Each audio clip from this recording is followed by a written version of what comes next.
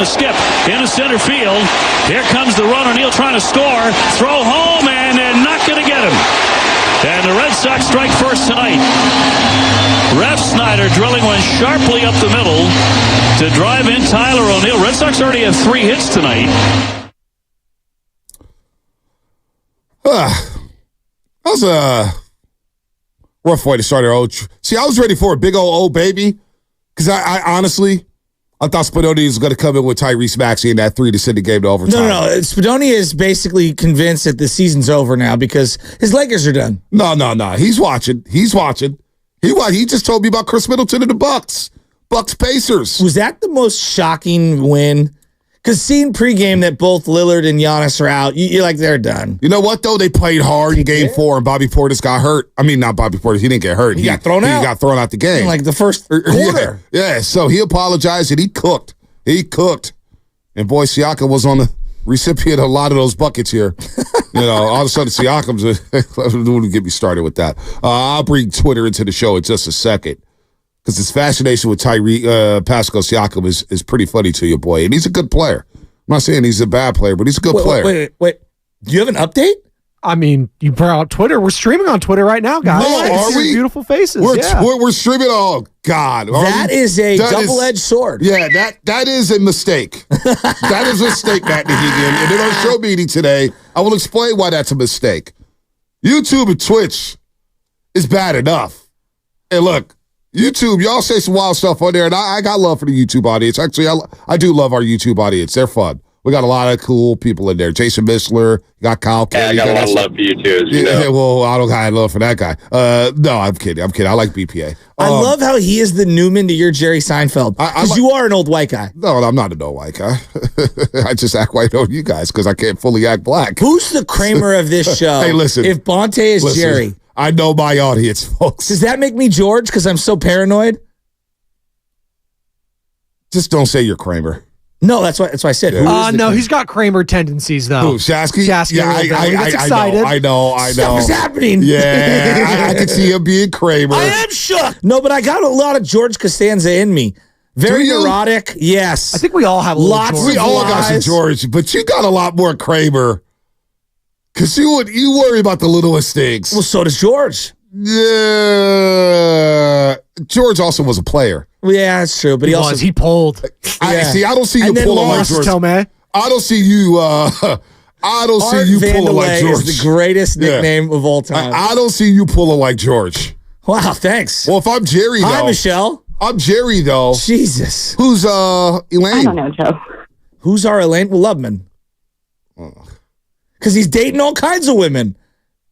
He is getting after it. And look, we're in a non-binary, gender-free society. There's like unisex restrooms left and right. So might as well look, Sam, you could be Elaine, just metaphorically. Yeah, I don't like that. What is going on here? And I don't think Lubman's in the mood for that right now. I'll tell you what, Lubman in the morning, do not mess with him for the first 30 minutes of the show. Shoot me this morning. Well, I think it's a disaster. I think you should just only when it's deserved. Yeah, and it feels like that every single morning. Shoot me below the waist, and it's not a felony. It feels like that's the case every single morning. Hey, by the way, Ricky Pearsall is going to join us at 8:30. I can't wait for that. Wait, Ricky Pearsall, the first-round draft pick? Yeah, out of Florida and Arizona State.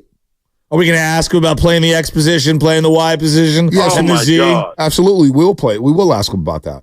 It's football. X, Z, Y is part of football. All right. It's formations. We will ask about that, but we'll have a lot of fun with them as well. I do want to ask him about playing in the swamp since we were talking about the greatest venues. Yeah. One of the best venues yesterday. We see the Giants at Fenway Park yesterday. My boy Logan Webb, man, did not have it. The bats didn't show up either. 4 hits yesterday, but Logan Webb, 3 2/3 of an inning, gave up 9 hits, walked 3 guys, gave up 4 runs, 4 strikeouts. By far his worst performance of the season. And he's been on a heater. I mean, he's really, what was it, 5 straight quality starts? Yeah. You're going to have days like this?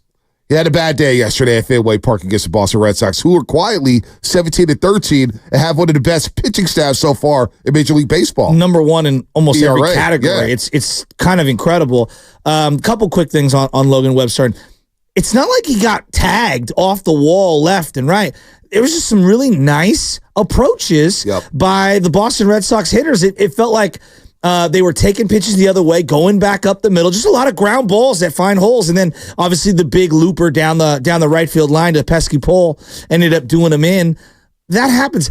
I didn't know, what was the weather like out there at Lubman? Because something that we don't talk enough about in baseball is that you're so accustomed to a certain climate and the grip on the ball. And when you're a guy that relies on heavy movement and lots of spin, sometimes depending on where you go on the East Coast, either it's too humid or it's too cold or whatever, just the environment can be different and the ball can feel different on your hand and you don't get the same kind of grip. I just kind of felt like it was a combination of those two things yesterday. The weather, 52 degrees, partly cloudy. You guys remember in the first inning last night, he was kind of blowing on his hands a lot. That's what I saw. Get a better grip on the ball. Yeah. And I noticed that. It's like, oh, he's definitely off here in this first inning. If he doesn't find it in the second inning, they might be in trouble.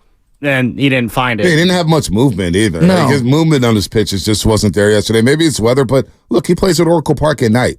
You know what I'm saying? And the weather's not totally perfect no, it's at different. Oracle. But we have we just have a different kind of cold than what they have out there. Ours is like this wet, dewy. I don't know. It's just different. And you almost, when that ball is just a little wet, you can grip it a little better. When it's dry and cold, it can be tough. I'm just throwing things out. I know Lincecum was the reverse out in the East Coast when it was super hot. The guy would melt. It was a little bit more humid there last night than it is here, but Yeah, it happens. I'm not going to make sure he had a bad day. Yeah, he had a bad day. I'm not going to. The weather had nothing to do with it. He just was off yesterday. It was off. He had a bad night. Like, I don't want to sit here and say, "Hey, man, the weather this and the weather that." And he plays in all types of weather. Be nice if he hit too. Yeah, well, that's the thing. Not only did he get hit, but look, 4 runs is 4 runs. It's not like he gave up 8. They're still in that baseball game. Yeah, I agree. And for a long period of time, the Giants were stuck on 2 hits. And I mean, when you look at this lineup they right now. had no hits through like 4 or 5. Look at this lineup right now. Jung-Hoo Lee's down to 259. He is not driving the ball. Matt Chapman down to 222. Oh, Chapman. Conforto's now down to 266. Conforto hit a couple of hard balls yesterday. The guy made a great play going to his left at second base at the end of the game. But his average has slipped a little bit. No, Patrick it has. Bailey, 280 now. Yeah. Jorge Soler batting 219. Thank God. Look, he hit one into the gap yesterday, and it was like, haven't seen too many of those. Yeah, not at all. But 219. Tyro Estrada, 229. My boy Mike Yastrzemski, 228. And Nick Ahmed, 253. So you have one 300 hitter right now in this lineup. I know there's not a heavy emphasis. It's not a heavy emphasis. Well, yeah, Tyler Fitzgerald's, we got there's just 2 looking at last night's lineup. Lamont Wade Jr., but Tyler Fitzgerald off the bench. Yeah, no worries. But I know batting average isn't the biggest deal in baseball these days. To me. It means something to me. I agree with you. It means something to me. Are you seeing the ball well? Are you drawing walks? Are you not striking out? Are you getting on base? That's what that means. And this offense, even against the Pittsburgh Pirates, what did they score? 3-3-3? Yeah. They're not hitting the ball at all. So this offense, we're going to give some grades here over the first 30 games of the season because it is the first of the month, and it's a new month for everybody in baseball. We're now into May, which is crazy. Wow, this year is flying by. It's May 1st. You know what this signifies? May is the beginning of summer. Is it? Oh, it is for me.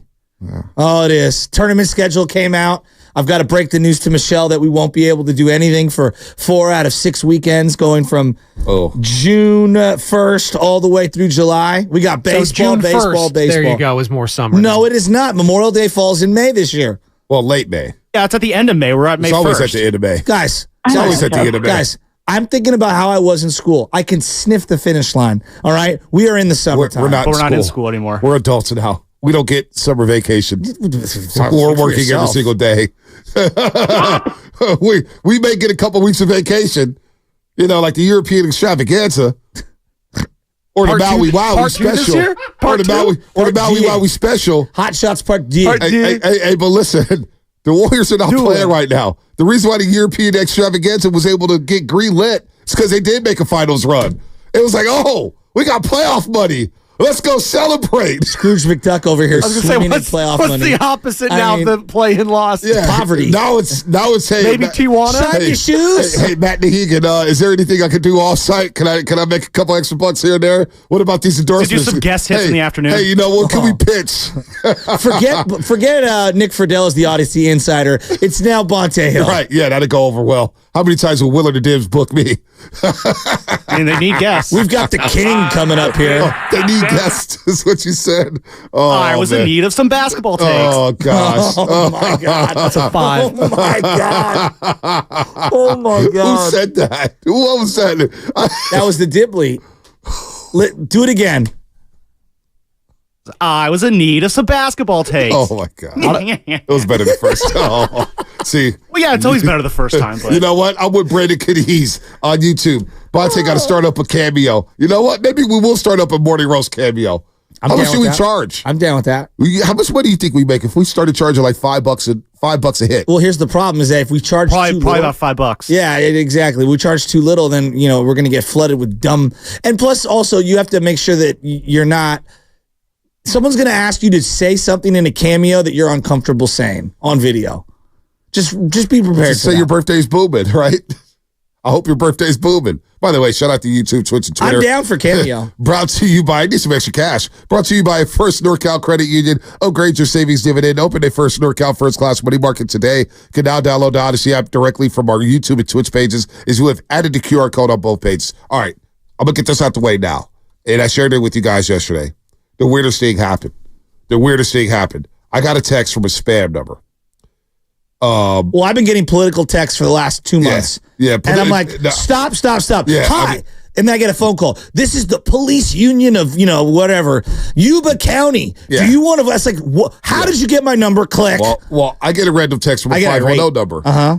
And it says, Bonte, how's Shasky? Which is the most random thing. And I didn't have the number saved. I'm like, who's this? Hi, how are you? And it was obviously either an Android. It was either an Android or it happened to be a fake number. And a guy screenshots my information.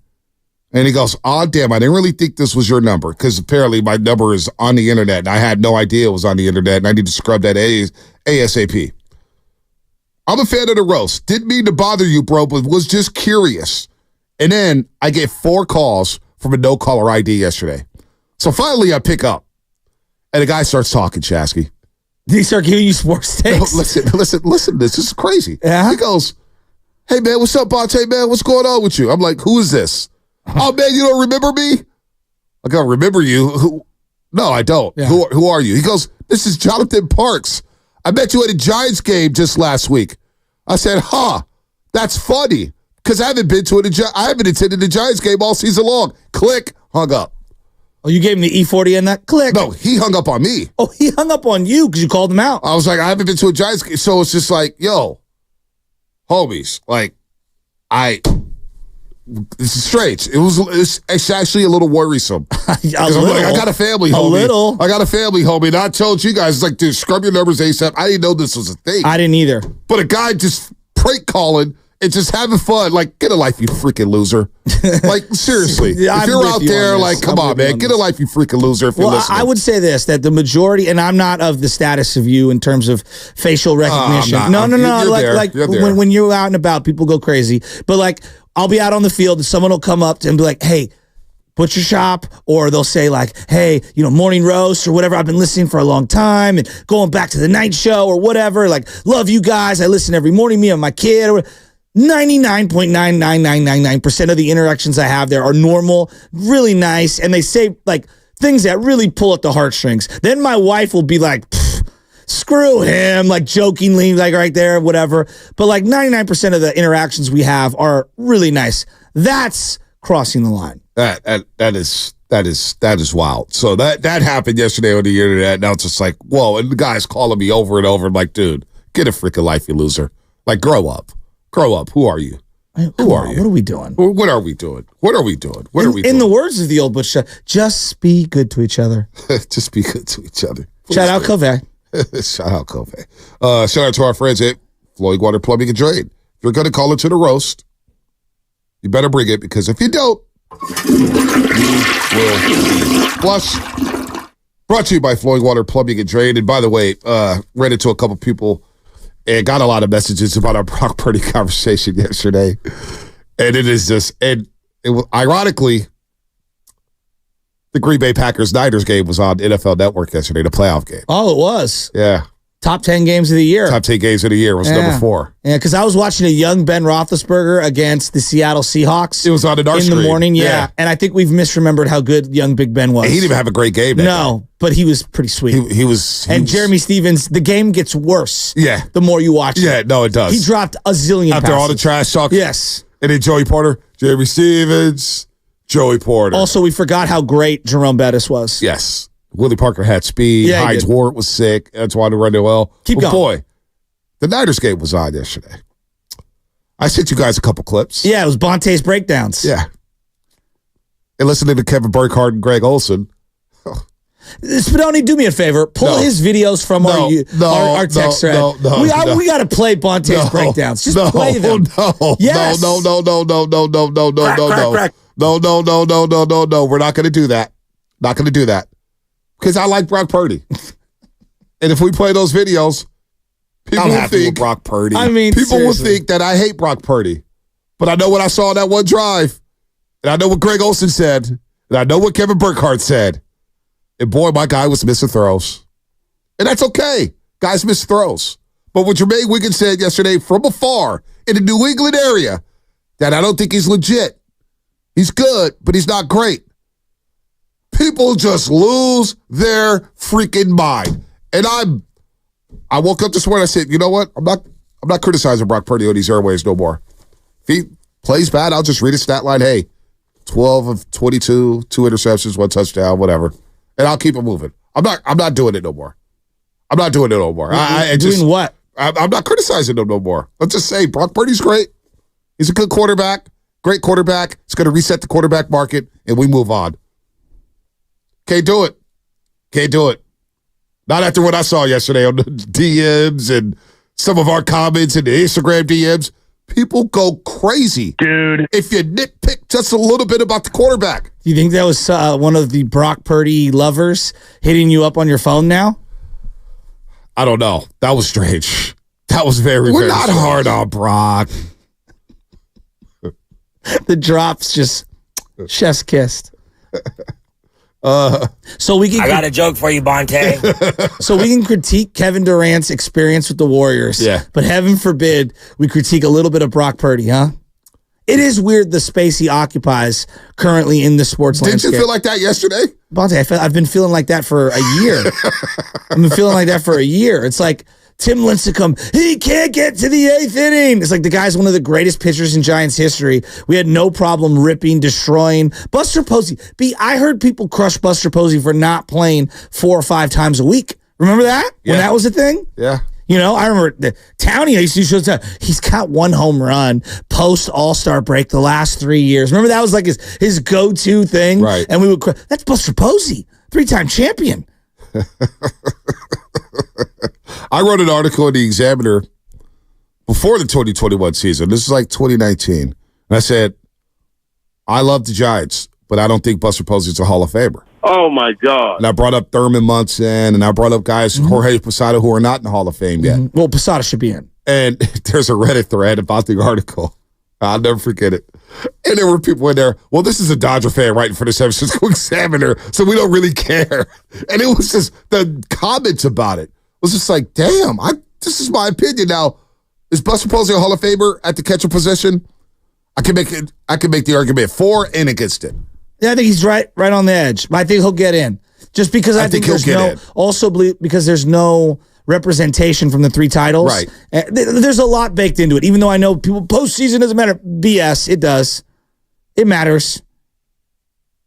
But I look at Jorge Posada and people just, he played with the Yankees. He should be in. Thurman Munson, who unfortunately lost his life. I think he should in the prime of his career. You look at his numbers. Yeah. The captain of the New York Yankees. Yeah. You know, go watch the Bronx of Birmingham and go read a book on Thurman Munson, who was the captain of the New York Yankees. He's not in the Hall of Fame. And that's all I was saying. But when you critique just a little, like especially in our market, it's like, you guys want me to be a full homer? Fine, I'll be a full homer. Well, I'll just say Brock Purdy's great, and he's the greatest quarterback ever since Joe Montana. There's enough people providing that. Right, exactly. Do you want soft serve vanilla, or do you want some honesty? That's it. And you know what? It's starting to be proven that a lot of people don't want honesty because they can't handle the truth, Jack Nicholson or Tom Cruise. What movie or is A Few that? Good Men. Okay. Oh, I didn't think he could pull that off. I didn't watch that movie in theaters. Did you? Yeah. Were you like 11? He's just going to keep Code naming red. actors there. Who ordered the code red? Who ordered the code red? You can't handle the truth. And that's how I feel when it came to Jimmy Garoppolo, when it came to Trey Lance, and when it came to Brock Purdy.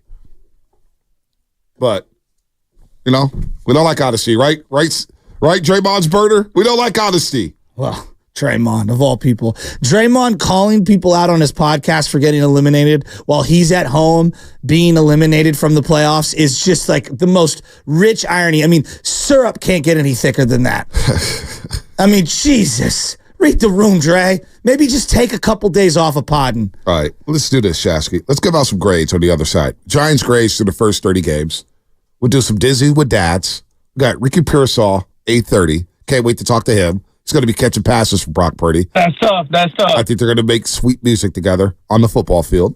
We'll talk some more NBA, more trade rumors, because everybody's talking about LeBron James. They're going to go to say Warriors, and Cousin Nick said, hey, may not just be LeBron James. Maybe there's a chance for LeBron James and another superstar. We'll get into that. All that coming up on the Morning Roast. We're going to have some fun. Here on the Hump Day. It's already Wednesday. Can you believe it? We got a show meeting day. Or is it canceled? Did it get canceled? No, we have a show meeting today. We're preparing for Cinco de Mayo. Are we? Star Wars Day also on Saturday. A lot going on. Is it? Oh, Canelo's fighting Saturday, May too. 4th. May the 4th. Oh, yeah, be May with the you? 4th. May the 4th. There's a lot going on, guys. It's a very exciting time. Awful lot. Maybe we should hit the break, though. All right. That's coming up to you, Bryce Safeway. Happy Hump Day, people. Happy Hump.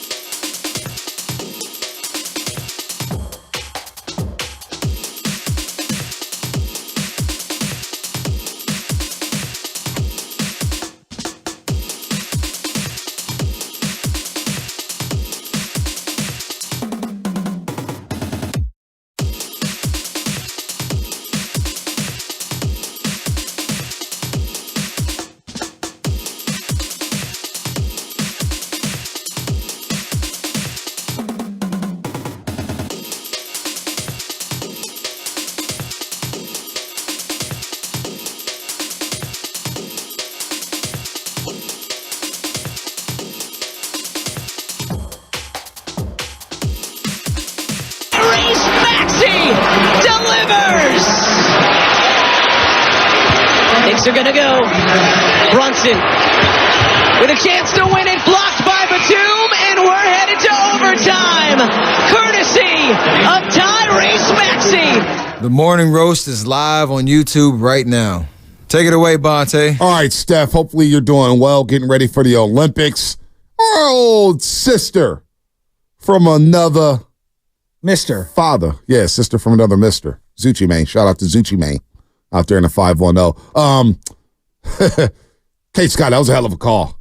Hell of a call. And a hell of a shot by Tyrese Maxey. 2 threes in the last 30 seconds. They're down 6. I'm thinking, man, Fat Joe's on the sideline next to the Knicks bench. He's celebrating, throwing the towel. Melo's there. Patrick Ewing, John Starks. You got Tracy Morgan sitting next to Ben Stiller. And Tyrese Maxey steals the freaking show. And now we have a game 6 going back to Philadelphia. And Philly fans, I called you out yesterday. You showed up. Or your team showed up. Hopefully you show up for your team that showed nothing but guts down the stretch yesterday. Embiid's playing on one leg, Bell's palsy, he's got migraines, guy can't move, he's limping every other possession. He's playing his ass off for that city. So you better show your asses up for game 6. Show some damn pride, Philadelphia, as that team showed some pride yesterday at the Garden, staving off elimination, winning in overtime in a thrilling, just a sensational basketball game. Inject these playoffs into my veins. I'm loving it right now, Shasky. Loving it. Woo, woo, woo. What a shot. I'm just sitting here marveling at you rooting for the 76ers. I'm just, I'm on I get chaos. sad watching Tyrese Maxey. Why? Because you think of Jordan Poole? Yeah, I think about Jordan Poole. Me too. Me too. Because at one point it was him, Tyler Hero, Maxey, all getting compared to each other. And we can argue about who the best one was. I think at the time we all liked Maxey, not knowing he would take the quantum leaps that he's taken. It was Maxey, Poole, and then Tyler Hero. Now that's maybe flipped where it's Maxey, Hero, and then Poole. Yes. But Maxey last night, 46 points, 9 assists. Oh, he was spectacular. 17 to 30 from the floor. He's had one of the great seasons. 7 to 12 from Great the three-point line. in the last decade. Most improved player. I mean, Embiid had a quadruple double, almost had a quadruple double. When you're averaging 20, because he averaged 20 last year, and you jump up to 26, I don't think people realize how difficult that is. Yep. To average 20 a game and then tack on 6 more points per game. He's been an amazing player. Amazing player. An amazing game last night at the Garden. It was rocking. Brunson was good too. Brunson, 40 points last night, 6 assists. But Josh Hart missing the front end of 2 free throws. He missed the first one there. Could have gave the Knicks a 4-point lead. He ran to the free throw line, and D. Wright had a tweet. I texted him immediately because I felt the same way. You knew Hart was missing one of those free throws. He does a little too much talking out there. A little too much talking. A little too much chirping. Just a little bit too much. And he goes 1 of 6 from the 3-point line. He goes 3 of 5 from the free throw line. Maxey shoots it from the logo. Give me the K. Scott. Just show K. Scott some love. What a call. NBC Sports Philadelphia. KT Scott. What a call. Oh, Spinotti's got it. Maxey to tie the game. Tyrese Maxey delivers. Look how she held the yes. Delivers. Let's go, Kate. Let's go, Kate. Game 6 in Philadelphia at Wells Fargo Center. Don't let those Knicks fans buy up your seats. Come on, Philly. Show some pride. Show some pride. Who is that guy? Pride. Who did you turn into? Dion. I just turned. He did. Turned into a maniac right now. That's all. Turned into a maniac. Then we watched the Pacers. Had a chance to eliminate the Bucks. Patrick Beverly. Did you see Pat Bev yesterday? Dude. We're going to miss him when he's gone. Dude, we are. I'm not going to lie. I get a kick out of him. See that? The and one? Yeah, he's out of his mind. Yeah, and when he's one of the shortest players in the league. It's next level. It's next level. It's next level. And everybody's favorite. And I had to wake up and, you know what? Unfortunately, I chose violence on Twitter Day. I did because, there's some loud voices on Twitter who like to, tweet nonsense half the time. Like our old good friend Tommy Gunn. I like Tommy Gunn. He's passionate about the game. But when you tweet things like, when Kevin Durant came to the Warriors, those are the most unfun years in Warriors basketball. It's like, all right, dude, take a Somebody tweeted that? tweeted that? It's one of the dumbest things I've ever seen. As a Patriot fan, the Randy Moss years were terrible. Yeah. As a New York Yankee fan, the Reggie Jackson seasons weren't fun. No, not fun at all. What the hell? Not fun at all. Moron. Not fun at all. Get out of your mom's basement, you loser. No, I'm not going to do that. Put your 2 feet, put 2 feet down on grass and interact with real people. No, Tommy Gunn. I'm not going to say he's a loser. Face into the phone, tweeting. I'm not going to, but that's some dumb. I'm not going to say he's a loser, but he's always looking to dunk on people. I'm not going to say he's a loser. He's not a loser. I don't know him. He's a passionate basketball fan is all I know. When you say things like that, you disqualify yourself at the big boy that's table. what I said because he tried to dunk on me because a lot of online Warrior fans keep bringing up Pascal Siakam.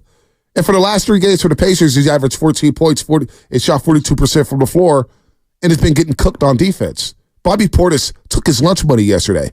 Now, the first 2 games, he was cooking. Everybody said, Pastor, I even see media members here in this market.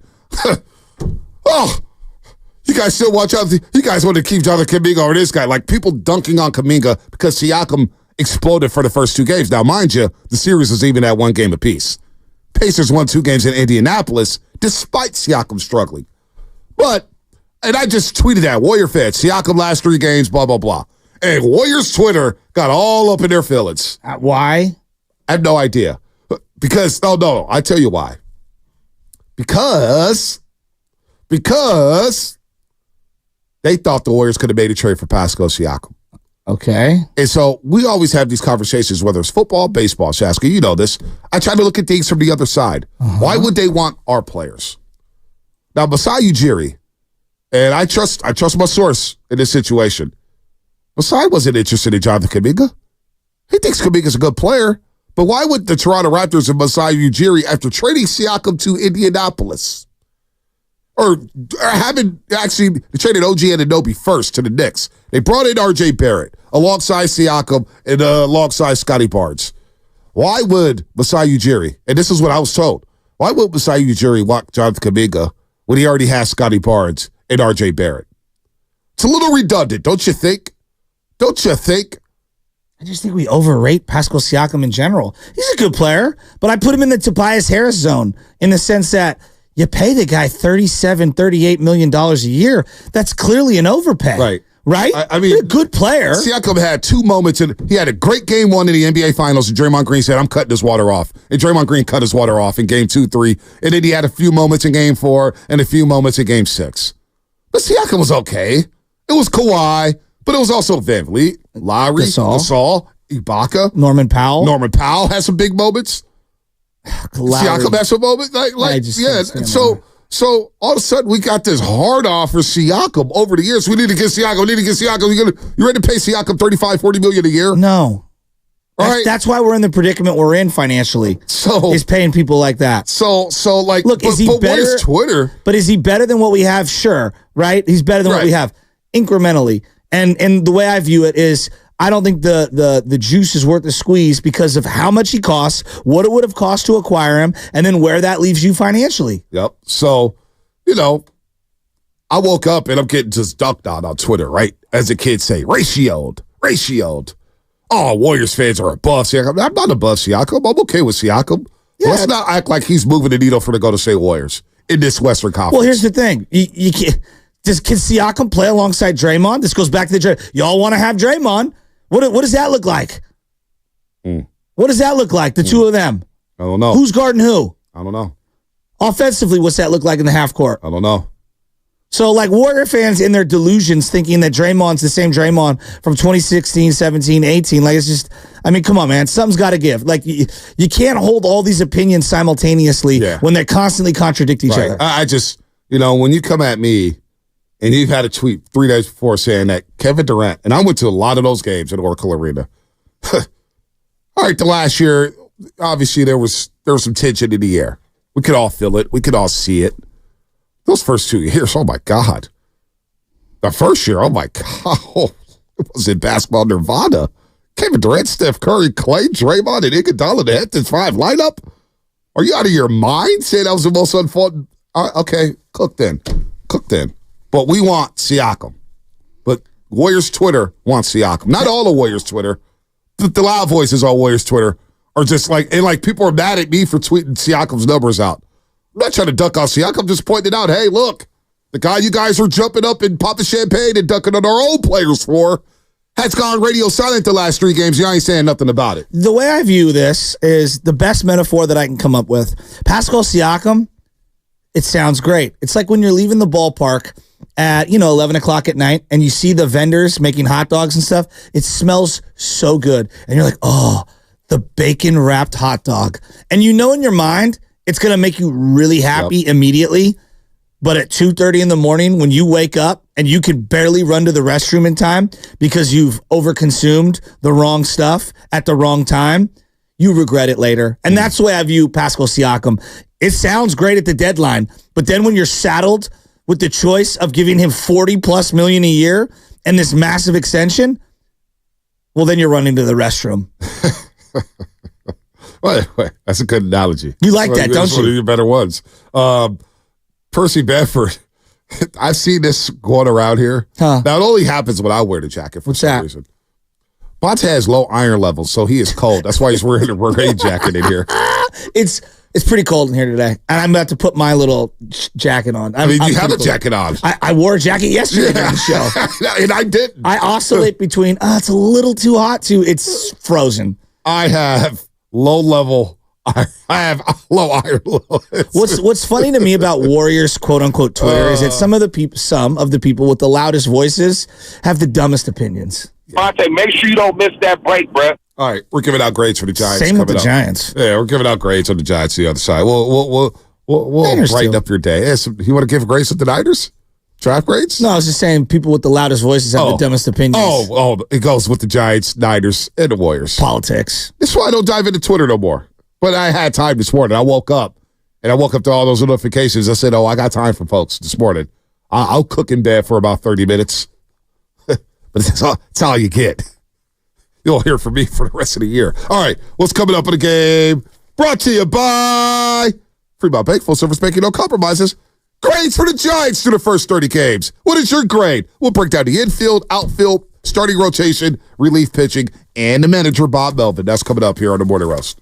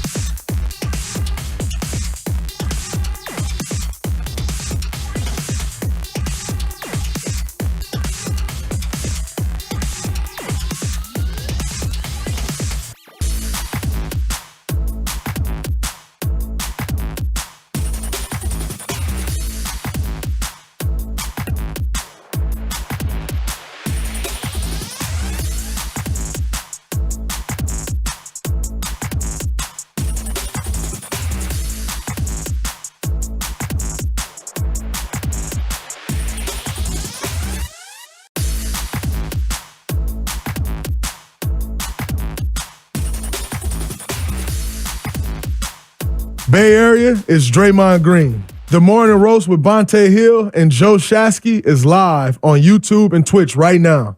Time for you to like and subscribe.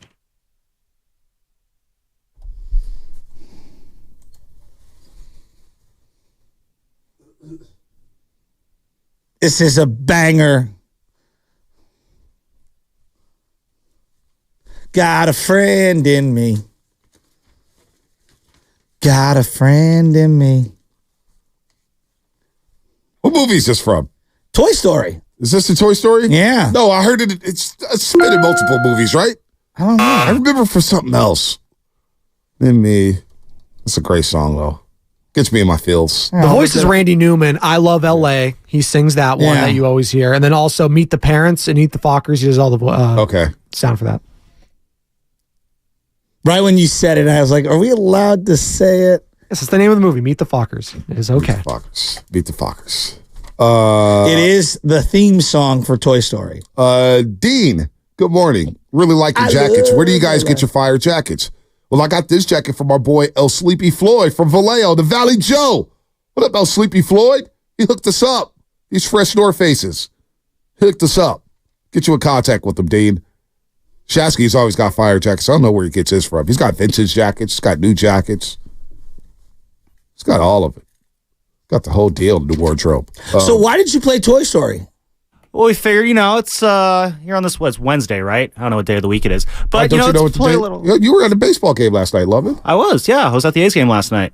Shout out to Cody Elias. Hooked me up with some pretty cool seats. So. You want some seats? Yeah. Well, hey, he offered. I said yes, and it ended up working out pretty well. Shout out to you. Tell you, this Commander Cody, him and I on the field. Got some great Pirates talking on Saturday when I ran into him. So, does he listen to the show? He does. Yeah, probably does. He's waking up at that time. But we figured let's play a little Disney with Dad today. But since we got 2 dads on the show now, we can call it Disney with. Well, technically we got 3 dads because we got Spadoni. So your boy here needs to catch up. He's actually been a dad before all of us. Yeah, so do some Disney with Dads is plural here. Hey, Dennis. Hold on real quick. This segment is sponsored by Go to State Lumber, serving the Bay Area for 3 generations. When you succeed, we succeed. Visit GoToStateLumber.com. I love Guru Dennis. He does not have the most fire jackets at this station. Does not. Let's stop. If it were 1991, if it was 1971. Your Argyle sweater? Yeah, sure. That was great. In 90-degree weather. Dude, and Monday Night Football. That was the best. He was sweating bullets. It had to be 100 degrees out of Santa Clara, and he was in an Argyle sweater. Niner Gang 4. And then ghosted us in the first quarter of the Cowboy Niner. I ghosted you guys first. I just went to the media center because it was too hot. I needed that AC. Niner Gang 4. I can't see it. Goo is sponsored by FUBU. I haven't seen someone wear FUBU in years. I haven't seen FUBU since like 5th grade. I haven't seen FUBU since I got rid of my last jersey at like 00. Yeah, that sounds about right. I was like, is that what we call it? I had the 05 jersey. Yeah. I was about that FUBU life. A 17X. A 17X. Are you about that Disney with Dad life? I am. Let's go. All right, so for Disney with Dad, we don't have the intro no more? No, it got lost in the system. Oh, so good. I know. What the hell is going on around here? Whoever was in charge of bringing the sound over. So those that are uninitiated that might be new to the show, it used to be I would ask Bonte questions about a movie, a Disney movie that he should certainly watch with his daughter. And now you, Sam, are going to ask me and Bonte. We're going to work as a team. Exactly. And the old Open had just Bonte here, so I thought it was fair to have both include both you guys. You guys. That's a good point. Shasky's a new dad now, so we want to be all-inclusive here. Shout out San Francisco. And so, without further ado, since the movie is the first Toy Story movie, not the 3 that followed, though those 3 were great movies, we'll start off with, I think it's an easy one. So, in the first Toy Story movie, the next-door neighbor had a dog that chased Buzz and Woody down the street as they were going after the moving van. What was the name of that dog? You got to give us multiple choice. I think I have These an are all idea. open-ended. I think it's... Oh, they're all open-ended? We're not... Okay. This isn't our final answer. This is not Scantron. We're talking... No, you guys used to give me Scantron options. Bonte. That's how I got through Stats 5 class in college. It's Pixar. It was Scantron. Well, in college, this is the real world. Real quick, spin-off, quick aside, a math class that had multiple choice was...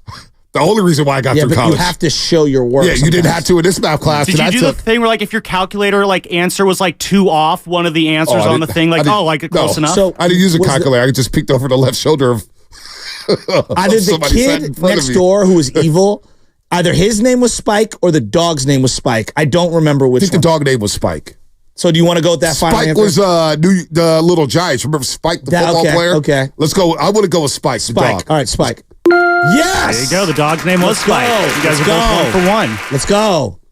All right, so obviously you mentioned the kid. The kid next door neighbor, his name was Sid. He was kind of creepy and evil and tortured his toys. Yeah. What do you guys remember the shirt that he was wearing though? Oh. What was the logo or the design that was on his black shirt? Go symbol as well. It's fine. Oh, yeah. I want to say skull or crossbones. Skull or crossbones. That's what kind of jumped. I'm with you on that one. Let's go. That popped in my head. That was.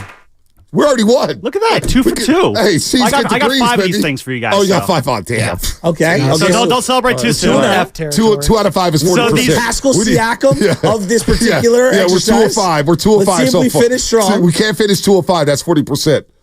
All right, so I think this one might be a little bit tougher for you guys. All right. So the famous scene in the movie is obvious when Woody yelled at Buzz, "You are a toy!"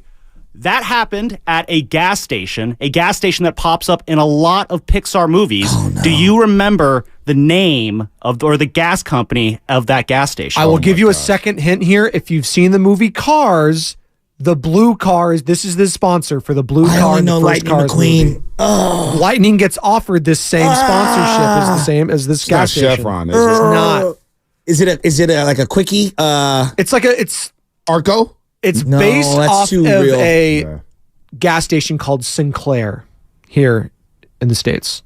It's based off that. Bonte, I'm lost with this one. I'm Symbol is a dinosaur. Symbol is a dinosaur. Petroleum. No, I don't know. I don't know. Fossil. It's called Dynaco. Dynaco. Yeah. You know what? Now that you say it, I remember it more from Cars than I do from Toy Story. I don't think I've watched Toy Story in 20 years. What year did it come out? It is a classic. 95. Yeah, Toy Story 1. I think 30, didn't they? I mean, 30 years. Damn, I haven't watched 30 dogs. I watched that at West Portal Theater. Yeah, I waited for it to come out on VHS. I think I was in like 6th grade, 5th grade. We all went I never got to 2, 3, or 4. Like, once you do to all the spin-offs, like one should have just. Well, my brother was into them, so we watched them at home, because he was younger. Yeah. But here's the thing, though, Pixar, they do this where they carry a lot of their background stuff over across all their different movies and stuff like that. Do. Like the Pizza Planet truck appears in all the movies, and then Dynaco is. I like that. Call them Easter eggs. Yeah, I like that. I like when shows do that kind of stuff. Yeah, so Pixar has their whole universe, so they're very good at merging it all together. So Dynaco, it obviously debuted in the first Toy Story movie, but it'll pop up in a lot of other Pixar movies. Yeah, Baby Chaz hasn't made it to Toy Story yet. You're almost there. Almost. Yeah. See, I'm still on, like right now, we're working our way to the 1981 NFC Championship game. So we started with the seminal moment against New Orleans when Archie Manning was the quarterback. So we will make our way to Toy Story, but I'm trying to get him through the 49er franchise first. Chaz was watching me yell at the TV, watching the Packers-Niners game over. And she was, Papa, what's going on? 49ers lose. It's like, now they end up winning this game. But there's a few bad Still let her criticize Brock. No, there wasn't. Niners were not offense. Papa, look at his footwork. Why can't he throw in the rain? Niners wasn't on offense. Don't let them get rid of Ayuk. The Niners were not offense. Clay's going to get the bag, Papa. Baby Chaz. We're not hard on Brock. All right, so we got 2 more here for you guys. So the end of the movie the end of Toy Story 1 takes place at Christmas. And Buzz and Woody are listening to Andy open up his presents. And at the end of the movie, Andy gets very excited over one of his presents. What was the present that he got super excited about that Buzz and Woody were kind of nervous about? It's got to be a new toy. It's got to be a toy gun, right? No? Nerf gun? I don't think a gun would be there would be a slingshot, maybe? No. Is it a slingshot? It's got to be some cooler, newer toy. A zapper? No, it's not a zapper. Like, you know what I mean? Zappers for those, No, you laughed at that. I don't know what that is. Yeah, I don't know what it is either. Yeah, I don't know what it is either. So Mr. Potato Head already existed. That was like an earlier version. It wasn't a toy gun or nothing? Was it a video game console? Was it a pet? Ooh, a pet. Ooh, a pet is a good one. Ooh, a pet's a good one. Because, toys, like... Yeah, that's a good one. They get scared about, cats or dogs I don't think it's a cat. It's got to be a puppy. You get a kid a puppy. Carl Anthony Towns. I'm literally guessing here. Or it's a dog. I'm literally guessing. He's got the dog in him. I'm going to go puppy. Go puppy? Yeah. I'm just It guessing. was a puppy. Wow. Was it a Labrador? I think it was a little wiener dog. Yeah, it was a dachshund. It was a dachshund. Dachshund, that's what Very it was. yeah. Extra credit if you can give the name of the dog. It was revealed in Toy Story 2. It can't be Spike. Yeah, I May have been I a don't remember favor Toy Story of 2. famous catcher here in the Bay Area. Buster. I was going to say mustard. Ride like the wind, Buster. That's Hey, what we Woody get would extra say. credit. That's 4 out of 5 right now with a bonus Dude, score. we're 4 on out of fire. We're on fire. Got one more. We are We're on going to get a B+. fire. It's going to be the highest grade I ever received in my I know. life. Thank God I'm a part of your team now. I just got that one right. I can't. Yeah, no, you did. All right. You did go Peck. No, that was a good call. I got 2 of the answers. This should be a layup for you You guys. did say gun. I did originally. participate. He got a gun. Hey, listen. I have been participating in this group project. There's been group projects in the past I do not partake in. This one I have. Well, let's see if you could participate in the correct answer of this last question. Wait, one here. second. At Or Christmas, not. my Uncle Jim used to always get us like the cool gifts. So it'd be like Nerf guns, nunchucks, Super soakers. Yeah, like basically like rope to tie each other up and stuff. He had made this whole story that he was a Vietnam veteran, and it was all BS because he wasn't old enough. He was obsessed with war. Continue. All right, so last question here. He was my uncle. If you've met my Uncle Jim, he every single time it's like, "Can we watch the Giants game?" No, we're gonna watch another documentary on Adolf Hitler and World War II. Yeah, it's like, no, dude.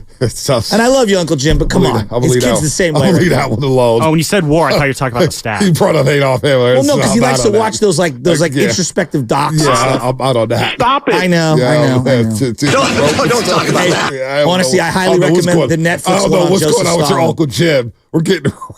What is going on here? Ask the question, Love it. My Uncle Jim's one of the smartest guys I know. Let's get canceled. Buzz and Woody, who were their voice actors? Oh, Tim Allen was one. For who? Tim Allen. Tim Allen was Buzz. Who's Buzz? Okay, and then I don't know those. Hanks was Woody. Hanks. What's Hanks' Hank first who? name? Hanks. It's fine. Yeah, Tom I'll Hanks? take that. Yes. Tom Hanks was Not Woody? Yeah. Really? That's good knowledge, right? That's good knowledge. That's great Very knowledge. good knowledge. Yeah, good. 4-5. That was pretty good, guys. And then who was the woman that was introduced in the second one? Jesse. Yeah, but what was the actress? Oh, Joan Allen. I didn't know that. No, sorry, Joan Cusack. Joan Cusack. Yeah, John Cusack's sister. I haven't watched Toy Story in 30 years. I'm Speaking of surprised. getting canceled, Cusack. Oh. Yeah. It's a great movie. I'm gonna watch Toy Story. I can't wait for Baby Chaz to get into Toy Story. I'm paying for that damn Disney Plus app. Those Sid scenes are pretty. Dude, pretty I tough, use the though. Disney Plus app. I mean, bro. it has some great stuff on there. Well, they have like adult stuff too. Yeah, they do like, have adult asked me stuff. randomly. It's like, hey, Yeah. your rating right now is for 14 and under. I was like, oh, there's a 14 and over. Oh, dude, yeah. they- We have Mickey. different accounts. So I have Yeah. my account and then I have the child account. And they're totally different. The algorithms are totally. Mine's all Star Wars and Marvel. Nah, the Disney Channel's great. I do like. I'm happy to have a kid that loves Disney. What show is she watching now? She's watching this show. It's really weird. It's like they're in Paris, and it's these two students. One of them has this like little ladybug. Oh, Miraculous Ladybug. Miraculous Very Ladybug. popular. What Benny is loves that? that. Cat Noir and the Miraculous Cat Noir and Ladybug. Miraculous. So I had to do it. She's like, Papa, you're Cat Noir. And we do like the thing. We put on the mask and we do Yep. the hair. And then we do the sign. And then she's looking to make sure I'm like, got the perfect stance. And she's doing the stance with the ladybug. I am so confused. So it's it was a anime based in France. So it's like Paris, France. Paris, France. Yep. But it's actually like the show is from France, and then they voice dub the actors and stuff, and now they stream it on like Disney Plus and on the Disney. I Channel. do struggle when Netflix is like, hey, I recommend this show. And it's like a European show. And then they try to put the English over the top of it and the mouths aren't synced up. Easier for cartoons most of the time, Yeah. but for live actors, it's very difficult. I do say X-Men 97. I'm about halfway through it. I'm not going to give away anything. Phenomenal. No, yeah. What's it called again? Because that's what Baby Chaz is into. The lady. The Tales of Miraculous Ladybug. Yeah. She's all about that right now. So she's graduated. She's gone from Cinderella to Frozen to Encanto to Coco, and now to this marvelous whatever. It's a solid progression there. It is. It is. And she knows all the songs for all of them. We sing the songs in the car. You guys hear her on the show called Singing. She's got a great voice. Ladybug has a banger of an opener. Oh, she does have a banger. I might have to rejoin with it later. Oh, well, she jumps up on the couch when the opener comes Please on. explain. And here's the thing with Baby Chess. If I don't play the intro, Papa, play from the beginning. Like she will she's play gotta from the hear it from beginning. the beginning. She's got to hear it from the beginning. I'm down with that. Yeah, so she's... It's like the beginning of Machiavelli. Yeah. Shug shot me. You have to hear it Shug shot. over and over and over. Or the beginning of Kendrick Lamar yesterday, roasting. I Drake. missed that. I guess I didn't. Oh, you got to play it. It's on iTunes. 6 minutes. I'll have to find it. I was tweeting yesterday about Kendrick, and You know what? I found out that Drake stands are like a lot of player stands. What's that? If anybody touches Drake, this sucked. Oh, this is corny. Oh, this is blah, blah, blah. This is not good. Well, you appreciate hip-hop. You appreciate lyrics. Kendrick Lamar destroyed him for 6 minutes. And there's more coming, Drake. And I like Drake. I do. Yeah. But let's be real. Drake hasn't had a good album since 2016. Views. Controller. Drake's down. All right? So relax, Drake fans. Anyway, you got to listen to Kendrick. I want your thoughts on it. Okay. Because you're a historian of hip-hop and hit-em-ups. Yeah. And this was a good rap beef. Well, I'd say if I were to go top 3 diss tracks of all time, No Vaseline, Ice Cube, Hit 'Em Up, Tupac, and then no one else is going to have this one on there, but Nail in the Coffin by Eminem on Benzino is an all-timer. He just destroyed him. No, but I was like, absolutely. But I'm like, Eminem is Benzino, dog. Benzino's terrible. The entire. What about Corrupt? What about Corrupt? When he hit him up on Corrupt on DMX. Yeah, DMX. Mother Blank. Come on. Nas Ether. Nas's Ether wasn't bad. Oh, it's really good. Takeover was good, too. I love JG. Yeah. By the way, you're listening to 95.7 The Game. KGMG FM and AC1 San Francisco and Odyssey Sports Station, always live on the free Odyssey app. Don't forget that you can also watch us every single day on our YouTube, Twitch, and Twitter streams. Just log on and search 95.7 The Game and be sure to like and subscribe to the channel while you are there. Powered by First NorCal Credit Union. Upgrade your savings dividend. Open a First NorCal First Class Money Market today. Kendrick Lamar destroyed Drake so bad. Do you know that Suge Knight was tweeting from prison? How? Everybody's tweeting from prison. People in prison got Facebook statuses left and right. Is that who you're arguing with? I'm not arguing with. I'm arguing with the Suge Knight burner about the Warriors. No, I'm not arguing with any of those people. But somebody tweeted. Wait, I gotta find this. Hold on. I gotta find it. So it's great. Suge Knight goes, round 1 goes to Kendrick Lamar. But youngin, let's stop saying light-skinned people aren't black because the police think otherwise. Black is black. That creates division amongst ourselves. And I ain't messing with that. And I'm paraphrasing and messing because it was an F word. And then somebody quoted, hold on. Suge Knight Twitter account? Yes, I got to find this. And then somebody quoted some guy named DJ ZD. Nah, Kendrick diss burned so bad, it got Suge Knight fighting for civil rights from jail. And I was like, this is good. Suge Knight. It is official Suge Knight. 39,000 Twitter. Yeah, it's Suge Knight. Who's he following? He's following 3 people here. He's not following Death Row. Let's see. He's following the Morning Roast? Dude, this is unbelievable. You can't make this up. You cannot make this up. He's following a Yankees minority owner, author of Your Next 5 Moves, born in Iran, Patrick Bet David. For some reason, he's following him.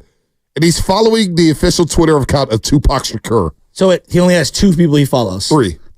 Well, it's better than Skip Bayless and Radnich, who followed 0. Yeah, I kind of like that, though.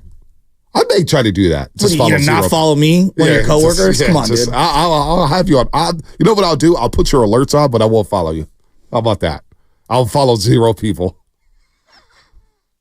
You're a tremendous follow. I have to follow. Let's do the following. But just the irony that he's following Tupac, like Suge. You don't think that's a little controversial? I mean, I've seen so many theories on the Tupac thing. I don't know whether he's alive in Jamaica, whether he's dead. I have no idea. I mean, I don't know. Yeah. Anyway, all right. Giants Granger, we'll do this too. We'll continue it in this, but let's start with the manager. Let's start with the manager, Shasky. Through 30 games. Wait a minute. Before we go, Dello has something to tell you. Oh. Tell Bonte that my daughter followed the exact same progression in terms of movies as he did. Next up is Wish. Not gonna lie, phenomenal songs. So I'm preparing you for the next installment. It's called Wish, apparently. Hey, listen, I tell you what, the Frozen soundtrack, the Encanto soundtrack, the Coco soundtrack, the beats, Disney has bangers. And you know, I feel some type of way. Sometimes I'm in my car and the Disney song comes on and it's playing. I'm knocking my head to it. Yeah. And somebody from the left lane or right lane are looking at me weird like, yo, dude, what are you doing in there? And I'm by myself bumping Disney music, and I'm like, oh, this is kind of strange. Doing the Little Mermaid up there? No, I'm always singing, let it go. Oh, yeah. Let it go. Yeah. Come on, the cold never bothered me anyway. As you're wearing a snow jacket. Hey, Lost in the Woods by Kristoff, Frozen 2, slaps. No, you know, I like the Olaf song in Frozen 1. Dude, the summer song. In summer. There you go. In summer. Or love is an open door. in summer? Was that at the beginning of May? Could he sniff summer too? Like I did? Let's see. Grades for Bob Melvin. Grades so far for Bob Melvin. I'm going to say a C. Okay. I don't like when he bats Slater leadoff and drops Jung-Hoo Lee to the 3-4 spot. I think it just makes no sense. I don't think he understands his bullpen, but I also don't think his bullpen done a great job for him this year. The Rogers brothers, who I thought were going to be better this year, have been down. And so I think he's been dealt an awkward hand early on. I think he's done a pretty good job navigating it. I don't know what they're doing when it comes to roster construction with Slater right now. And he's made the most of the Tyler Fitzgerald, piece where he's had him up the middle and in the outfield. I think he's done a good job with that. Guys need to play better. Yeah. But I also think when I look at their starting rotation, not having Blake Snell, how's that his fault? Yeah. No, it's not. And then the regression of the Rogers brothers, how's that his fault? I don't like at all when they put the closer in a tied game. Yeah, I don't like it. I never like it. That's just me. I'm going to follow you on that C because here's my point with the lineup. I don't know how much power he has to dictate the order of the lineup. Is it more Farhan? I agree. Is it more Bob Melvin? I can't imagine Bob Melvin wanting to bat Austin Slater leadoff. That to me just seems like a Farhan Zaidi move. Yeah. The constant changes. Jung-Hoo Lee, all of a sudden they're going to bat 6. All of a sudden they're going to bat 3rd. I don't know how much power Melvin has with the lineup, but he does have control over the bullpen. I've seen a little too much Miller. I've seen a little too much Ryan Walker. Let's get consistent there.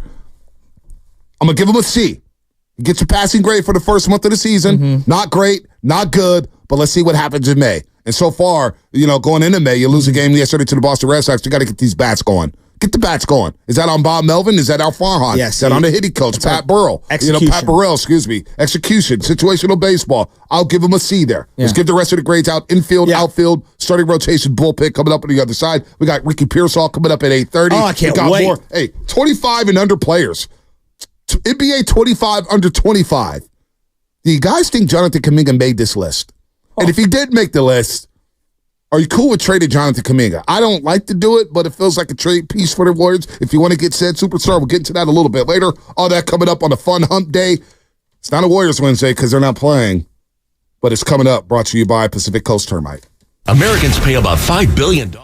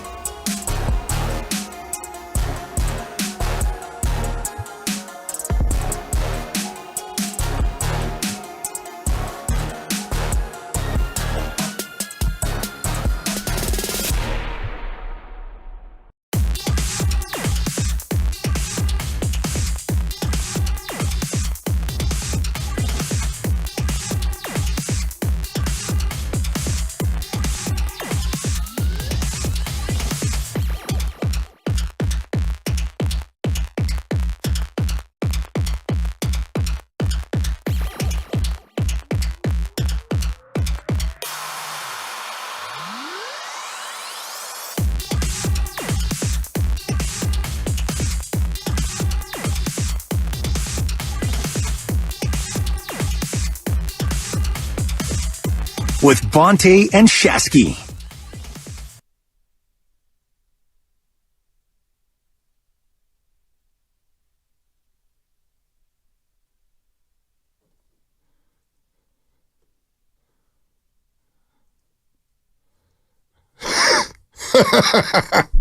I hear this every day. I hear it every day, about 5 times a day. Those episodes go quick, too. They're like 20-minute episodes. 15 minutes, very digestible. And Chaz gets up in her chair. She starts dancing. She starts doing this stuff. Sounds like a Taylor Swift song. It does sound like a Taylor Swift song. Speaking of Taylor Swift, you see the extension, Travis Kelce? It's not bad. Highest paid tight end. Why are you chest bumping, Spadona? I'm wearing a Taylor Swift shirt today. Oh, I didn't even notice that. Oh, did Jay get that for you? She did. Wow. She gives me play-by-play and all the Travis Kelce stuff now. She's a big NFL fan. So did she see the extension before Adam Schefter? She legit knew the details. She told me about it. She's like, oh yeah, did you see Travis Kelce's on extension? It's like, what are you doing? It's the Taylor Swift effect, man. She's bringing more fans into the NFL. I like that. Taylor Swift in the NFL. The duo we always needed. Unfortunately, she has to root for a Chief, and I hate that. That's not acceptable in this household. It's not. Even Guru yesterday, as people I see in the YouTube chat talking about Drake and Kendrick Lamar, even Guru, I got a text from him 12:11 p.m. yesterday. Sitting at the hospital waiting room. I love Drake.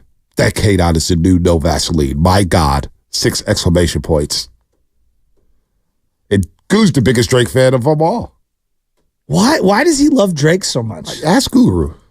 I don't know. Like, I get it if you're like 30 or 25. Like, I understand it.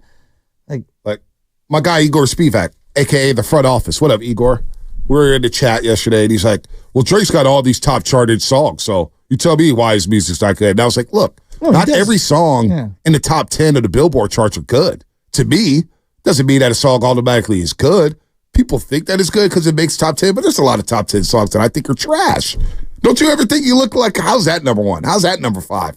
It's all opinionated. That's why I love music. We all have different taste. It doesn't make Drake great because he's had all these Billboard top 100s and top 10s or whatnot. What's that based off? Streaming? I guess. Yeah, I don't even know how do you. Yeah, how do you even quantify it? Yeah, I don't know. Because there's a lot of songs that I see in the top 10. I'm like, I never even listened to that song before. I only know I'm a little narrow-minded when it comes to music, but especially hip-hop. When I see a hip-hop song, I was like, wow, that's top 10? Huh, interesting. Well, anyway. I mean, seeing how the big industry is and who they push and who they don't, it kind of makes sense now how things are the way they are. Yeah, they are. Giants grades. We got Ricky Pearsall coming up at 8:30. New receiver for the 49ers. First-round pick out of the University of Florida by way of Arizona State. Played high school ball in Arizona. We're going to give them some game on the culture here. Dances. We won't tell them what clubs to go to because we're old. We haven't been to the club in a long time. But that's where the Xfinity Mobile text line, that's where YouTube comes into play. Recommendations are where Ricky Pearsall can hang out and have a good time as a young man in the Bay Area. That's where YouTube comes into play. That's where Xfinity Mobile text line. That's where the roasters come into the play. Tweet us. Tweet us at The Morning Roast 957 or tweet us at ButcherBoy415. Don't tweet me because I won't read them. But tweet ButcherBoy. No, I'm kidding. You can tweet us all. Because Ricky Pearsall's coming up in an hour and 10 minutes. And that's a good bookie by Sam Lovett. I love that. Ricky Pearsall. Can't wait to talk to him, Shasky. I know we're going to give out our Giants grades. And we're going to have Ricky Pearsall. We're also going to get into this NBA 25 under 25. Oh, yes. This is very interesting. I find it fascinating. But let's give out our grades first. Let's give out our grades. So you got the music. You got Bob Melvin. You got the Bob Melvin soundbite? Here's the Bob Melvin soundbite on grades for the Giants. This was from after the game on Sunday, just to set it up. Yep. The season now, if you had to assign a letter grade to your team's performance, what would you give them? I'm not going to do that. We've been spotty. I mean, you look at the stats across the board, whether it's pitching numbers, whether it's the offensive numbers, it hasn't been great. But to sit here right at 500 or a game below, and we know there's a lot more in there, it's not a horrible place to be. No one's really running in our division too much, so... our travel's been a little tough. We got another East Coast trip, and then come home, got another one after that. So at some point in time, we'll hit our stride, but I'm going to not do the grade thing right now. All right, so the Giants are 14-16, 4 games behind the LA Dodgers, but they are in second place in the NL West. 9-7 at home, 5-9 away from home. They're a -21 when it comes to run differential, if you're into that type of thing. Look, the offense has been spotty, very, very spotty. I think the starting rotation has been solid. The bullpen, I need a little more from them. Outfield, infield. So let's break it down, man. Yeah. You got the music for us? Give us some Booker T and MGs. Let's go around the infield first. You want to go around the infield? Let's go around the infield. Offensively, defensively, let's combine both, Shasky, for our letter grade. You start. I think it is an unbelievable mixed bag, and I'm going to go a C on the infield. And the reason why I'm going with a C, I think Lamont Wade Jr. is one of the few A's on this team. I think Tyler Fitzgerald as a backup in the infield has been way better than I thought. And Nick Ahmed, I give like a B+. Way better than I anticipated. The bat's cooled off a little. Had some big situational hits. Defensively, he's been awesome. Chapman has not been as good as I wanted. And I think Tyrell Strada taking a step back hasn't been as good as I wanted. And I'll lump in the catcher as part of the infield. I think he has been better than anticipated. But I'm weighed down by how much money you gave Chapman. It's technically right now a 1-year, $20 million deal. But it can turn into a 3-year, $52, $54 million deal, depending on incentives.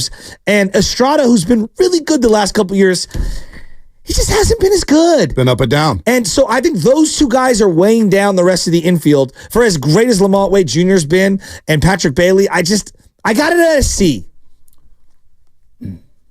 Chapman, underwhelming, especially at the plate with the bat in his hands.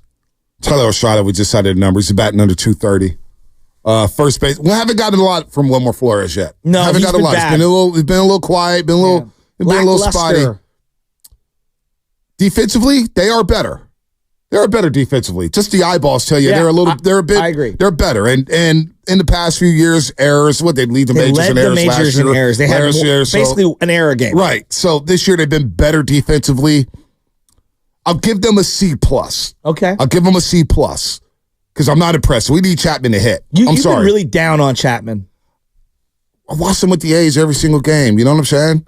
We saw him with the Blue Jays, and I get he had a finger injury last year, which contributed to the low numbers, the 17 jacks and the 40 RBIs in that lineup, in that ballpark, up there in the Rogers Center in Toronto. But I need to see more from him. He's batting cleanup. He's batting third. He's batting fifth. He's in the middle of that lineup. We need power. We need him to drive in some runs. I'm sorry. These are the expectations for you here until you can get another bat to where you can slot. Because ideally, he's a 6-hole hitter. To me, I agree. He's in a 6 spot. I think the Giants agree with you. Right, and he's miscast in this lineup. But he's been a little underwhelming. Tyro Estrada, up and down, up and down, up and down. He should be better. He's a catalyst in a lineup, and he hasn't been that. So I'm going C+. Okay. I'm going C+. I think that's fair. Nick Ahmed's been really good. I'm afraid that Nick Ahmed we squeezed the lemon. Right. And now you're going to start seeing a regression offensively. Yep. Defensively, he's been really good. He's one of the better defensive shortstops. They almost turned a triple play yesterday. Yeah, C+. I'm close to giving him a B-, but I need to see more in the batter's box because you got to play offense and defense. They're all connected. I agree. And then defensively, I got through the catcher in there with the infield. And to me, defensively, Bailey's been very spotty defensively. Made some really nice throws. Also had some what are you doing? Right. Defensive things. Let's go to the outfield. Let's go to the outfield, and I'll give the outfield. Yeah, you go first. I'll give them a C as well. I'm giving a lot of C's today. Michael Conforto got off to a hot start at the plate. I think he's been better defensively. Yeah. He hasn't killed you in left field. Yeah. I'm not mad at him. Jung-Hoo Lee. You know what? I'm going to go B-. I'm going to go B- with the outfield. Thank you, because that's what I'm going to go with. I'm going B- outfield because Jung-Hoo Lee's been really good in center field. He's figuring it out. At the plate, he got off to a hot start. You can see the eye discipline. The plate. He's cooled off a little bit, but guys behind him have cooled off. Yeah. So now he's starting to, they're not pitching to him. It's like, dude, he's seeing terrible pitches. So I'm going to give him B- because defensively, I think they've been solid. This is one of the better defensive outfields the Giants have had in years. I think Mike Yastrzemski in right field has been really good. We could say what we want about him, but in right field, he's been solid. Austin Slater should not be on this team right now. I hate saying that. He's a nice guy, but he's a 4A player. Yeah. Like let's stop the cap with Austin Slater. I know there's Austin Slater stands, which I never knew existed last season. Alan Stiles, our boy from Sacramento. Alan Stiles, Sacramento Allen. He tweeted about Austin Slater. They came for his neck midway through the season. I'm like, damn, Austin Slater has stands? Wow. Anyway, at the plate, Mike Yastrzemski, we know about his struggles, but the bat has come around over the last couple of weeks. I don't know how long it's going to last. I'm not going to pretend like I'm some stand and that he's going to have some blistering season. I want to see Matos. I want to see Ramos at the end of the day. But the outfield, they've been solid. I'll give him a B-. I think Conforto carried this team for about a week. And he's cooled off a little, but I just think he's having a really good year. I think he's seeing the ball really well. He's making really good contact. I got a B- for the outfield. Jung-Hoo Lee's best ball is ahead of him. Yeah. Like, that's one thing that I'm really, like, confident in. I think he's farther along than I thought. The thing with Lee, they're throwing him to the outside, and he's going to have to start driving it the other way. He's trying to pull everything, and he's rolling it over to second base, rolling it over to first base. So he's going to have to start going the other way. And then Yaz has been picking it up. I throw Fitzgerald in there. As far as bad as Slater has been, Fitzgerald's been pretty good. And so offensively and defensively, I think he's been really good in center field. So I got a B- for the outfield. I got them slightly above the infield. I like that. I like that a lot. All right, let's go to the starting rotation. Rotation. I'm going to say A-. And the reason why I say A- is because they're really only doing it with 4 starters right now. I mean, Keaton Wynn has been a revelation. I think Logan Webb's been really good for the most part. Kyle Harrison's been really good for the most part. Jordan Hicks, you could make the argument he's one of the better free agent signings this year. Yes, Blake Snell has been awful, but it hasn't done them in. So I think that the starting rotation is one of the best parts of this team. So just in the since April 20th, here's the runs the Giants have given up as a complete pitching staff. 3, 5, 2, 1, 8, 0, 4, 2, 4. That's pretty good. It's pretty damn good. I mean, it's you brought up Keaton Wynn. I feel like we're going to bring him up a little bit later. Jordan Hicks, outstanding interview by Sam Lubman with Jordan Hicks. He's blown me away. He reminds me of Jason Smith in a way. Like he's just. I don't know. I keep going back to that. But Keaton Wynn, unsung hero. Logan Webb. He had a rough start yesterday, but Logan Webb has been an ace. Been great. He's been one of the best pitchers in the National League, if not the best pitcher in the National League. And that's despite the fact, as you mentioned, Blake Snell's done nothing for this team. Done nothing. And I think that's why I'm rating them as high as I am, because they're kind of doing it patchworky. They're doing it patchworky, and they're doing it without a lot of run support. Yes, that's a good point. So they're pitching in high-stress innings to where you give up 3 runs, you give up a crooked number in an inning, that could be the ball game. Yeah. These guys are keeping you engaged. Oh, did we bring up Kyle Harrison? I said how. Oh, you said Kyle Harrison? I missed that. Yeah, no, he's for his first trip, he's getting better and better and better and better. That Miami game where he got rocked early and stayed in there, hung in there, and gave a chance to win. I like the Giants. I like their starting rotation. I know what the total ERA is team-wise because Blake Snell's inflated the numbers and somebody in the bullpen. Blake Snell's given up more runs than innings pitched. Right. Sean Jelly and Blake Snell have inflated just ERA, but for the most part, I get a starting rotation in A. I think they've been outstanding. For the most part. I would agree. Now, I look at the bullpen, Bonte, and there's been some nice stories. Like, I think Camilo Duvall overall looks good, but he worries me. Like, just when you watch it, it's been up and down. Ryan Walker's been really good, but he worries me for some reason. And I was worried. I know. And then I look at like Roop yesterday, and I've heard it pronounced Rupp and Roop. I was listening to Fleming pronounce it. I think he's been good, and he's got roughed up earlier this year. To me, the biggest disappointment coming out of the bullpen are the Rogers brothers. Yeah. For some reason, they just look a tick off right now. I'm going to say C-, D+. They're right on the fringe for me, and I think Camilo Duvall being as good as he's been in certain situations kind of makes me want to lean more C-. I don't like the bullpen right now, and I thought it was going to be a strength of the team. Right. I'm looking at the 4.43 total team ERA, and I'm looking at the ERAs right now. Kei-Wei Tang, 9.82 ERA. Nick Avila, 7.04 ERA. Blake Snell, 11.57 ERA. Luke Jackson, 13.5. Tyler Fitzgerald had to pitch. He gave up a couple runs. Mitch White had the one appearance. He gave up a couple runs. The local kid from where? Bellarmine Prep, I believe. Yeah, they traded for. Yep. Dalton Jeffries got rocked in that spot start. Remember that? So the ERAs are a little inflated. With that said, I've seen a lot of Roop, and I'm not impressed.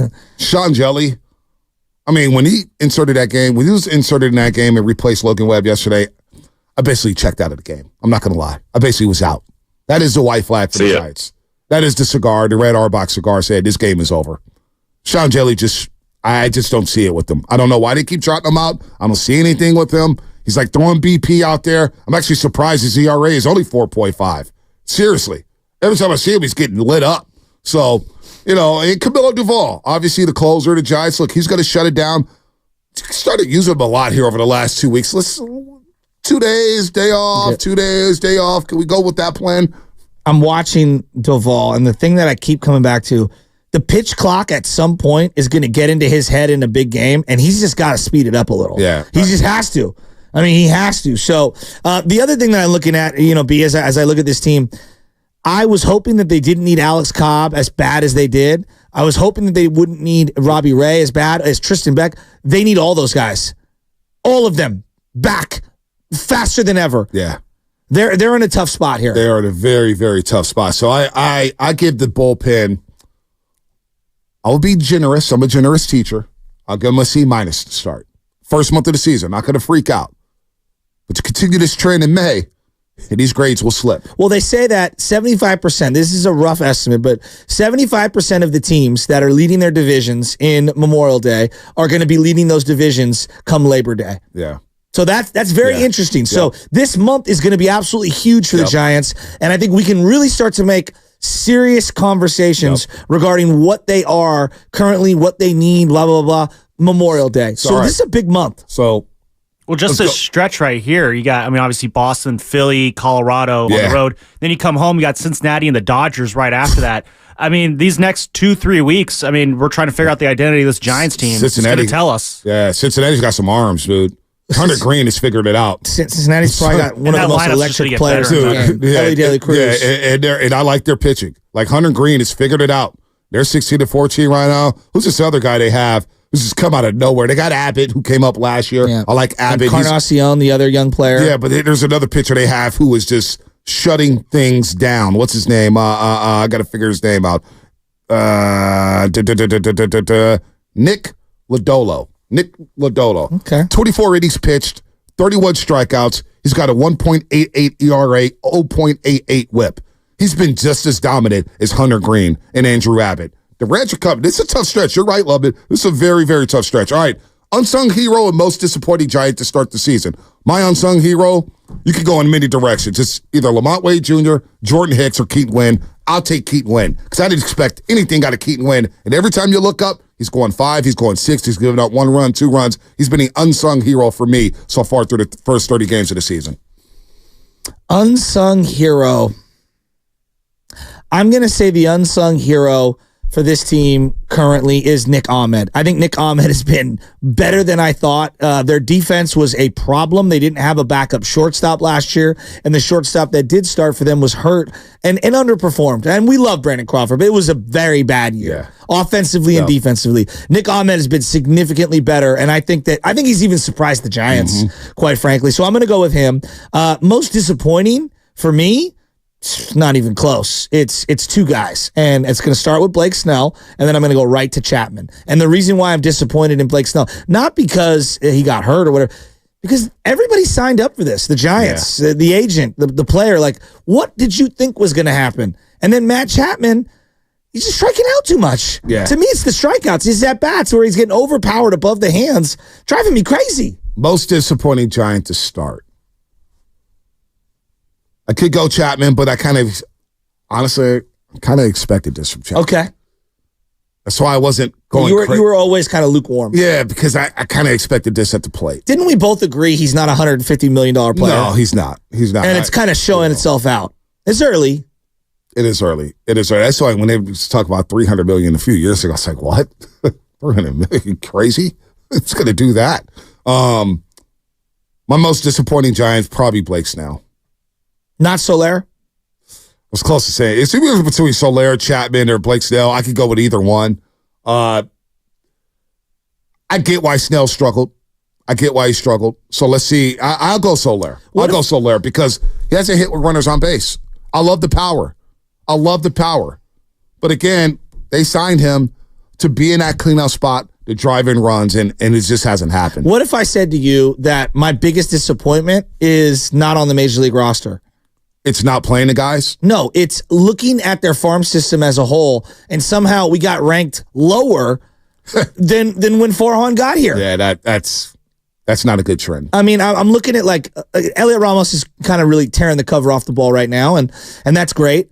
Matos, Luciano, he's walking more, but the numbers don't look great. Casey Schmidt is hitting better, but it just feels like as a whole, they don't have a lot. Like this kid, Bryce Eldridge, who they drafted, is already skyrocketing through their rankings. Right. And that's a great thing, but that's also a bad thing because you don't have anything else. Hunter Bishop, what's up with him?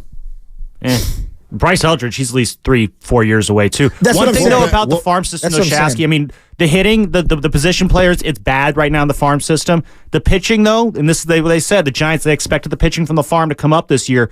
You are at least seeing that, but I do agree with you. The farm system's been massively disappointing the last couple of years. What were they ranked in that newest ranking? I think the last I saw is 19, but let me see if Jesus there's Christ, updated one. they're going south. They haven't Well, they traded started at anyone. 29 when Farhan got here. Okay, so. timeout. They haven't traded anyone, and it's 6 years later. Like, how is your farm get worse and worse and worse? They traded a couple guys in the Chris Bryant trade. I think though by the end of June, I will be disappointed if we don't see Matos or Ramos or Luciano. I have to see those guys. Because if I want to trade for a bat, I need to see who I'm trading. I need to see that, hey, all right, Luciano, let's just go ahead and kick the tires and go trade for a bat. Let's go ahead and trade Matos or Ramos. I need to see these guys. Can we see these guys? Let the young position players play. Get them ready to roll. Like Slater's really holding up Slater. We're holding up Matos and Ramos because of Austin Slater. I mean, it's because he bats well against lefties. I mean, can you agree with me that like Kyle Harrison is not even close to a finished product? No, but isn't it nice to see him kind of develop at the big league level? Yes, that's all we wanted to see. Yeah, and he's probably a better prospect than some of these other guys. You're seeing why he was one of the top rated lefty starters in all of baseball. Mm-hmm. And even then, like he's kind of far away.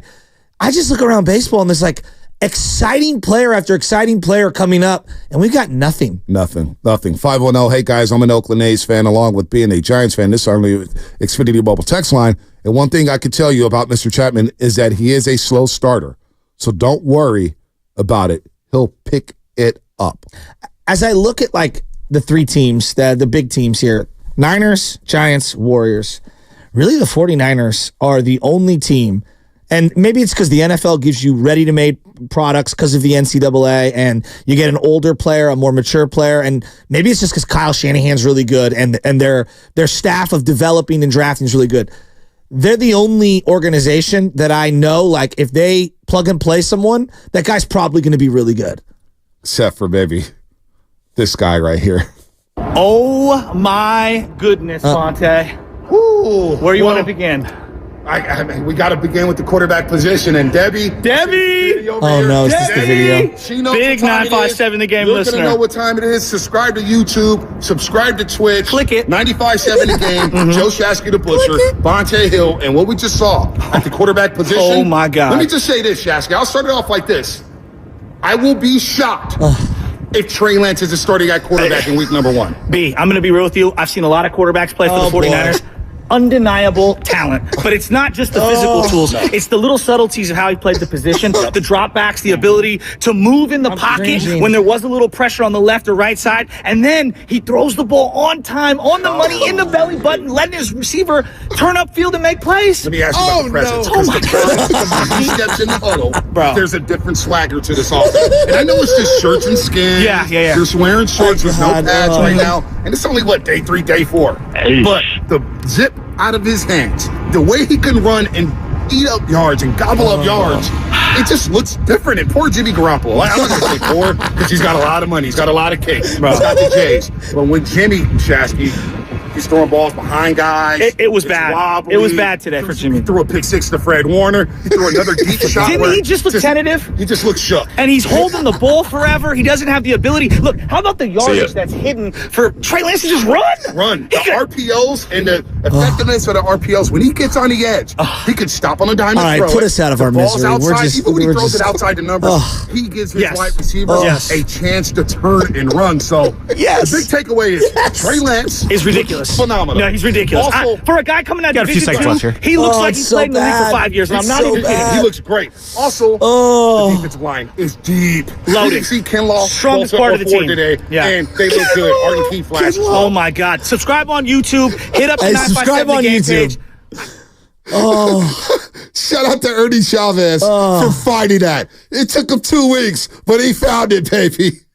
And that video popped so hard. Adam Schefter 3 hours later on NFL Live. And the word out of Santa Clara is Trey Lance is wowing people. I wish I could find that video. It was so great. It was so great. We were feeling ourselves. And then reality hit. So, are they going to develop players? Hey, can we just to make sure that we're not the only ones who stab ourselves in the chest here? The play-by-play guy, the voice of the 49ers, said it was the greatest quarterback. He said it was the greatest quarterback. Let's just take accountability. Practice day he's ever seen. He's also sinking on the Titanic with this tape. He's not leaving. He's not getting on the rowboat. We're all going together.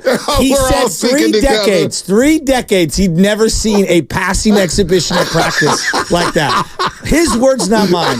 He was standing next to us the whole practice. The whole practice. Even Kurt Warner agreed with us when he showed up to practice a couple of days later. Kurt Warner, he did it on the NFL Network.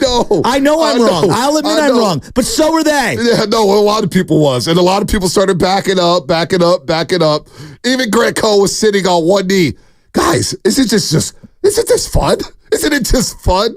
And Shanahan had so much swagger walking on that practice field. I'll never forget it. Shanahan going, look at Shanahan. The hair had gel in it. Great. It was combed over. He had the walkie-talkie. He was smiling from ear to ear. Oh, it was unbelievable. If you're going to be wrong, be miraculously wrong. Yeah, that is.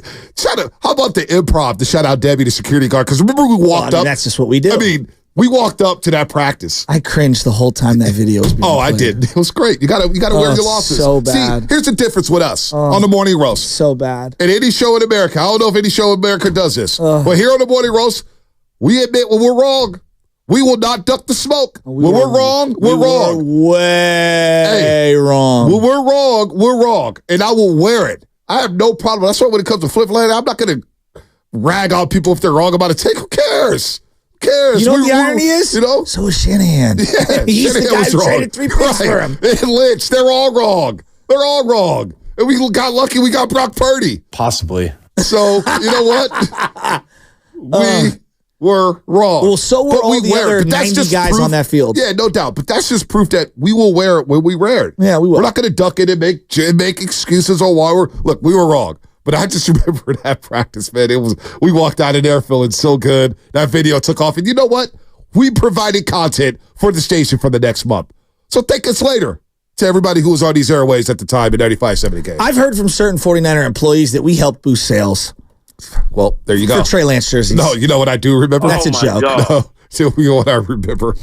First of all, we walked up and we see Debbie. She goes, "Oh, you boys are from 95-70 game. I love that station." And there was a KBR employee right there on the other side of us. That's up. There's an employee. We are 957 the game. Right, we are Niner. Even though we don't carry with the Niners, we are the unofficial flagship station, right? Ricky Pearsall's coming up at 80:30, by the way. But we were walking out. We're in the parking lot. And we jumped on Brad Graham's Instagram Live, and Brad Graham from SF Niners was smiling from ear to ear. I'm here, Trey Lance is that guy. And he was on that train with us, too. He was on the train with us, too. But we saw a little kid, and he had a jersey with the Jimmy G jersey. You may not remember this, but I do. Yeah, what'd I say? And they came by, I was like, we're like, hey. And she actually goes, you may want to go back in that team store and get a Trey Lance jersey. And literally 2 minutes later, the kid was dragging his grandma back to the team store to get a Trey Lance jersey. What's the worst jersey you ever bought in terms of the guy not like delivering? Oh man. Because I've got a couple doozies. Like my boy Velas bought the Kevin Barlow jersey. He was the kiss of death. He bought the Kevin Barlow jersey. Immediately Barlow went down. Wow. He bought the not you. No, I'm talking about Velas. Okay, yeah. all right. He was like the kiss of death guy. He bought a Penny Hardaway jersey. Immediately Penny got hurt. Oh god. He was that guy. I love you, Velas, but it's the truth. See, I wait for the player to pop before I buy a jersey. Well, now I've learned my lesson. Custom Shaskies only. Yeah. I can bust on my own. All right. No, you know what I do? I just buy legend jerseys. Well, that's the easy Ronnie out. Lott, Jerry Rice, Joe Montana. I'm buying old jerseys. So, like, one of my buddies had a Dunleavy jersey. That didn't age well at all. Oh, no. Well, you can wear a Dunleavy jersey now. Well, now, but I'm talking about in real time. I'm talking about in real time. He made 2 great picks. Worst jersey that you ever got that you immediately regretted? Because I got my nephew Tommy the Trey Lance jersey for his whatever birthday, 4th birthday, 3rd birthday. That did not age well. I mean, that's like immediately recycled. I got a jersey. Billy Butler on the A's. Billy Butler, country breakfast. Because he helped me when he was a Royal and fantasy-wise for a year. So I was all in on country breakfast. I got the bowl and everything. Yeah, he was not a great sign. I also got the bowl. Country breakfast. I Our old friend Brian Rado. Yeah. Remember, he had the Yoenis Cespedes jersey. And he goes, Bonte, I bought this jersey. And a week later, he was traded to the Boston Red Sox. So he's the kiss of death. Well, no, he was a good A, though. Like, he was. That. Like, you don't keep the Red Sox Cespedes jersey. If you got that, because he went to the Mets immediately, like after a year or whatever. By the way, Velas out there in Croatia with our old friend Bree Vorse, who went to Washington, played softball at Washington. Yeah. I ran into him at a Warriors game a couple seasons ago. They were getting after it. Velas, and they moved to Croatia. I remember we had a bet. He never paid me. Oh, shocking. But it's in the Facebook. One of the stingiest dudes I know didn't pay you. He actually deleted the Facebook comment. True story. We were talking about the Lions. The 1 year the Lions made the playoffs with Stafford, or 1 of the 2 years. I was like, the Lions are going to make the playoffs because you want to bet on that?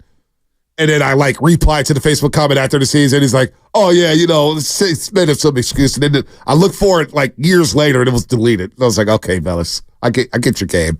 I see what you're doing.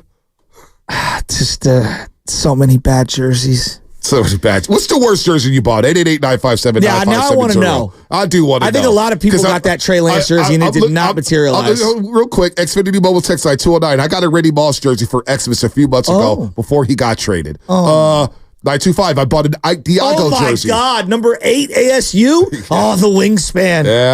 Yeah. What's the worst? You got one? Yeah, so this is one of the first jerseys I ever got, and it was kind of set the tone as to why I don't get jerseys anymore. Close, no. In the Kevin winter, Correa. You want to let me tell a story? You're just going to say it for me. Yeah. Like, my God. No, the offseason of 07 to 08, my dad and I were so excited when Aaron Rowan signed a 5-year deal with the Jets. We got that grit we need. He ran to the fence that one time. He was a gamer. Oh, he's a gamer. He's going to be so great. So my dad got me the jersey, and I wore it so often. And then Aaron Rowan happened, and then I lost This it. is going to sound ridiculous. Oh, no. Give me Marvin Bernard, Denard Span. Give me all of the crappiest. You bought those jerseys? Over Aaron Please Rowan. tell me you have the Marvin Bernard. No, I'm saying that What's the worst jersey you bought? Me? Yeah. Oh, man, there's got to be a Warrior jersey. Like, I had a Joe Smith jersey. He won Rookie of the Year. I know, but it aged poorly. It aged very poorly. It aged very poorly. But I had the blue iron on with the champion thing on it, and I held on to it forever. And I was like, I got to get rid of this thing, and I ended up getting rid of it. Now I had all the bad Niner jerseys you could think of. No, I've seen them. You've seen all my iron-on ones. I have a Keyshawn Johnson authentic Tampa Bay Buccaneers jersey that I ended up getting, and then midway through that season, he was waived by the Bucs. Some recruit didn't get along. Super Bowl champion, though. Super Bowl champ, but I'm not sure Keyshawn is the jersey to wear. All right, so this is I'm going to full admittance. By the way, Keyshawn Johnson's basketball takes. Oh my God. When Rachel Nichols is schooling you, you know something is wrong. Well, he was basically cheering that Jamal Murray might have missed that game because of a calf strain. These Laker colors were fully out. Where's jersey? Jack and Tiburon. Wow, Jack got money. Yeah. Tiburon. What's up, Jack? What's up, Jack? What's up, man? I bought an Elijah Mitchell jersey the day before we traded for Christian McCaffrey. No way. Oh, gosh. Oh, no. It Authentic was or a replica? horrible purchase. Authentic or replica? It was not good. Was it a replica? What? Was it authentic or was it? Nope. Wow. That's a good call. That's a good pull. And Elijah Mitchell, he's going to be fighting for his job this trade, Cap. You know what's so funny? I live in Oakland, and I'm sure a lot of East Bay people see these. The amount of Randy Moss Raider jerseys I still see, so sick. and Jamarcus Russell jerseys I still see. It is a very popular jersey. Yes. One of my boys got it's almost ironic, and I kind of respect it. I got a Darren McFadden jersey in my closet somewhere, too. A Raider one? God, I always thought he was a Raider McFadden jersey, correct. I thought he was going to be He's sick. always one of those what-ifs for me. I totally agree Remember with you. that NFL draft commercial where he was running from high school to Arkansas and he was running through the combine? It was such a cool commercial. It was such a good commercial, and I was all in on the Darren McFadden experience. Who was the backup that went to the Cowboys? Oh, Felix Jones. Felix Jones. That team was sick. They were sick. Peyton Hillis? Was it Ryan Mallett? Who was the other? No, it was Peyton Hillis. No, but who was the quarterback? It was that was before Ryan Mallett. It was before Ryan Mallett. It was some white guy, though. Did he transition to wide receiver? No, you're thinking of Matt Jones. Yeah, Matt Jones you're thinking of. Okay. Who went to Jacksonville. Cocaine. By the way, rest in peace, Matt Jones. Yeah, he was and Ryan Mallett. Yeah, let's get these Vincent Ryan and Mallett Columbus. too? Vincent and What Columbus. the heck? Yeah. Ryan Mallett did pass away. Yeah. It was strange things going on out there. Vincent and Columbus, what's happening? Hey, guys. The worst jersey I've ever got was probably my Devin Bush jersey. I was really excited. I was so excited for him his rookie year, and then you know what happened. We know what happened. So I had the Jeff Garcia back in the day. That's not a bad jersey. But he got released like almost immediately That's after. not a bad jersey, though. He was a good Niner. I'm with you on that. I'm looking for, like, worse jerseys. Guys you thought was going to be good who just flamed out. Who were not good at all. Joe Smith comes to the top of my list. I had a Troy Murphy jersey. Love Troy Murphy. And that didn't age well. He was a Notre Dame guy. Empty calories. Once he broke his nose for the fourth time, I knew it was over. Empty calories. Oh, my gosh. Sacramento knows all about that. Dane in Pleasanton. Dane, what's happening? Worst jersey? How's it going, guys? Good. Love the show. Listen all the time. Listen every morning on the way to work. Thank you, brother. Thank you. I got two. First one, my dad bought the Alden Smith jersey. Oh. The season right when he tanked and got in trouble with drugs and all that. Oh boy. Second one, as a kid, I still have it in my closet. Nick Van Exel. Oh yeah, I know that's a sick jersey though. Because I have the same one. Is it the city yellow one? I'm a less. It's the blue. It's like the bluish. The old school logo. Yeah. Lefty, man. I'm a lefty too. Yeah. So I have the city yellow Nick Van Exel jersey. You know which one I'm talking about, B. What I believe to be the greatest uniform of all time. Good call. Kenneth Conquered. Worst jersey you ever got. Worst jersey. Go. Cal Williams. Oh, you bought a Cal Williams jersey? Hold on. I got to find out. What made you? Hold on. Family member. What made you buy the Cal Williams jersey? I didn't buy it. I got it as a gift. And I got it right before the muff punt. Oh, you got to be kidding me! You never wore it after the muff punt, did you? I burned it. Oh my God, you burned it! Oh, that might be a little harsh. So I mean, I've got first jersey, dude. It might be a little harsh, man, but damn. I mean, there's just so many. Quick, let's get to the calls. Jonas is Santa Clara. Jonas, what's happening? What do you got? You remember me. My wife Heather's been calling, right? Oh, yeah, Jonas, we had the two beautiful daughters. Yeah. Heather's been calling, giving us some great takes. She may have better takes than you, Jonas. Oh, stop it already. You say I talk too much. Oh, no, you're good, Jonas. No, you're my guy. You guys are great people. I love you guys. I remember the jersey that I wore, and at the Hilton, that's my worst jersey. Authentic black Niner, customized in the back, saying Trey area. Oh,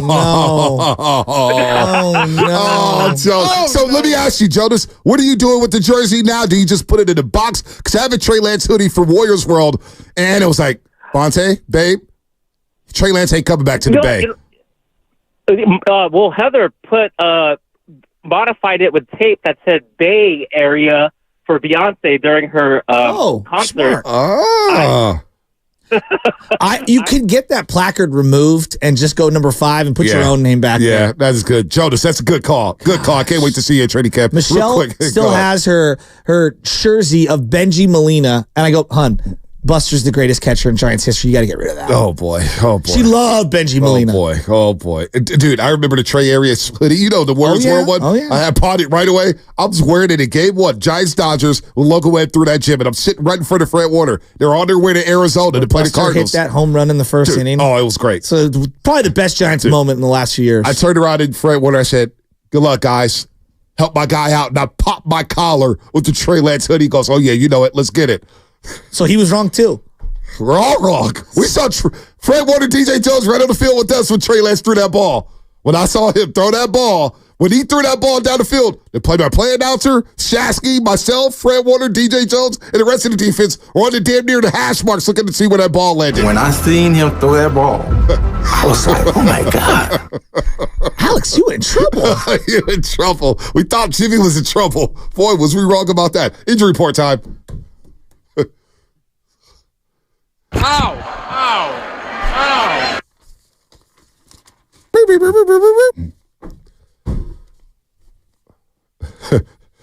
Wow, this is good. Posy and P-Town. He has a Jack Cuss jersey. Jack Cuss from the Oakland A's. God, he'd rake in today's game. He would rake in today's game. He was built for today's game. I did see a guy with an A.J. Jenkins jersey on at my former donut shop on 10th and Clement. It was a raw special. I said, wow, somebody's wearing an A.J. Jenkins jersey. That's unbelievable. I didn't know they made those. No, they had them. No, they had them. They had them, folks. I saw a lot of Manny Lawson jerseys around that time. Manny was okay. Manny was garbage. What are you talking about? Oh, man. Jordan and Walnut Creek gets you on the other side. Some may say our Trey Lance take was very injured. It was a career ender. It didn't get up off the ground. It was basically, if you could have an image, it was Josh Johnson getting crumbled between 6 guys and then falling back to the ground. How's freezing cold takes I got a hold of that one? Did you delete it? Did you do some? I don't know. How did he find it? I don't know how hard he found it. I'm trying to flood my timeline with more stuff so no one can find it. Hey, but if you make freezing cold takes, it's not a bad thing. It's not a bad thing. I've made it about 6 times. You know why? Because we're not afraid to have an opinion on this show. We ain't no damn fit sitters. Who cares if you're wrong? Whatever. Shoot your shot, right? I knew somebody who had a Giants Mark DeRosa jersey. I think he played like 5 games. Oh, my God. Breaking his wrist. I was at the game where he broke his wrist. Yeah. I was at that game. Career over. I was at that game, Shasky. Yeah. I was like, wow, I think he broke his wrist. And we never thought of him again. He's doing good on MLB Network. No, he is. He is. But thank God they traded for Freddie Sanchez. By the way, people are talking about trading for this guy. Well, Mike Trout is going to undergo knee surgery that will sideline him for the foreseeable future. He suffered a torn meniscus in his left knee while playing against the Phillies, his childhood team. He was unsure when he suffered the injury, but was visibly frustrated about it when addressing the media. If there's any good news, it is that the surgery may not be season-ending, but Trout was off to a great start. Injured once again. The injury report brought to you by Boxer & Garza, Northern California's premier workers' compensation law firm, helping get your workers get their lives back for over 40 years. What's coming up in the game brought to you by Fremont Bank, full service banking. No compromise. We'll get to Jordan and Walnut Creek and get there. Ricky Pearsall is going to join us at 8:30 here on The Roast. Now it's time for the closer of the week. Presented by LiftMaster and R&S Doors. Turn your garage into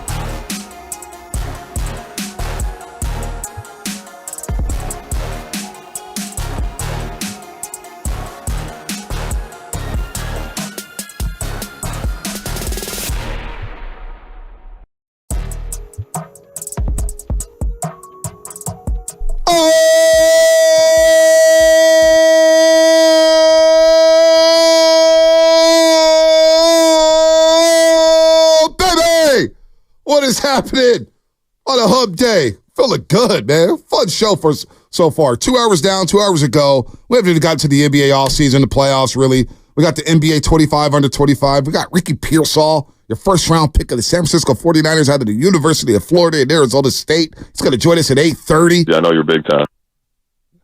Ricky Pearsall is big time. They call him Slick Rick. Can we call him Slick Rick? I hope we can call him Slick Rick. You have to have an eye patch to be Slick Rick. He's a Ricky, though. Yeah, that's true. Our boy Ricky in Danville, we call him Slick Rick. His hair is slick. That's true. That's true. Slick Rick. The eye patch is good. What was it? The Adventures of Story. What was his album name? The Adventures of I forget what the name of it Slick was. Rick. Once upon a time, not long ago. Can you tell me a bedtime story? Yeah. Once upon a time, not long ago. Shout out to YouTube, Twitch, and Twitter. Brought to you by First NorCal Credit Union. The Great Adventures of Slick Rick. The Great Adventures of Slick Rick. Yes, that album cover is great. He had a great song with Outkast, too. Upgrade your savings dividend. Open a First NorCal First Class Money Market today. You can now download the Odyssey app directly from our YouTube and Twitch pages, as we have added the QR code on both pages. The Xfinity Mobile text line. We love you. We also love our friends at Flowing Water Plumbing and Drain. And if we're going to call it to the roast, you better bring it, because if you don't, you will be flushed. Brought to you by Flowing Water Plumbing and Drain. You know what? We haven't flushed a lot of people. No. Calls have been good this week. Been really good. They've been really good. You know, I was thinking about the conversation, and I know you want to get into this list, 25 under 25. Yeah, or we'll do Niners right now. But also, like when it comes to jerseys, would you meet me here? I'm not a big guy.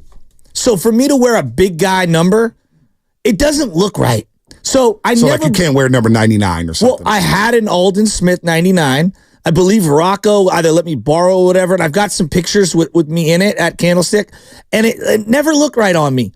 I'm like a quarterback, running back, wide receiver number guy. Like, those look better on me for whatever reason. I could never rock, like, for example, I would love to get a Trent Williams jersey. Yeah. But I couldn't rock a Trent Williams jersey. You can't be 5'9", 5'10", wearing a 71, right? Am I tripping on this? I don't know. Offensive lineman jerseys are such deep cuts, too. That's what I'm saying. I don't see them. And I do enjoy when there is a big guy wearing one. Right. Because there is something about it, to your point. Like, Shasky, I love him. We're like slot receivers. Exactly. So, like, I'm like a Trent Taylor, a Hunter Renfro. Pre-Soto Bonte was wear that custom jersey that Shasky gave me, the number 7. And the number 7 looked so small on me because I was so big. I was like, damn, I need double digits. I need a Dwight Clark. I need a Ronnie Lott. I need a Manny Lawson. Or Julia Peterson, I should say. Not Manny Lawson. But I have a Julia Peterson. Yeah, 98 was a popular jersey. It really was. 98 was a popular jersey. But do you get where I'm going? Like, there are certain numbers. Like, when I see a pitcher in modern day, and I know Stroman, there's other guys, Blake Snell, guys who wear single digits on their back as a pitcher, it doesn't look right. It just doesn't look right. Yeah. Ricky Pearsall, by the way, number 14. Is he number 14? Interesting. Kelvin, whatever his name was 14. Who? The gunner recently, Kasim Osgood. Kasim Osgood from the Chargers. 14. Chargers and then the Niners. Yeah. I'm trying to think other JT O'Sullivan. 14's just a random. 14's usually a quarterback number, but recently since they, JT O'Sullivan. Purdy started with 14 before he switched to 13. He did. I think Sam Darnold wore 14 recently. He did wear 14 last year. And then 14's not the sexiest number. 14's not the sexiest. Pearsall will make it sexy.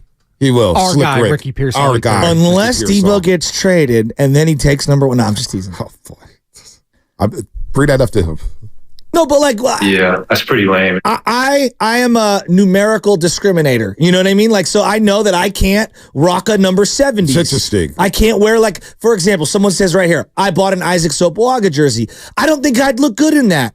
Not that I look great in a number 5 or anything like that, but like, it depends on you, though. You got to have the confidence to rock it, right? If you're walking around confident, rocking that Kid Norton Jr. number 51, then it's like, okay, cool, perfect. I'm a small guy, but I got the big boy number on. I think it's just how you feel inside that jersey, because the person makes the jersey, right? Feel good, play good. Feel good, walk good. Feel good, view the game good. I don't know. I go back and forth. I love single digit numbers, so I rock those. Sometimes a single digit, it's got to be a big single digit, right? Got to have the right cut, the right font for that number. Otherwise, it'll look small on you, boy. Double digit numbers, sure, but my Dwight Clark sometimes at 87 looks like, boy, you're really trying to fit into a big jersey here. And it looks, that's what I'm saying. It doesn't look right, So, but it's a confidence. Just things I think about that no one else thinks about. Or we got a few on the City Mobile text line. We got Jordan and Walter Creek. We got one here. I wanted to read it. 707. Always proud to wear my Brandon Rush Warriors jersey. Sorts out the bandwagon Dub fan. That's a good one. Was he 25 with the Warriors? 25, 24. Yeah, maybe 25. I don't remember.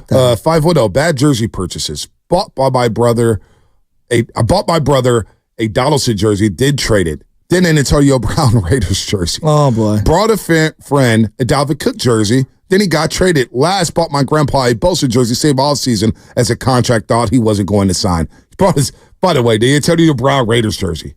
They were popular. That's almost as popular as the Carlos Correa Giants jersey. That never was. Mets or Giants. Yeah, seriously. Mets or Giants. How many Chris Paul Laker jersey? Oh, wow. Good That's call. good. That is That's good. And Chris Paul Warrior jersey out there. I didn't see a lot of Chris Paul Warrior jerseys out there.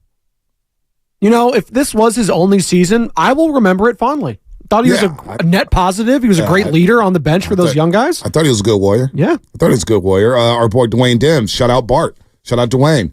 1997 Rod Woodson Niners jersey. Oh, that's actually cool. Was his worst one. He was so excited when he signed. Had one mediocre season in San Francisco, and he was gone, and he changed his position from corner to safety because Antonio Freeman had the game of it. I mean, he torched Rod Woodson in that NFC Championship game. Oh, my gosh. I can still see that quick slip before halftime, and Rod Woodson slipping all over the turf, getting cooked. Oh, my gosh. That was bad. Who do you think you saw the most of last year at the Niners Stadium? Levi's. Jerseys? Yeah.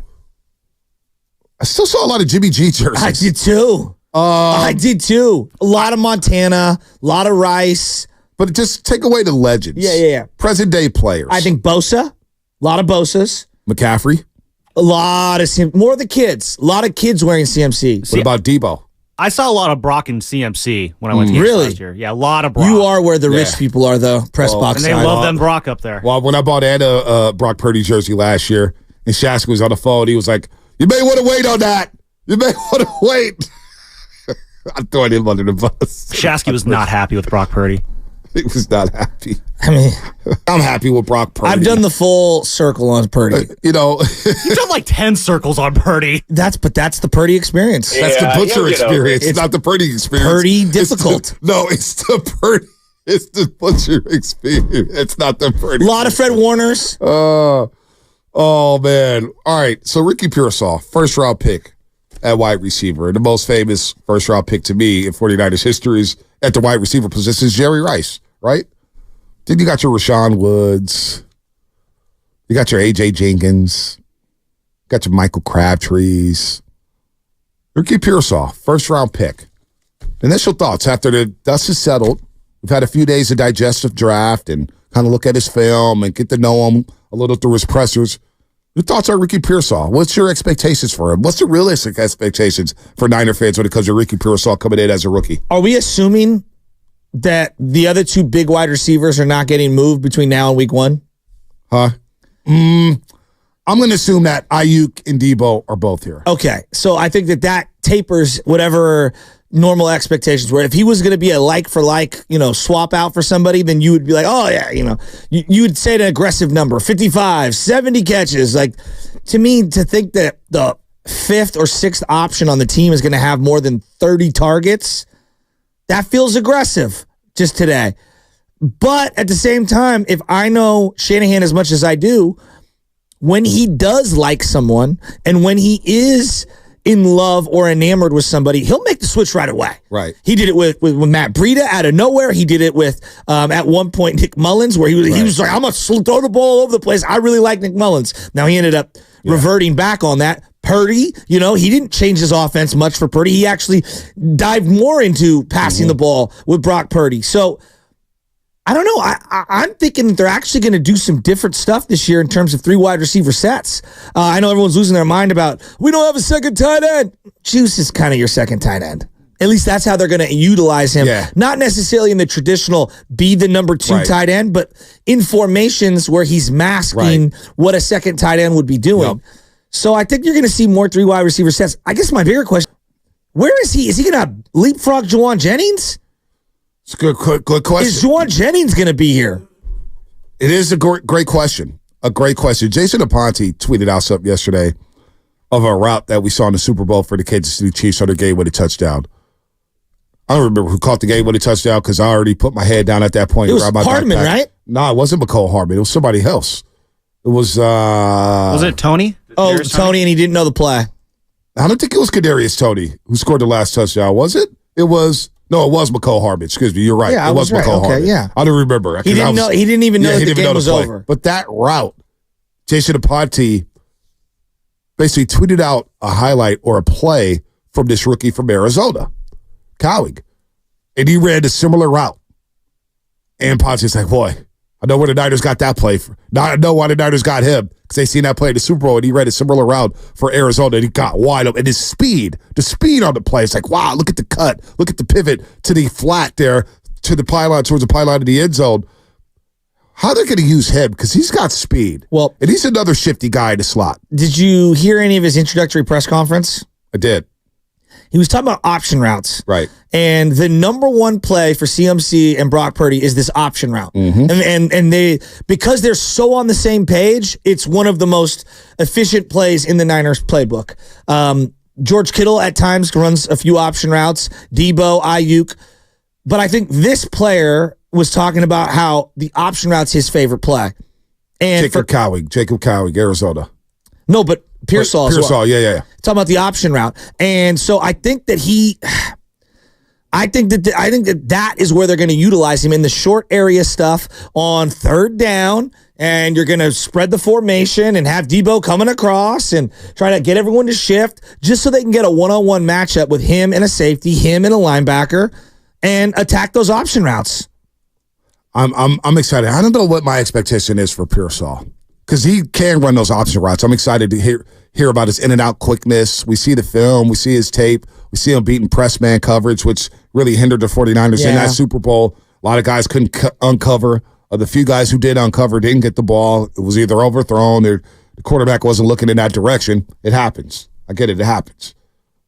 But Ricky Cowing and Ricky Pearsall. Pearsall coming in as a first-round pick, I think for a lot of fans, they're going to expect greatness. Because you see first-round attacks. We do this draftism. Somebody brought it up. You brought up draftism yesterday. A lot of people on the text line brought up draftism, which is why we view Purdy in a certain way, right? And I stopped viewing Purdy as a seventh-round pick or Mr. Irrelevant. The guy's a good quarterback. He's one of the 12 best quarterbacks in the NFL. Maybe 10. If maybe the 10. Niners took him in the first round, it would already be a great pick. Absolutely. So, but Pearsall, considering he's a wide receiver, and wide receivers, that position group, now that I think about it, is starting to turn into running backs, where a lot of teams, I feel like, think they could get receivers left and right because there's an abundance of them, because of all the college game plans, throwing to all these wide receivers, and the NFL saying, hey, look, if we got spacing, we could get a guy in the 4th round or 5th round, make him pop, and have a productive career, or pop. Ricky Pearsall, I think the expectations for him, because he is looked at amongst the fan base as a replacement for either Ayuk or Debo Samuel, whether it's this season, next season, or the year after. And I think the expectations are going to be some pressure on him from the fan base to say, all right, what's Pearsall doing? How many snaps is he playing? Because if he doesn't play, because you're right, if he does catapult or doesn't catapult Juwan Jennings, then people are going to say, well, he's only played 10 snaps. Really? We spent the first-round pick on him? I can already see it. We should have got a tackle. We should have got a safety. We should have got a corner. Blah, blah, blah, blah, blah, blah, blah, blah, blah. I mean, we did this with Ronnie Bell and Danny Gray. They're not suited up? How many times? And these guys were drafted way lower than he was. Ronnie Bell, obviously, significantly lower than even Danny Gray. So I think you're right. The other thing, I'm very interested to see how they use Debo this year. Are they more apt to use Debo as a running back because this might be the final year of Debo, or are they willing to go down that route? Is that a great option for them? Is that a better option than going Jordan Mason out of the backfield? I don't know.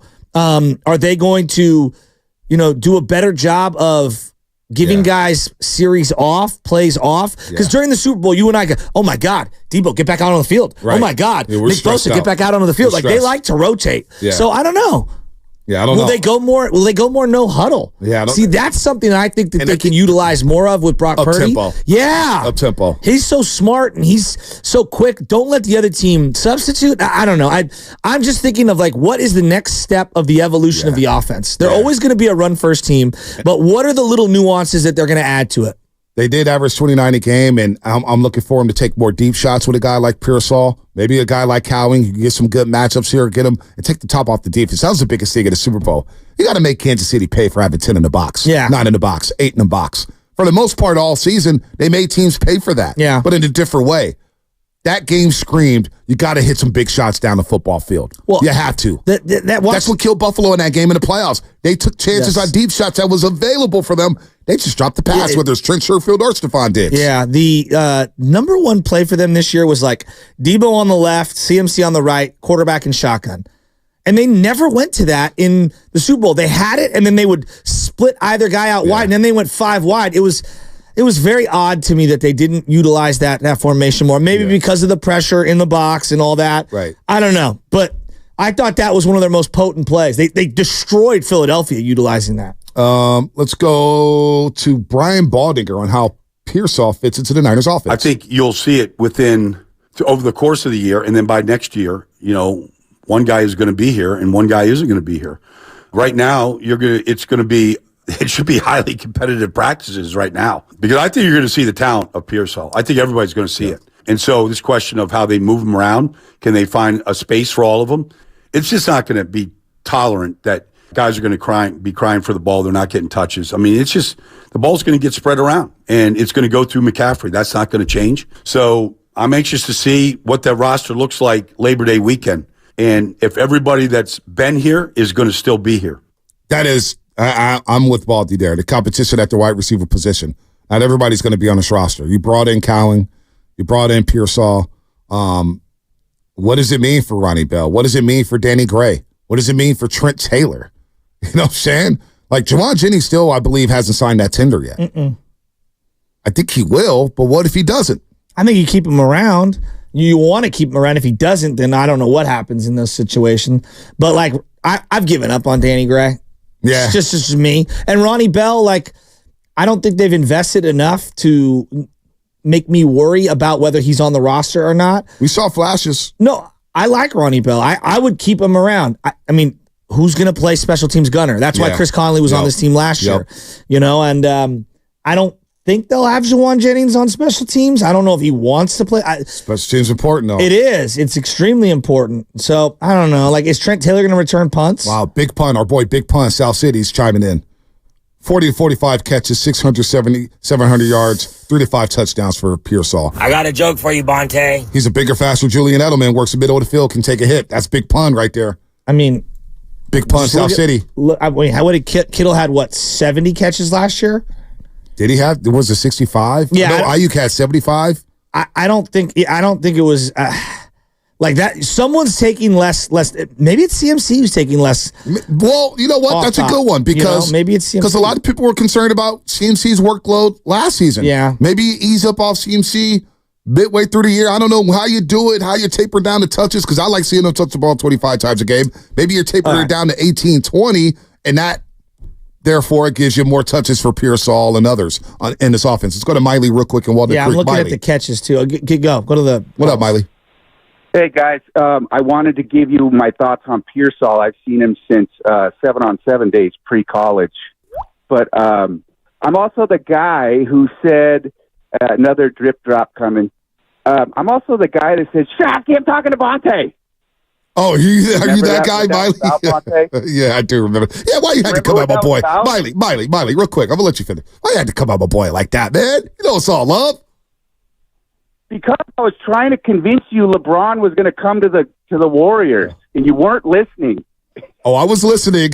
But anyway, on Pearsall, he's a guy that can run every route. Elite route runner, elite hand. I like it. Juwan Jennings, I love on third down. I love on possession. I love in the red zone. Keep him for that reason. Pearsall's going to line up everywhere. He probably won't line up in the backfield, but like you guys just said, I think they want to minimize CMC a little bit. Yeah. And also Debo, maybe minimize him a little bit. If the Debo steps on the field, and he's got gravity. So Pearsall will be able to line up everywhere. And I think right now Shanahan is probably just going crazy drawing up plays for these 3 wide receiver set. I agree. So I'm looking at the targets and the catches. 105 targets, 75 catches for Ayuk. Second most, 83 targets, 67 catches for McCaffrey. 83 out of the backfield. Now, that's by design, but it's also because he's so good at what he does. What was Kittle? Kittle, 90 targets. How many catches? 65? Yep, told you 65. Debo, 89 targets, 60 catches. And that's been missing 3 games. Don't forget about that. He missed 3 games. Okay, so then he's probably closer to 100. Right, and maybe McCaffrey tapers down with the targets if Debo plays. So let's go to Jennings and Ray, okay? Jennings, 33 targets, 19 catches. Ray McLeod, 15 targets, 12 catches. Wow. So let's say he catches all of the balls those two catch. All of them. That would mean Juwan's off the roster. You're looking at like 30 catches. If none of the other guys take a tick down in production. All right. Rucker New Era. I cannot see on YouTube. I cannot see Kyle throwing more and changing his approach by being pass heavy. I'm kind of with him. Yeah. It's going to be very, very interesting to see. I want to see him evolve a little bit. I do too. Get a little creative. But the strength of the team is the run game. No doubt. So it's hard to go away from it. No doubt. All right, coming up in the show, we got NBA 25 under 25. Where did Jonathan Kuminga land on this list according to Hoops Hype? 25 under 25. Where did Jonathan Kuminga land on this list? That's coming up a little later. But next, we've been teasing it all show long. First round pick out of University of Florida by way of Arizona State. Grew up in Arizona. Ricky Pearsall joining the Morning Roast. We'll talk to Ricky Pearsall coming up here on the other side. Brought to you by Chilton Auto Body. Have you been in a car accident?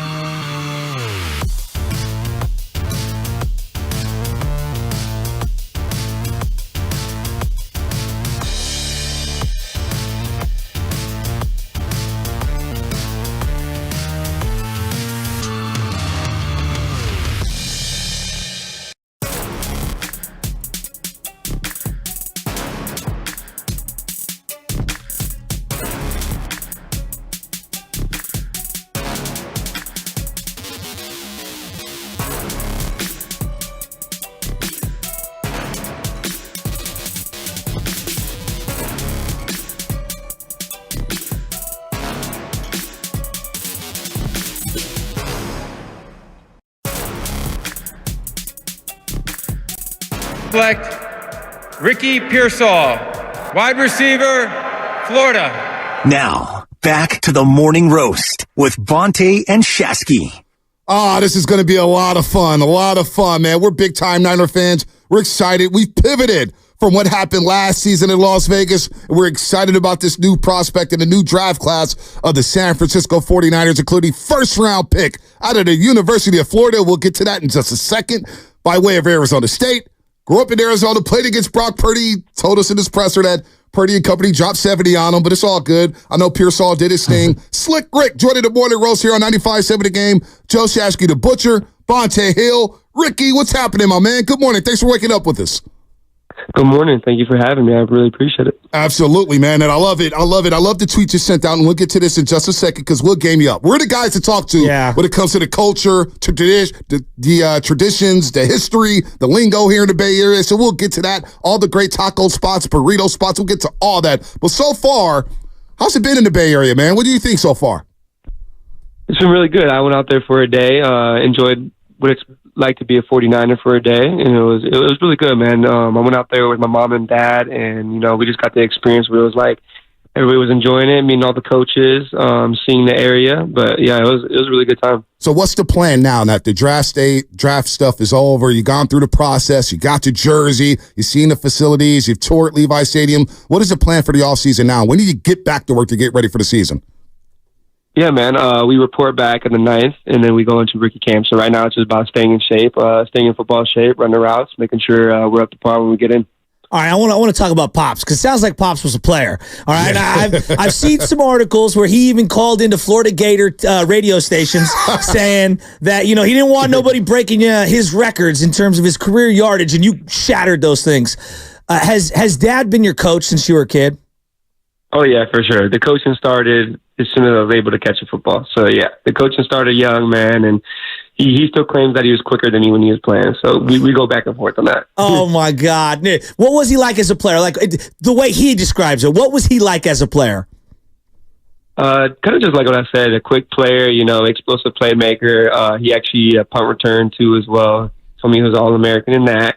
I have yet to see film. I really want to see the film. I've seen a few pictures, but I've yet to see the film. You must need a VCR player, Ricky, right? Come on, dog. VCR player, real tape. Guys like that. Maybe that's why I haven't seen the film. There you go, Ricky. Do you even know what a VCR is? No, I'm kidding, man. But no, seriously, I'm not trying to hit on Pops like that. Like most fathers that are sports dads, like they can be hard on their son. How hard is he on you in terms of your relationship after the game? Is he texting you? Is he calling you? Because I used to call my dad after almost every game. Oh, yeah, no, he's definitely my biggest critic for sure. I wish I could screenshot the conversations we have and send it to you guys, but they're like the longest paragraphs you'll ever see in your life. You're scrolling for a solid 5 minutes. You're looking at the blue bubbles just popping up like, all right, Dad, press it. As soon as I see his contact name pop up, I'm like, oh, here we go. Here we go. So have you hung out with Shanahan? Because, Shanahan's a big rap guy. I don't know. Did he sit you down and play the new Kendrick Lamar dissing Drake? Or well, that just came out yesterday, Shasky. You never know. Maybe Shanahan got the leak. Yeah. No, he did it. It was a business-like conversation. We was getting straight to business. But we're going to sit down. We're going to talk about that as well when I get in, man. We're going to enjoy it for sure. Who's your favorite artist?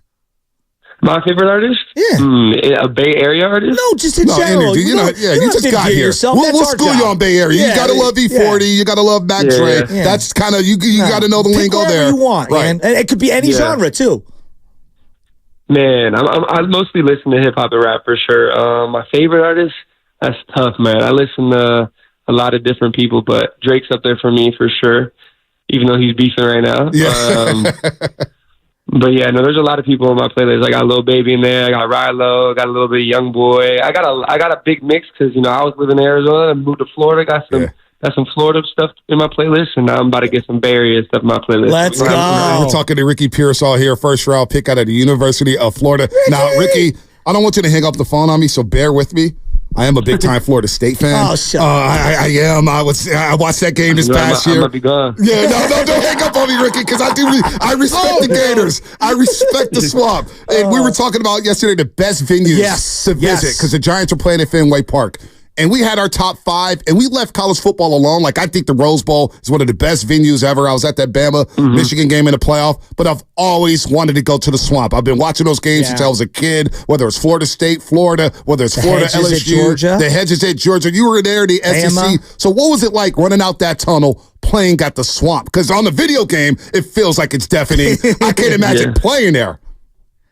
No, it's definitely a crazy experience, man. It's definitely a crazy experience. It's by far my favorite place to play, man. Like the little slogan goes, only Gators make it out alive, man. And that thing is really true, man. Swamp goes crazy. Everybody's going wild. They put on the insane environment. We got insane fans, that are diehard about their Gators. So, man, it's definitely a one-of-one experience for sure. What is it like playing in the SEC? Because it does feel just different. We grew up in Pac-12 country. It ain't the same. It doesn't it's feel not the same. It's not the same. It feels like the SEC hits different. Yeah. What was the difference when you moved on from Arizona State? Because the Pac-12 is a very competitive conference. I love the Pac-12. I got love for it always. But when you go into the SEC, is it really that different?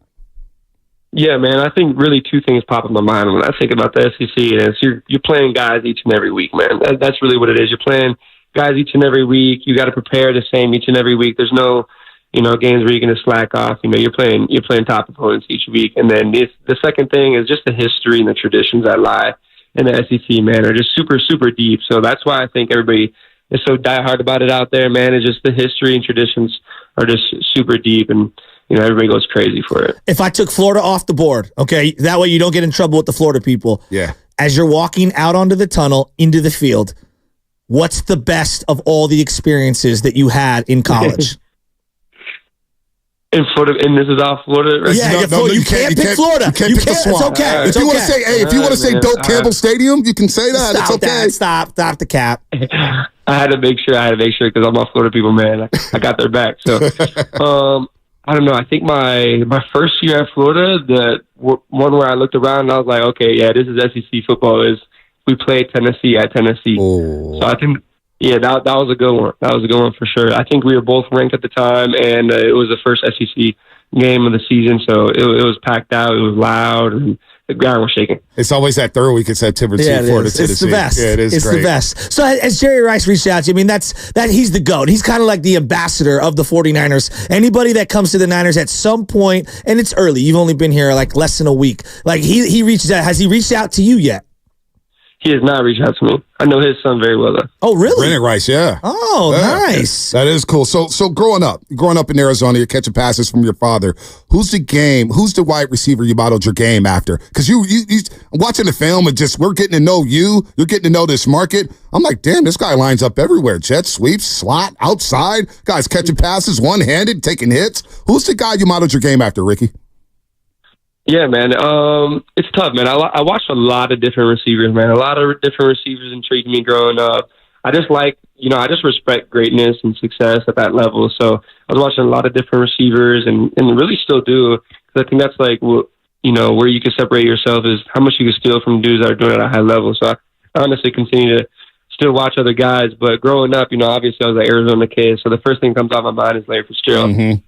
So I think that's the first one that comes to my mind. And Anquan Bolden, maybe? Anquan Bolden was there for a little bit. Tough guy. Yeah, he's up there. He's up there for me. And then obviously the Odell era too. Oh, yeah. The Odell era was crazy. So that was somebody I watched. But now I'm watching guys like Justin Jefferson, Devontae, Amari Cooper, Brandon Ayuk. There we go. Oh, yeah, your boy. Yep. I love me some Ayuk. What's the thing about your game that maybe, like Brian Baldinger's our guy. He's the NFL expert. He puts out all these videos, and everybody compares everybody to all these legends and whatnot. And it's very flattering. But what's the element of your game that you don't think the analysts and the people who break it down understand well enough?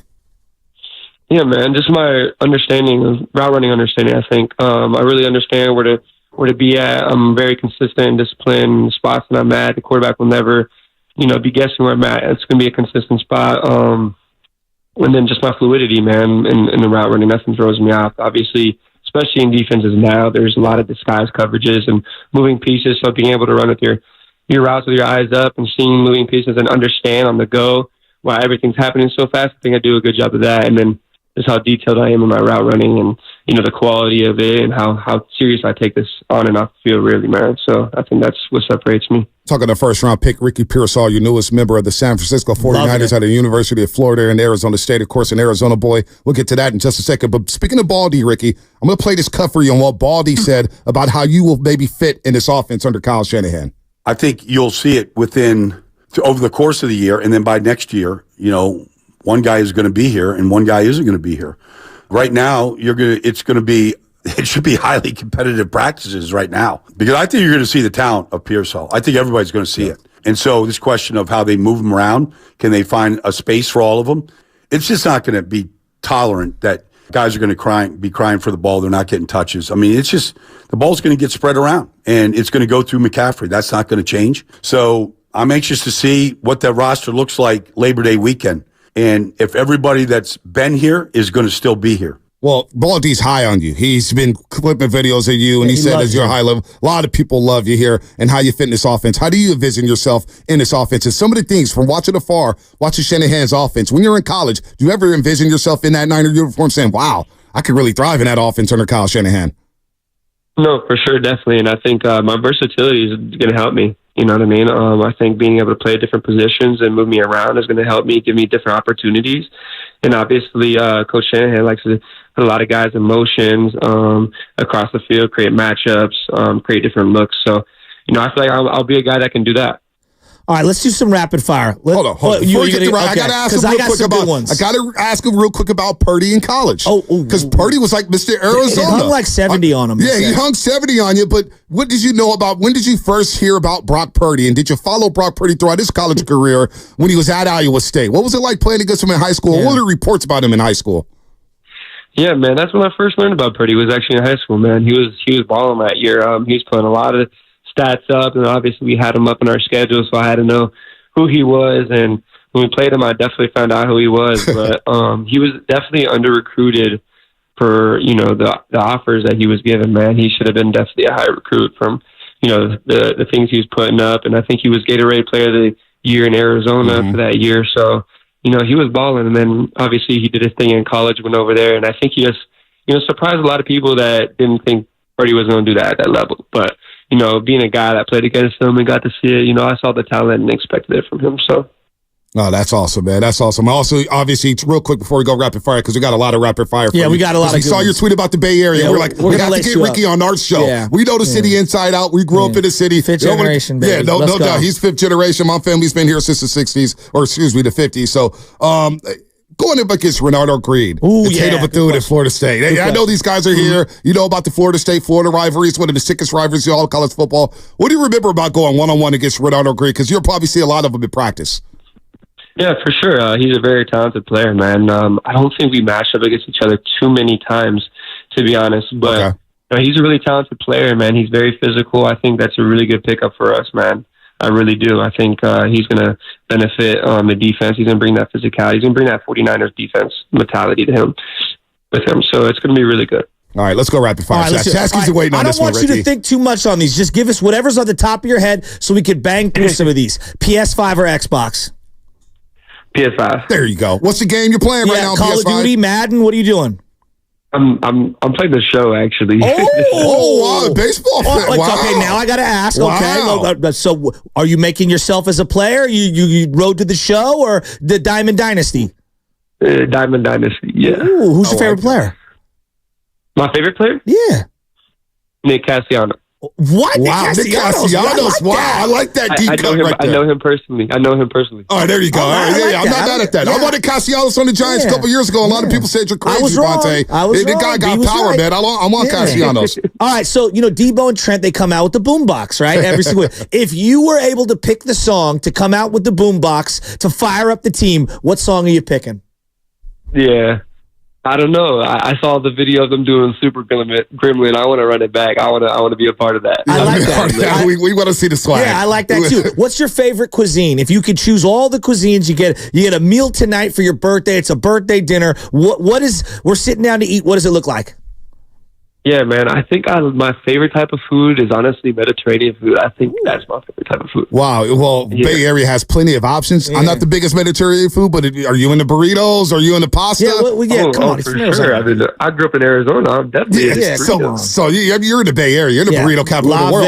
La Taqueria. La Taqueria here in the Mission's my personal favorite, but you ask anybody who's local, they're going to have 15 different answers. No doubt. We like our Dungeness crab out here. So do you eat seafood or no? No, I definitely eat seafood. I eat seafood for real. I seafood and I eat it. I love that. Dude, I love that. All right, what's the better nickname? We love it, Ricky. If fans are going to come up to you, do you like Yak Harlow or Slick Rick? I think both. I've never heard Yak Harlow. That is different. You like that? It just came out. Hey, I like that. Somebody started saying Yak Harlow. I said first class. This guy may be first class. You know what I'm saying? Yeah, I don't know if I could be Yak Harlow, man. I think I got to have my own juice. I got to have my own juice. I can't be named after another person. Yeah, no, I like that. All right. So, Sopranos, okay, or Real Housewives? Wait, what are those? Are those shows? Yeah, television shows. Come on. Ricky just got out of college, man. You don't watch TV? Hey, no, Ricky. I don't really watch TV. Okay, Star Wars, Marvel.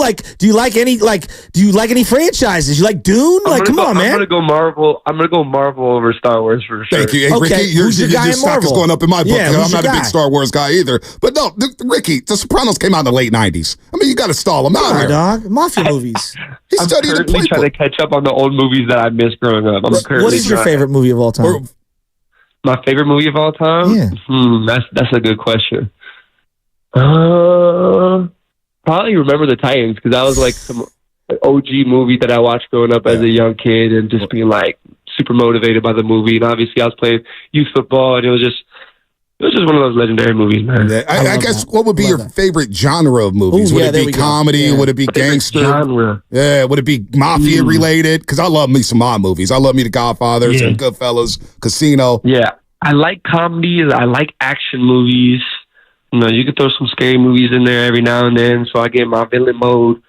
But yeah, those are my favorite movies. All right. So I'm looking at this Niner roster. I mean, these guys got some superstars. Yeah. Fred Warner, Nick Bosa, Debo, Ayuk, Purdy, CMC, Kittle. Who's the guy you want to meet the most? Just to find out what that guy's really like.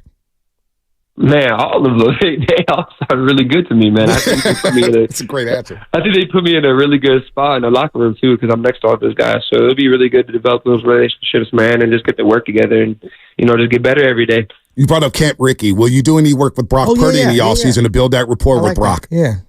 Oh, 1,000%. I might bug him. Oh, I love that. I love that. If you weren't playing football, what would you be pursuing? Obviously, football's been your obsession since you were a kid. What other things interest you in life? Would you have been a plumber or a teacher or a police officer? Seriously. I don't know what I would have been, man. I've just been football my whole life since I was 6 years old. I've been putting everything into it. I'm sticking to playing A, man. I'm sticking to playing A. I'm manifesting this. I love that. No, you can't try to switch me up, man. I'm about to be a great 49er. Come on. There you go, Ricky. Let's go. I love that. All right. And I love the tweet that you said. I'm all about representing. Yes. Because it sounds like it. You're representing Florida. You're representing Arizona. Now, you talked about things you must know, traditions, history, culture, lingo. I'll say this. Start it off. You never say San Fran. Never, ever say San Fran. But Frisco is acceptable. Don't say Nation either. I messed that one up already. Oh, Niner Nation? I'm not really sure. I messed that one already. You can say Niner Empire, but I'm going to stall you out with that one. Frisco's good, though. Let me tell you, we are two Frisco natives. My dad, he passed away, but his era, they didn't like Frisco because it's the older genre. Our era, Frisco's totally fine. All right. Yeah, you can go with that. You got to visit the Alcatraz. You got to do the Fisherman's Wharf. Absolutely. You got to eat the Dungeness crab out there. Make sure you wear a coat. It's going to be very cold. And that's the one thing about San Francisco. Maybe not so much down there in Santa Clara, San Jose, but you come up to the city, it could be 90 degrees at 3 o'clock. It's fast. Always bring a jacket, no matter what. And don't leave anything in your car. Yeah, don't leave anything in your car either. You get whacked. I want to do that. Those nights get cold? They get cold, and if you park on the street, you may have a broken window when you come back. They're going to bip you. So never leave anything in the car. It sucks. It's a state thing. You know what I mean? Okay. Yeah. I got you. And then look, burritos. All right. So because you're obviously from Arizona, well, give me what your burrito order is. Because Sam and Spinoni were talking about this morning. What's your go-to? Man, like I told you earlier, man, I eat anything. So I'm switching it up my order probably every other time I go, man. I like eating new food. I like going to new spots and eating new food. That's kind of like one of my hobbies, man. If you're asking, actually, let me go back to that question. What would I be doing? I'd be traveling and eating new food every day. I like that. That is an answer. That's my guy. That is an answer. That is an answer. See, he'll be eating every day, but he's in great shape. Yep. We can eat every day, Shask. If you see us, we got to watch our portions, man. We got the dad bod. I'm thinking about the sandwich I'm going to have from Little Luca's. As somebody texted in right now in South City, it's a hole-in-the-wall spot. They got the garlic pesto. Yep. Let me tell you, it is delicious. It is delicious. Oh, my God. Ricky, are you excited to get going here with the Niners? Oh, no. I'm more than excited, man. I'm antsy. I'm ready to go. Real quick, last one before we let you go. Yeah. You're wearing number 14, correct? Yeah, that's what they got me right now for camp. Is that the number of choice, or obviously you wore number 1 in Florida? It's Pete Rose, bro. Right. He's number 14, guy. Pete Rose. There you go. Would you look to switch that number? They gave me the number. That's what they assigned me to for camp. So you gonna rock out with it. You're gonna make it look good. We can't wait to see you. What are the cleats gonna be? That number got no aura, but I'm gonna put some aura in. Thank you. You're right. I like that a lot. What cleats? We going Adidas? We going Nike? Like, are you a Jordans guy? What's the deal with the shoe wear? Yeah, no, I definitely wear mostly Nike cleats, Jordan cleats. Those are the cleats I like to wear, but I can really rock out in any cleats, man. They throw me some Adidas cleats or get busy in them. Let's go. I love it already. Ricky Pearsall here on the Morning Roast. Hey, Ricky, we can't wait to meet you at training camp. We can't wait to see you get suited up and play in this offense. We love the film at Florida. We loved what you did at Arizona State. Herm Edwards spoke highly about you. Brian Baldinger. Everybody we talk to say this guy's going to be a player for the 49ers, so we can't wait to see it. Ricky, thanks so much for spending about 20 minutes with us. Thank you, guys. I appreciate you guys having me and having this conversation, man. Have fun. You too, bro. Ricky Pearsall here on the Morning Roast on 95.7 The Game. How could you not like that guy? First round pick of the 49ers. Said, I'm going to rock out with number 14. I'm going to build that aura with it. He's probably going to leave in that interview. It's like, those two wackadoodles just sound like they were coked out. I think that seafood joke went right over your guys' head. Oh, I heard it. I see food, I eat it. It was great. I heard it. It was great. Hey, my guy is all business. I see food, and I want to eat it, but, Look, my guy's all business. My belly here. Would you agree? There is not an ounce of let's mess around. He is ready to strap it on right now and go out and hit somebody. He sounds like a kid. That's like the first time. I'm only big pause. You've been saying some things, Shasky. You've been saying some things today. Big pause here. I'm gonna get my camera on. Strap the chin strap. Yes, strap the chin strap. I guess wide orbit's not working. Otherwise, we'd have had a lot of drops from what you said today, Joe. But that's the first time. I'm only 31 years old, and he's 24. You felt I felt a little old. Why? And he didn't hear of he didn't know what Sopranos was.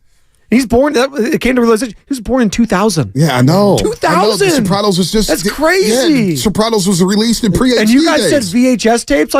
He didn't have VHS tapes. He had DVDs. Yeah, that's crazy. No, it is wild how young he is and how old we are. Listen to him. He doesn't watch much TV though. He's all about that football life. He's a football player. And one thing about you can say whatever you want about Shanahan and Lynch, they have made it a priority. Yes, to draft guys who are football guys, all about football. You look at this football team, all football. Fred Warner, football guy. George Kittle, football guy. Ayuk, CMC, CMC, football guy. Brock Purdy seems obsessed with being the greatest quarterback he could possibly be. Ayuk. So Ricky Pearsall kind of fits in that conversation. Boy, I'm excited. He said Tennessee was the best environment in terms of coming out of the tunnel. Wow, I'm here. That's on my list. I got to go to a Tennessee game. Tennessee, Georgia, Bama, LSU, Death Valley, the Swamp. I've always wanted to go to the Swamp. Remember the first time I ever seen watched a Florida State-Florida game. Florida State lost it. They were wearing all white in the Swamp. And I was like, what the hell is this? Who are the Gators? And they had this guy named, I think it was Eric Rhett at running back. Rhett was his last name. And he was scoring touchdowns left and right. And they were wearing the blue and the white, the blue and orange, whatever. And it was just rocking. The screen was just rocking. I'm like, what the hell is going on? What is this stadium? And they got Welcome to the Swamp. Year. I can't wait. No, it comes out in July, doesn't it? Is it July? I think it comes out in July. NCAA football. I can't wait for it. We should start our own morning roast league. Yeah, we could do all the scouting. Yeah. Nah. Can't wait. So do you like to take over a Power 5 conference that's a top of the tier, or do you like having an also-ran? So back in the day, I don't know why I remember these things, but I had a franchise with the Ohio Bobcats. I had a franchise with Iowa State. I had a franchise with Toledo. smoke. I had a franchise with Wyoming. Seneca Wallace. Yeah, Wyoming. Like, I would have the most random teams and try to build them up and get recruits, and it'd become a powerhouse. I did have a dynasty with Notre Dame for a long time, and it was just illegal. Like, I was getting backs left and right, just dominating people. I thought you hate Notre Dame. I hate them now. At the time, I loved Notre Dame. Of course. I should be a huge Notre Dame fan. They did my boy Tyrone Willingham bad. Fired him, hired Charlie Weiss. Charlie Weiss went to a bowl game with his players, and everybody held, touchdown, Jesus, Charlie Weiss, he's the greatest thing since sliced bread. Oh, he's Lou Holtz 2.0. And 3 years later, he was fired. So I went back to Florida State. And the reason why I left Florida State, because I felt everybody was jumping on their bandwagon, and I was like, I'm the first to the trough when it comes to Florida State. Nobody was talking about them. And then all of a sudden, everybody's wearing Peter Warwick jerseys, Warwick Dunn jerseys. So it's my college experience when it comes to rooting for football teams or playing on NCAA football.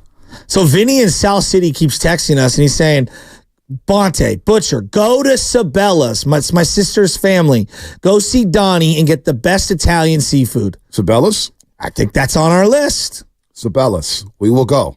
Vinny's from South City. Thank you for the recommendations. He's an Italian. I've got a little week, me and the little guy. Michelle goes back to work next week, and I have all these grandiose ideas of what we're going to do every single day, like me and him on these little adventures.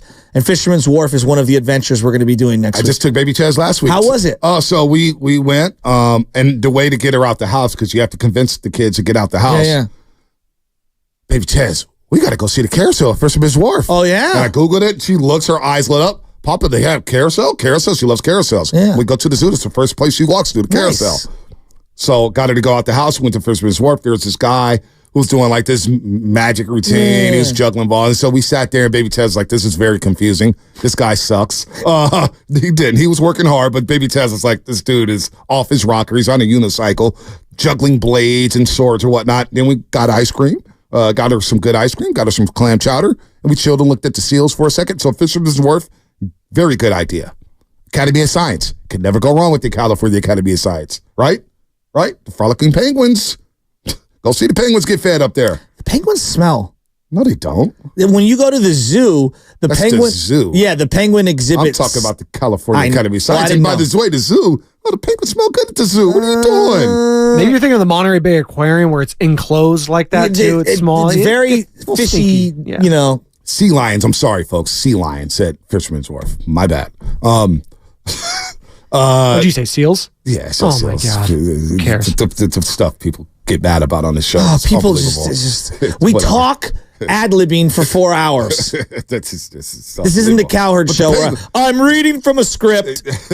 But the penguins at the zoo, Baby Chaz do love the penguins because she saw them caca once, and she looked back, Papa, the penguins caca, and she can't get it out of her head.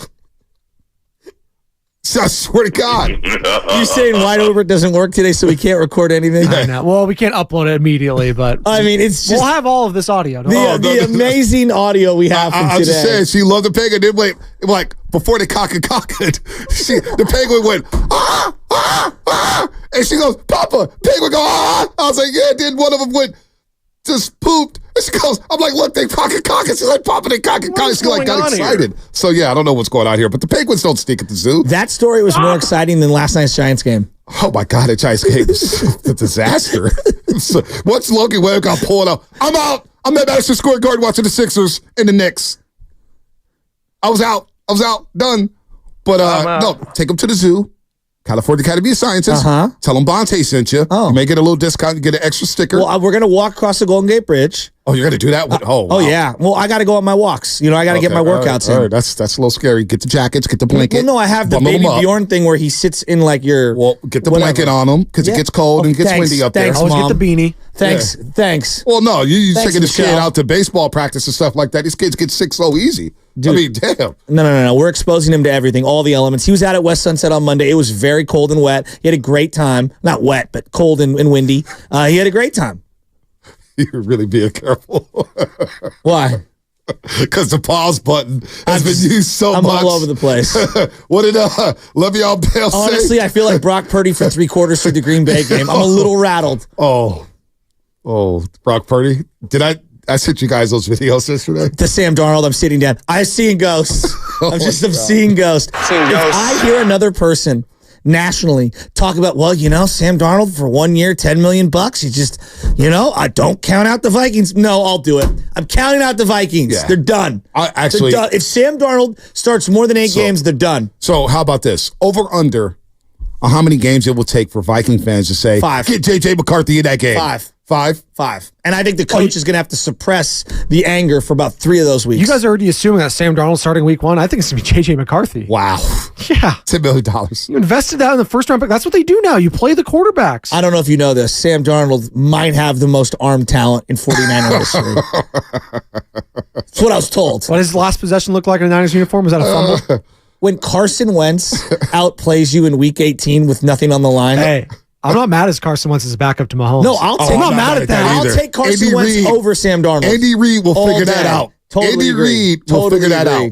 He'll mold him like some clay. I would have taken Carson Wentz if he wasn't such a bad locker room guy. Yeah, Sam Darnold getting the $2 million. Now it's starting to remind me of Matt Flynn going to Seattle and Russell Wilson taking that job as a 3rd-round pick out of North Carolina State. Then the Raiders paid Wisconsin. Him. And then they didn't play him. Yeah, they didn't play him. Yeah, so 5 weeks. You got 5 weeks. Yeah, I think they're going to be beating the Jump. Sam Darnold got $10 million, man. I got a joke for you, Bonte. Yeah, that joke was Sam Darnold getting $10 million. Or was it Trey Lance and trading cap? All bad worst takes. When it comes to draft picks, since we had Ricky Pearsall on, who's the 49er you are highest on coming out of a draft that just completely whiffed? That just this is bottomed out. One guy. It's got to be one guy. We can play this game, Roasters. 888-957-9570. We got Warrior takes. We got all kind of takes. I thought Terrence Jones out of Kentucky. When Harrison Barnes got picked by the Warriors, damn it, why didn't you get Terrence Jones? He was the best player in the national championship game. And he never found his footing in Houston. It's an all-time bad take. I've got plenty of bad takes. So this one's never going to age well. I thought getting Ken Dorsey when they did for the 49ers, I thought we had a 10-year quarterback. I really did. I really did. He was a winner at Miami. I love that. I thought Ken Dorsey was the man. Oh, man. And I'm not alone in that. Other people agreed with me. I don't know how many people agreed with you. Other people agreed with me. Who, your buddies? I also thought Rick Meyer was going to be the truth. Oh, yeah. That didn't age well. That didn't age well at all. I thought Rashawn Woods, we had our next Jerry Rice. Are you kidding me? Jerry Rice? Well, I thought he was going to be a Hall of Famer. A lot of people keep coming at me, and my buddy Joe Matucci's hit me up. Like, J.J. Stokes was a jersey that he got, and he never, materialized into anything. He was a guy a lot of people thought was going to be something special. Yeah, J.J. Stokes. Yeah, he was the truth at UCLA. The truth. What you got? What are you guys laughing about? He used to come onto the butcher shop because I believe Covey was buddies with him. Yeah. Oh, yeah, he's come on my show a couple times when he's working KPIX. Great guy. Hey, listen, he's a great guy. He's a Super Bowl champion. He's part of that Patriots team that won the Super Bowl. He was. He won a Super Bowl. Just say it. Super Bowl champ, J.J. Stokes. R.W. McQuarters, 1998. R.W. McQuarters. That jersey was a hit around here. Was it not? It was. I'm telling you to this day, after seeing him for a year, the one that I've been the most wrong on, I legitimately believed Ron Jaworski. I thought Colin Kaepernick was going to the Hall of Fame after 1 year. I was you know what, though? I know. It's not a draft thing, but if I would have bet the money right then and there, Hall of Fame or out of the NFL in 5 years, everyone's putting the money on Hall of Fame. After that 1 year, he was amazing. And he was good. And then, obviously things happen. Coaching staff changes, GM changes, talent depreciates. By the time his last season, when he threw 16 touchdowns and 4 interceptions, he was throwing to Jeremy Curley. All right? He was throwing, I think they had some dude named Juju playing running back. The 2013, the year they went to the playoffs, it was January of 2014. He thoroughly undressed Cam Newton and the Carolina Panthers, who had one of the best defenses in the game, and then won that game prior the week before in Lambeau in frozen conditions and was amazing. Absolutely amazing. And if it wasn't for him, they would have got blown out in Seattle because his legs literally kept them in a football game, but to throw to Anquan Bolden. You were talking about watching the Brock Purdy game over. I watched that game recently. That Seattle game? They got a fumble on the second play of the game. Yep.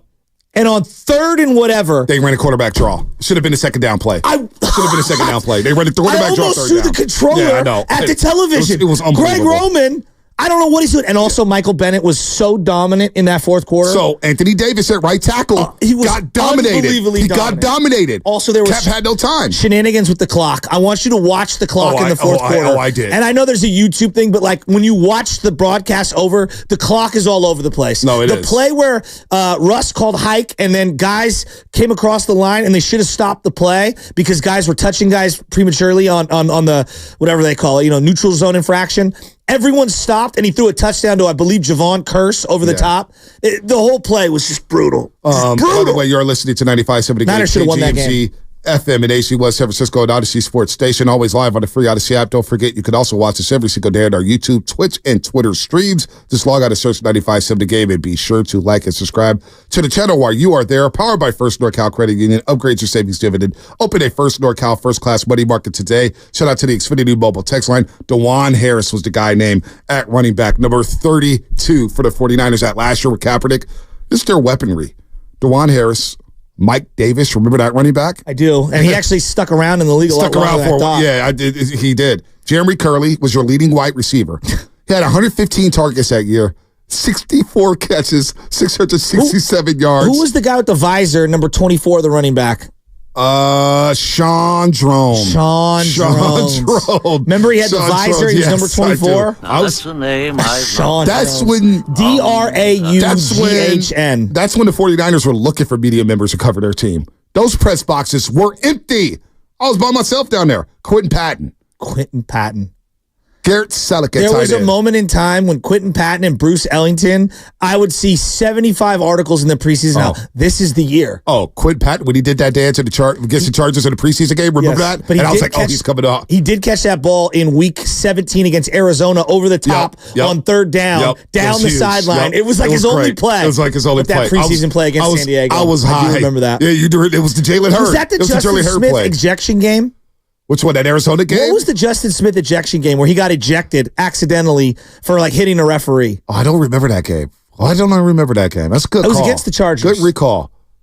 Was it the LT game when they roasted us? Well, no, that was when he scored like 5 touchdowns. Yeah, at Candlestick Park. That's what I asked. Yeah, he did this over and over. I mean, he looked like the best player in the world. He looked like one of the greatest running backs I've ever seen, and I've seen Marshall Faulk in his prime. And I mean, LT was one of the best running backs. And Eric Dickerson. He was one of the best running backs in history. LT, we forget about him. But Torrey Smith, Rod Streeter was a receiver that year.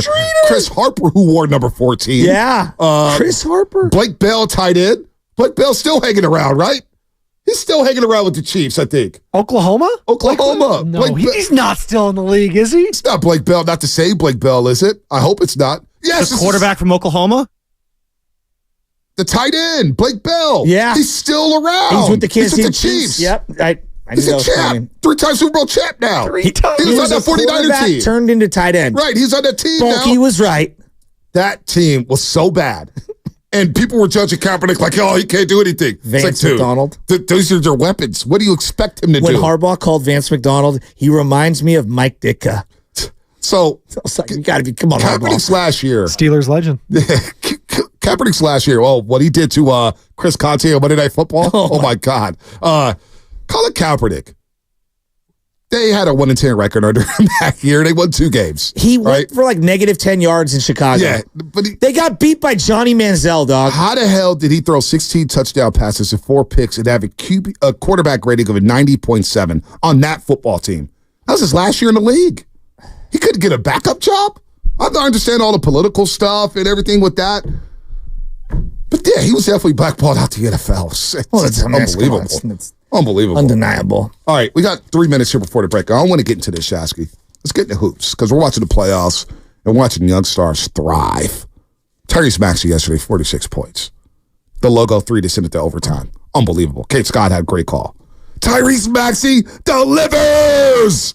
Shout out Kate Scott, NBC Sports Philadelphia. But we have this always article. Been a Philly fan. Well, I do pull for Embiid. They don't deserve a guy like Embiid. Oh, no, I meant Kate was always a Philly fan. Oh, yeah. Sorry. It's always fun game. Not me. But at the Garden, speaking of the Garden, that was at Madison Square Garden when Draymond said that. NBA 25 under 25 according to Hoops Hype. Uh-huh. Let's get into this list because we haven't really on this show dove into Jonathan Kuminga and Moses Moody. Boy. And where does Kuminga land on this list, according to Hoops Hype? NBA 25 under 25. Now, I want to get into that because there are all the rumors swirling about LeBron James and Kevin Durant, and I'm kind of with Steiny in terms of I don't really want to get older with this roster. But it has to be the right player. You know, like LeBron, I'm warm, whatever. I don't care. Embiid, LeBron, Paul George, sure. I'll sign me up for all those guys. But NBA 25 under 25, and for the people who want to keep Kuminga around, I wonder how they're going to receive this list. How they interpret this list in terms of what do you do with Kuminga moving forward? Is he a trade piece? Is he somebody you build around? Because a lot of players on this list, 25 under 25, are players you could build around. So where does Kuminga land on this list? Let's dive into that on the other side. Here on the Morning Roast, brought to you by Liberty Mutual.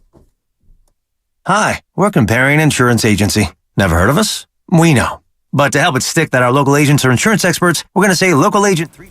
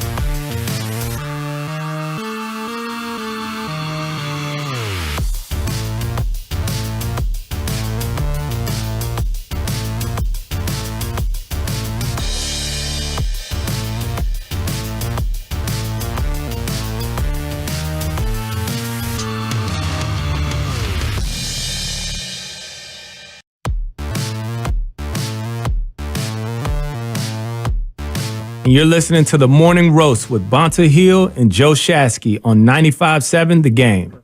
Chris Paul, what's going to happen with him? Shout out to Chris Paul. He had a good year with the Warriors. Really good year. 888-957-9570. Can I answer that question? What's that? He's probably not going to be on the Warriors. I know. All right. I know. And they're probably going to get no compensation.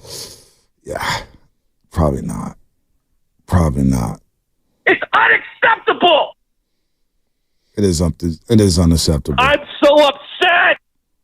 Oh man, there's some people pissed off. Anyway, the Siakam talk. The Siakam talk is just, who is pissed off? I don't know. Hey, Twitter. Twitter's going to Twitter.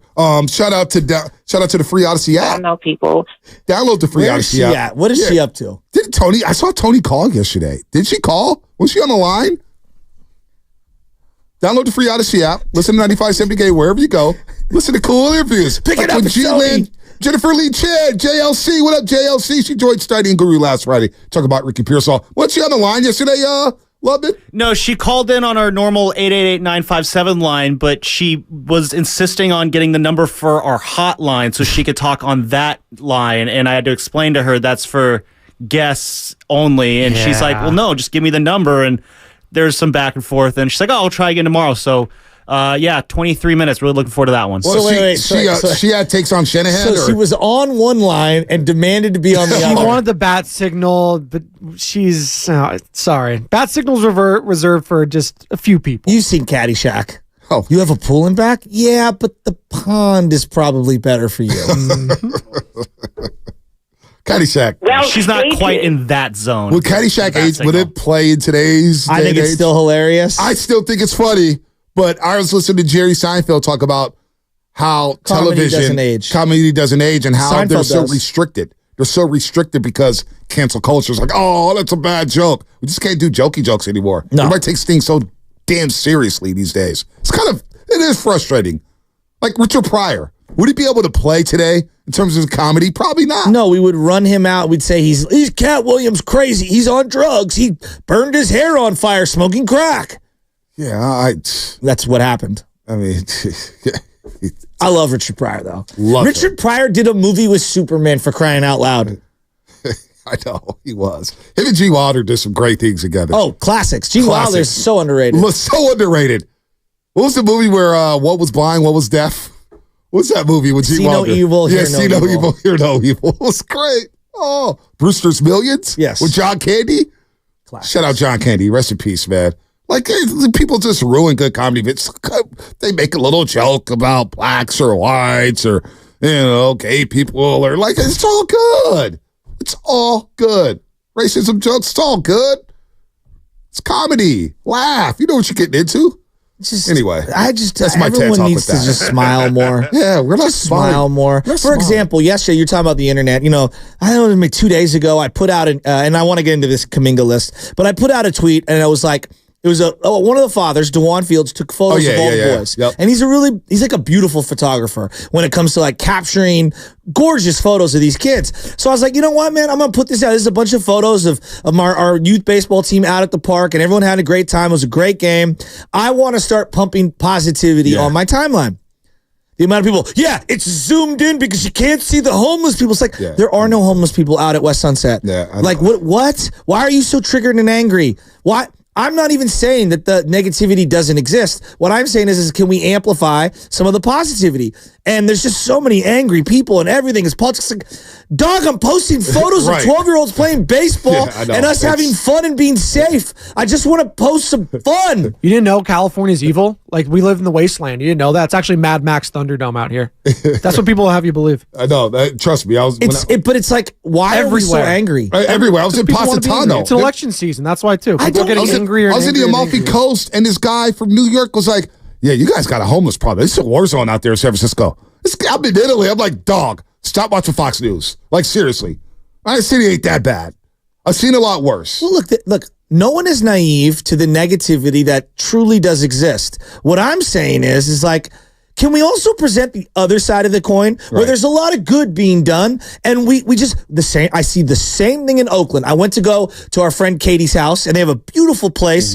I forget what the neighborhood's called. It's up in the hills. It's freaking gorgeous. Hills, Oakland Hills. But it's not the Oakland Hills. It's just it's like on the way to Piedmont. But it's a beautiful little neighborhood. I'm like, wow, this is such a gorgeous neighborhood. Kids are running around. They're all playing baseball out in front. I'm like, what a beautiful neighborhood. But if you bring up Oakland to say, oh my God, Oakland is disgusting and it's dangerous. Yeah, there are some parts. No one denies that. Like every major city has negativity. What I'm saying is like, can we amplify the positivity? No, we don't do that. Just a little. We don't do that. And it's been proven. Drama sells. Jermaine Wiggins told us that yesterday. Drama sells. Negativity sells. Somebody do something bad. When did we get the most phone calls on this show? When the Niners lose. When the Warriors lose. Draymond Green gets suspended. Guys are texting me, "Yo, I can't get in. The lines are jacked up." Near and it's coming hard. but you get Steph What Curry did you dropping. say to me? Wait, time out. What did you say to me after the Super Bowl? The day after. You know, Joe, the fan in me is devastated. But the businessman in me says, a loss isn't the worst thing in the world. It's not. It's not. I've learned that the hard way. It bothers me. Like this offseason with the Warriors. How much more riveting is it that they didn't make it out to play a tournament? It's way more riveting. And now we're going through lists here, and we're going to get to it in just a second. I don't know why negativity sells. Boy, by the way, Tony wanting the bat signal. The bat line. It's pretty funny. It is pretty hilarious. But I noticed, and I have to give myself a pat on the back here. Well stated. Your friend, Raj Mathai, who became friends with you online and in real life, followed me, and then he tweeted out a video of, I believe it's his kid, playing for St. Francis against Sacred Heart at Moscone, and he was like, instead of, doom loop, boom loop. And he tagged me, and he tagged him on Grow SF, and I'm like, thank you, Raj. Thank you, Raj Mathai. Let's go. Let's post more positivity. We're going to get Raj on the show soon. I love Raj. Raj Mathai loves us. He's a great guy, great mentor. I think he's the best dressed man in the bag. Oh, you talk about swagger? Oh, my God. Well, Shaska, when I did that parade show. Like Madden ratings? Yeah. Swagger on 100. Yeah, on 100. Not even 99. When I hosted that parade show today, the Warriors, we were at the parade, we did the show, I went over, and I swear to God, in my intro, I go, Vontae Hill, I got Chris Mull on the Hall of Fame with me, and mama, I made it, Raj Mathai, and I was just like, this guy is next level. He's next level, man. So I love Raj, man. He started in sports, man, but when he walks on that field and he works a room, he has a respect of everybody. He actually landed a John Fisher interview. Nobody can land with those interviews. I actually landed a sit down, one-on-one. The downfall is there. Oh, my God. The downfall is near and it's coming hard. Behind Vontae, the flag just fell. I mean, just... I keep trying to bring it back up to it. Maybe it's emblematic of the Warriors' future. I just keep trying to put the flag back, and it keeps falling down. So here's what I'd say. So let's look at this list. 25 under 25. Yeah, so when it comes to the NBA. So does anybody want to take a guess of where Kuminga lands on this list? And by the way, this list was made in January, I believe. January 1st. January 1st, New Year's Day. And Kuminga wasn't playing much. I thought if he would be on the list, I thought he would be in the 20s. He's not on this list. Because we're three draft classes, plus it would be the draft class prior to him, maybe even before him twice. So I would say he's in the 20s. I do wonder, though, if this list came out, say, last week instead of January 1st, that I think he would be on this list because I'm seeing some names but at the bottom, right? In the 20s. Okay. Because number 25 is Brandon Miller, the rookie out of Charlotte. He's solid. He had a good rookie year. Again, like doing it on a team that did nothing. He did, but he had a good year, and he was like number one option on the scouting report. LaMelo Ball didn't play as Sam Leatman puts up the banner behind me. Nas Reed, number 24. He is 24 years old. Feels low. Feels very low. Jalen Green, 23. And I think he might even be higher on this list if we were going 2 months later. Exactly. Because he had a spectacular end to the season. Agreed. Keegan Murray, 22. That feels low to me, too. I think Keegan Murray's way better than that. Tyler Hero. Hami Jaquez is ahead of Tyler Hero at number 20. Anthony Simons from Portland. I would bump him out. He wouldn't even be in my top 25. Jalen Williams, Santa Clara, 22. Santa Clara, Jalen. Yeah. Darius Garland, Cleveland, 23 years old. I like Garland. I don't know if I like him at 17, but I do like him on this list. I like him on the list. I think it's high. It's high, but I would have him in the top 25. Garland's a good player. I would agree. Jaren Jackson Jr., Grizzlies, number 16. I have him higher than this. Cade Cunningham, 15. I have, as much as I love Cade, I don't think he's done what Jaren Jackson Jr.'s done. All right, so then you got that. You have Evan Mobley, Franz Wagner, Victor Wembanyama See, at 12. he'd be top 4 if this was now. Yeah, now he would be top 4. Zion Williamson, 11. Şengün, 10. See, I'd have Zion ahead of Şengün, but that's I've had Wemby ahead of Şengün, too. Oh, well, again, Wemby would be top 5. Again, this list was January 1st. Paolo Banchero, number 9, and I would have him higher. And I love me some Paolo Banchero. Oh, my gosh. 39 last night, lost, but he's smooth, man. You get him another player, they're going to be a problem down in Orlando. Scotty Barnes, number 8. Yep. LaMelo Ball, 7. Which I think is a little high for LaMelo. Considering how many games has he played? 56 games the last 2 years? I just think he's grossly overrated. Not good. But he has a new back tattoo. Saw that yesterday. Well, I'm sure that generated a ton of clicks. Probably did. Chet Holmgren, number 6. Tyrese Maxey, 5. John Morant, 4. Tyrese Halliburton, 3. Anthony Edwards, 2. Luka Doncic, number 1. So I think the top 3 we can agree on. Yeah. 4, I would have Victor ahead of Ja. However, there's no Jonathan Kuminga on this list.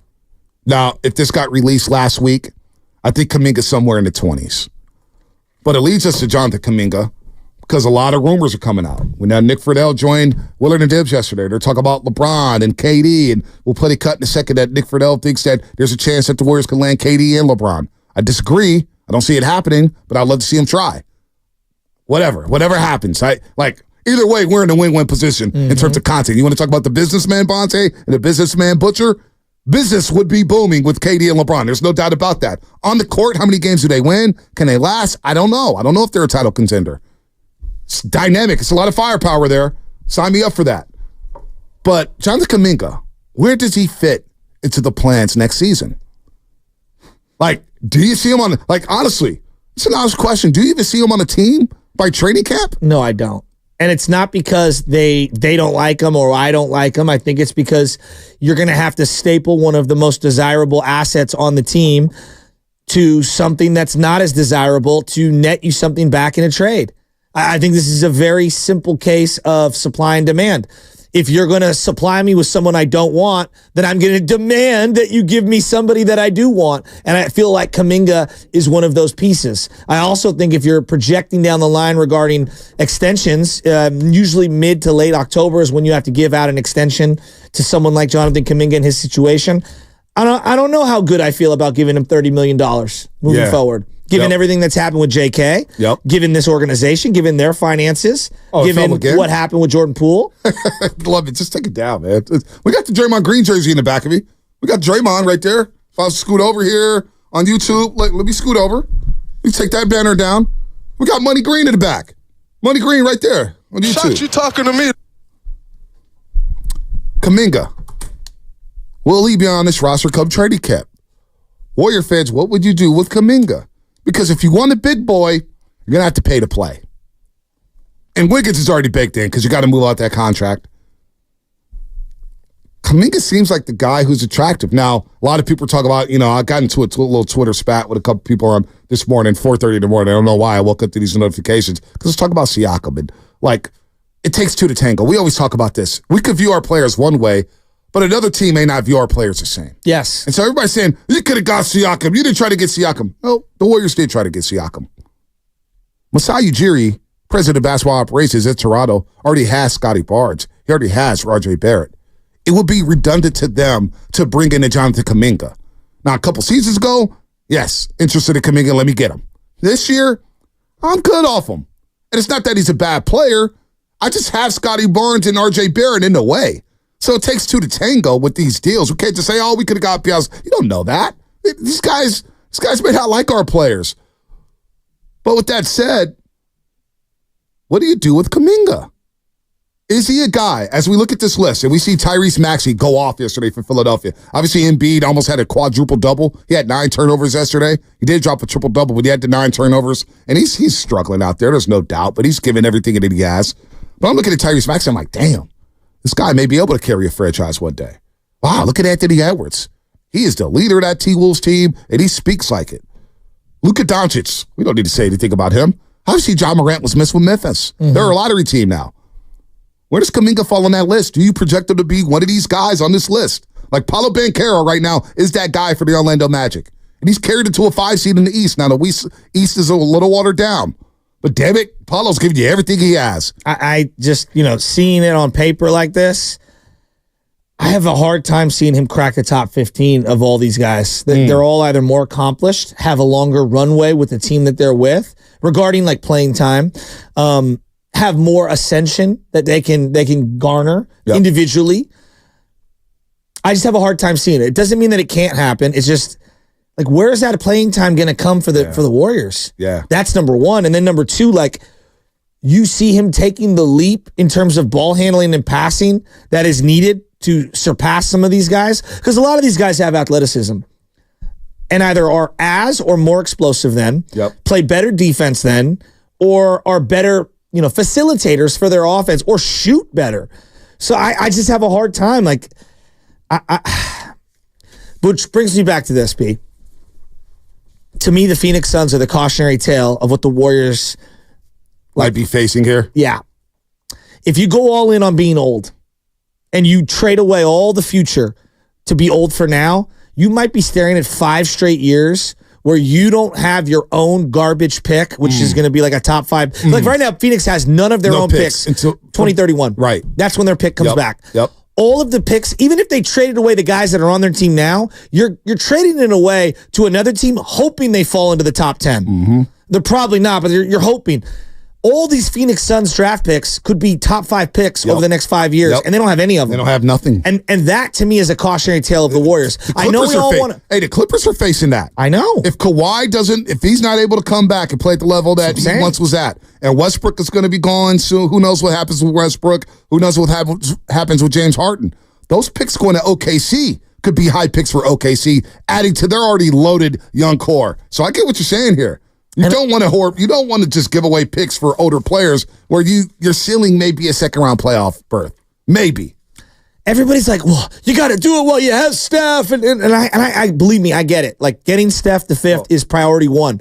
But also priority 2 is you can't salvage 5 years after. Like, I was listening to Willard, right? And this was a couple weeks ago. And maybe I'm paraphrasing some of this here. And if I missed the context, Mark, I apologize. Do not put words into his mouth.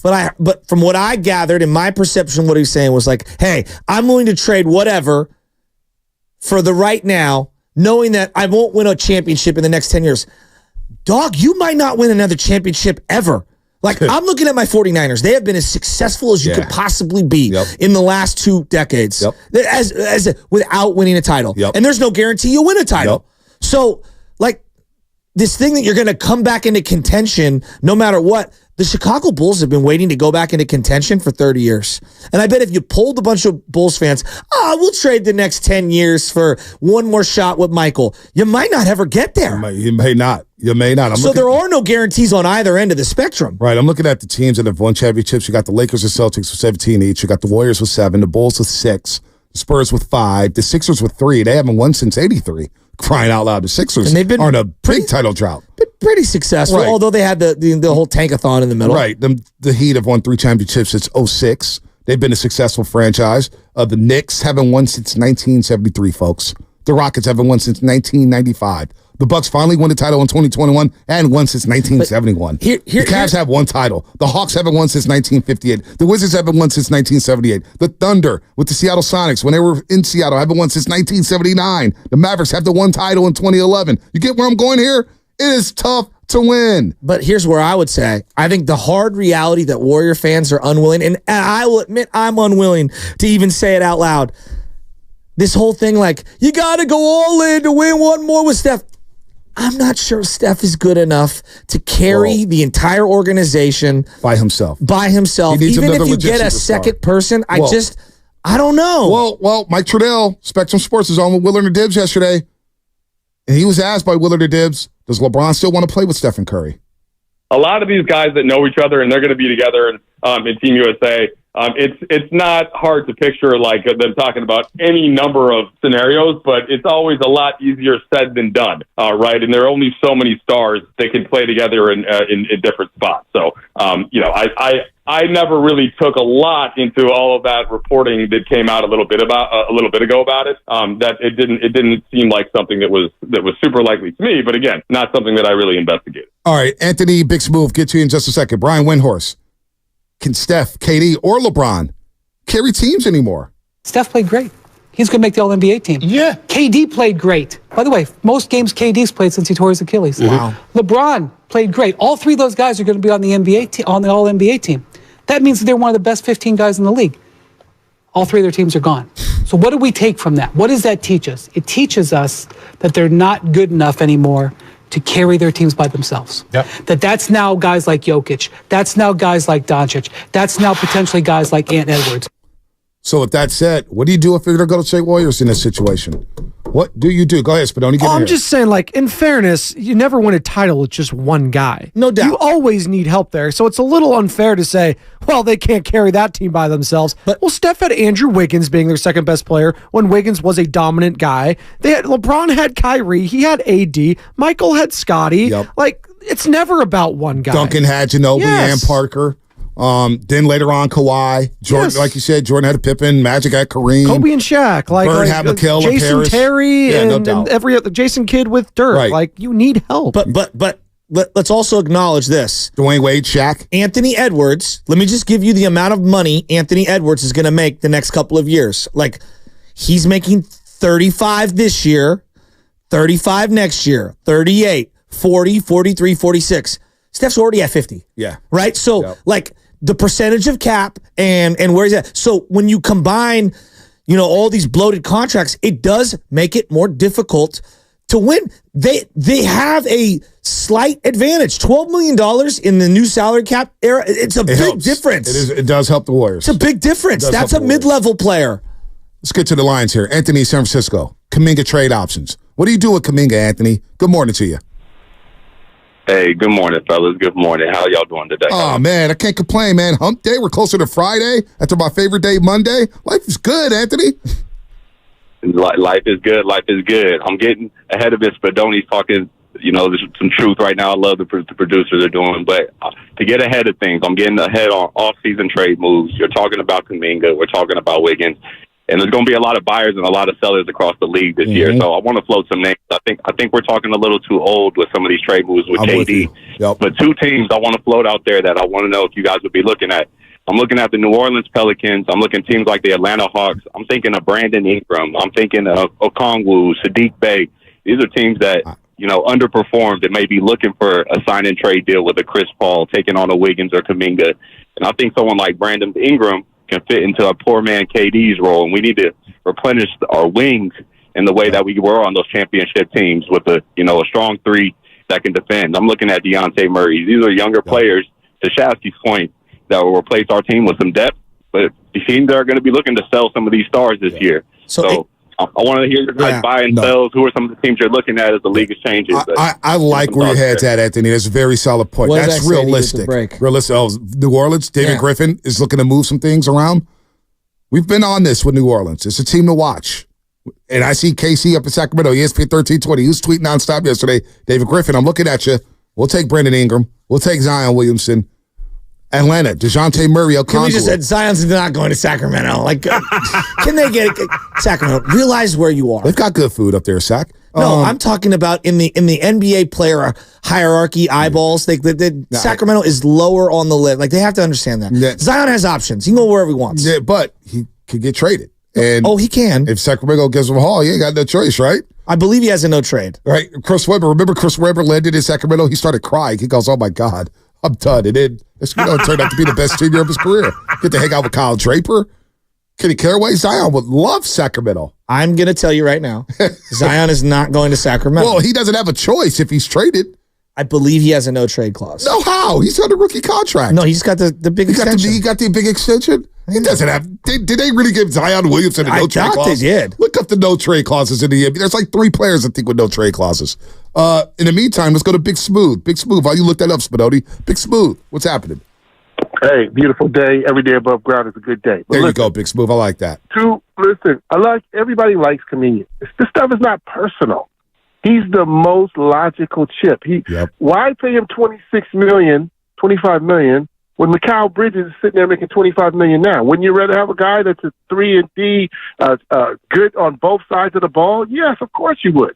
No knock against Kuminga, but then somebody else we got to get our eye on is Robert Williams in Portland. He's just wasting away there. Time Lord. He was hurt. Him getting hurt in the finals was a big difference. It was an underrated storyline. The Warriors. Yeah. But you look at him healthy. TJD, man, I love him, but he's not enough. Let's be honest. To me, he's a great backup. Learning. Yeah, and he's still learning, and he'll get better. But listen, man, 30, the baby face guy, 30, he can still hit an open shot give him an open shot, he'll hit it. I know this sounds simple, but there's not a lot of guys in the NBA who can do that. And then on top of that, if you come up on me, I'm going by you. He creates problems. We have to listen. This is our last punch, man. This is it. I'm cool with it, and I love what you guys said. I've been around the Chris Cohan days. I've been around with the Chris Washburns and the Todd Black. We might not see another one. And you know what? I'm okay. I've seen the A's win 3 in a row. Right. I've seen the Warriors do 4. It's okay. You can't win them all. But, I did. Drop me. But listen, I love that. Hey, Big Smooth. Okay. I'm good with it. Yeah, no, I'm with you. As long as they're competitive, I want to win, obviously, championships. It's tight or a bust for me. And I love the philosophy now to go to State Warriors and Joe Lacob. It's all about winning. There's no Chris Cohen days coming back here. Joe Lacob is trying to win. And they sent out the clip yesterday from our social account, me and you talk about Joe Lacob and how he wants to win. And people are thinking, he doesn't want to win. He wants to do it his way. And he's looking at the future. You guys don't know Joe Lacob already? We had him in studio multiple times. Met him multiple times. Joe Lacob, there's a deal out there to help him win. With the parquet floor, we said, people call you the new Eddie D. He goes, how many championships does he have? And he knew, because, that's interesting.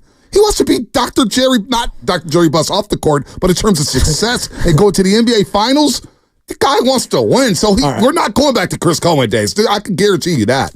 Yeah, but that doesn't mean they're going to be winning at the clip that they've won. They may have bad seasons, yes. But he ain't going to not care about the team like Chris Cohen. By the way, Zion does not have a full trade clause, but there's only been 10 players in NBA history that has had that. But did you see the other clauses in there? Because I'm looking at it now. Yeah, there's like some body weight ones in there too. He must be less than 295 pounds. Body fat will be monitored. Injury sustained to his right foot. And so they put in these 50% guarantees based on how much he plays. It's wild. He has some non-guaranteed 2025, 2026, but becomes fully guaranteed depending on how much he plays. Right. Kind of crazy. So second essentially trade for him. He doesn't have a no trade. He can't say, you can't trade me there. Zion ain't going there. Mark my words. I don't think he's going to get traded there, but it's a possibility. I think that's a realistic option. He's always hurt, as in Time Lord. The knee has been chronically ruined, I would say. His work ethic questioned. But those are the kind of players that are going to become available, which are guys that have flaws. You're not getting perfect players, so you're going to have to take a risk. That's how Bogut became available originally. By the way, I want to get to Leroy and John in just a second. I want to play this cut before we leave because I was watching this live. I don't play it for you. I don't know if you caught this. Steph Curry last week accepted the Clutch Player Award in the NBA. He was on with the guys from inside the NBA, and he was asked what was missing this season for the Golden State Warriors. The sad part was just missing 3 wins to get out of the play-in and have yourself in a playoff series where, even like a game like Sacramento in the play-in tournament we had, you're looking at, we're down 1 and can find a way to game plan to try to get back in the series. Obviously, early in the year, we had a lot of missteps and some absences, but you do realize we're not that far off, even having tried to stay at this level at this peak for so long. There's going to be some tweaks. We know, when you lose, you have to look yourself in the mirror and say, what can we do to get better? What holes can we fill? And thankfully, we have some time to figure that out. So, a lot of conversations with upstairs with Coach Kerr to try to figure out how to get back to the level that we expect. I didn't answer anything specifically about what we need, but we're going to figure that out over this summer. Just keeping it close to the vest. But he did mention there has to be some tweaks. Obviously, have to be some tweaks. What do you think he wants? He wants to get back into the playoffs and try to win another championship. I know. No, I know, but you think he's conversating with Durant and LeBron? Well, he's going to converse with them during the Olympics, that's for sure. Now, is KD a realistic option? Before we get to Leroy and John in Walnut Creek, here is Cousin Nick Friedel on why KD is a more realistic option than LeBron James. With Kevin, I mean, he's got 2 years left in Phoenix. If you're the Warriors and you say, okay, well, we know it can work and we know it can make it happen, I think that's where you call Phoenix up and you say, hey, you want a boatload of picks back and Kuminga? I mean, would that be something that would get both sides going? I don't know. Is a more plausible option. Let's go to John in Walnut Creek. I'm making you choose between KD and LeBron. I've seen it look with KD. I love you some KD. I think I'm still taking LeBron over KD slightly. The current versions. Gosh. Although I am not opposed to all three. Yeah, it's kind of a no. I want the pipe dream of all three. Bring it to me. Crack. Listen. You want to talk about ESPN starting every day off? It'd be the triplets. What would be a bigger deal? I think Sam floated this out there yesterday. If Tom Brady came to be the 49ers quarterback this season, or if LeBron James came to the Golden State Warriors. Yeah. Really? Yes. Football's pretty big. I don't know. I think Tom coming out of retirement is a big story. LeBron to the Warriors with Steph. I think Brady would be the bigger story. Really? People have LeBron fatigue. Legit LeBron fatigue. Let's get to John real quick and want to cricket in Leroy before we end the show. John, what's happening? You're on the roast. Hey, thanks for taking my call, guys. Good morning. I've called in. I heard that clip a little earlier about how because KD, Steph, and LeBron are out of the playoffs, that somehow is evidence that they can't carry a team anymore in the NBA. And I think that's just crazy. That's whack. That's not how today's NBA works. It's not about just one guy anymore. I think LeBron, when he went to the Heat, he ushered in this era of super teams where you just needed like one or two top guys, and then you could fill out the rest of the roster with mid-level, exception, and minimum guys. But the Warriors were the ones who put that to bed. The Warriors were the ultimate super team. They had a whole team. They had guys all the way down, sixth men, seventh men, guys that you could trust to come in and put in quality minutes and give good time. And they individually, those bench players, those role players, could carry the team for periods. And so, these top level guys being, that's all you need. I think that's bogus. No. Let's go to Leroy in Oakland real quick. Leroy in Oakland. Want to squeeze everybody in here. Leroy, what's happening? Leroy, good morning to you. Hey, good morning, guys. Real quick, man. I know we up against it. I just want to say, I'm a big Warrior fan, and I think that we should keep Curry and we keep Kuminga, and then we kind of just revamp everything else. It was funny. The caller had mentioned a couple of calls before, like, hey, we should get some guys like, a Kongwu from Atlanta. And I remember when we came in the draft and we came to pick Wiseman, right? When we picked Wiseman, I went, man, don't take Wiseman. If you need a big man, take a Kongwu, because I like what he was doing at USC. So it's funny. It's coming, all the way back around that some of the fans are like, yeah, we need to bring him in. And so, no, I'm just like, hey, just revamp the thing. You keep some of the old with Curry, and then you keep some of the new with Kuminga, and then everything else, is expendable. Leroy, that means, hey, real quick, Bob, that means trading the guy behind me in the jersey, Money Green. You ready to do that? Oh, yeah, I'm so ready. I mean, you know me, Bronson. I was like, keep Poole and get rid of Draymond. Yeah. I wanted to go with the youth movement. So, how it go, man. Hey, we had a great run with these Warriors, man, but it's just time to revamp this thing. So, yeah, keep some of the old, keep some of the young. Keep Curry, keep Kuminga, and the rest of the people, because, we need a big 4, big 5 now. This is not back in the day where, with Wilt, you needed a big 1, then you needed a big 2 with Kobe and Shaq. Then it was a big 3 with Pierce and Garnett and Ray Allen. And then it was a big 4 with the Warriors back in 2000. Now you need a big 5, big 6. So, hey, revamp that thing. Keep Curry, keep Kuminga. There it is. How does the saying go for weddings? Something old, something borrowed, something new, something blue? Something Fast Five. It's time for the Xfinity Fast Five. Damn you. Your last chance to get in on the morning roast. Brought to you by Xfinity.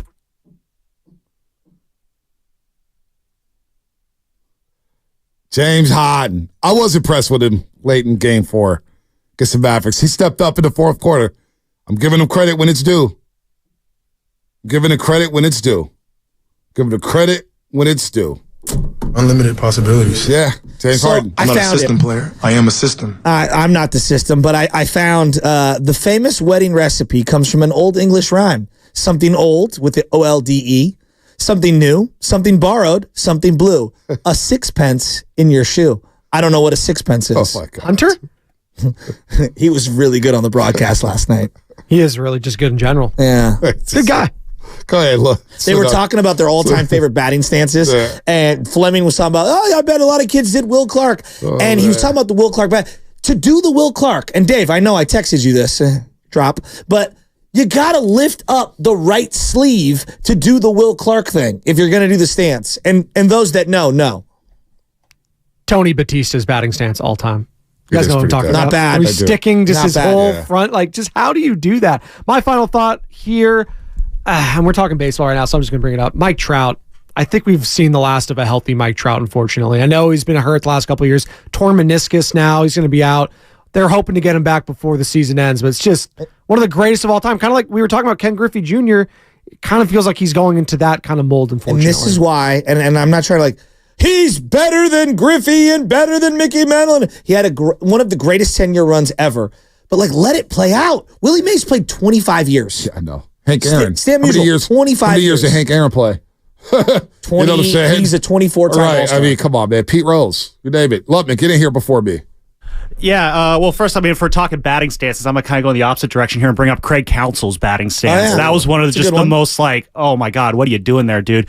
But no, I was at the A's game last night. I got to see Mason Miller pitch in person, and seeing him, and then also seeing Camilo Doval, Bay Area's got two insane fireball throwing closers. Right. They are both very fun to watch, and right now on May 1st, 2024, which is a Wednesday, I double-checked, I got to be honest, I think the A's lineup far more exciting than the Giants. Very more exciting. A lot more exciting.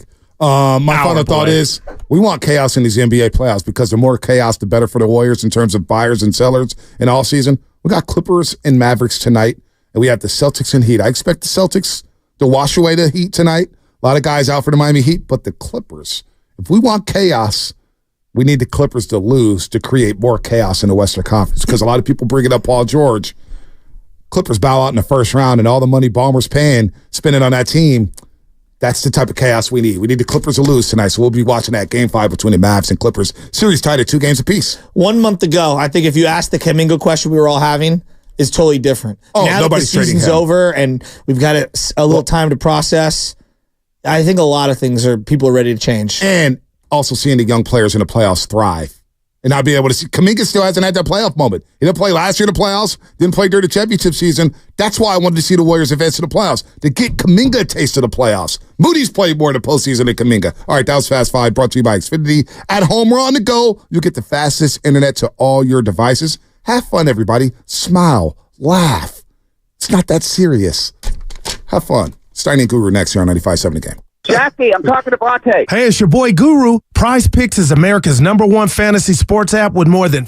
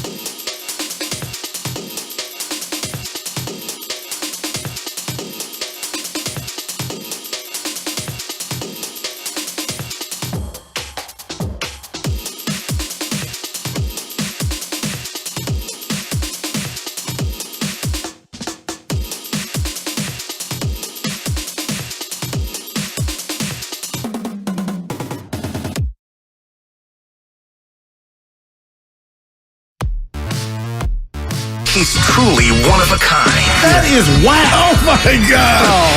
And he's doing a great job. I need you to man up and say what you really want to say. Simon, you're doing a great job. And together, they are Steiny and Guru. Yeah. On 95.7 The Game. All righty. Good morning, everybody. Matt Steinmetz along with Daryl the Guru Johnson today. He's back. Yeah. What's up, my man? Nothing like family. You guys have my back every time, so I'm back in the saddle. All right. It's good to hear. Good to hear. And how you feeling today? I'm okay. Well, the family doing better. Oh, good. Yeah. That's all that matters, right? What's tickling your fancy? Real quick, the NBA playoffs start off the show are just great. I didn't get a chance to react to the great game between Denver and the Los Angeles Lakers, and I'll say this: Jamal Murray never made an All-Star game. Not one all NBA. That's true? He's Dwayne Wade. Jamal Murray's never been an All-Star? No. What the hell is wrong with people? It's a travesty, but Tyrese It's a Travis Maxey Shamockery. He's a star. That was incredible last night. He went Reggie Miller on the Knicks. They choked. Up 6 with 26 seconds left. That was a big-time performance by Maxey, no doubt. No doubt. No doubt about it. We're going to get into the NBA playoffs. Also going to talk about all three of the teams in the Bay right now, the Giants, the Warriors, and the San Francisco 49ers. We're going to kind of talk about where each of those franchises are. We got Danny Green. Yeah. Danny Green. Three-time NBA champion. He will join us. I wonder if he wears them. I'll ask him. No self-respecting guy does, Gu. Well, I'll say this. I don't want to say I got breaking news. You wear it out for an event. This is a Warrior take. How about a quick Warrior take? Sure. Random. Hashtag random. Okay. Go do whatever it takes to get Durantula. Kevin Durant still has something left. Steiny, go get him. Now, they got swept. But he still got swept, no doubt. And he was the best player. All bad. He's the best player on the team that got, or he might be the second best player on the team that got swept. But get him with Steph, and I'm all in. And whatever it takes. Okay. All right, I'm back. Right. Yeah. We're going to talk about that. And Nick Friedel was on with the afternoon guys yesterday. And I in missed fact, him. Since you went there right away, we'll make a point to get there in a hurry today. And it sounds like Evan agrees too. Yeah, Evan's in on, I would be more in on LeBron than Durant. He's not leaving L.A. They're going to draft Bronny and do whatever it takes to keep LeBron in L.A., Stoney. All right. What's he got? I need. I don't know what I need here. Fans of the Bay Area. I wanted to say Jesus, but he's on your side. I came in today and I heard something. And it was from Draymond Green did a podcast a couple days ago. All right. And I just happened to listen to the first 5 to 8 minutes. What stood out? And there was absolutely incredible. He said it's an incredible podcast. He just was being Draymond. And I swear to God, I heard it and I was just, as you like to say, it's just got me feeling some kind of way. I listened to this and I thought about a million things. And I don't know what he said. Time. That's why I'm like, what got you? I know. That's why I'm kind of looking forward to this because you kind of don't know where I'm going here. But so I turned this podcast. Turn this podcast on. I used to have, and I'm saying a whole bunch of nothing now. I used to have an assistant program director who every time I got in to work, he'd say, "What are you hot on? What are you hot on?" Because he hated when he came in and you're just like, "What are we going to do today?" Right. He wanted you to be hot on something.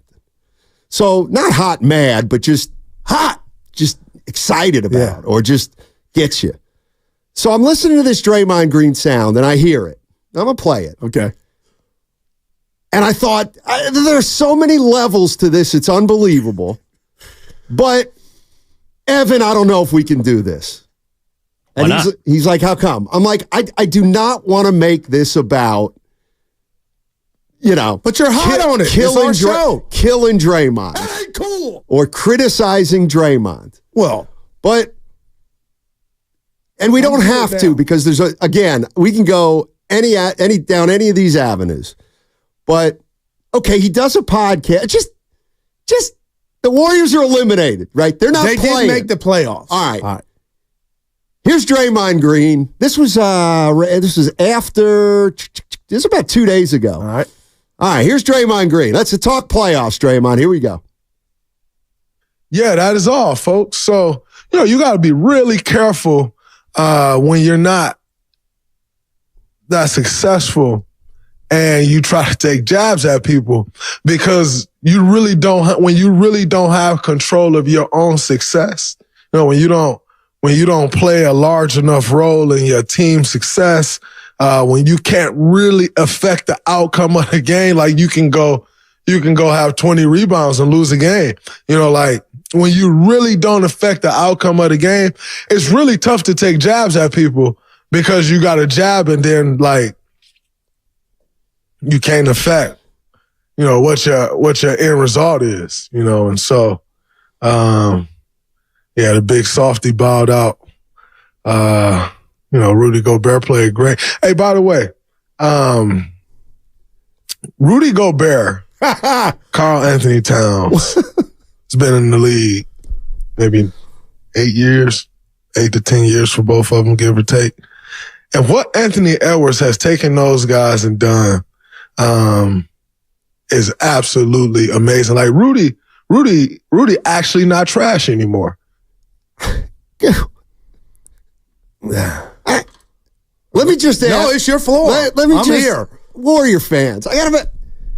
What are we doing? His podcast. But what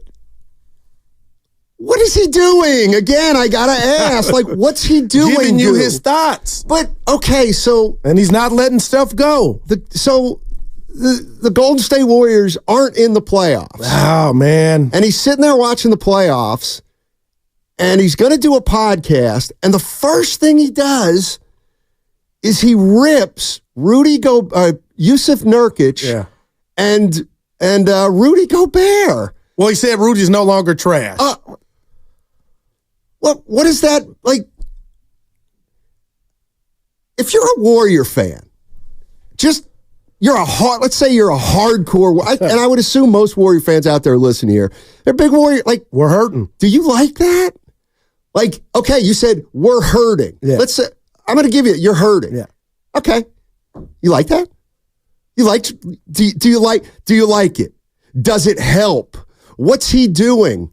Does it mean anything when he does And there that? we go. What? Okay. It's I his just podcast, don't understand Donnie. I just don't understand why he would do that. Because that's all. He's being himself. And in regard to your question about does it help, even if he would have just talked glowingly about whomever, it has nothing to do with where the Warriors are at and what they got to do to get back to relevancy. But I was in the restroom standing and I thought to myself, I got to love Draymond Green for being Draymond Green. He's got a history. He's upset. He's watching the playoffs. And he stayed true to what he is in his brand. And he also, I know you're going to laugh, he gave Gobert a compliment saying he's not trash anymore. Stop. No, don't do that. Yeah. Do not do that. Those were my takeaways. Do not say he gave Gobert a compliment. Come on, Goo. He's I need you to meet me here. Yeah, he's Goo, not trash anymore. Come on, that's not a compliment. That's sticking it to a guy. Well, you can't really stick it to a guy that's playing. That's about to play in the second round series. Apparently Saturday. that doesn't matter to Draymond Green. So here's the one thing that really stuck out to me. Give it to us. The part about Nurkic, and you got to be careful when you're not that successful and you don't have a lot of control over your own success and you don't affect the outcomes of game. Okay.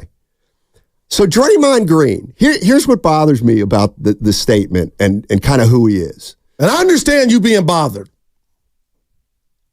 Draymond Green is a Hall of Famer. Okay. Rudy Gobert is going to be a Hall of Famer too. He's played with Steph, Clay, and Kevin Durant. All right. It bothered it bothered Draymond an unbelievable amount when Barkley called him a coattail I'll never forget of those guys. Yeah. But here's the thing that I'm fascinated by with Draymond. He's talking to Nurkic about you got to be careful. You know, if you're not a great player and you can't affect the outcome of the game. Now, Draymond's a great player. But don't you think that a guy who played with Curry, Durant, and Clay should be like, where's the humility? Like what he's inferring right there is, I'm Curry. Like, I am Steph Curry. I affect outcomes like Steph Curry. And this isn't about whether he affects outcomes or not. He does. He's a hugely important player. But there's something about Draymond Green where he is hell-bent on making people believe that he's as important as Curry. Like, it was the big three, and there is no delineation. It was the big four, but it was KD, Clay. But they're not part of this. He was looking at it through the prism of, I impact the game more than Nurkic. Yes, but what I'm saying is he's also unable to look at his own team and say, you know what, maybe with our big three, you know, it's Steph number one, and then Clay in our prime. And then I was the best defensive player, but I was kind of third in the pecking order. But that's okay because we won 4 titles. Like there's this arrogance of him thinking he can be the judge of what is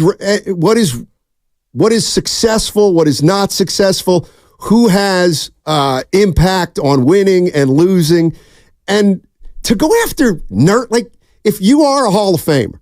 And you think you're as important as Curry and Clay in the big three. Why are you dealing with Yusuf Nurkic? Because he's the guy that he's a nobody. He got him suspended. He's a nobody. He talked about him when he came back, Stoney. So there is history there. And you're probably not the only one bothered, but you got to give Draymond Green credit for this, being consistent at who he is and what he does and what he believes. Okay. And Rudy Gobert, he feels has won 2 or 3 Defensive Player of the Year awards that should have went to him. So there's that. And that's why when we're talking about Draymond Green and you're laughing that, that's not a compliment, it's a backhanded compliment.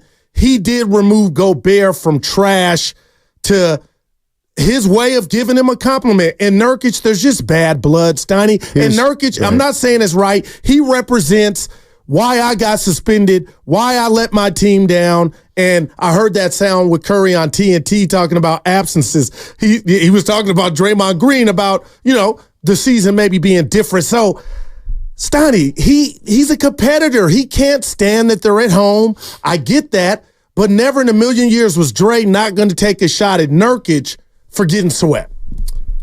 So, not saying it's right. Yesterday, before the show, tell me, Evan and I were talking because we talked heavily about the Warriors and the offseason.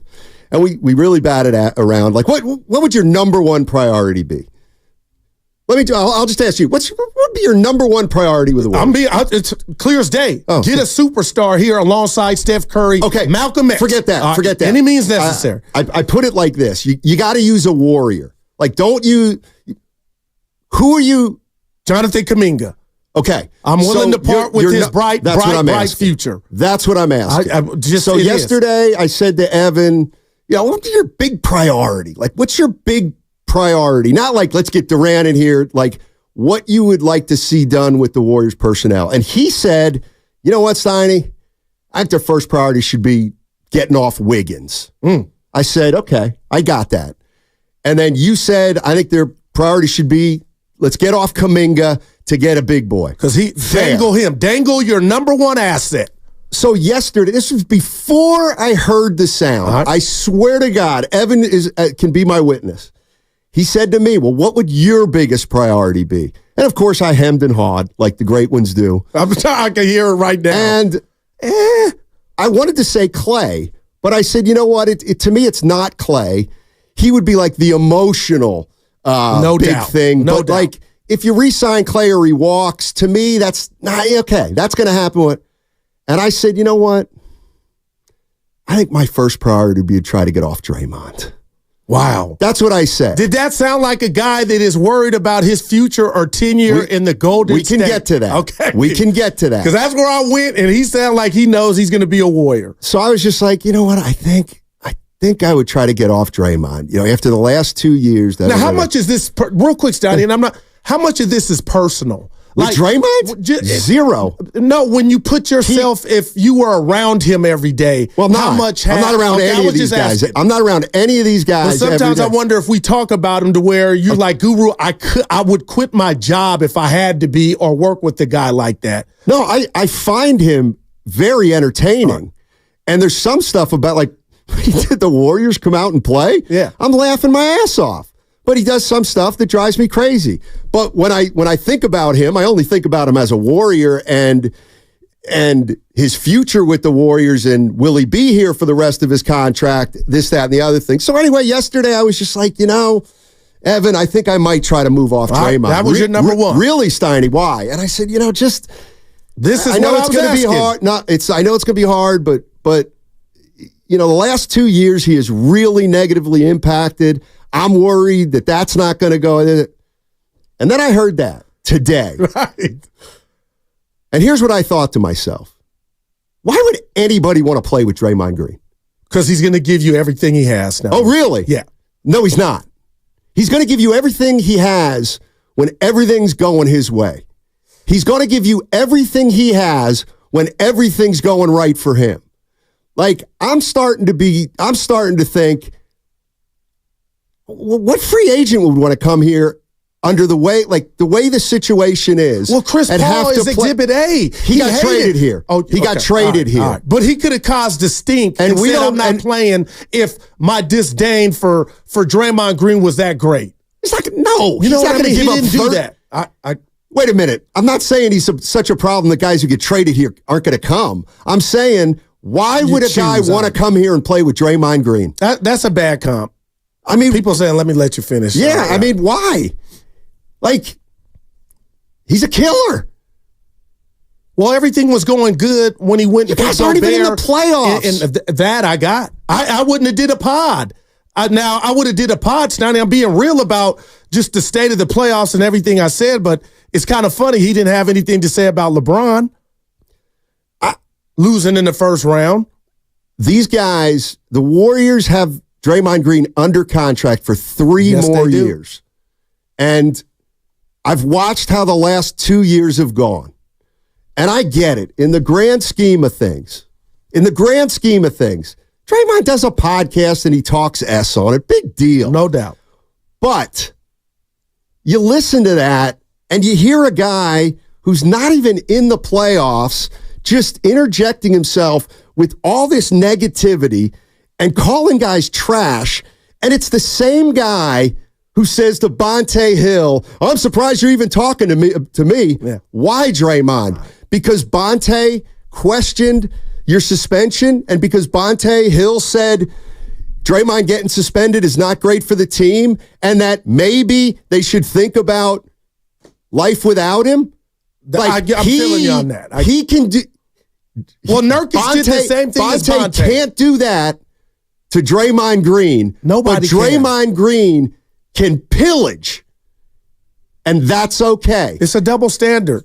And you are right with the Bonte comment. And all I'm saying about a double standard is it gets old after a while, and you can't tell me, you, Daryl the Guru Johnson, can't tell me, there's no way this team is not getting sick of Draymond Green. Oh, there's no doubt. And that's why, to me, he's the number one priority. That's deep. I feel how you feel.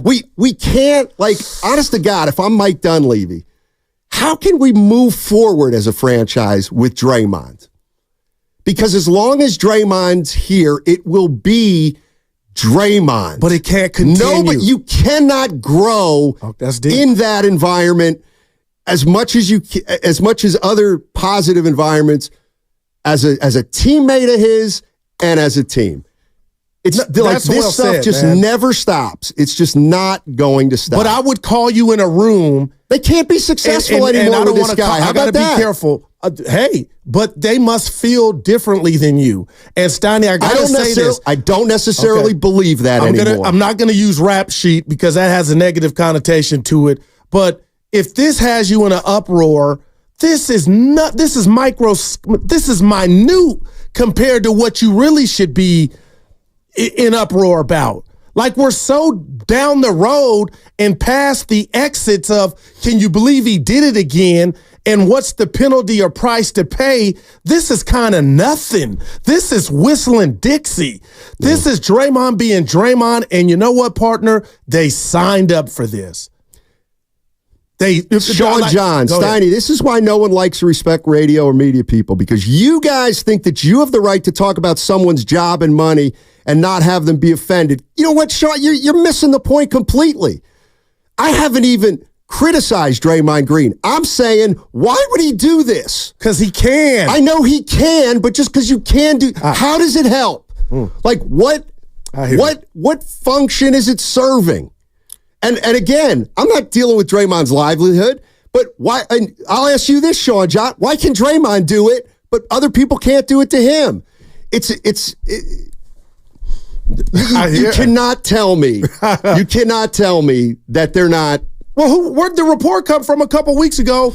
Who was the report? Well, what was the outlet, Steiny? Congratulations, you've been drafted by the Warriors. You get to play with Draymond Green. Yeah, inside the Warrior organization, that Draymond's Zach Lowe. Stick, or they're growing tired of Draymond Green. So you may be onto something. Steve Kerr. Draymond knows if he's no longer worth the hassle, we're going to move him. But these comments, Steiny, got you over the top. Like, you're doing the 360 dunk. I love it. But to me, it's like, I almost want to use your word. Really? Like, this ain't even get on the Richter scale. It's fine. But the Zach Lowe piece, we don't know how true it is. And then, Steph and Draymond are different, and that's what makes them great. But I will say this, and I'm not defending Dre, Steiny. At the end of the day, I know they did not make the playoffs. They lost in 6 last year in the conference semis. But Steiny, he is a 4-time champ. He's done. Nurkic is 3-17. I don't mean he's done. It's done. Yeah. It's done. Like, that part's done. He's just a guy on a team that didn't make the playoffs. Yeah. Read the freaking room. He can't. Right. And what I'm saying is, in the grand scale of things, sure, this doesn't mean but what hit me is this guy, how can you move forward? You said grow. How can you grow? No, I don't see it. They love him more than we do, Steiny. So far. All right.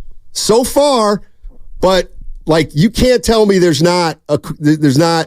can't tell me it's just a coincidence that for the first time in his entire career, the Warriors have started to talk about moving on from him. They have started to talk about moving on from him. And when I hear this, I'm thinking, he was your answer before you heard this. Boy. I mean, like, I get everything he does on the court, but this exhaustion from him hurts the Golden State Warriors. It hurts the Golden State Warriors.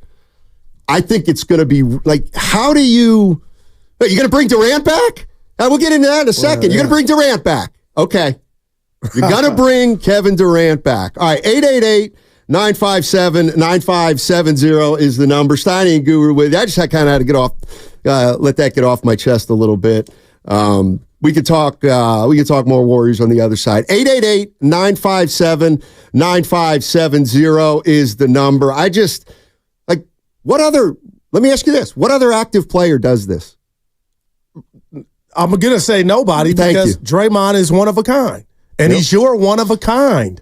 You signed up for this. This is the Draymond experience. And I do got to say this. We know what I'm a lot of things, but I'm not a Draymond apologist. Yes, you are. Being accused of Today you are. No, I'm not. But that's fine. I'm just telling you, this to me, Steiny, is like kibbles and bits. No, you're right. This is not him choking Nurkic. But what this is to me is I hear this guy and I'm like, he's still a problem. Yeah. Like he's still a problem in terms of this He's the reason team. you didn't real quick. When And you know Curry, what? I heard that interview on TNT and you said absences. Don't say that. Say whose absence you're And you know talking what? about. Curry. When I hear this, he's going to be the reason they struggle next year, too. Experience a downtown Los Altos bubbly stroll. All kinds of fun with sparkling beverages and live music. Friday, May 10th, 6 p.m., downtown Los Altos, sponsored by the Post and BK Collections. Info and tickets at downtownlosaltos.org, 888-957-9570. I'll play what Draymond said one more time on the other side. Don't Know Jack, this Friday on The Morning Roast with Bonte and Shasky.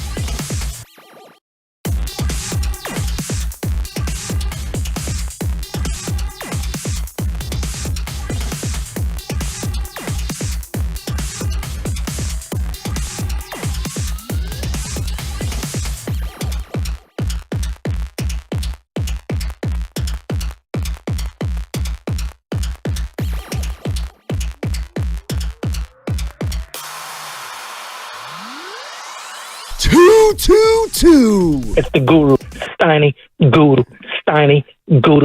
Steiny show. Let's go. Oh, Steiny Guru. Yes, sir. On 95.7 The Game. It is funny.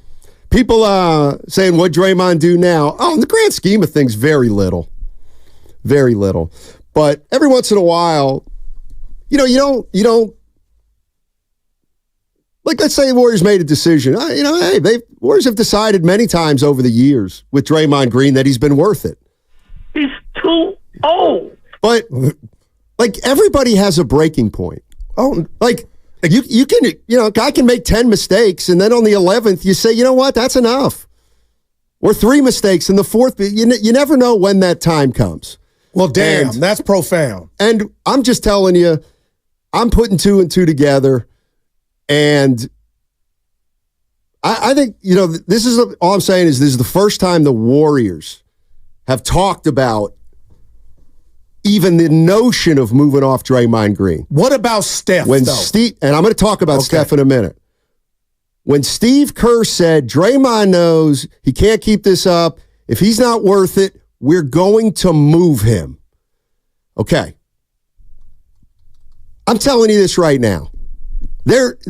Steph is not as staunchly in Draymond Green's corner as he was 5 years ago. And I think what happened in Orlando there's was no doubt about symbolic of that. Okay.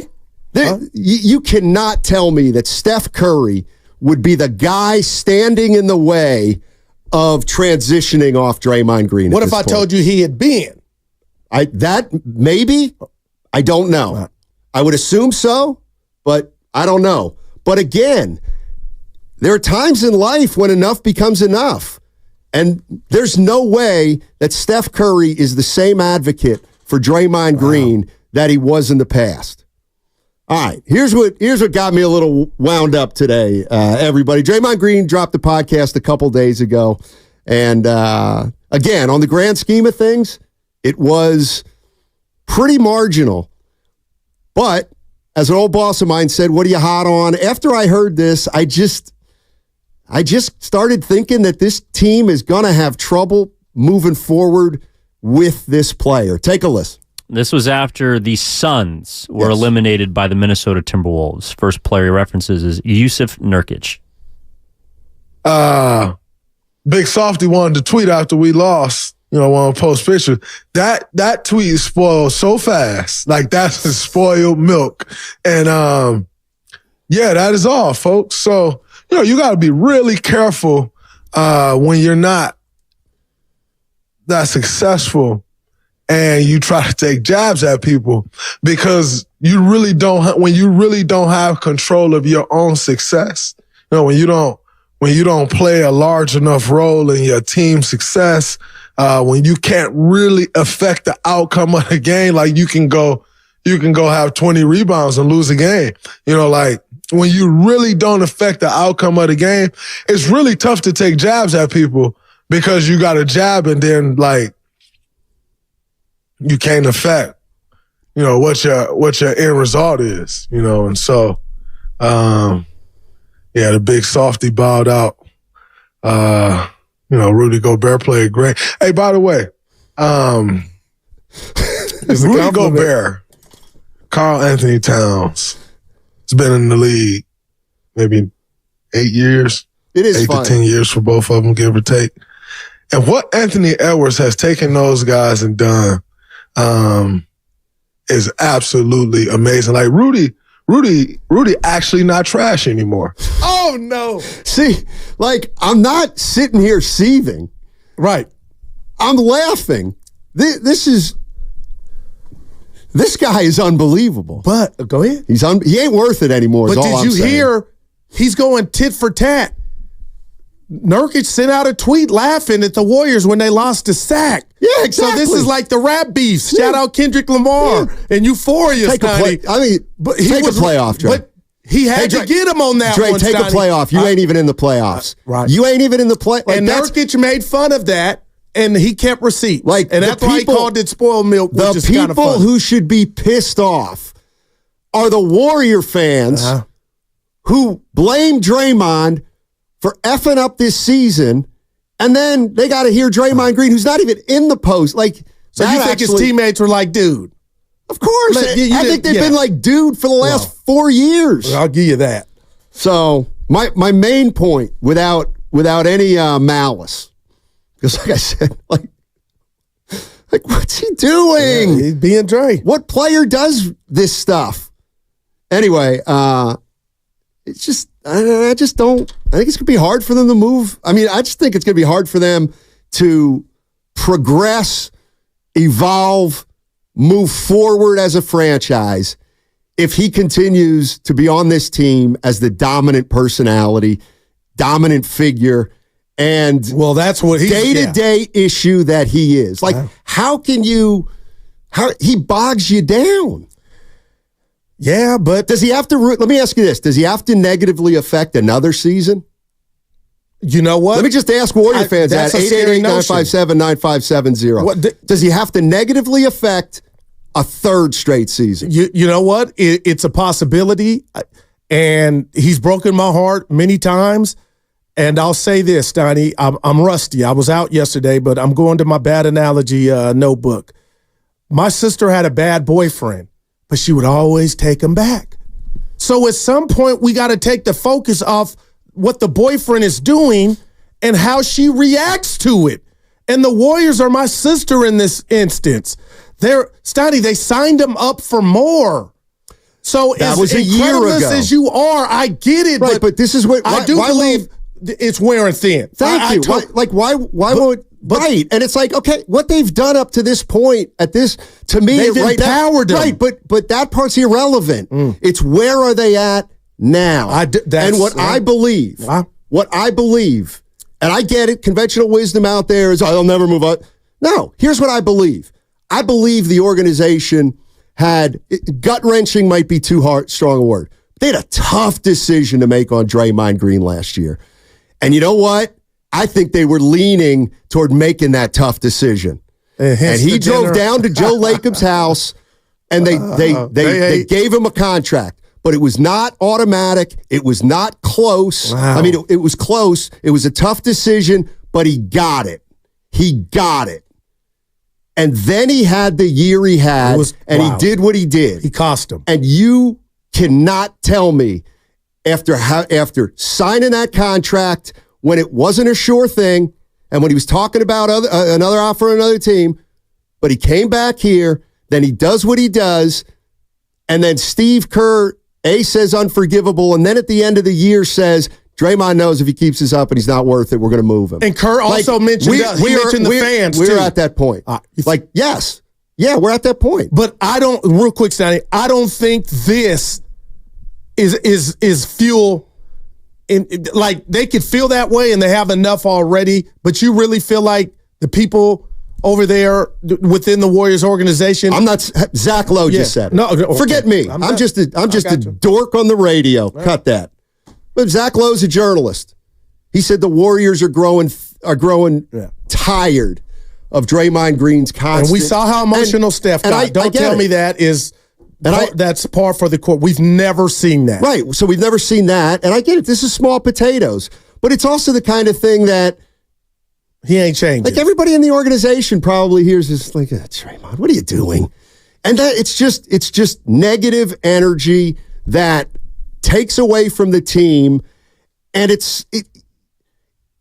how can you progress if you must constantly deal with one guy? All right. Before you go to the calls, go ahead.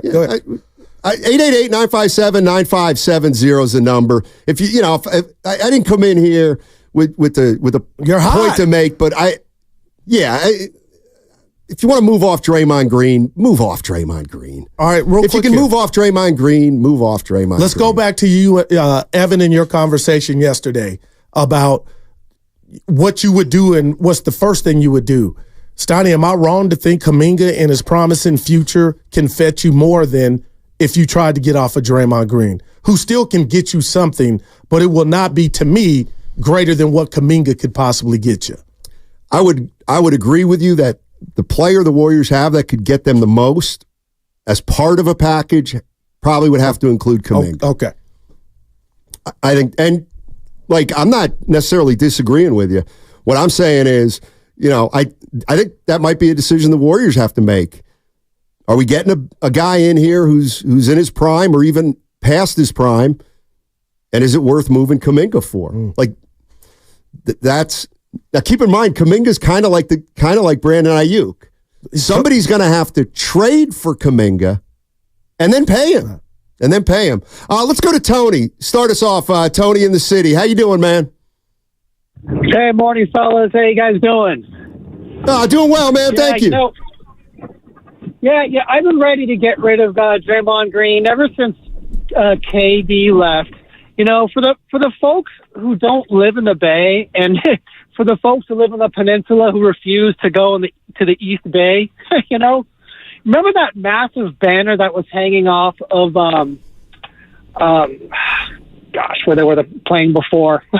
Oracle. So I can't think right now. Yeah, that massive banner that was hanging there said "Welcome KD." Man, that sign, that big banner gave me chills every time I drove past it, and I saw it all the time. Oh my, this is going to be insane, and it was. It was so exciting, and then the drama started, and then it just totally ruined the shine for me. And then KD left. And that just ruined the whole charm of the whole Warriors for me. And I still love them, but I've been ready for him to go for years now.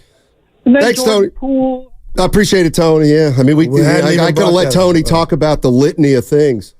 Do you want me to go around and do this, Evan, or do you want to do it one more time?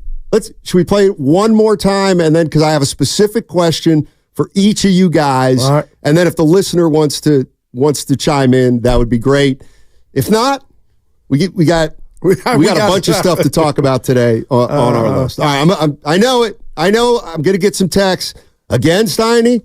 But yes, for those just joining us, I just want you to listen. And my question I have for Warrior fans is, what do you hear when you hear Draymond talking about Nurkic and Gobert like he does here? Take a listen. Big Softy wanted to tweet after we lost, want to post pictures. That tweet is spoiled so fast. Like, that's spoiled milk. And, that is all, folks. So, you got to be really careful when you're not that successful and you try to take jabs at people, because when you really don't have control of your own success, when you don't play a large enough role in your team's success, when you can't really affect the outcome of the game, like you can go have 20 rebounds and lose a game. When you really don't affect the outcome of the game, it's really tough to take jabs at people, because you got a jab and then you can't affect, what your end result is, and so, the big Softy bowed out. Rudy Gobert played great. Hey, by the way, Rudy Gobert, Karl Anthony Towns, has been in the league maybe 8 to 10 years for both of them, give or take. And what Anthony Edwards has taken those guys and done, he deserved it, is absolutely amazing. Like Rudy actually not trash anymore. All right. I'll tell you what got me laughing. Like he eviscerates Nurkic. Hey. And then he starts to talk about something else. And then he goes, oh, by the way, I forgot I wanted to just rip Gobert. And he ripped call him not trash anymore. Well, he ripped both of them. Instead of giving both of those guys love, he said the reason they're doing what they're doing is because of Anthony Edwards. That's neither here nor there. But I will say this, the more you keep playing it, Steiny, Draymond's prideful, man. And somebody took a shot at him, which Nurkic did in social media, and this is his response. That's right. And my question to you and Evan and anybody listening, are we surprised? No, I'm not. No, nobody is surprised. All I'm saying is the Warriors, the decision the Warriors have made on Draymond Green over the first 12 years doesn't necessarily mean it's the decision they're going to make next with Draymond Green. No, it's interesting. If you want to hammer the Golden State Warriors for enabling Draymond Green and say, well, they signed up for it. They signed up. And yes, they signed up for all this. And they say he's worth it. He's worth it. He's worth it. He's worth it. What I'm telling you right now is, whether it's Zach Lowe's report saying the organization's tired of her, all right, whether it's seeing Steph Curry on the sidelines against Orlando, or whether it's Steve Kerr saying Draymond knows if he's not worth it, we're moving off him. Like, I do think things have changed. Wow. And you could be right. You could totally be right. So my question to you and then Evan is this. It was when you hear Draymond talk like this, what do you think? Like, what do you think? And for me, what I heard when I hear Draymond talk like that is, you know what? This organization, they can't move forward and evolve and progress and succeed to their potential. I don't think they can anymore with Draymond Green. I think he's become he's made it harder to move forward and to progress and to maybe transition into something better and different. He's got a hold on this team that I think has started to turn the other way, and the tea leaves are starting to suggest it. And when I heard that, I thought, I kind of get it if they want to move off this guy. You can't move forward with him and anymore. It's not 5 years ago. Evan, what'd you hear? Well, as he smiles. I hate to break it to you, Simon, Sure. but I heard someone that sounded very comfortable and someone that did not sound like they were going anywhere. Man. Like, he is going to be in Golden State. He knows it. And it sounds like probably the organization understands it. Whether it's because they can't trade him or they value him or whatever. And all that you said might be true. They might not be able to evolve or develop or grow with him still on the roster. But I heard someone that is speaking about a place that he's currently not in, which is the postseason, and speaking from a place of comfort, and he's going to be in Golden State. That's what I heard. All right. I'm trying to think if I should do this one at a time or just let Goo go. And I'll go to Goo in a sec. Yeah.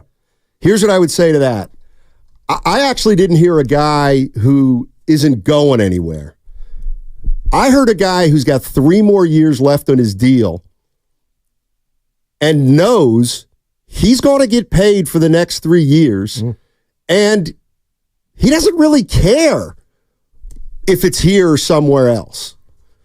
And the reason he doesn't is because he still hasn't really changed his behavior in a way.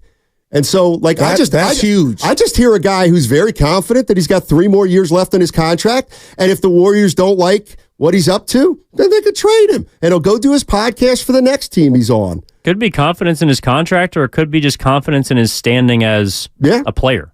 I mean, he's got 4 rings. He's a Hall of Famer. Absolutely. He can say whatever he wants about anybody. That's beneath him. I agree with that. And that's what he did. Yeah. And D. Lou on the YouTube chat said, Steiny, and I agree with him, guys, he'll never get traded. You know what? Okay. I hear you. Let me ask you That's this. where I'm at. So do you think Draymond Green's going to retire a Warrior?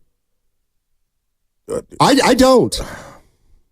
So if he's never going to get traded, then you must believe he will retire a Warrior. Otherwise, what other answer is there? I do. Okay. I don't. I actually don't think he's going to retire a Warrior. And I get it. He'll be tough to trade and all that, but probably I do sign not. a 10-day at the end, you know. Well, I'll give you guys the victory lap So on do you that. think in a crazy world, now I could be reaching here, do you think in a crazy world he was poking the Warriors in the sense that I don't think he thinks like it. I think he just does what he did. Okay. He has just the does license. what he wants to do. He has that license. It sounds to me like what you heard was Draymond being No, Draymond. I feel like you're omitting the Nurkic tweet. It's called the clapback. And this dude's ego, and it's like all pro athletes, Donnie, this guy more than any did not like. He keeps receipts of everything, even So when he does got Steph. suspension. So does he Steph. talked about So Kevin does Durant Clay. and Nurkic. They do it differently, and this is what I mean. Like Steph has a wry little smile about all this stuff. He hears everything. When it serves Steph, he'll take that jab. But He'll what take a about jab. Orlando? It didn't serve him then. My point is that Draymond does this all the time. He doesn't pick it. This is why it's so exhausting. Right. Like when Steph Curry says, I know whatever he says, but whatever, Barkley, whatever, he teases me about, but I'm not a true point guard. Right. Like that's funny. And he brings it up here and there. usually he picked. What I'm saying is day after day after day after day after day, Draymond's got to clap back. He's got it, and it's exhausting. And it's to me, it feels like it's absolutely draining the franchise. Stoney and the Zach. I'm gonna keep going to the Zach Lowe piece. That might be the first inkling that we have that it's reached a boiling point. And the guy hurt you this year when he got suspended. He was the reason you missed didn't the achieve your playoffs. goals, no doubt. Laura's in Pleasanton. Hey, Laura, how you doing? Hi, how are you? Good. I listen to you guys all the time. I'm on the San Mateo Bridge. Hopefully I don't lose you, so I'll quick. Maybe, Draymond's going to be Draymond. He's not going to change. You don't go to counseling for a month or two and think you're miraculously going to change. That being said, maybe what you do is you get somebody like Durant, right? You get him in there and you just make a run for it with these old guys. Get rid of Wiggins.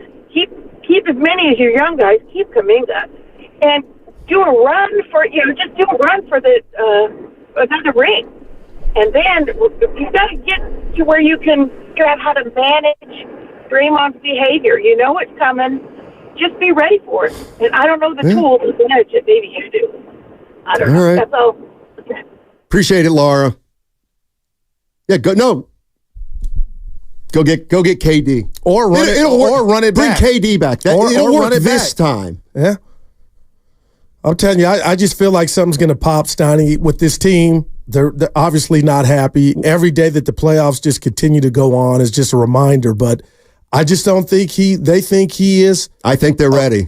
I think they're absolutely ready. Here's Nick Friedel. As long as Lori brought up KD, I mean, he's absolutely in the conversation. With Kevin, I mean, he's got 2 years left in Phoenix.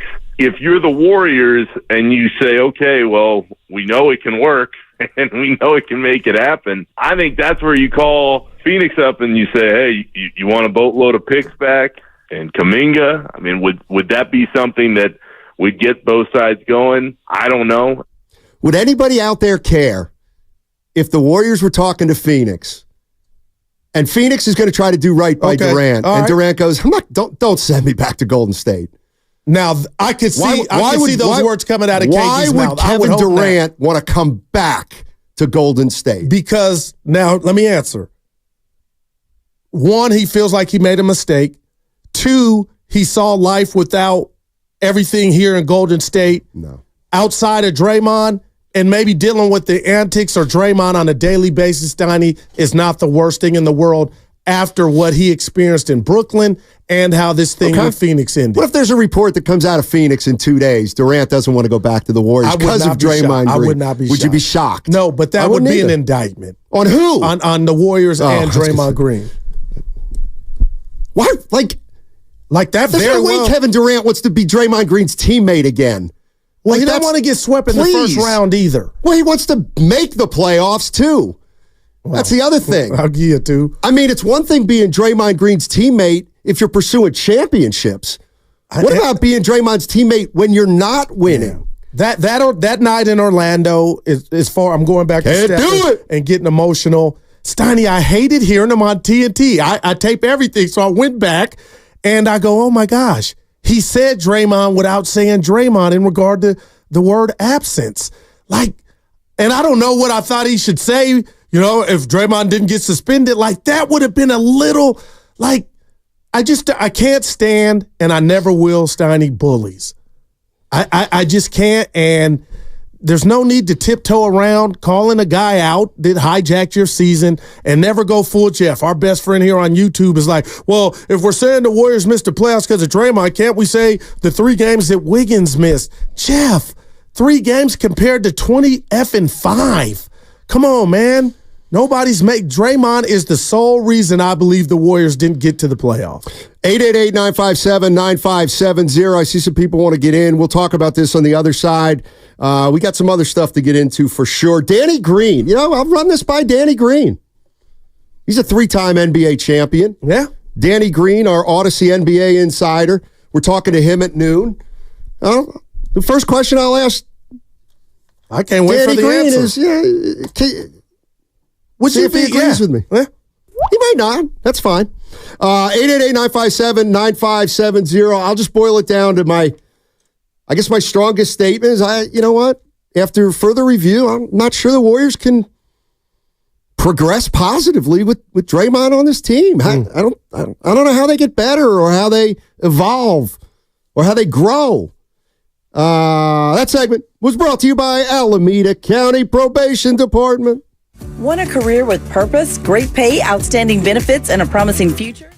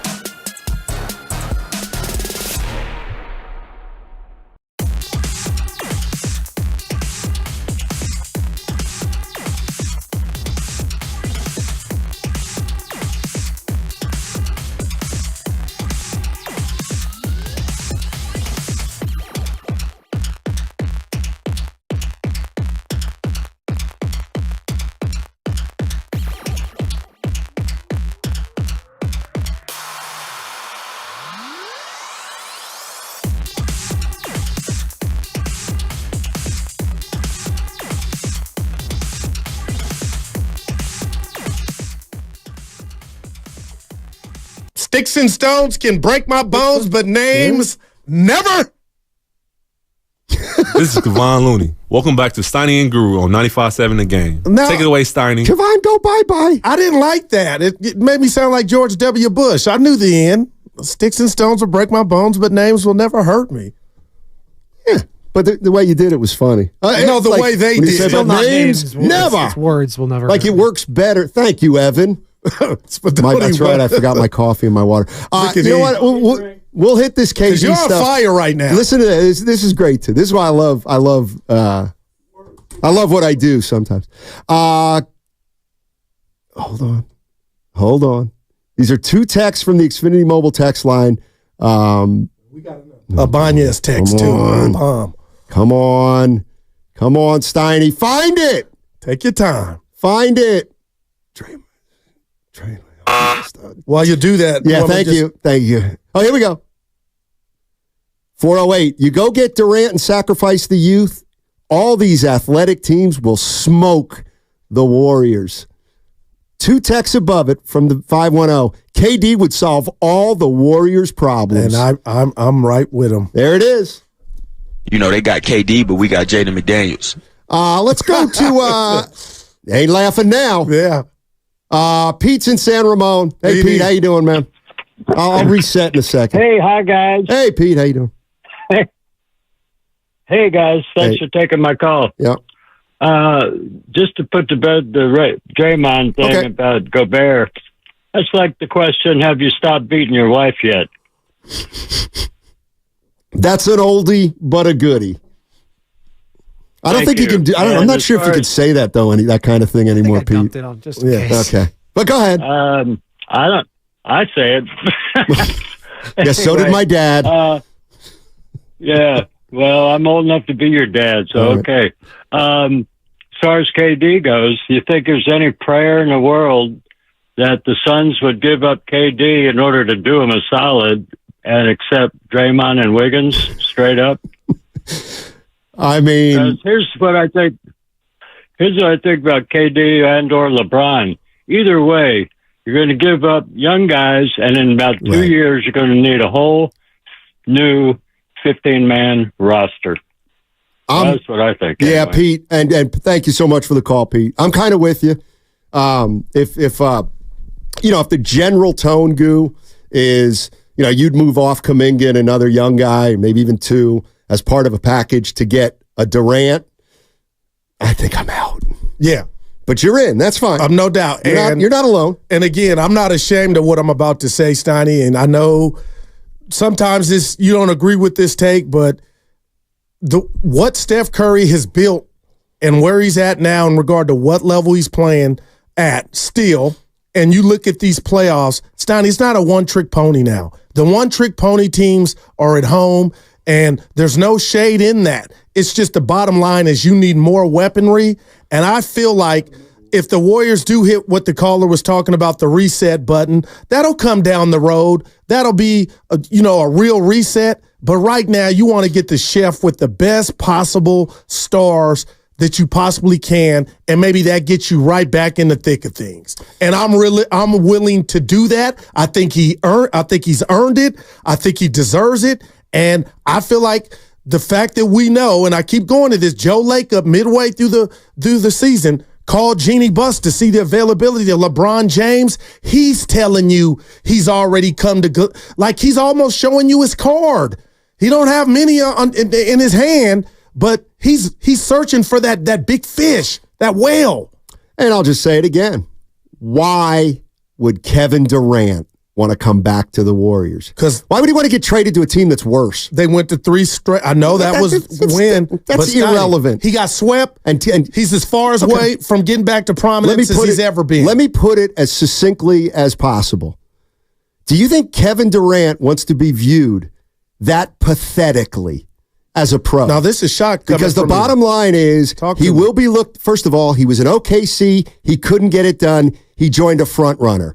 And for 3 years, he took heat. Yeah. And I believe he took so much heat that he's like, it's just not worth it That's anymore. why he left, you think? Yes, I think that's why he left. Bigger than So Draymond. then he goes to Brooklyn. Yeah. Then he goes to Phoenix. He doesn't win those. But can you imagine what fans are going to say if he's like, I need to go running back to Steph Curry, well, he's what not are they saying? What are we saying? Not you. He's not going to do that. Stoney, nothing will be as greater as what just happened against Minnesota and him getting talked to like me at the 24-hour fitness when the young dudes are in there. Yeah. Nothing's worse. That was a new low for him. Let me tell you something about KD. Even though they got swept, he's got respect as a player. He goes back to Golden State. Where's that respect go then? He doesn't have thick enough skin to come back here. Well, we'll find out. We'll find out. Possibly. I'll just ask it again. Why would he want to come back here? To win. That's not guaranteed. But either not is even that mess in Philly and not a first-round pick until stop 2035. viewing the Warriors as anything other than a 10th seed. Well, if they were the Atlanta Hawks as a 10th seed, and we'd be sitting there saying, well, maybe Durant will go to the Hawks. It's like, why would he go to the Hawks? Well, because this is not the Hawks. They're extenuating circumstances as to what happened with this season. And 23, Draymond Green was a big part of it. But, Stoney, my goodness, if you could get that player back with Steph, that's what you're rolling the dice on. Yeah. Well, yeah. And let me just go ahead. No, take your time. And how's the teammate thing going to go with Draymond? They're all fine now, right? Well, see that's the dynamic. Will be not completely for us fine. to. Draymond would have to know. You got to right your wrongs. Yeah. All Kevin Durant is going to do is say, don't send me to Golden State. And stars like that at least can guide where they go. Right. There's no chance. Because I don't think LeBron's going anywhere, Stoney. He's staying in L.A. Let's go to Tom's in Sonoma. Hey, Tom. How you doing, buddy? Hey, Steiny. Hey, Guru. Hey. How's my brothers doing this morning, man? You got it? What's up, baby? Hey, man. Okay, so one question. Draymond has to go. This last year, I was done with him, getting suspended, new contract. Just didn't work, man. My question to you, do you really think KD would come back here with Draymond Green? That's a hell of a question. He said, do you think he would come back with Draymond Green? What if Draymond were included in a package that he wasn't here and KD came back? What if KD says you move him, I'll stay? That's what I would do. When Steph took that 747 from Japan or China to go try to talk to Kevin Durant, what if Durant had did it then? Like, you know what? You guys could keep me. But this is what you need to do. Would it bother Warrior fans if, there was a guy out there they could get, and the guy says, no, I'm not coming to a team with Draymond Green? Would that make some people think Draymond's not as worth it anymore? That he's actually keeping guys off the team? Because that's the other thing. That would then be ugly. Well, I think we might be there with a lot of players. What star wants to come to the Warriors other than maybe LeBron?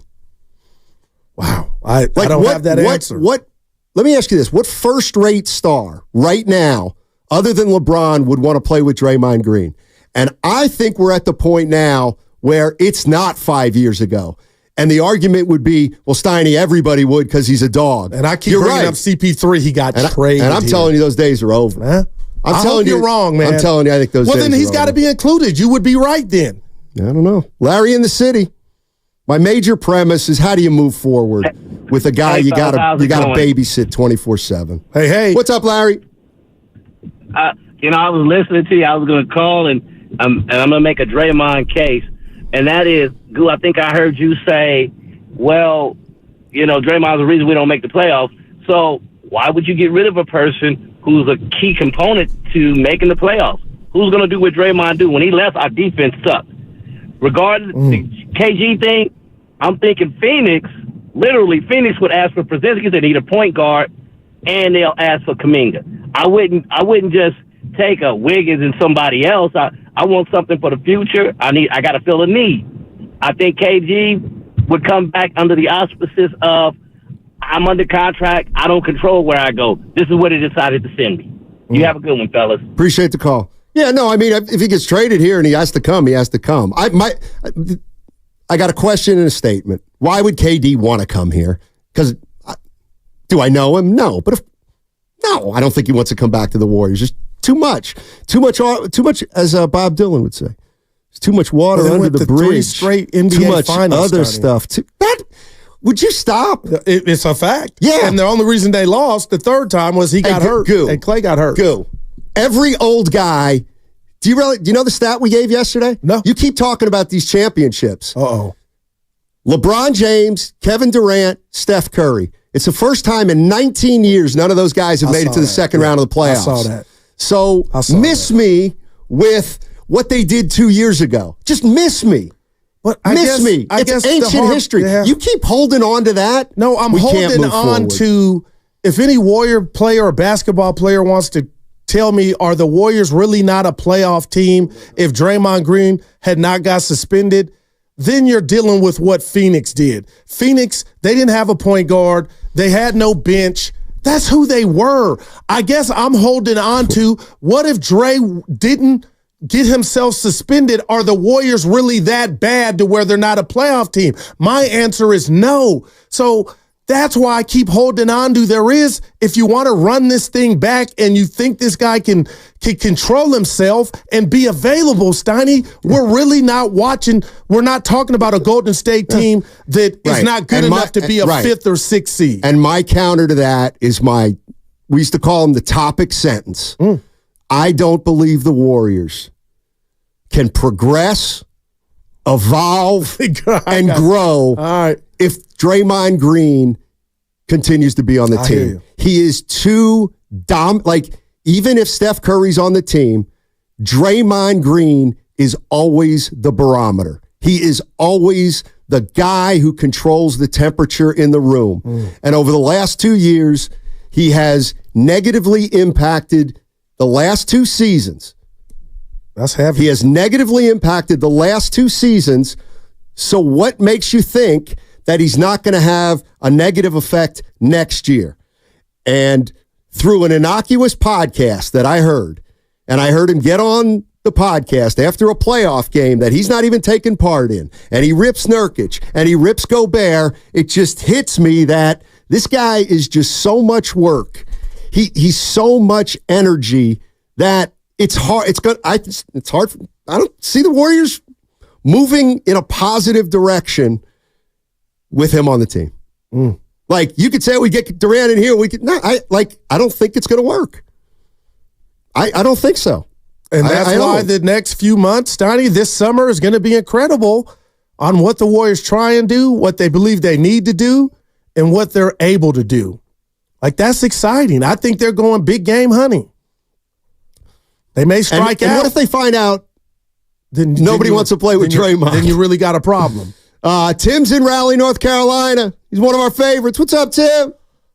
What's up, Steiny? What's up, Goo? Hey, man. Hey, so KD just got his head beat in and ran out of the gym by a bunch of young guys, and he's going to come to an older team, and they're going to then make some noise. Like, you know what's ironic?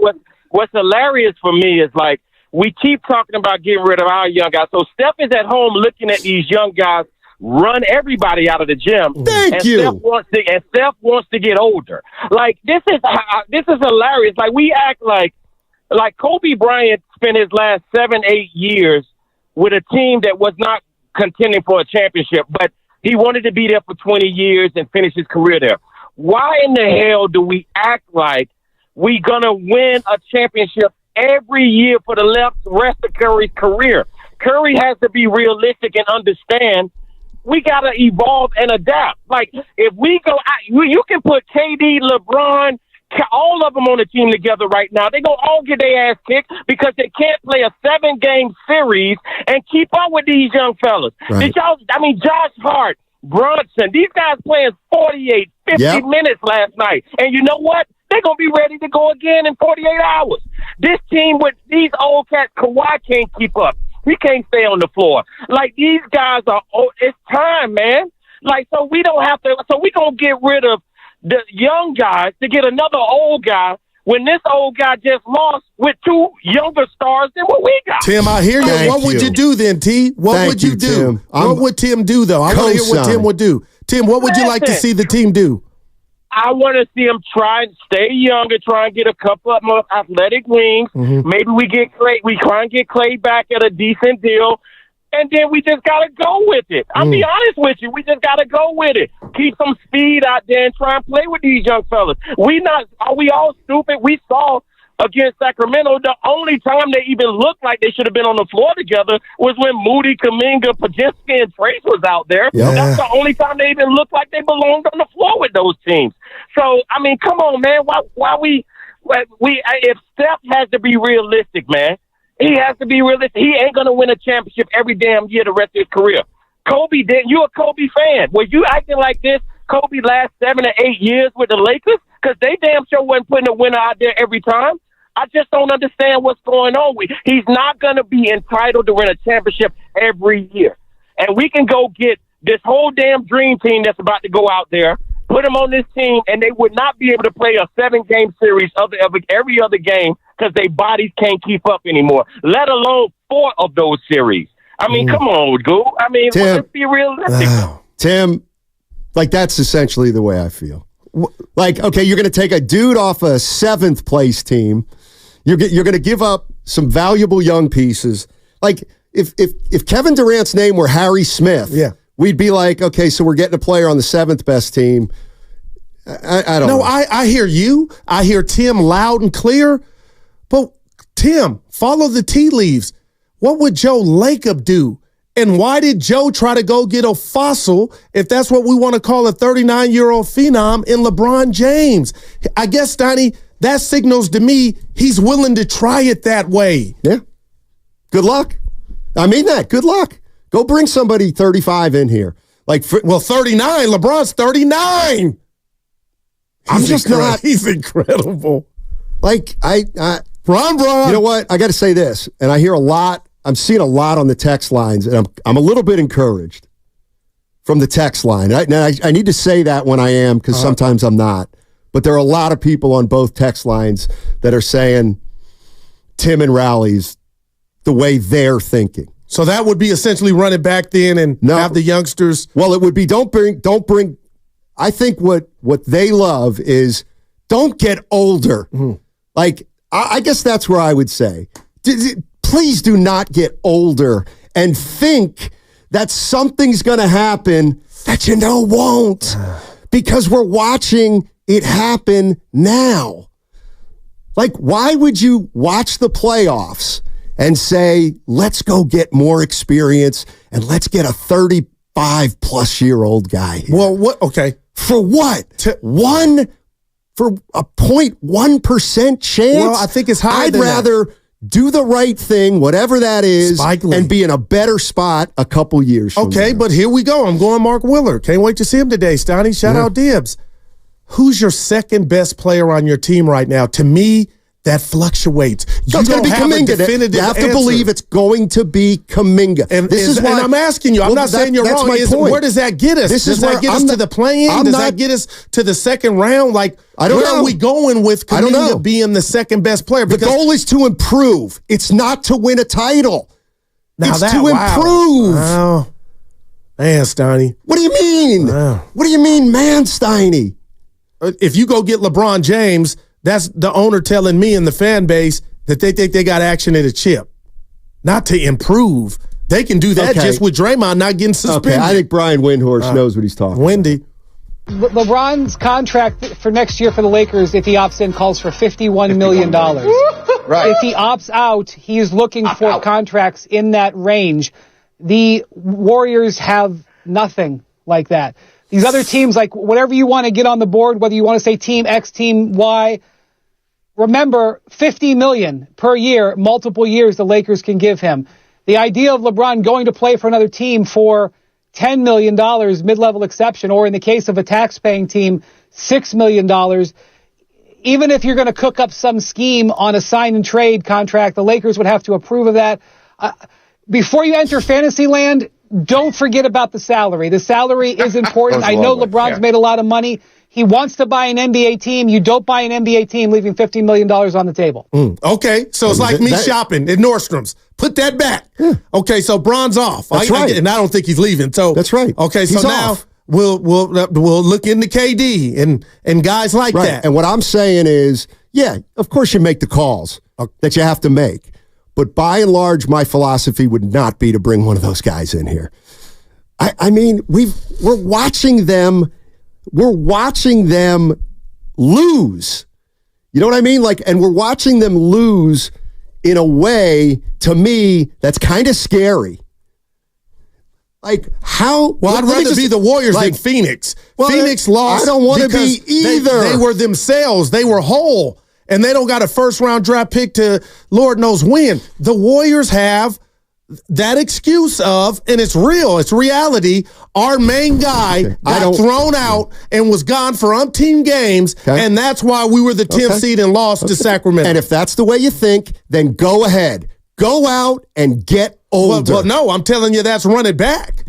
That would be running it back, essentially, for the Warriors. Let me, and here's what I think. And not more. I think you could trade Andrew Wiggins. Okay, first of all, yeah, I would move Draymond Green. I'm ready. Right. But if you can't, I think you could trade Andrew Wiggins for a player or players as part of a package. You get back the right players, and you're better.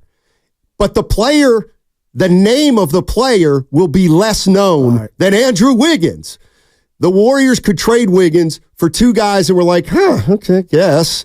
And then they come in here and they're like one of the Minnesota guys who you've never heard of, but who are kicking ass. I got you. And they make you better, and they make you younger, and they make you more athletic. You said something. And they play hungrier. See, that's the other thing. The older, like the more old players you have in the team, you better have some young guys who are killers, because the old guys can't play with the energy needed consistently. Now, I got to go here because when I left here Monday, you don't even realize this. We had this conversation for about 2 minutes, and you scoffed years ago when the Niners had that Wiseman pick, and this guy's name I'm about to bring up had a good, well, they lost last night, but Steiny, Miles Turner. Too late. See, it's too late. I know, but I look at him. He wasn't, when you were sitting with a number 2 pick, not you. Yeah. He wasn't good enough to trade for the number 2 pick. You know why? Because Wiseman was dribbling around some cones back in Memphis, Tennessee, and everybody fell in love with him. Yeah. And when the Pacers came calling and said, you have any interest in Miles Turner, the Warriors said, hit the pike. We're about to draft James Wiseman. Man, he would fit, man. Carole King. It's too late, baby, now it's too late, though we really did try to make it. Nice. Something inside has died, and I can't hide, and I just can't fake it. Anyway, Miles Turner. That was pretty good. It's too late. Gosh, Stardy. Thank you very much. Yeah. 888-957-9570. Come on, Warrior fans. I know you know I'm not a fan, but you're with me on this. You don't want to get older. I do want to read this. Come on, you don't want to get older, Warrior fans. 888-957-9570. And I said this to you, Steiny, Draymond's comments have no effect on the Warriors situation. Now, there's merit to that. No, I think they're already sniffing to get off. Zach Lowe's report came out before. Hey, Matt Steinmetz saying the Warriors are getting tired of Draymond Green. It's Zach Lowe. And that Orlando game, that was it for me. But I'm real enough to know it's not about me. It's about the guys that have this man's back at every turn. And we don't know they have his back anymore, is what I'm saying. But last summer, they that's gave a him long the 4 time. People fall out of love in way less than 1 year. To tell me. Way less time than 1 year. All right, 888-957-9570. How many Warrior fans out there ready to bring in a fossil? And we got to get to that boss's tweet, too. Eventually. I told him we were jacking his idea like he did Evan last week. That last segment was brought to you by the Alameda County Probation Department. Adam, it's too much for me. The economy is rough, and traditional four-year programs are just not cutting it. People need something new, and Merit America is that.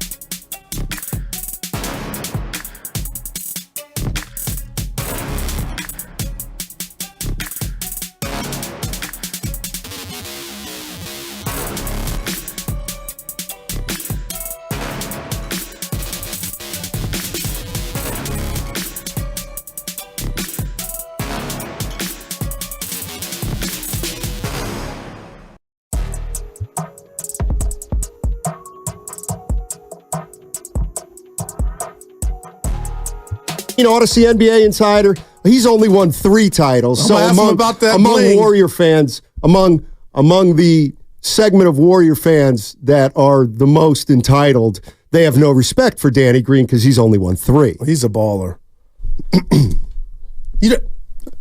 He's great. Yeah, he is great. Can't wait to talk to him. I got a question. I need a life. I was dealing with it yesterday, Steiny, and I was driving in this morning. Of all the things I could think about, 3 kids, a wife, pops, my sister, I said, did Steiny get his new tires? I did. And I got to tell you, there is something about riding with confidence. Dude, I've been, my tire, my back left had a slow leak, so every week the thing would come on and then I drive have to pull over and... Well, I drive on it for a couple days, then fill it, because I knew it was a slow leak. But then I went and got those tires, and as I was driving, I don't know. I just felt better. I thought about it. I just felt better. I thought you were going to bring up that other thing about our guy. Oh, yeah. So the roast, I this wonder, is funny. Yeah. You can. The roast is famous. So they're going on the road next week. They're going to do their show on remote. So I thought it was this week. So I said, Bonte, when is that? He goes, oh, it's next week. And Bonte looks at me with this look, Spadoni. He goes, I'm going to have to get a hotel room. I'm like, damn, where's this thing? And I'm thinking to myself before he answers, it must be in Reno. Where the hell y'all going? I thought it was the Bay. He goes, it's in Martinez. I'm like, dude, that's right down the road. You don't need a room? I didn't say it to him. I thought about it after the door closed. But that's right around the yonder. Do you think he's not driving he's not driving in traffic. The show starts at 6 in the morning. Call us back, You man. can make Martinez in about 42 minutes. He said a hotel. Maybe less. I said the home of the Van Gundy's. It's also the home of Whiskey Lane. Oh, tell me more. Great bar. Period. Dude, you should do something on watering holes around the Bay. That's not a good look. It's not a good look with the family. I mean, God, though, every time someone's like, hey, have you ever been? Yeah. He said Martinez. Hey, there's this place in Concord. Yeah, I know. Hey, Steiny, you should check out this place in San Leandro. Yeah, I know. I've been there.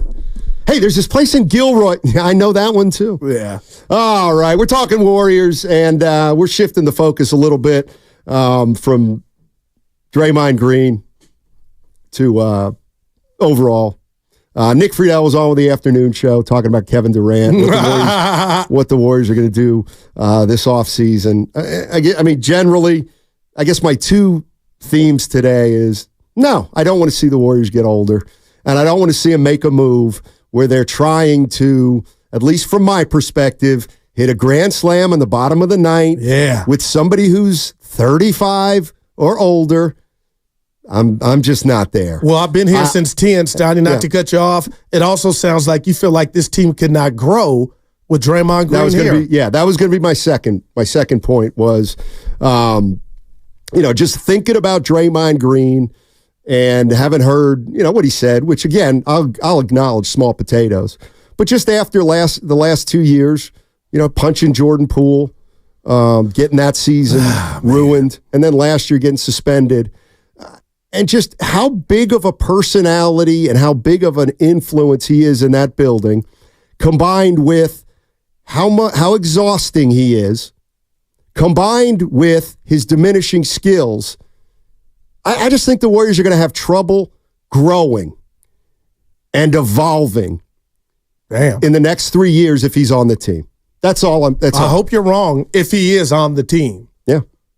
Because this cannot happen again. And when I say the no playoffs, this is not cool. Steiny, you never get over it. I'm going to tell you something right now. I mean, I get it. A lot of things can change. But to me, the Warriors are more likely not to make the playoffs this year than last year, than this past year. Now, I would bet you on that. And I know San Antonio's coming. And how about Houston? The Houston's coming. How about Memphis? No, I got you. But how about the Warriors not having their main guy? One of them gets suspended.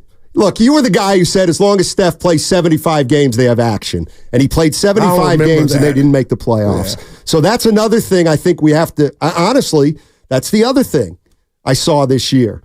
And it's not with Steph. It's like you did have guys pretty healthy.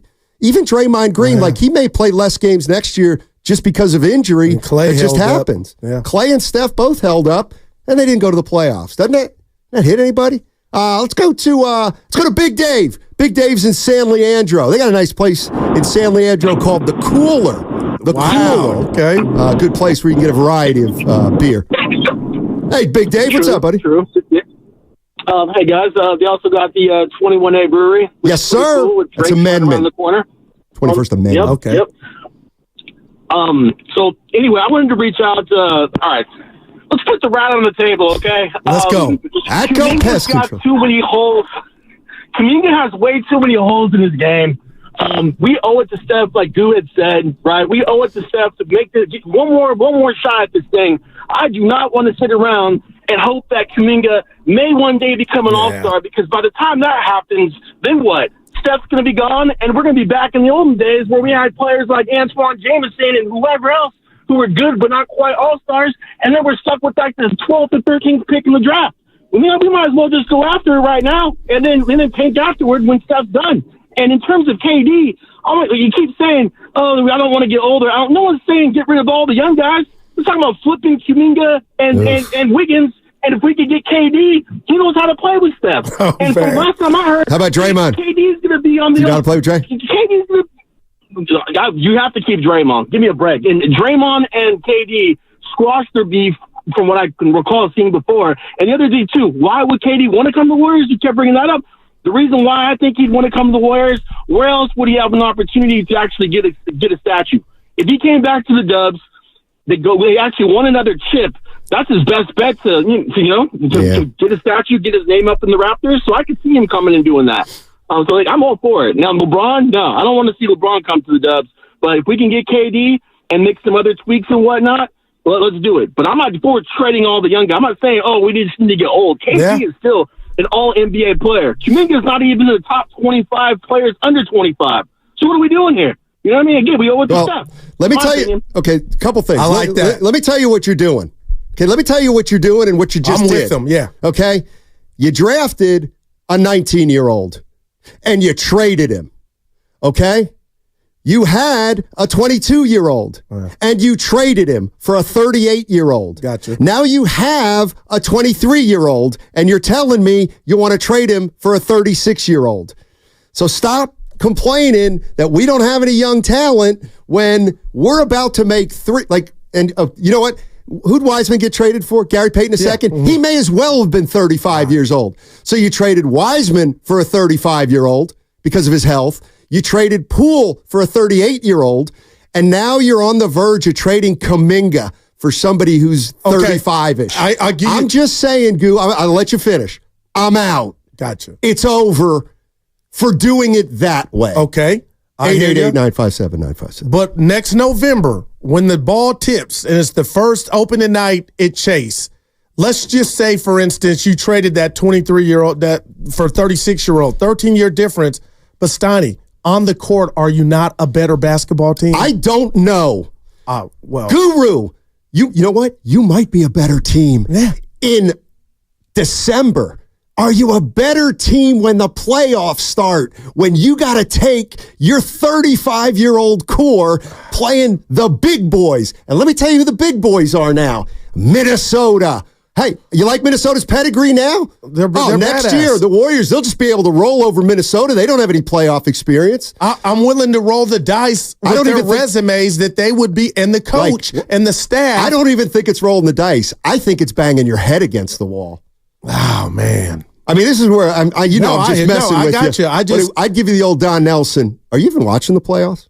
Yeah, I am. And I watched and I'm not blaming Kuminga for the loss, Steiny, at Sacramento, but he was overwhelmed too. He had the alpha. It was all different reasons because guys are at different junctures of their career. But I got to believe if we get KD, we would know how to load manage those guys so the tank is not empty.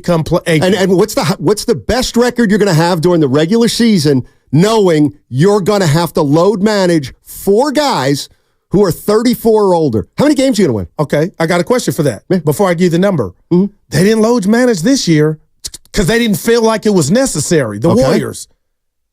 So are we so sure it would be load managed to that degree to where, now we're losing games because guys aren't available? No, Steiny. I know when we look at the number on the birth certificate, it's older. They're the oldest team in the league right now. But, You get me Durant to get back with Curry, and if Dre is here, Steiny, I'll take that all day and go sleep well at night knowing that was the best avenue to go to try to get back into prominence. Sleep well knowing Minnesota will kick that team's ass.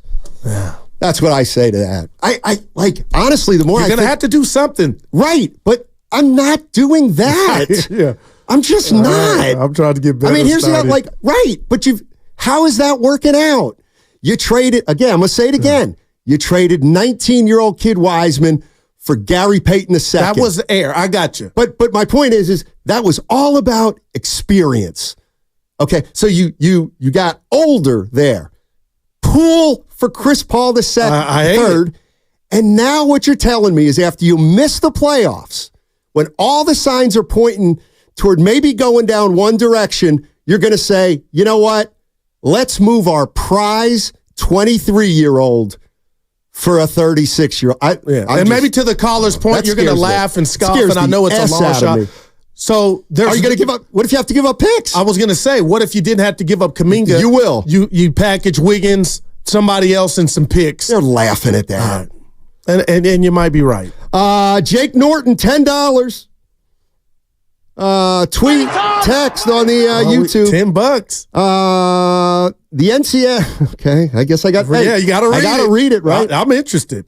The NCS has disqualified Akalane's swim team from competing at the end. I don't know if it's a swim team. I'm just saying that. Has disqualified Akalane's swim, yes, from competing at the NCS due to a comp glitch. 11 kids that qualified will not be able to swim Friday, and 8 high school. Oh, I see. There was a computer glitch. Support our local athletes, NCS. Tell me what we can do, because that's we love the kids from 10 to 2. What could the computer glitch have been? A computer glitch. But that means some names got erased or didn't make it through in time. But then go back and fix it. I guess that's the big controversy. Yikes. Our thoughts are with you, Akalani Swim.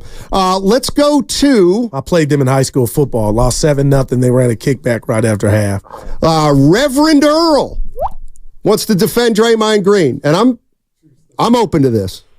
Praise the Lord. Praise the Lord. There you go. We are here to stand in solidarity with brother Draymond Green, who's getting a raw deal in this whole drama. But first, I would like to respond to Brother Steiny's take a moment ago that no young player would want to come here and play with Draymond Green. I have inside information, and I know for a fact there's one. His name is Jay Jackson Jr., a Michigan State alum. He's Memphis. He's feigning to come here and play for the Warriors with Draymond Green. Wow! But I understand why Dre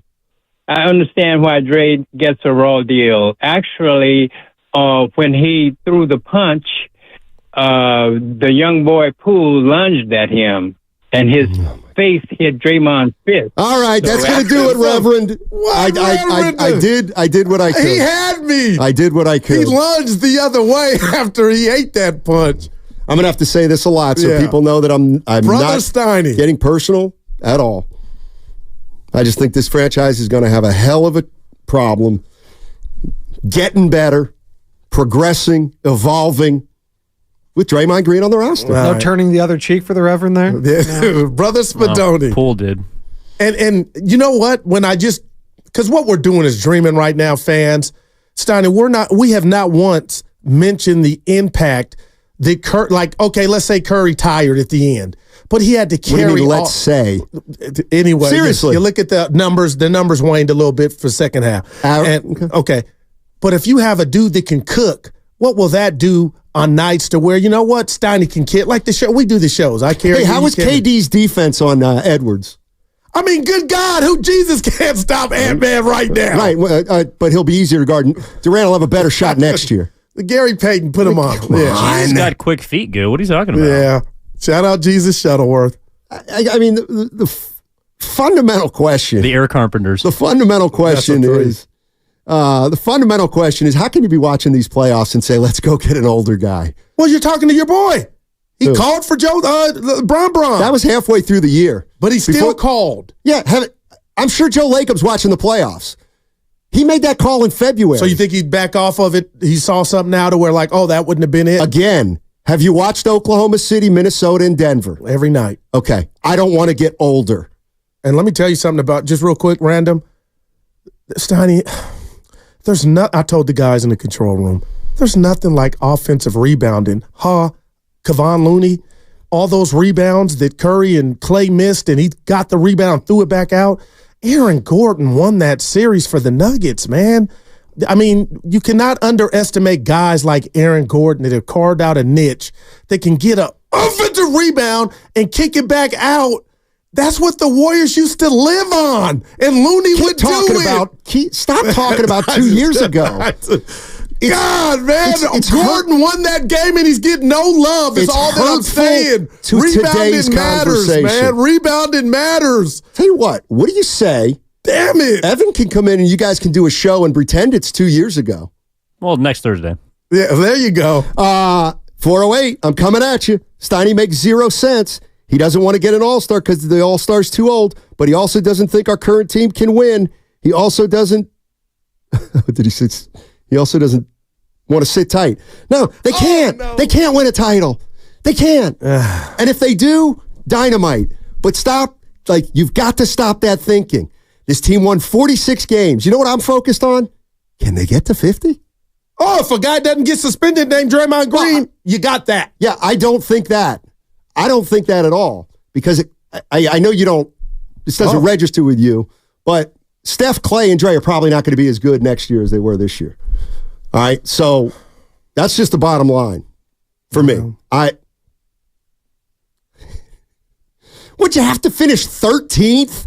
How low could the point of this all is something's going to pop off? Let's just say hypothetically, seriously. Steph tweaked an ankle late in the year and Houston got 10. All right. Would we be sitting here right now saying, let's go swing for the fences to win a title?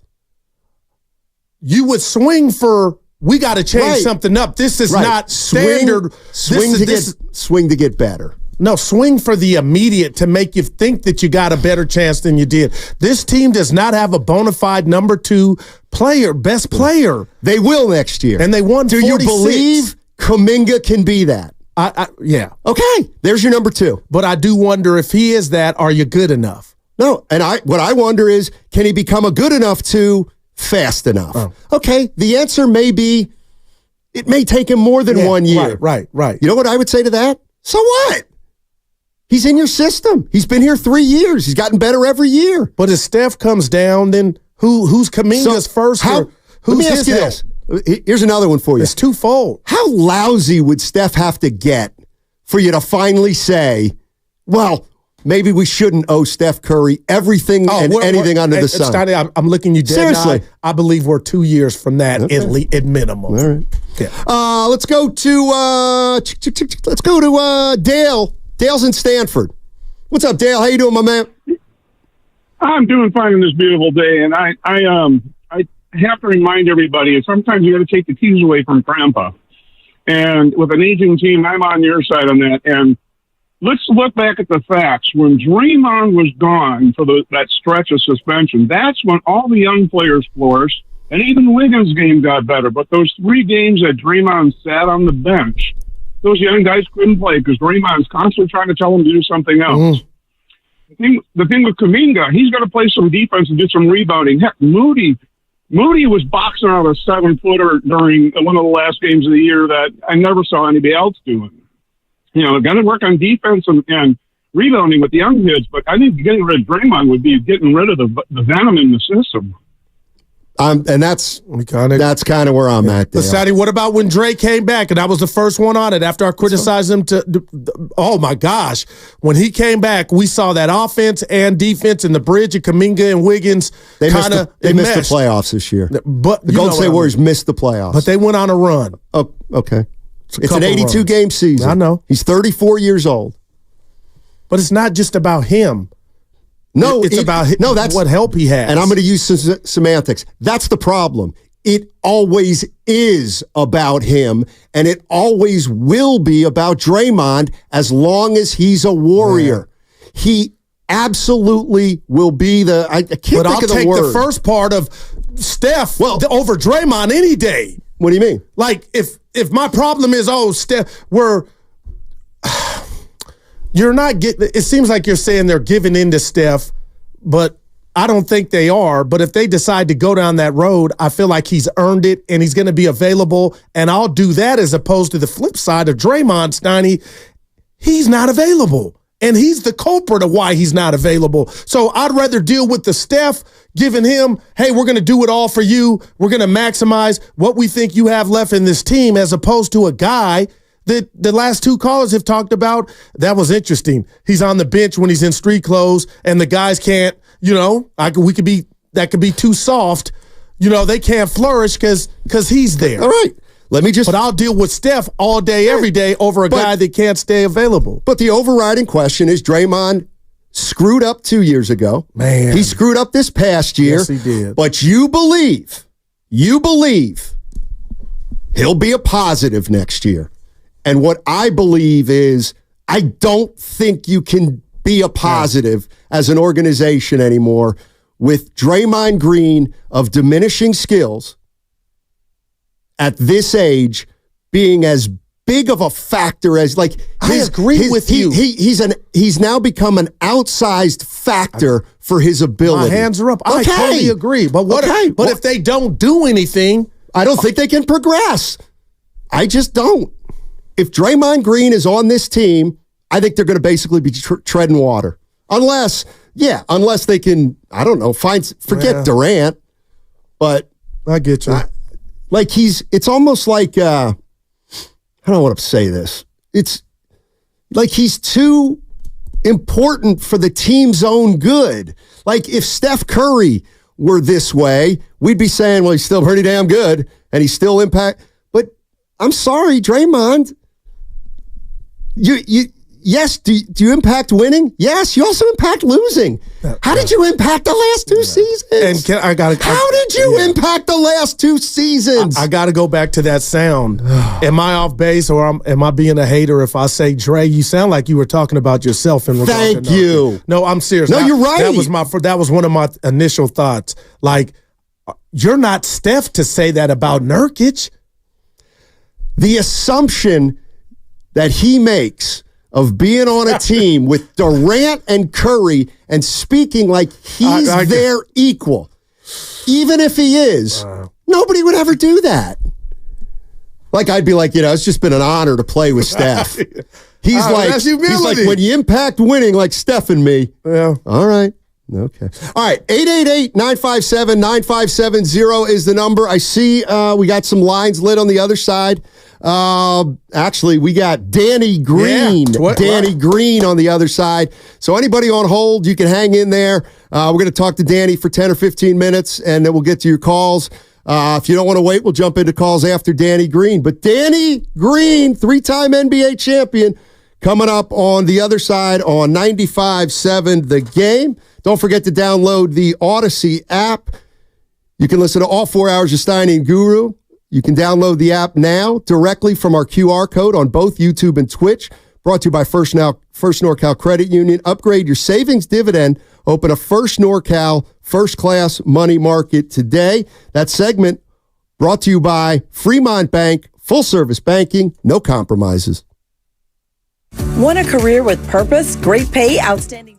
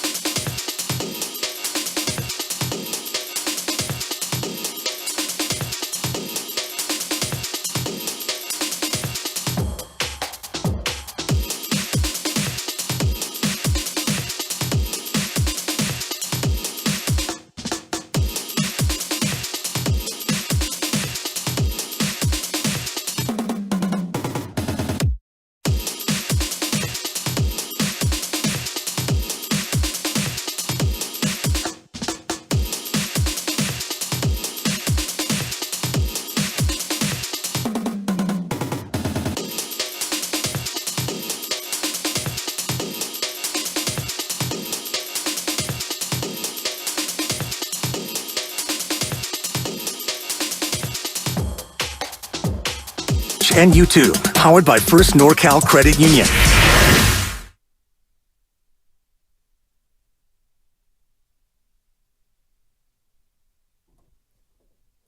Now, back to Steiny and Guru on 95.7 The Game. All right, let's get right into it. On the line is Odyssey NBA insider Danny Green. Insider Calls brought to you by the all-new Hyundai 2024 Santa Fe, equipped for adventure. Danny, of course, a three-time NBA champion. Hey, thanks a lot for joining us, man. Appreciate it. Anytime, man. Thanks for having me. Yes, sir. I guess the big news, obviously, is Lakers eliminated. LeBron has an opt-out. What do you think's going to happen? I think everybody thinks they know what's going to happen. He's opting out and waiting to see what happens with Bronny.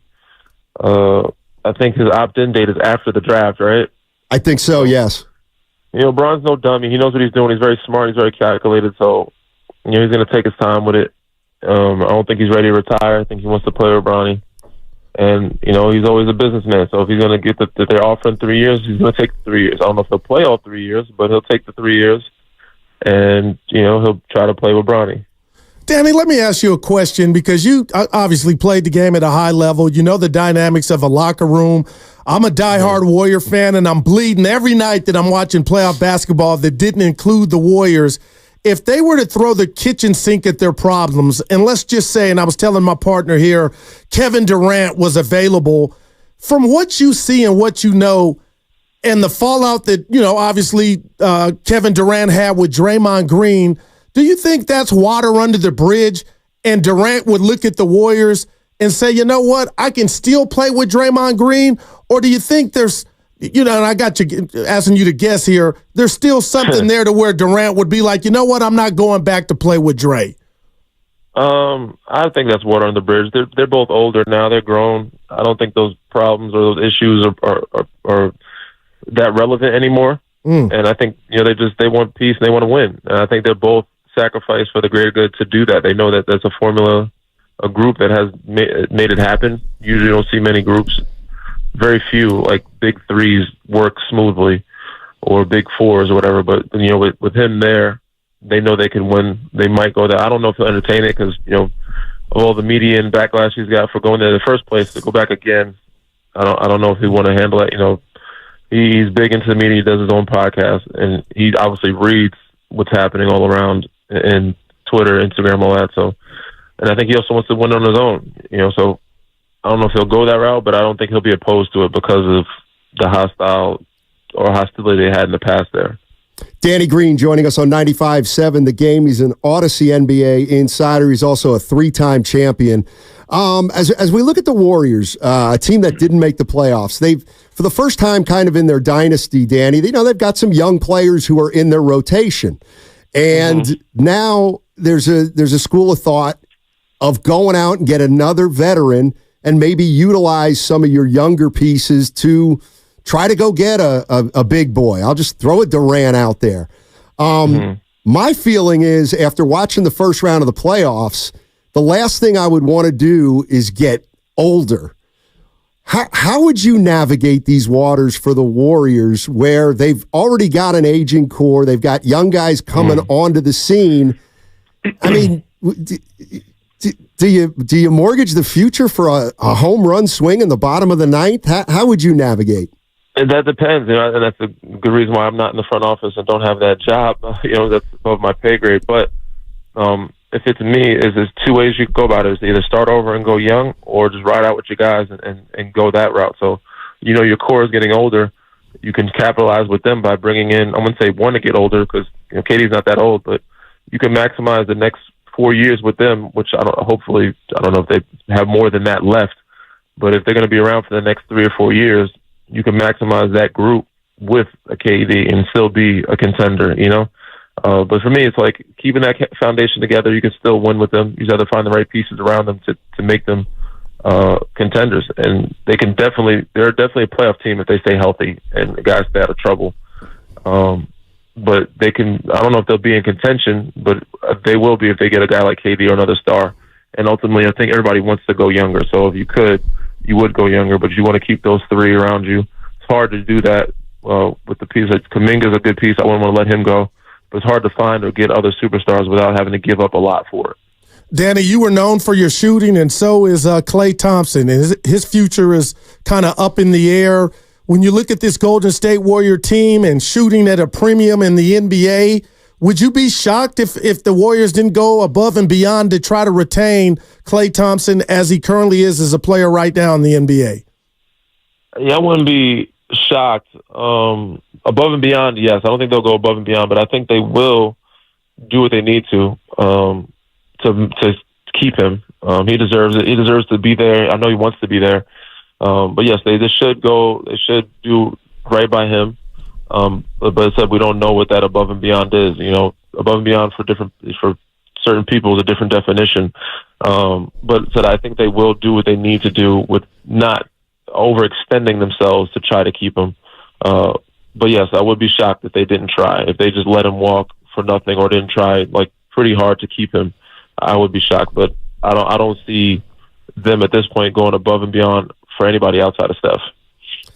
Insider calls are brought to you by the all-new Hyundai 2024 Santa Fe, equipped for adventure with capable features like available H-Track all-wheel drive and standard third-row seating. We're joined by Danny Green, three-time NBA champion.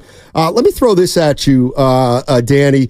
You know, last couple years with Draymond Green have been kind of tumultuous. Obviously, he and Jordan Poole, and then he got suspended. It feels like for the first time, the Warriors are at least thinking about it. Seeing what's out there for Draymond. Steve Kerr had a quote at the end of the year where he said, Draymond, he knows that if he's not worth it anymore, we're going to try to move him. My question would be this.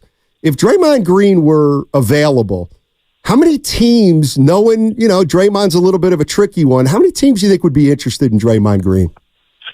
I mean, even though he comes with a lot, I think there'll still be a lot of teams. Teams need a defensive anchor. Teams need a guy like that, a motor. And he could change the whole dynamic of it. I could see, Lakers being interested. I could see a team like Memphis, teams that like hard-nosed guys, that can help you, not just your stuff on the court, but off the court, your young guys, keeping them straight and narrow. So I think there'd be quite a few teams that would like him. I don't know what kind of assets they would have to give up for him. I don't know if they want to do that, if they want to give up their younger assets for him. So that'd be a tough part, but I think a lot of teams would be interested. Danny, let me ask you this, because you're in the podcast world. We had some fun this morning. Draymond did a podcast, and he made it a point to call out Nurkic, who did put out a tweet after the Lakers lost, the Warriors lost in the, playing to Sacramento. Where are you at when you see players that did make the playoffs talk about teams that did and get ousted? Is that fair or foul? How do I feel about? Is it fair or foul teams that didn't make it or did make it? Yeah, did make it, talking mess about teams that did, like Draymond talked about Nurkic getting swept. I'm not a fan of either.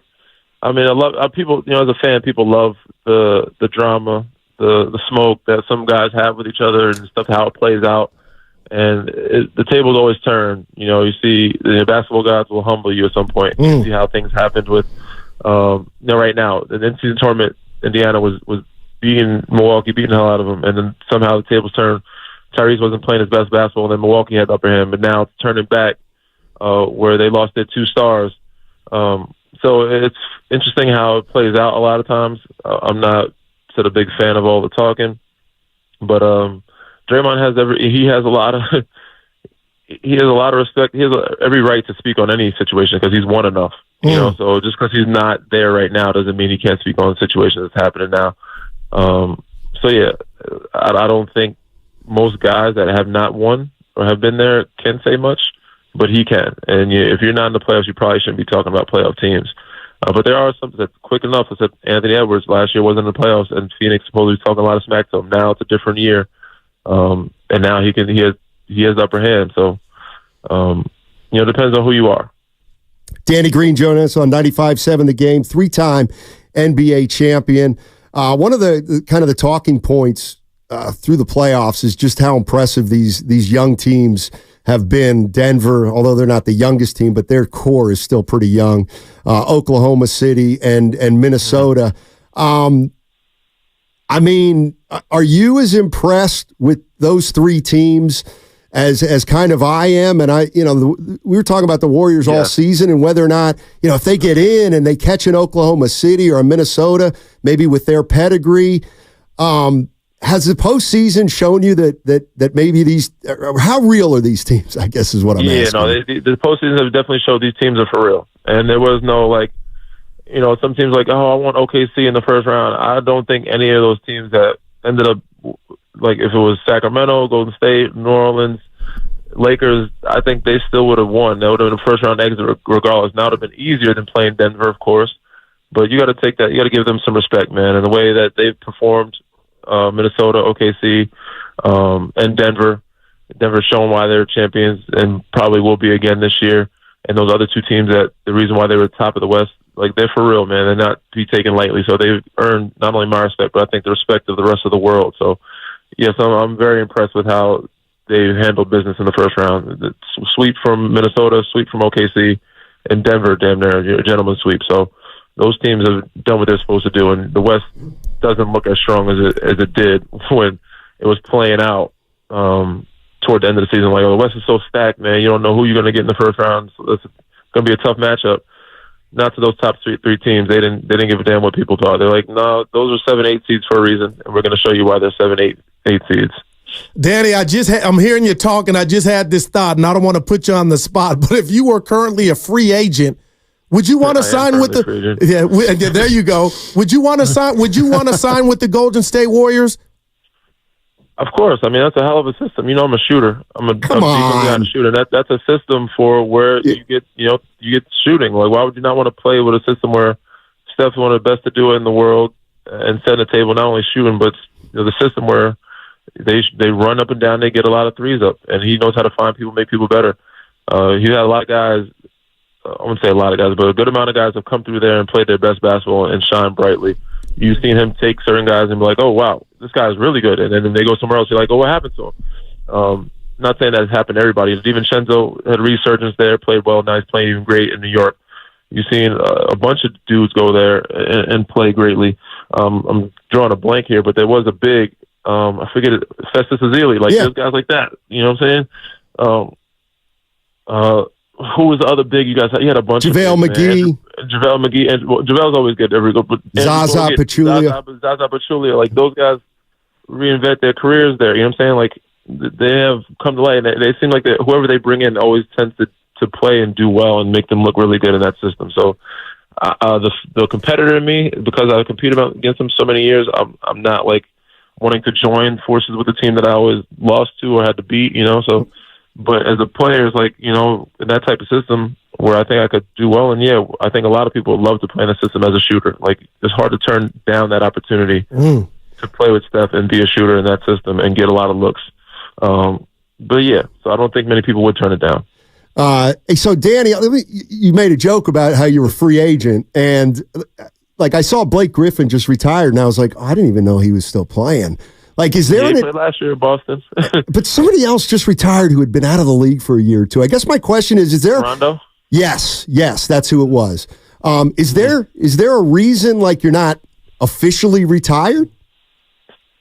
Yeah, I was playing, and earlier this year I was with Philly in the beginning of training camp, and my body's still fine, so there's nothing wrong with me. I'm still able and capable, and I've proven not only to other people but myself that I belong. So I'm gonna keep doing it until it makes sense for me not to, and that may not be here. It may be somewhere else. There's basketball all over the world. You don't have to just play here, just to be an athlete or to be a professional basketball player. So I'll hang up when the time is right, and when I'm done and I'm not able to play anymore, when I feel that I'm done with the game and I can step away from it. Right now, it has not happened yet.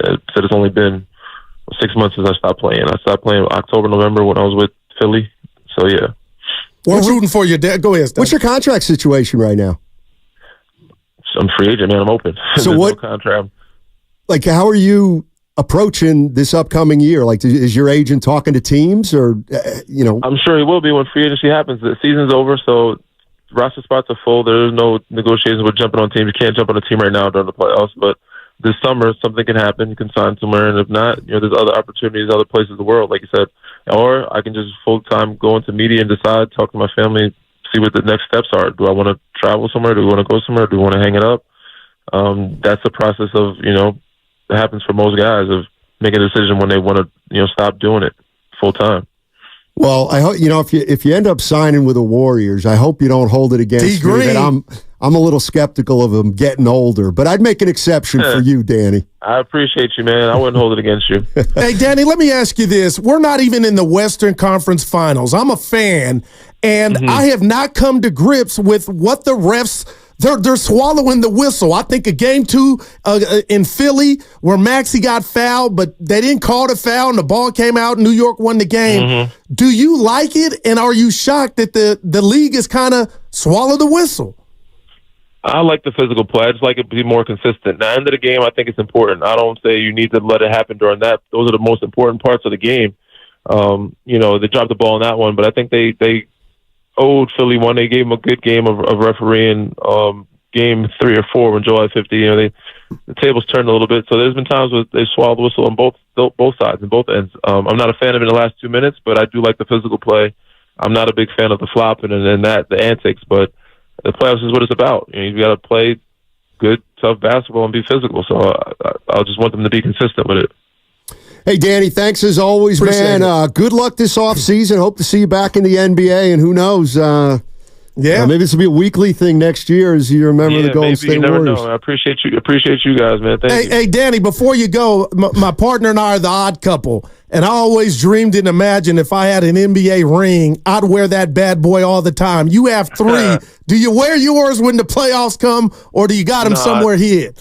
I don't, man. They stay locked up. Okay, look at my guy. Sometimes I wear the pendants, depending on if I was playing or wearing them to the arena, maybe. But no, I keep them locked up. Okay. I don't wear them. They're too big, too. They're ridiculously gaudy. It's hard to wear them and be normal in everyday life. Gotcha. Yeah, they hold a lot of weight. You're all class, Danny. You're a little different than my partner. Hey, thanks again. Really appreciate it. And hopefully we'll talk to you soon, man.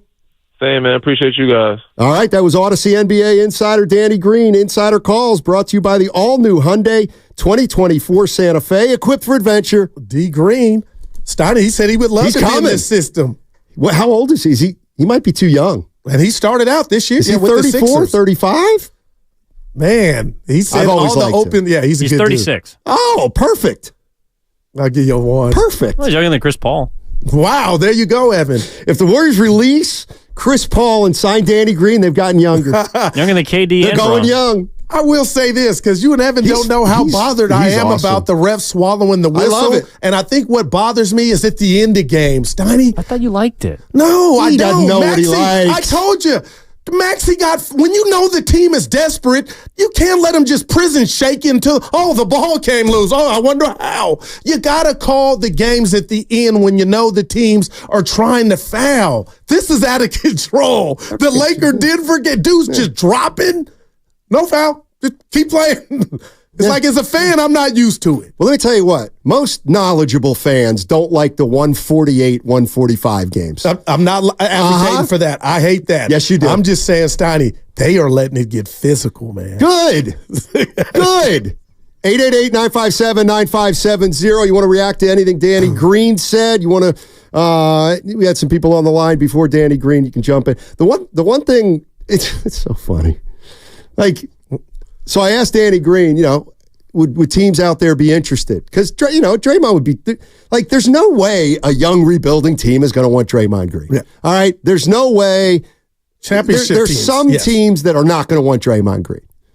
So I guess when Danny Green said, maybe Memphis or the Lakers might want Draymond Green, my guy on the text line's like, Steiny, big L there. Take a big L.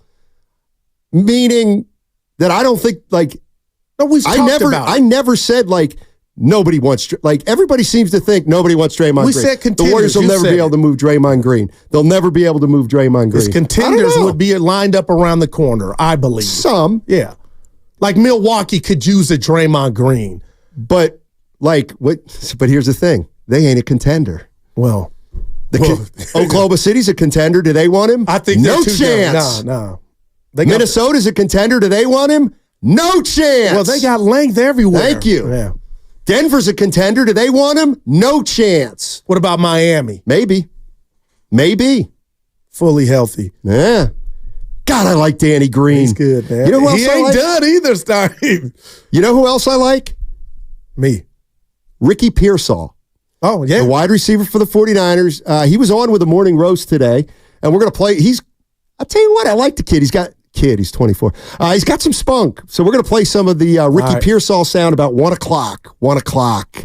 I just looked to my right. My left, and I looked at a couple of people on hold, and it says Dave in Fresno disagree with Steiny. No. So let's go to Joe in Burbank first, although I haven't screened a call, so we might not be able to get to it. Yeah, let's go to I think we can get Joe in Burbank. Hey, Joe, how you doing? Hey, guys. Hey. Good. Hey, guys. How's it going? Thanks again for a great show. You guys always do it. Thank you. Listen, I got real quick, I got three bullets for you. First of all, the first one's going to be a comment on the 46-win season. All right. The next one is on keeping the big three. And the last one is on Draymond. So I'll go ahead and do those real quick. Sure. You know, we keep talking, never stops on the 6-win season. You know, we played Philadelphia with no Joel Embiid twice. We had played Miami with no Butler and no other key players. Milwaukee, there was no Middleton. Instead of Drew Holiday, there was Damian Lillard, and he's not a defensive player. So the Milwaukee's gotten worse. So I don't put a lot of weight in the 46 wins. We against good teams, we just didn't show it. Right. On keeping the big three, I think that the franchise is stuck in a position that so many teams are, and you got to show loyalty and appreciation for your stars. So, I'd say if you're going to keep the big three, they shouldn't have any input on the future of the team. The league is young. Our league is young. The Warriors need to build a roster to compete with the young teams. And finally, on Draymond, he's not going to change. A talent, going to be a future all-star, but he's never going to change. Next year, he will be suspended again if we have him. You can take that to the bank. Thank you for your time. Thank you, Joe. You could how about this one? You could take it to the Burbank. That's where Joe was from, Burbank. I give you 3. I see you working. Yeah. I was going to say, hey, Joe, you could do that math on the 46 wins and who wasn't available, but when it all came out in the wash, in the play-in game that decided your fate, you couldn't beat a Sacramento team that did not have Malik Monk. Not only couldn't you beat him, you got blown out of the gym. Yeah. Well, Dave in Fresno disagrees with me. I'm always equal time. How you doing, Dave? Hit me. Hey, yeah, thanks for getting me in, guys. Yeah, first point, the one thing I do agree, listen, the last hour is moving off Draymond. We do agree there, Steiny. But this is where I disagree. You're saying you don't want fossils and, you want to get younger. Well, younger is not guaranteed. Picks aren't guaranteed. So it's always a gamble when you want to move forward in a young direction and draft picks. I think for Steph, I think the Warriors owe it to him to exercise every avenue, whether it be young or old, because he has committed to this franchise. He has been a model citizen. If he says, hey, let's take a look at Kevin Durant, LeBron, you listen and you see what you can do. Now the problem here is it's not whether we get a fossil or young guy. We just need to get Steph a second option, whether that guy is 20 or 50 years old. I don't care how old he is. If he can give me 25 points a night, Steph is the one superstar in the league that, who's on a contending team that doesn't have a co-star to give him some relief. Yeah, we struggled against the Kings, but it was Steph, and we don't know where those second points are coming from. So they need to get him. If it's KD or LeBron, at least they're old, but you know what you're going to get. You're going to get 27 a night, and that's what Steph needs. It's not coming from Clay. It's obviously not going to come from Draymond. Yeah. And Kuminga, that's a gamble. We don't know. So I'd rather take my chance on the known in a LeBron or a KD or a fossil, quote unquote, than a young guy who we're going to try to develop. Is he going to be able to give me 20 a night? That's to be determined. Appreciate the call, Dave. I feel like he was saying like Michael Jackson, the Jackson. He had Tito. He had Jermaine to back him up. Curry doesn't have that right now. Every night there's a different backup lead vocal for him. I'm here to welcome you to the NBA because 2 years ago, Wiggins was the best number 2. What a two-way guy. And we still had Klay Thompson. Okay, so now they've fallen off. Guess what? You don't just get a second-best player anymore. like in the snap of a finger. But in Wiggins' case, it's not a falling off, it's mental. But then you don't need one. Then believe in Wiggins and bring him back. Well, no, we don't know what we're getting. It's the point. But right, and my point is, just because Wiggins isn't the player he is doesn't mean, well, let's just get another 2 in here. Now Steph needs help. Like it doesn't, the NBA don't work that way. Or you could be right, what you said earlier, Steiny. Wiggins could be used as possible trade bait to get somebody or somebody's in here that might gel together or gel better than Wiggins. Because, Donnie, nobody can argue with me that he's an enigma, man. He just is. You know what? He's awesome and could get you a chip. Can I fight you on this one? Yeah, go ahead. An enigma's a puzzle. Something you can't figure. Andrew Wiggins. Actually, I don't think it is. I think he has totally been figured out. I feel like I understand Wiggins more than not more than anybody. I feel like we all know who Wiggins is. So you're out on him, basically, right? On waiting on the good Wiggins. Yeah, he's not an enigma. He's inconsistent. In an incredibly profound way. Yeah. 888-957-9570 is the number. Steiny along with Daryl the Guru Johnson. Don't forget to download that Odyssey app. You can check out the QR code on both YouTube and Twitch and just deal with it that way. 888-957-9570. Let's go. Hey, it's Willard for La Garza Summer Camps. No time for boredom this summer. Got to get them going. La Garza's the way to do it. Nonstop action, tons of fun. My son Jude went to All Sports La Garza Camp last year. He loved it. Couldn't stop talking about it. Wants to go again this year and will. He loved his coaches. They are great. They teach not just sports fundamentals, but life lessons to help them build confidence. The kids get...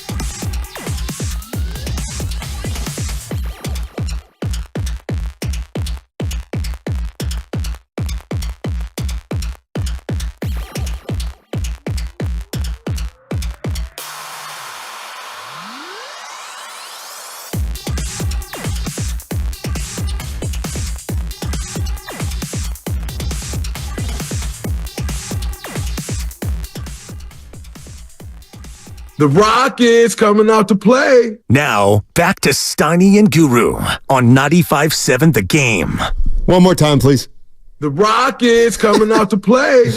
I'm going to ask for it once more, but I want you to tune in to, I love the way he says Rockets. Go ahead. The Rockets coming out to play. That's too funny. He's a piece of work, as my father would once say. Rest in peace. Yeah. Why did I think Danny Green was going to go Mike Florio on you when he said, I said what I said. I'm a free agent. When you asked him about it, he said, I'm a free agent. Yeah. I thought it was stick. He's still trying to ball. Somebody, and I'm not going to give him credit on the YouTube chat.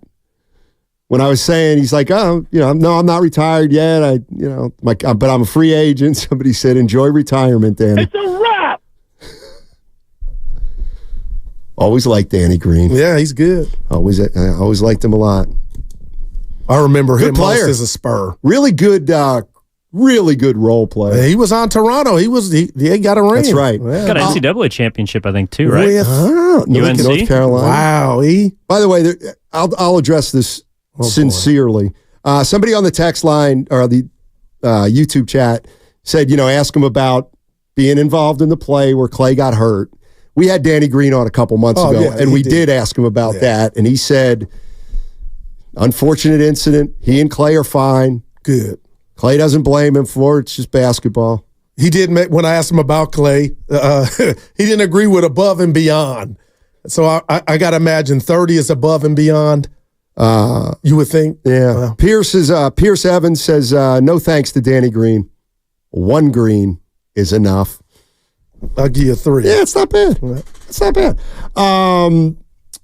Nick Friedel was on with the guys yesterday, and let's talk Kevin Durant first. All right. With Kevin, he's got 2 years left in Phoenix. If you're the Warriors and you say, okay, well, we know it can work and we know it can make it happen, I think that's where you call Phoenix up and you say, hey, you want a boatload of picks back and Kuminga? Would that be something that would get both sides going? I don't know. Boy. Durant back in the yay? Philosophically, I guess, is more where I think we should go with this conversation. And that is just the idea of bringing in an older player. Yeah. An older, good player, Stein. No doubt. I'm willing to do it, man. And I should. Maybe, what? Hey, I'll meet you halfway there. Maybe I'm not maybe I'm not emphasizing that part. This isn't just anybody. It's Kevin Durant. Right. Or theoretically it would be LeBron James. But to me, the issue has become bigger than that. And the issue to me is after watching the playoffs, that's just not the way I want to go right now, because I think it's just unrealistic. Now I don't think getting Kevin Durant in here ensures anything except that the Warriors will have the most interest of just about every team in the league. They'll be back, as the topic of conversations. But does a team with and just hypothetically, is Clay on the team? I would say no. Wow. I guess not. What about Dre? I would say yes. Oof. Does anybody else feel like that? That feels, in a basketball sense, just a little dangerous. But going down that road. They were dangerous, and I know that you're going to say they were younger, but those three together helped. And I know there was Clay and Looney, but Steiny, you went to 3 straight NBA finals, and I got an analogy for you. It's about next year's going to be 24, 25. And when did they win basketball? When was the last 2022. time? No, when was it? You talked about Durant, and they did it before. I got you. But it's how you feel about taking on the project. And what I was going to say is, Steiny, obviously they would like a guy of Kevin Durant's caliber, 25 years old, but where they're at, all depending on how they really feel like, the real reason they feel like they weren't a part of the playoffs, was it Draymond suspension? I guess I'm saying beggars can't be choosy. And the reason I bring that up is it's about how you feel about said move. And if you feel like Kevin Durant can make you an immediate better basketball team and give you a chance to crack the top, get you a 4 or 5 seed, it may not work, but it's about how you feel when you make that move. And I just feel like that is something I would take, knowing I'm getting Durant back along with his age. And okay, now our window is condensed. We almost said to hell with the future, in a sense that we're not trying to rebuild. There's not too many options for you or things on the rack that you could pick and say, okay, now everything is perfect. Like, it's risk involved. But man, right. Durant right back with the knowledge of knowing he's played in this system and they've had great success. For what feels like a super duper long shot with Kevin Durant. The other thing that scares me about a guy like Durant or going in that direction is I think the odds of a disaster season get greater.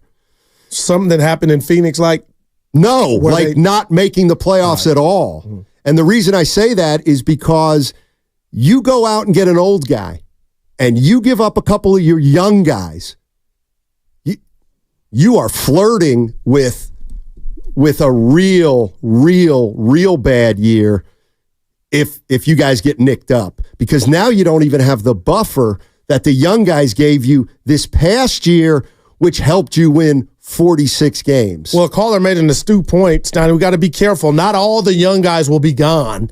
If you were to make a move like that. There'll be at least 2 of them gone. Right. And I'm out. And if Curry got hurt, then I'm out. Trey. And then I said, no, Clay. Clay could still be here, Steiny. You got Durant leading you. And if Durant got hurt, okay, you are who you were last year. So there's balance in that. Hiva. Steiny, so do you think they'll make the playoffs running it back? No, I don't want to run it back. I guess some people are not quite clear where I'm at right now. The one thing I don't want to do is take what looks like a home run swing with a guy that is older. Yeah. I just can't do that in good faith after watching these playoffs so far. And going into the playoffs, we had this discussion over the course of the year about age versus youth. And I feel like on the one hand, it's proving true. Like, youth is trumping experience right now. I feel like, okay, so if that's the way I'm feeling, then I'm not going to bring another older guy in here. What would I do? I think there might be a deal. I think there might be a deal for Wiggins that makes you better. Right. Because I think he was really, really subpar this past year, but for a month. And nobody would argue that. So maybe you could sell another team. I'll tell you what, if I were another team and the Warriors called me about Andrew Wiggins, the first thing I would do is say, let me think about it. And then I would start calling around the league and say, what's going on with Wiggins in Golden State anyway? And maybe what you would find is, dude, he needs a change of scenery. How come? Well, just a lot of stuff. Would you swap Wiggins for Brandon Ingram? Hell yeah, but we're seeing Brandon, his value is low. He came off an injury, had a bad. You're saying that's like wishful thinking. I think Brandon Ingram is way better than Wiggins. No, the reason I brought him up is he had he just came back from injury. But yes, severe one. Yeah, I would do that. And right now he didn't. It was just bad for him. What about Wiggins and 2 firsts for Brandon Ingram? Because I think that would be more like it. That's something I think about, but I think there's 2 moves out there that could make the Warriors better. And that is, if Clay leaves, I think you can find either a player or players at Wiggins and Clay's positions that make the Warriors better, even though they're probably going to be guys that don't have big names. But I think it's within the realm of possibility. And that's probably the way I would go. But let me be clear. I mean, yes, the first priority for me would be, can we get off Draymond Green? Yeah. Can we get off Draymond Green? Let's go to Robin. Robin's in San Francisco. Hey, Robin, how you doing? Are we bringing KD back? No, I mean, you know what? Look, I can't stand backpedaling like a bunch of hypocrites. This fan base mistreated KD. Now it's revisionist history. We want KD. When he was here, oftentimes people get mad at me. Oftentimes when KD was here, right, he was the best player on the floor. He was even better than Curry. Oftentimes, sometimes he would put them on his back even when Curry was on the floor. Oh, the fan base don't like that because can't nobody show up Curry. Curry, this is his team, and blah, blah, blah, blah, blah. Don't be backpedaling now. Life is about moving forward, not going back to the same thing because that's what you're going to do too, okay? Why would I go, and this is what I don't like about KD, sitting up lying on Day-Day show, you know what I'm saying? I would never go back to who disrespected me. You see what I'm saying? Because, first of all, let me tell you something. I never said something here. What went down, and everybody talking about KD was wrong for clapping, that's because he didn't need to wait on, because Curry was out, remember? He don't need to wait on Draymond for no screen. He's like, give me the ball, let me put to my spot and do what I do. So, you know what? Miss me with all that KD talk. Now, let me dream a little bit. Who I would really love to have on the Warriors, I'm just dreaming, y'all, Sure. is Bam. That's my boy. I love me some Bam, okay? If we could get someone like that, that's cool. But let's just face the music. The Warriors are caught in between a rock and a hard place because what dictates everything for the Warriors is money, baby. Money talk and all the rest of that BS walks. Bye, baby. Thanks for the call. Appreciate it. I love her. Bam. I don't think he's going anywhere anytime soon. But I'll say this to Robin's greater point. What if Durant has looked around and said, I need the Warriors. I made the wrong move going to Brooklyn, and this was just the icing on the cake where now right after Brooklyn, he ain't coming back. He'd still be feeling that way. But to her point, we hadn't brought it up. They did do a podcast. We could say, oh, it was Dog and Pony Show. They said they were cool, but what if Durant, Robin, has said and endured 3 or 4 seasons of yuck, and maybe he's like chomping at the bit of the possibility to put the blue and gold on? You know, Robin, people sometimes don't like the way you put things, but she's right. She's right. I think Kevin Durant would say, hey, we might trade you back to the Warriors. You'd be like, I'd rather not. You think How so? come? Well, one, I don't want to play with Draymond. And I do, I'm just put It the bothered him, yeah. He had an issue. A bad experience here. Well, he thought he could be on the way more out, popular than Steph. No, that's your interpretation. Your interpretation. He said that to us, though, Scott. He said the media didn't treat him like they treated Steph. And my point was, Durant, if I was your best friend, I would tell you, you should have never thought, even as great as you were. He never said he thought he was coming in here, and he never said, I want to be greater than Steph. But to give what him surprised him was they never gave him the due that he deserved. It always went to Steph. He did not want to be 1A and Steph 2. He got 2 finals MVPs, Steiny. That's right. And the fans still didn't appreciate him. Do you really believe that? I believe he feels that way. Well, absolutely. It's all and I think he has on a what right he to. deems appreciation. I thought the people loved him. Remember that one game where this had got out? They were screaming MVP when he was at the free throw line to make the point of, dude. Robin's right. Curry isn't. This is Curry's place. But, dude, nobody did not. Well, I don't want to bring this up. Bob and Fitz, they had that joke at the thank you at the championship parade. Thank you. I mean, okay, I'll give you that. But other than that, Steiny, we were doing the pre and post for a couple years. Right. We lived it. I felt like Durant got his just due, and then he got the final MVPs to me, Finals which would MVPs. supersede any fan for what he deemed respect. And Warrior fans were pissed that KD got the MVP and not Steph. I'm kind of with Robin on that one. I don't think the fans did great by KD here. Wow, I guess I don't know what else they could have done. Because to me, him getting that Finals MVP, the 2 was that's 7 media guys. I can take back seat with my own fans if that was real, which I can't tell him how to feel. I think that's hogwash, Donnie. My thing is the world saw me be the best player and we won 2 chips. Like, that's enough to supersede, even if I was a little irritated thinking I wasn't getting my just due from the fans. So I'm asking you right now, what's that look like? What's that look like? What does what look like? How you could compare that you feel like the fans didn't give you your just due.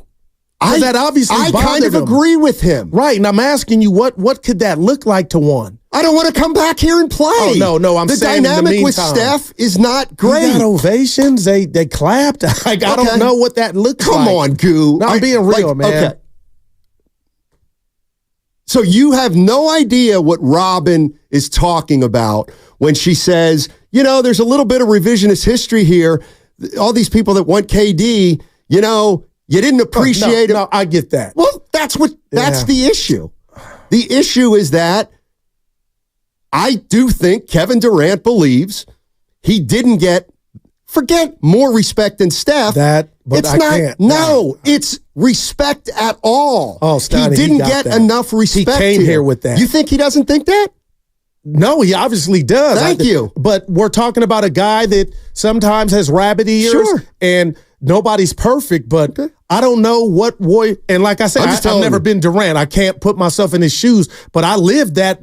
Kevin Durant, Steiny, he was the man. No, he wasn't. He was not the man. Who's the best player was the man. On radio? We were like, who's the best player in the Warriors? A lot of times we were taking calls that it was Durant. Right, and did you hear the pushback? Maybe I didn't. And maybe he did. All I'm saying is, I've watched the Warriors for 30 plus years. I watched them for 3 years with Kevin Durant. Thank you. Robin saying that the fans didn't give Durant as much respect as he deserved. I would say, I kind of agree with that. I think he was taken for granted here. I really do. A little bit. Right. And that's different than underappreciated to me. But because he has a lot of characteristics that I don't like, or traits that Draymond Green has, Steiny. They're overly sensitive. Hence it's got nothing to do with his sensitivity. It's got to do with just the fact of the fans and Kevin Durant. I'll say this to you about that. And Robin, I'm not totally disagreeing with you. The guy that I believe that should have superseded the fans and Kevin Durant saying how much he meant to this area was Steph Curry stopping his summer, taking an airplane to go to New York to try to stop him from not making, I'm making this is how I took it, trying to keep him in a Warrior uniform. That, to me, if I'm KD, but he had other agendas at that. I'm going over here. I'm going to win with Kyrie and James, and it didn't work out. But Steiny, Steph Curry going to that extreme to try to say, hey, let's keep this thing going, that to me is the ultimate, forget a fan, that to me should say a lot.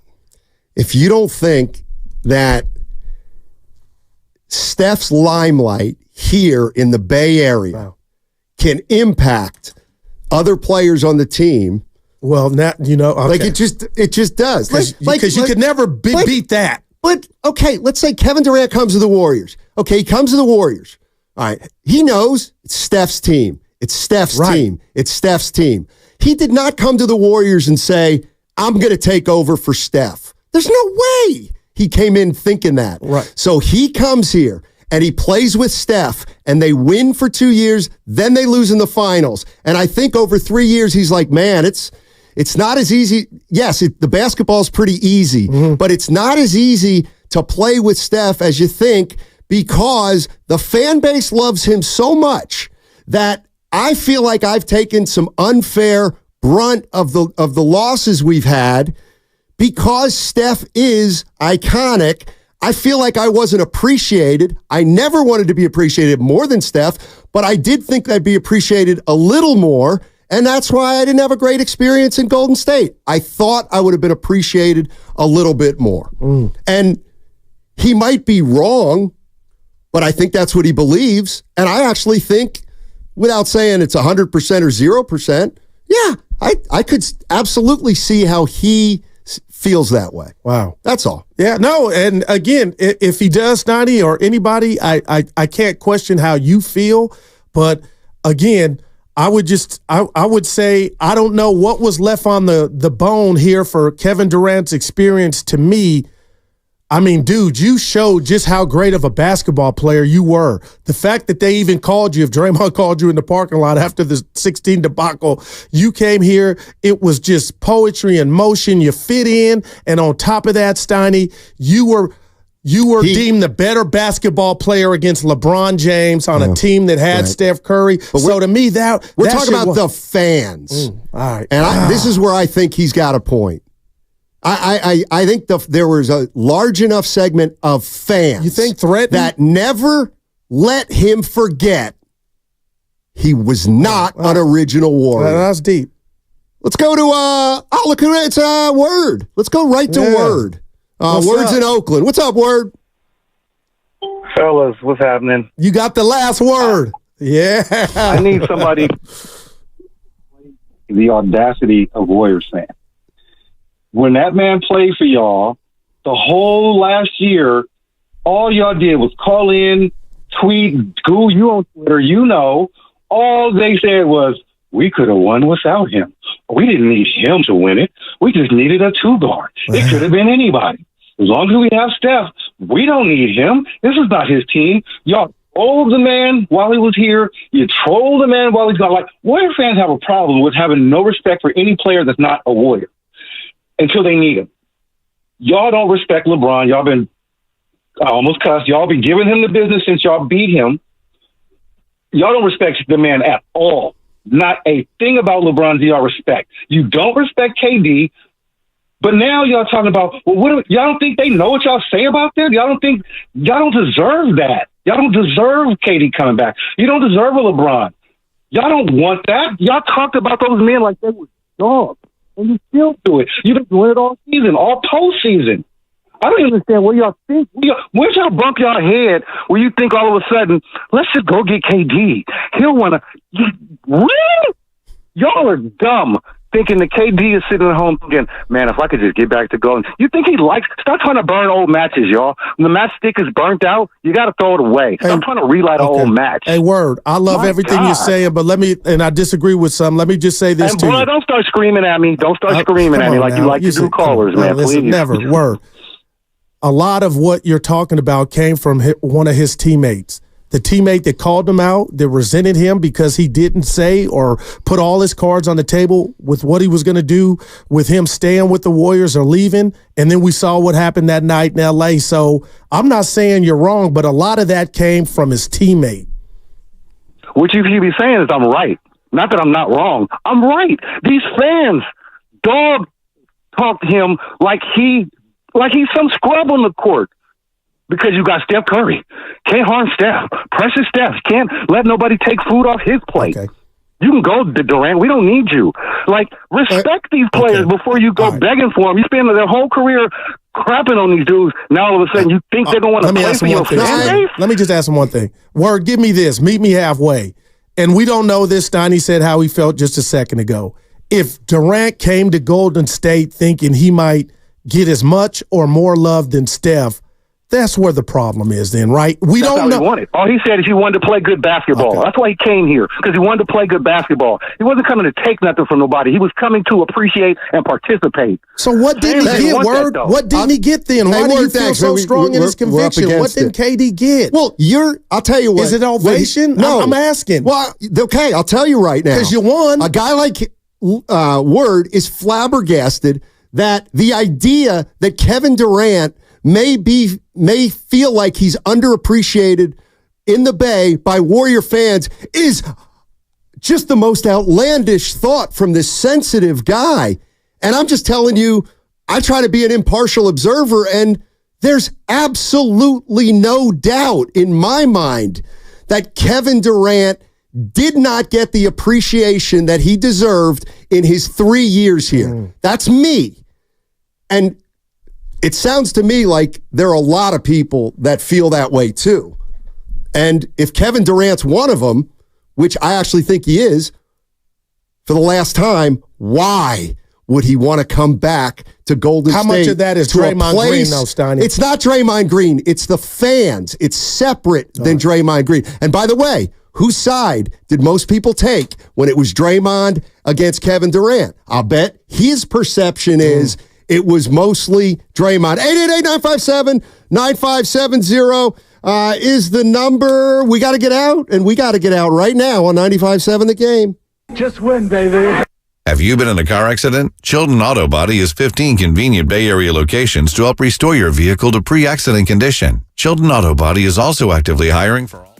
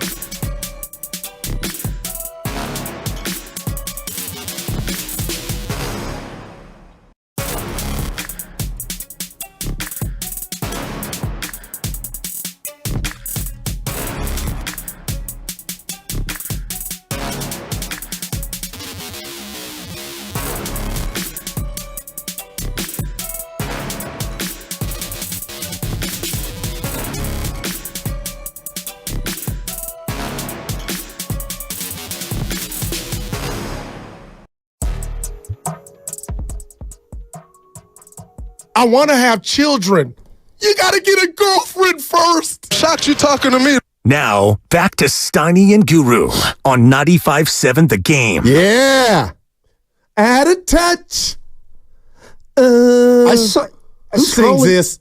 Who are you? Hall & Oates, right? I was actually watching, going through Instagram, and I saw one of them. They're actually from outside Philadelphia, must be mentioned. It was either Hall or Oates, and they're not planning any kind of reunion. Oh, let's just put it that way. They're like Mike and Mike, huh? Yeah. Hey, by the way, I'm going to pass this along. Because I got a text to read. Okay. Let me just quick pass this along. Take your time. And it's, I was scrolling through Instagram. We have Odyssey has a real commitment to mental health. Yeah. And I was flipping through Instagram, and I heard this guy, and I lost it, and I've been looking for it ever since. And he was talking about depression and anxiety, and we know many of us battle with that. It's real. And he just did this thing where he was talking for like 30 seconds on, somebody said, what would you tell somebody right now that's having anxiety or going through anxiety or depression? Oh. And the first thing he did was he said, well, I'm telling you right now, here are the two things that are racing through your body, like actual physical things, your adrenaline and stuff like that. And he talked about you're probably feeling urgent. Like, you got to do something now, and everything's hopeless forever. And if you don't do something now, and he used this phrase, and now it's stuck with me. He goes, yeah, you know what? Don't be afraid to just turn your back on it. I like that. Just go ahead and turn your back on it. Ignore it. Yeah, just ignore it. Just let it go. Just turn your back on it for now. I don't feel urgent. I don't feel like you have to. If you don't, the end of the world is coming. But just that, you know what? Just turn your back on it for a little while. See what happens. Well, I'm not mad at that. And, sometimes words can resonate. So anyway. Shout out Leonis. For anybody out there, who's going through it right now, give yourself a little permit. Turn your back on it for a little while. Just, turn your back on it. Walk away for a minute. I'm not mad. All right. There you go. Thank you, buddy, for letting me say that. I got a text. All right. From our own Bonte Hill. Robin was right. KD got hurt, and the fans immediately pivoted to, now we get back to Warriors basketball. Most of the fan base didn't appreciate KD. Well, that was heavy, and so was what you've been saying, and Robin. Can I just bring this to the top? Of course. I don't want to exonerate KD because I appreciated him and I miss him. But, Steiny, can I make the case, or can some fans make the case that at some points he was his own worst enemy too? Mm-hmm. I think that's fair. Because those final MVPs to me, that was the greatest love. Whitney Houston, rest in peace, the greatest love. That was the greatest love of all, where you were on a team with these guys and you were the best dude. But as far as here in the Bay with the fans, Steiny, and we were in the arena every night, I guess I just was blind to, I thought he got the love. But you certainly haven't been blind that there's a perception out there that the fans didn't appreciate KD. You're telling me that that's new to you? No. I get that, right. And I guess I said I was a part of that, but I didn't get in until he was not in a Warrior uniform. All right, well, I'll tell you what. Let's take your side of it. Right. Joshua is in Livermore. He disagreed with Robin's take, and got to give him his fair shake. Hey, Joshua, how you doing? Hey, Joshua, this is your opportunity. You disagreed with Robin. Are you there, buddy? I wanted to... Yeah. Yeah, can you guys hear me? Yes, loud and clear. Hey, first-time caller, Steiny, I just want to say 2 thumbs up for dealing with Guru. Hey! About Kevin Durant. Oh, boy. My perspective is this. I don't disagree that maybe the fans didn't quite embrace him 100%. As a personal fan, I loved it when we found that Kevin Durant was coming to the Warriors. However, I personally embraced him like 90%, not 100%. I never disparaged him. I never made any negative comments. I don't do that to any basketball player, sports player. I'm not that type of person. Sure. I feel part of that reason that maybe he didn't feel that feedback from the fans because he was like a mercenary. For all we knew, he's only going to be there 1 year. Great. I want to love him, but then he's gone. Well, then he decided to say 2 years. Great. I still love him. We don't know what's happening in year 3. Then it was like all about year 3. It was every year, is he staying, is he going? If he just committed to 2 years or 3 years, it might have been completely different, but we never had the feedback from Kevin that he was committed to us. and staying here and wanting to be here. It was more about he wanted to come here, do what he wanted to do, and move on, it seemed. But I was ready to embrace him.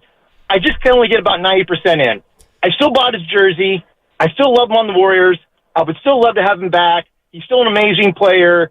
I just think that's a little bit different perspective, in my opinion, about why that feeling might have been the way it was. Hey, Joshua, you know what? That's a great point. A flat-out great point. And I'd forgotten. He kept signing the 1-and-1s. Yep. You're absolutely right. And I could see that, like, and what I'm saying is I don't really want to have the discussion to me isn't whether or not the fans were respectful or gave Kevin the respect he deserved. And I call him Kevin because I covered him for 3 years. It's whether or not that perception's out there for Durant, and could there be a perception around the league that, I tell you what, if you go to Golden State when Steph's there, it's just tough. Okay. And I get it, the basketball is beautiful, but it was. But listen, and let me make it clear. And he gave us his Achilles too. Remember that? Let me be clear. Steph's not tough. Steph's the easiest superstar of all time to play with. No doubt. And your greatest strength is your biggest weakness. So if we all know that Steph's the easiest superstar to ever play with, then if you play with him, maybe you won't get all the respect that you should because you are playing with Steph Curry. But you're his equal, if not greater. Not in the Bay Area, and he never was going to be. But to me, I don't even think he ever wanted to be a co-star. Maybe he did, but I think whatever the level of respect he wanted, I feel like he didn't think he got it here. And yes, another good point, the 415, maybe the throwaway line by Bob Myers about him, or Fitz, about him not being an original Warrior, that was absolutely part of the dynamic. That would have hurt. That would have bothered. No doubt, man. Like somebody had a good one. I wish I could give him credit, and I will. They never treated KD like a splash brother. They always treated him like a splash cousin.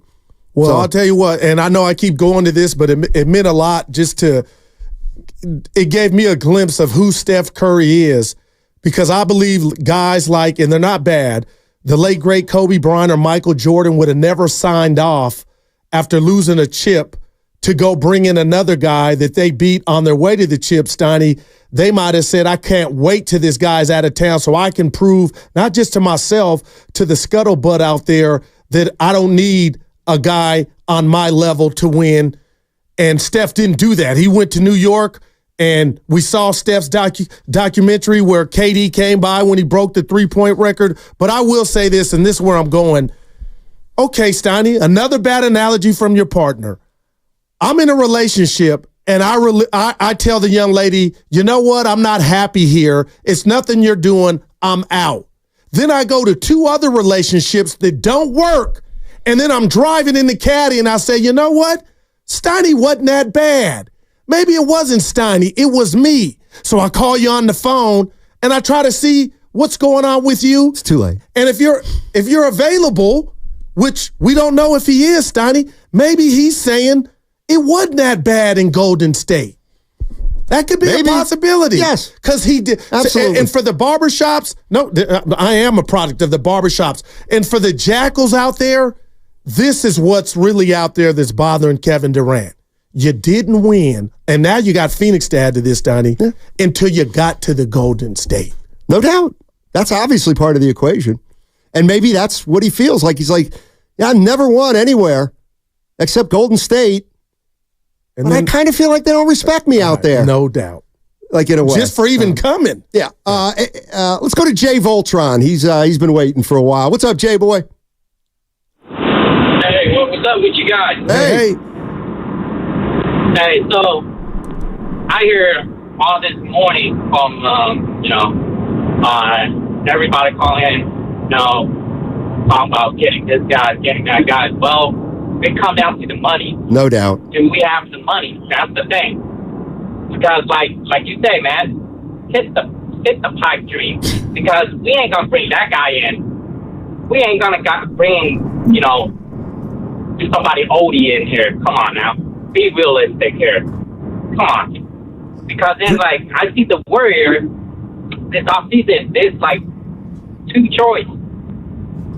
Is that, like, they're going to tell the guys, current roster right now, be like, hey, if we want to bring in the superstar in, you guys have to take a pay cut. Yeah. Thanks, Jay. Appreciate the call. No, I think that's a huge part of this. There's no doubt that when we're talking about, by the way, Evan brought up something great. Don't let me forget. All right. Now I forgot the other thing. You know what Evan said? Too many to keep track. You know what Evan said? What'd he say? But here's what we're talking about. We're talking about LeBron James and Kevin Durant. Kevin Durant's team just got eliminated, and Phoenix is probably going to have to do some things. LeBron James' team just got gentlemen swept, and LeBron's a free agent. And the Warriors are in the conversation. They might not be in the real life conversation, but they're certainly in the media conversation. And obviously, Joe Lacob made a phone call to the Lakers about LeBron James. So, Evan, can you phrase that question exactly? Because you phrased it just beautifully. So, between Durant and LeBron, who do you think would be able to bridge the relationship with the fans easier? Because Warriors fans hate LeBron and have for a long time, but I almost feel like LeBron is built to find a way to mend that relationship if there was one, whereas Durant already has an established relationship with the fans, but it might be in his mind irreplicable. So I'm just curious whether people believe that someone like LeBron James or KD would be able to build a relationship with the fans easier if they came here this summer. That's interesting. Yeah, that is. See, I think I'd have to go with LeBron because there's no bad blood. And Durant has that. Regardless if you think it's right or legit or not, there's something there. But LeBron is Chris Paul squared in terms of the dislike toward him, right? But when KD came, the Warriors were still they were in their prime. When KD came, the Warriors were in their prime. Now they know they need LeBron. I think that would be water. You know what? You would get over it because you know what he signals. Hope. I also feel like, let's say LeBron knows he's hated by. First of all, LeBron's hated by every other. But he's a bad man. Like he was hated in Miami, then he went to Miami. He was hated in LA, went to LA. Burning his jerseys in Cleveland.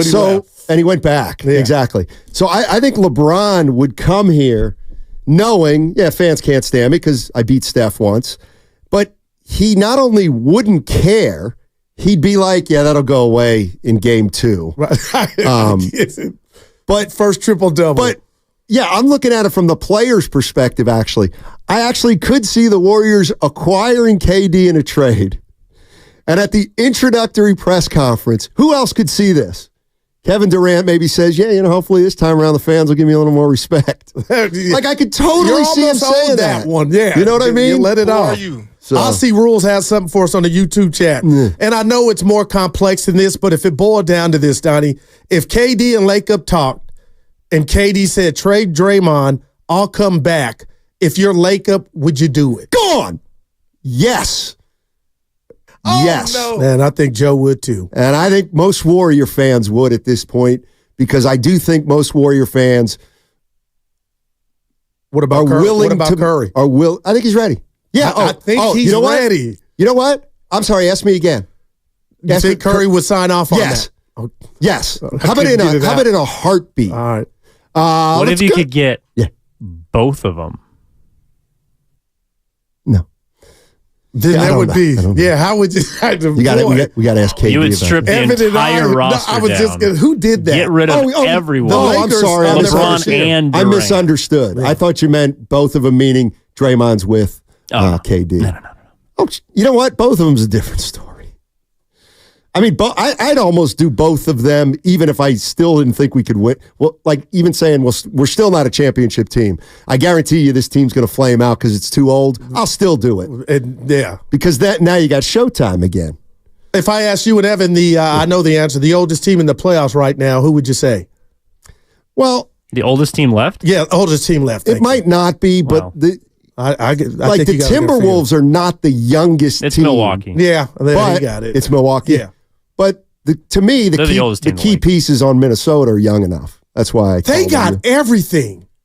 Go and for Draymond, real now quick they have everything. No, hold on. For Draymond to say Gobert is not trash, he's perfected his role. Draymond's scared of the T-Wolves. He knows they're better. They got your boy's in a good situation. My boy is the reason the situation is good. Nobody said nothing about Equifax. You all about credit. That's right. Saying, and by the way, he bailed on his team. I don't think he's there Saturday. Don't bet against him. They said the locker room. Don't bet against him. Surgery today for Finchy. How about this? Who's got the walkie-talkie on the bench? How about this little nugget I found out from him? I hope he doesn't. Oh, some insight. Hope he doesn't say. Clip this, Evan. Steiny, quit telling my business. So he played 4 years of college basketball, Franklin and Marshall. Then he played professionally in England. Now that I did know. Yeah, for like 10 years. And then he became a coach in England. And then he coached their Olympic team. Oh. Now, I don't think they made the Olympics, but they still have Olympic teams to try to qualify. And I said, he ruptured his patellar. And I said, man, see, your surgery's Wednesday. I said, you ever had surgery before? He said, no. Never been under the knife. Never been under the knife before. First surgery of any kind. Man. I told him to get used to it. So you and I may have good buddies that are head coaches. It's Andy gets the Laker job. I said, you're getting up there, buddy. Yeah. Have you guys had surgery? I said, they got you doubtful on ESPN. Evan, to answer your question, my belly button used to stick out, so they called it a hernia. So 6 years old, I went to Oakland Hospital, and I'll never forget, 6. You know how old I am now. I feel 30. Well, I don't really. I woke up, and there was a bandage on my stomach because they put it in. Okay. But that was the only surgery I've had. And we know about you. Was that your first surgery, the hip? No, you had neck surgery. No, your partner day. You know what? I've had 2 discectomy infusions. Those are neck surgeries. I've had a hip replacement. So you're on 3. A total hip replacement. And I've had, I don't know if I broke my foot when I was 24 playing. They put a cast on it, but I don't think I had surgery. No, you would remember. Yeah, I can't. I don't Evan, you're too young. Basically Lonzo Ball, Steiny. 0 for that's a 4. 0 for you, E? I've never had surgery. Thank God. Yet. Yeah, it's no fun. KD. Bring him back. Who are you? Put in a cap. I want to hear somebody ask Kevin Durant, like on a podcast, or would even ponder the notion of coming back if he could. We might hear something soon. We might. He ain't got nothing, no games. Let's go to Steve in Oakland. Hey, Steve, what's going on, buddy? Hey, yeah, I just, I don't even say opinions, but just a couple thoughts on hold here. One, I'd love KD back. And why, if they do trade for KD, why does that mean that they can't get younger by unloading Wiggins or maybe somebody else? It doesn't. It's possible. It can. All right. Right. So, I think that if they're serious about contending, they're serious about reacquiring him. Now, regarding LeBron, how do you think Steve Kerr would feel about coaching LeBron as opposed to coaching KD again? I love LeBron as a player, but he's a coach killer. Yeah, and nobody's thinking about Steve Kerr in the equation. Well, how about you know what I thought, Steve, and thanks for the call. This talk about LeBron or KD. Could you get LeBron? You know what I don't? You know what kind of dynamic I don't want? In a weird way, I don't want LeBron James coming to the Warriors, and let's say Clay walks, because I don't like the change of dynamic. I can't believe I'm gonna say this for Steph.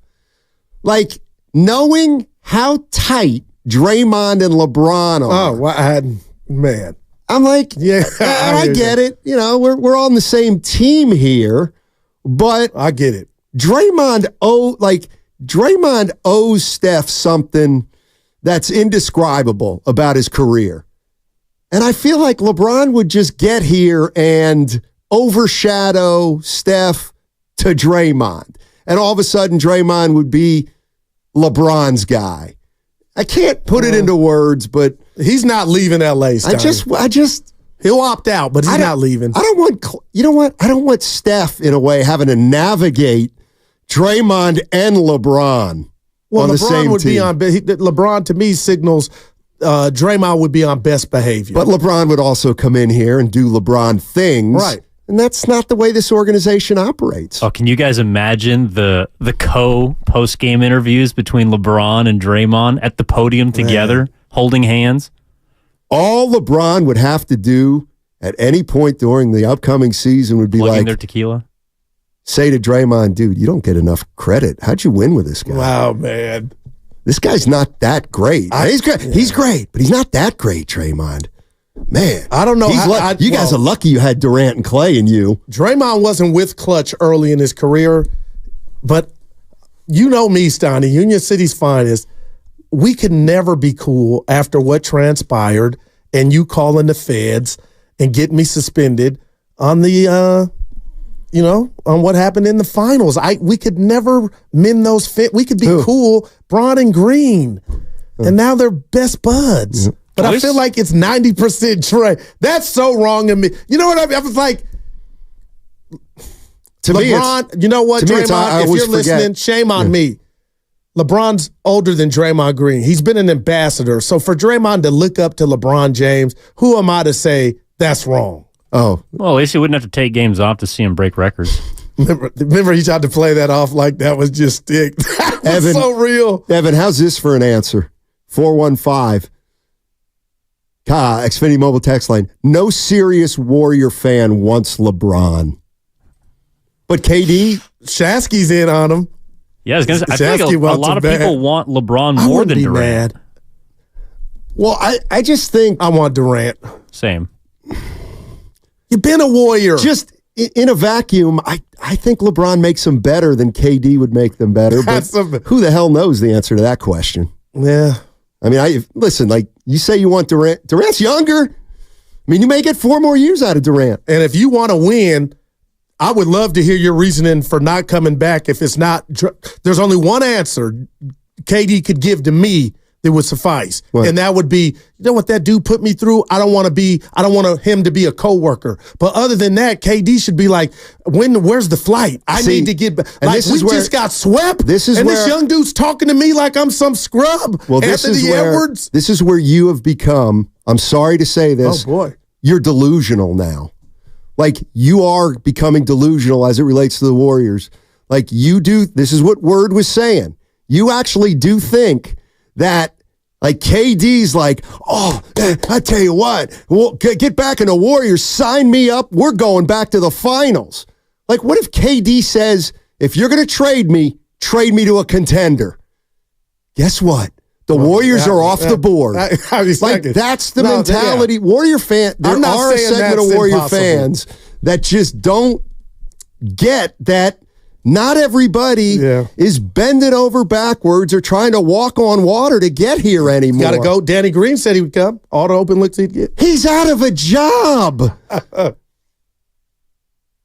What's coming up next on The Game is presented by Fremont Bank. Full service banking, no compromises. What's up? It's your boy Guru. Prize Picks is America's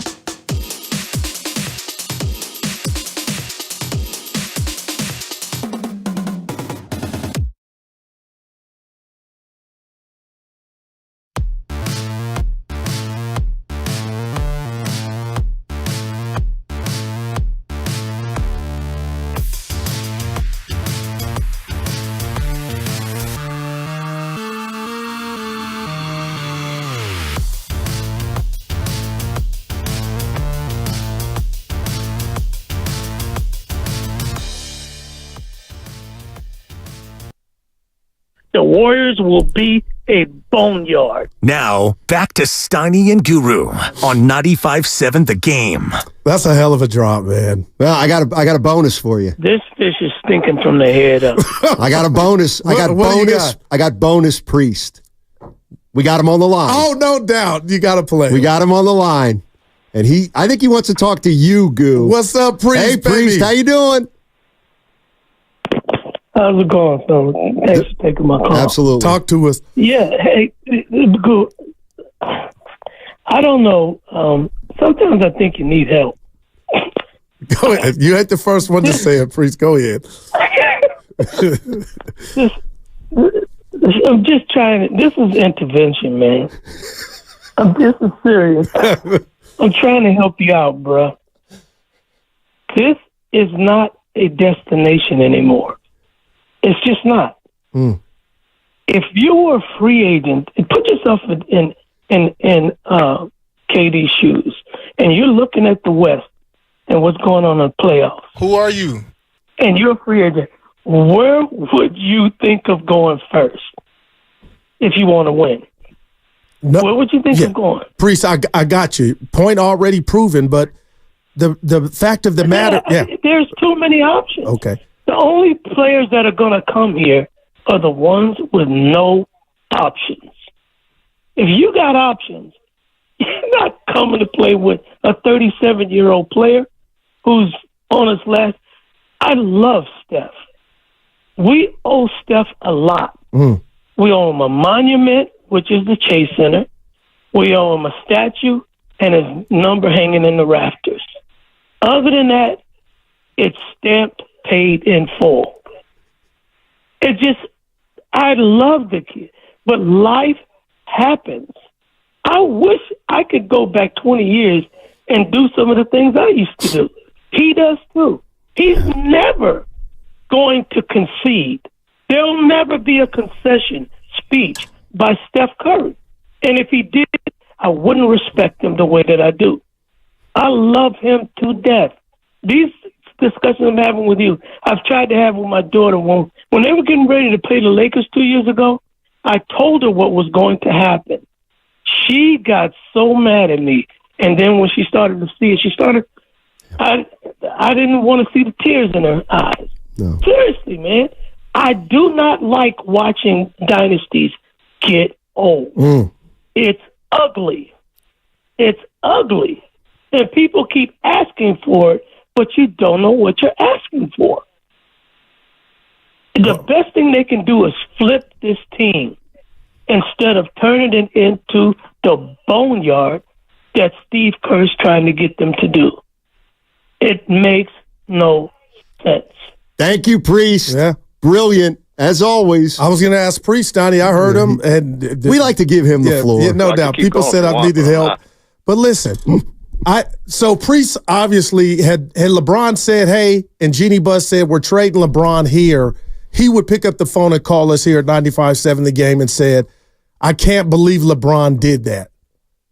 Is that safe to say what Priest thinks? Like, why would LeBron look at the Warriors currently constructed with his services? Why would LeBron sign off on coming here? You think that's listening to Priest? I think he would question LeBron's decision on choosing Golden State. Move on, Joe. Wouldn't you say that's fair? Because Priest is telling me the Warriors are not attractive to somebody that still has something left. But I'd go on an individual case-by-case basis, but in general, I agree with Priest. Like, this ain't a top-tier free agent destination, or right now, how can it be a destination where you go to win titles? This isn't back in the day when David West joined. Right. Like, you're not getting the David West guys now. Well, now this twofold. Yeah. If you're Phoenix and whatever's going on and we know they need a point guard, are you taking calls on Durant because your situation is so dire in regard to picks in the future? That's one. And then two, Steiny, how many other teams in the West, and maybe the Lakers are one of them, they call and knock on the door for Kevin Durant? Yeah. Oh, they're going to get it. Well, so first of all, there's going to be a line. They're going to get calls about Booker too. Oh, okay, right, but that's the piece I'm not getting. But Booker's not going anywhere. Well, why would you say that? You're willing to trade Kuminga, but Booker's way younger than. That's why they could get more for Booker. It's the same principle. If they say we're not trading Kevin, if they say we'll trade either one of those guys, you're going to get a much bigger package for Booker. Oh, okay, no. Well, that's what I mean. I'm just thinking Phoenix, like there's no number, like he's their Curry. Oh, I wouldn't say that. Okay, that's how I look at D. Booker, Donnie. Like if they build or make some changes, Booker. You can't compare Devin Booker to Curry. Well, you know what I mean. I mean, Curry's untouchable. Right. Like if I guess I'm saying. I mean, if D. Book was. But what I'm saying is, if I'm running the Phoenix Suns and I'm like, we got to do stuff. Okay, you Booker know what you do? Get you more than you know what you do? You see what you can get for everybody, and then you weigh it and you say, guess what? This package for Booker could get us back in business in a year or two. Done. That's what. Well, Joe, they're going to try. I'm getting Priest ready, Stoney. Now, the other party's got to say yes when you propose. I mean, obviously the team first, but the player. But I just don't. Like Danny Green, you said he's unemployed. I get it. And I didn't think he was still playing. I mean. But he was saying some good things about this Warrior system. I'm not talking about role players who are looking for minimums. Sure, they're going to come. Saric, you're going to get Saric. Yeah. But no, I'm talking about big boys. I do agree with Priest. Ferrari. And I'm not saying it's out of the question entirely, but I am with Priest. You know, you're a big boy kind of in the NBA. I don't think you are looking at Golden State like, I go there. So you're saying now I'm saying. If you were that guy, if you were Durant, like I think I'd look at Steph, Dre, okay, you still running that system, maybe still Clay. Like, okay, we got something. That's what? What do you have? A chance. I don't think you do. I just don't. I mean, I just don't understand how you re-sign Clay and bring in Durant with Draymond and Steph. Let me see. How are you going to win a playoff series next year against teams like these? Like that's kind of why I'd be worried about that. But I think what Priest is saying is. The idea that KD would look at the Warriors, hey, we might have a deal for you with the Warriors. He might say, I can't win a title there. They're done. Get me. I'd rather go to Orlando. Can I get to Philly with Embiid? Better chance. How about? Philly could use Klay Thompson. I'm talking about Durant. Yeah, I know. So, yeah, it's fascinating stuff. And they really can't start doing anything until the finals are done, Stoney. So it's they're not in it this year. Hello. Yeah, they've missed the playoffs 3 of 5 years. But let's go give up all our draft picks. What happened in to try to go from 10 to 1? I'm doing this just to spite you, but what happened in one of the 2 years that they did make it? When? The Warriors. And what I'm telling you is this irrational. I looked at that. This irrational. Like, you know what? Keep talking about 2 years ago. Keep thinking that is remotely relevant. It's irrelevant. They are so different. All of the players that were on that team are completely different players. And the worst part is their old players back then are even older now. And the crazy part about all this, and nobody believes that if this team, if that the team with the roster of 2 years ago could win a title next year. Nobody believes that. When I want to just get down, I just think about what we've heard from callers, you, Evan, and I.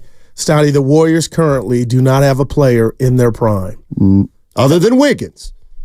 But prime of what, though? Exactly. Because the athletic is there. It's just upstairs. Yeah, he's lost some athleticism, too. I think he has. I mean, look at Looney. Looney's lost some athleticism. He's still in his late 20s. But the guy that gets the answer to that, who's in their prime, has another issue going on to where it's consistency. But even in his prime, he's just okay. Yeah. Even when except 2022, the outlier, he was great. He was okay. He was your second best player in the playoffs. And he also, don't forget, if you call him an all-star, it's because of the TikTok guy. But don't you ever forget it that. Worked. Right. It's like Bronny. He's going to get drafted because of my dad. And I'll tell you what. And I don't here's hate on the thing. kids. That thing bothers me. Proof fans are idiots. Andrew Wiggins was a first-team NBA All-Star. Come on, people. Come on. But it's not. But here's the thing. I'm going to take it back because it's not the fan. The fans did not vote in Andrew Wiggins. I'm looking at the TikTok dude. Voted in Andrew Wiggins with his people in. I don't know where it was. China or was it Singapore or Japan? Can you believe a team would draft Bronny just to get LeBron? Yeah, I do. I do. Like, I want to have that power for Daryl, Donovan, and Milan. Warriors have a second-round pick. Go do it. I dare you. Hey, on the other side, Dibley and Willard on 95.7 The Game. Have you been in a car accident?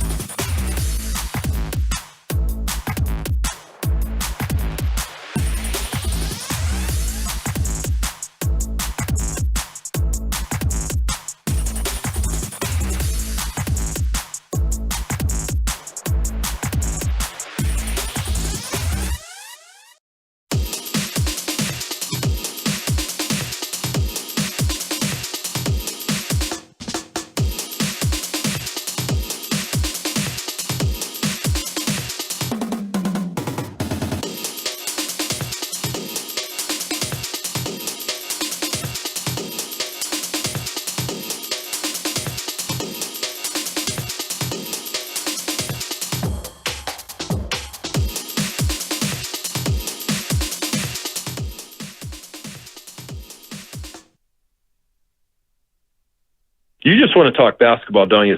It is funny. What's funny? Now, back to Steiny and Guru on 95.7 The Game. I got you, Goo. But I hadn't heard all of that. Yeah. I appreciate that, I buddy. appreciate you guys. All right, Willard and Dibs in the house, and this is the crossover. Tell them what we've been doing. We've been having fun and throwing out Kevin Durant. We've had a good time today. Yeah, we've been having a good time. You have? Yeah. It's weird It sounds because like it. I walk by the window, and we've got windows all around the studio. To the walls. He hates them. Yeah, and Yeah. I saw this man do something that I hadn't seen in a long time. Smile. Laughing uncontrollably. That's because Pre said, Guru, I think you need help. Yeah. And you thought that was funny. Well, he's golfing today too, Willard. He's golfing, so that Who has doesn't something to need do with help? it. Even Steph needs help. Yeah, no Everybody doubt. needs some help. You're not going to sing Phil Collins, are you? Still my favorite Steiny and Go show. Since No, I since said that is my all-time still king. my favorite one. It resulted in a loss, but that was absolutely. great. But it captured the entire city for one afternoon. The whole city stopped. It was incredible. I mean, Thrive City was thriving because of you. You walked out there, and the whole They got their asses It felt like it was kicked. 100. It was like 95 degrees. It's a special day. Everybody was smiling. Incredible day. Steiny's singing. Everybody wanted to try their hand at singing.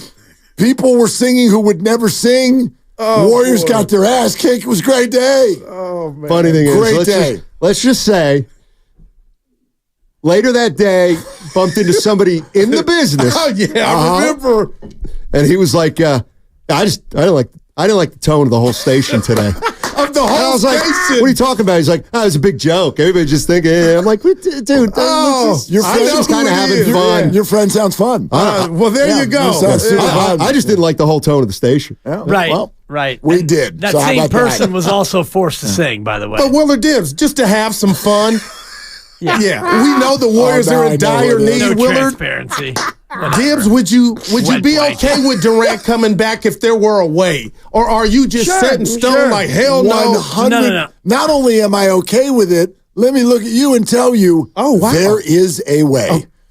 There is absolutely a way. Bobby Marks coming up at 4:30. Eric got it. Pretty close. 3:15. Eric Pink is 3:15. Dude, do you know this? Do you know Pincus from LA? He knows Very well, Pincus. yeah. He is You don't know Eric Pincus. money. He's money. Eric Pincus is great He's at money. what he does. He is, if you want to call it Bobby Marks light, but he's not. He knows all the same stuff. He just doesn't work for ESPN.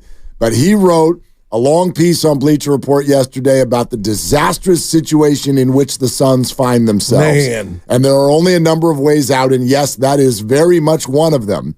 They got to get off one of these stars, and you, quite frankly, can't get off the other two.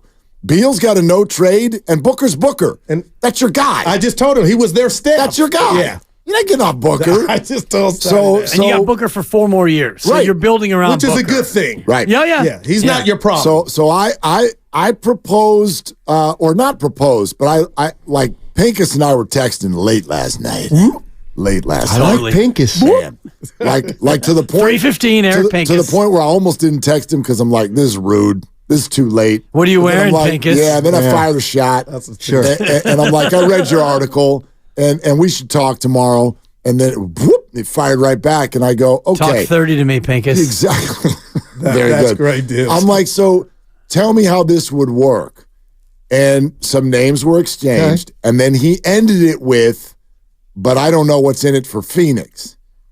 And then I responded and said, well, the Warriors have picks. And Pincus said, they do have some picks. Oh, God. Yeah.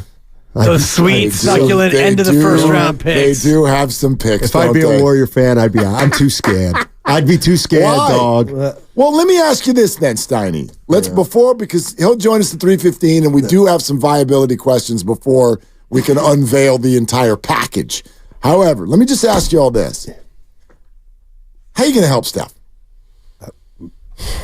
That's what they're going to try to do. I don't look at it that way. Well, I'm but- looking at it, how can we get better? But how can don't- we go from 10 Trey to 6? Kuminga. I don't think that the Warriors think those two questions are all that different. Okay.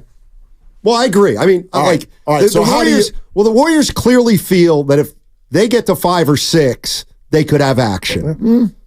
So I disagree to an extent with that. But if that's what they believe, well, then all you got to do is go all in on winning 4 or 5 more games next year. Well, and the other thing is if you're aiming for the 5 or 6, who says you're not going to get the 3 or the 4? We're talking about a game or 2 difference in some cases. I'm allowing for I think you could. I'm not saying I think they can be the 3 or the 4, but I'm just saying it's not like you can just target the 6 and be like, yeah, we did it. You know what I mean? Like, the idea is you got to be a 50-plus win team. How do they do that? How do they help the guy? Well, I mean, to me, you could help him by moving Wiggins for a guy or like I mean, maybe you could help him by moving off the idea that the only way to do it is the old way. You know what I mean? I know I'm speaking in general. Well, what's the old way? With Clay, Draymond, Wiggins, and tinkering. I feel like Steph is there. I do too. I feel like he's there. I do too. I think that Steph has mentally prepared himself for his splash brother to potentially not be on the team anymore. I agree. I think he might be on the team, but I think that if something presents itself that would mean he's not on the team, I think Steph's prepared for that. And I think that Clay is also prepared for it because based on what we know, 2 years and 48, he said no thank you to, and now where the Warriors are financially, feels like the offer that they would make would be about that, if not maybe a skosh less than that. And I think that he has a chance to get more money elsewhere. Now, one thing we're going to ask Eric Pincus, 315, capologist, is are the Warriors in a spot where they can do a sign and trade? Because I think that when they get to June 30th, they can get below the second apron. And at that point, are they then able to be a team that can maneuver like typical teams do? In other words, could they sign Clay and then involve him in a trade? Correct. Yeah. Wiggins and Clay. And what that means. And I don't firmly know the answer to that, and Eric will. Exactly. So yeah, we until Pincus joins us, I'm going to have to sit on that as an idea. Here's the other thing, though, about Clay, and I think this is maybe helpful for fans to just think about and kind of massage, because most people are just like, well, that's Clay. Let's keep Clay. If you want an acquisition of any consequence this offseason, if you re-sign Clay, he is it. Yeah, exactly. That is your acquisition. Man. So for me, that really shapes kind of, at minimum, the openness for this to go multiple ways. I'd love to see Klay Thompson finish his career as a Warrior. But for everybody who wants to both keep Clay and get better, think about it that way. If you re-sign Clay, that's your big acquisition. How hard of a situation kind of the way I've been looking at it. Yeah. We're going to sign a guy that is not going to bring us that immediate improvement. What do you mean? Why not? He was part of. I'm not blaming Clay. Why is it not possible for Clay's replacement to bring them immediate improvement? That's what you need. I'm saying if you bring Clay, and you don't bring in anybody, then it's you already know what you're paying for. No shade at Clay. Dude, I keep rewinding. The answer to this team's ailment is not in the building. Right. Kevin Durant or somebody like that is, and I'm dreaming. Maybe I'm not 315. No, Pincus, but I can't wait. Well, for me, it's about addition by subtraction as well as addition by addition. And for me, job number one is getting Andrew Wiggins off the team and getting something for him. I think that he's run his course here. I don't think that he's going to ever be the player that he was for the 2 months when they won the championship. Brandon Ingram in some type of deal for Wiggins. Would you do that?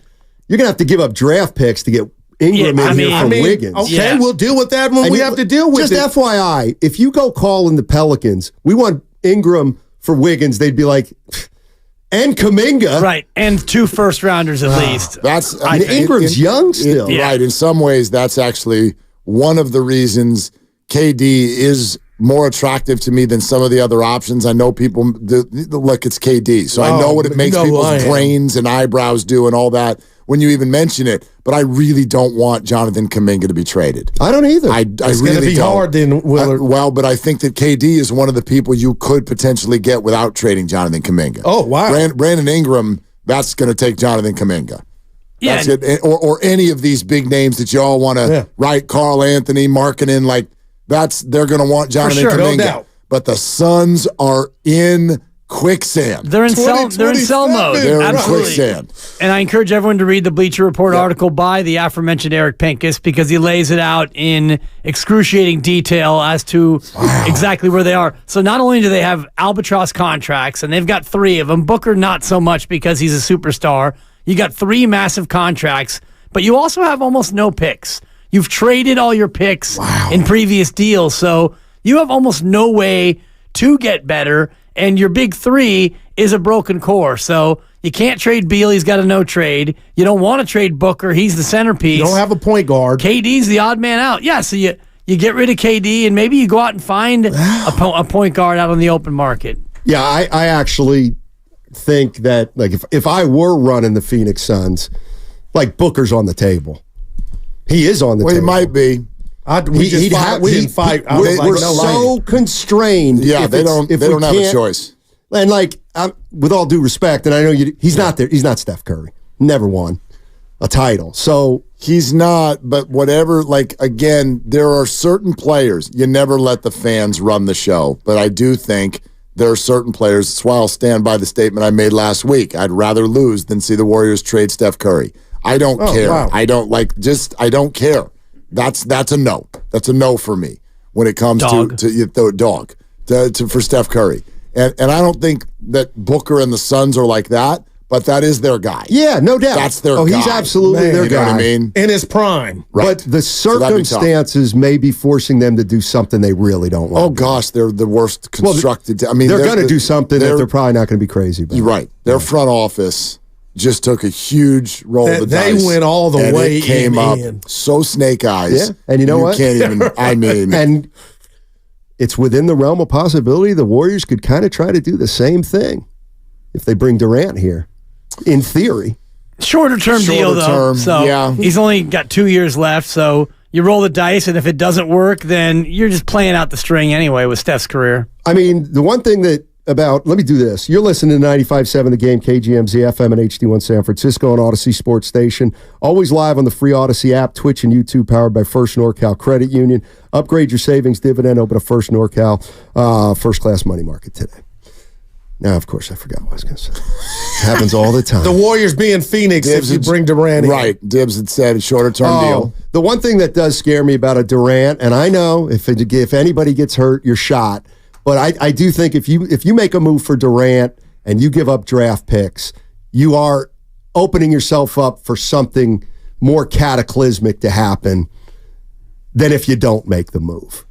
In terms of like in terms of the future, the floor drops. Now the ceiling gets raised also. I guess what I'm saying is it's significantly more risky, I think, than moving Wiggins. Could we get somebody in here? Let's re-sign Kuminga and let's just take another year. Can we win 49 games, get to 6, assess at the end of the year? Like, I just see Durant coming here or somebody like that, and if it goes south, then it's going to be worse than if a regular year were to go south. So I agree completely with everything that you're saying. But is Joe Lacob a risk taker? Yep. That's no number one. And number two, I look at this from the standpoint because the picture you just painted is actually probably what's going to happen. That's the betting favorite. The betting favorite is one of these deals will not match. The Warriors bring back Clay and just bring in another, Kelly Olynyk joins the team and off you go and try to not get suspended, everybody. But that's where I was thinking about when I brought up what I brought up yesterday, which is Joe Lacob is also concerned with whether or not the Warriors are a show. Yeah. Or are they getting stale? And I think if your offseason is Klay Thompson and Kelly Olynyk, I think you run the risk of feeling a little stale. And my God, that's a cuss word. That's a cuss word in this industry. Coming off a year you didn't make the playoffs. Right. So that's a risk too. Just to rebut that, I would say, boy, as long as you have Steph, you're going to have a pretty good show, relatively speaking to other shows around the NBA. Yeah. Now, do you want to have a super show like you had? You could probably bump that up. But if you're going to win 46 games, you'd rather do it with KD and Steph than you would running it back with the same old cast of characters. There's a certain amount of sizzle that comes with KD's return, and can they do it again and all the rest of it. You think KD would want to come back here? That's what we were getting. Yeah, I do. I do. I mean, it may not be his number one destination, but he likes playing with Steph, and I do think that this being an Olympic year adds a little bit of extra intrigue to it because he's going to be playing with Steph, and he's going to be playing for Steve coming up here in July in Paris. So those things maybe will help fuel the rumor mill, but if you're KD and you're looking at where you would want to play, and I know that Miami is an option, that's pretty appetizing. New York has been rumored. I can't picture him wanting to go play for Coach Thibs. Doesn't strike me as... Play 48 a night. Yeah, exactly. Or else. Yeah. L.A. too. The Lakers too, if Bron stays. He'll go to L.A.? I mean, I don't think he would listen. Well, who's he? LeBron, because D'Lo is out of there. Oh, LeBron would listen to... No, Kevin Durant would listen to join the Lakers if he could play with LeBron. I believe that's on the table for him. Like the Lakers are going to get another... D'Lo is Jetson. They're getting rid of him. Night-night. Right. I mean... And I feel like that's their stilo. They will go see what's up with Durant. Yeah. I don't know. Even Magic Johnson literally wrote the other day on Twitter about youth. And it's not that it's untrue for the Warriors. It's true for the Warriors as well. But the Lakers, I have a hard time believing that what they're going to go do is get a mid-30s front court player. Yeah. I think to replace D'Lo, they'd be much more interested in the Donovan Mitchells and the Trey Youngs of the world. Robin called in, and the heart of the show was, did KD feel underappreciated? And that brought out all kind of feelings from everybody. But we did the pre and post for a couple years at Oracle. I felt like Kevin Durant got all the love from the fan base. You got the 2 final MVPs in front of the world, to where some were saying you are the better basketball player than Steph Curry. But as far as the crowd giving standing O's and not, he wasn't underappreciated. Well, but a lot of Steiny feels like he was, and all that matters is what he thinks. Right. And a lot of people feel underappreciated, whether they are or not. My question for Kevin would be, how much different of a person are you now than you were 5 years ago? And 2 failed stints. Right. Has your opinion changed over the last 5 years? Like, do you look at Golden State a little more wistful? Well, right. Are you like, is Kevin, the perception at the time was Kevin's like, I need to be seen as the one. I want to be beloved as the one. Do you still feel that way when you're 35? And you realize that, like, that quest that you went on relationships you were in didn't work? Right? We've all been there. Like, you get a little bit older, your perspective every 5 years changes on everything. Like, Dibs, I find it hard to believe that when Kevin Durant came here, in his mind, he was like, I'm going to overtake Steph. Like, I'm going to be their new limelight player. I think he was just, I'm going to come here, ball, and win a couple titles, and the chips fall where they may.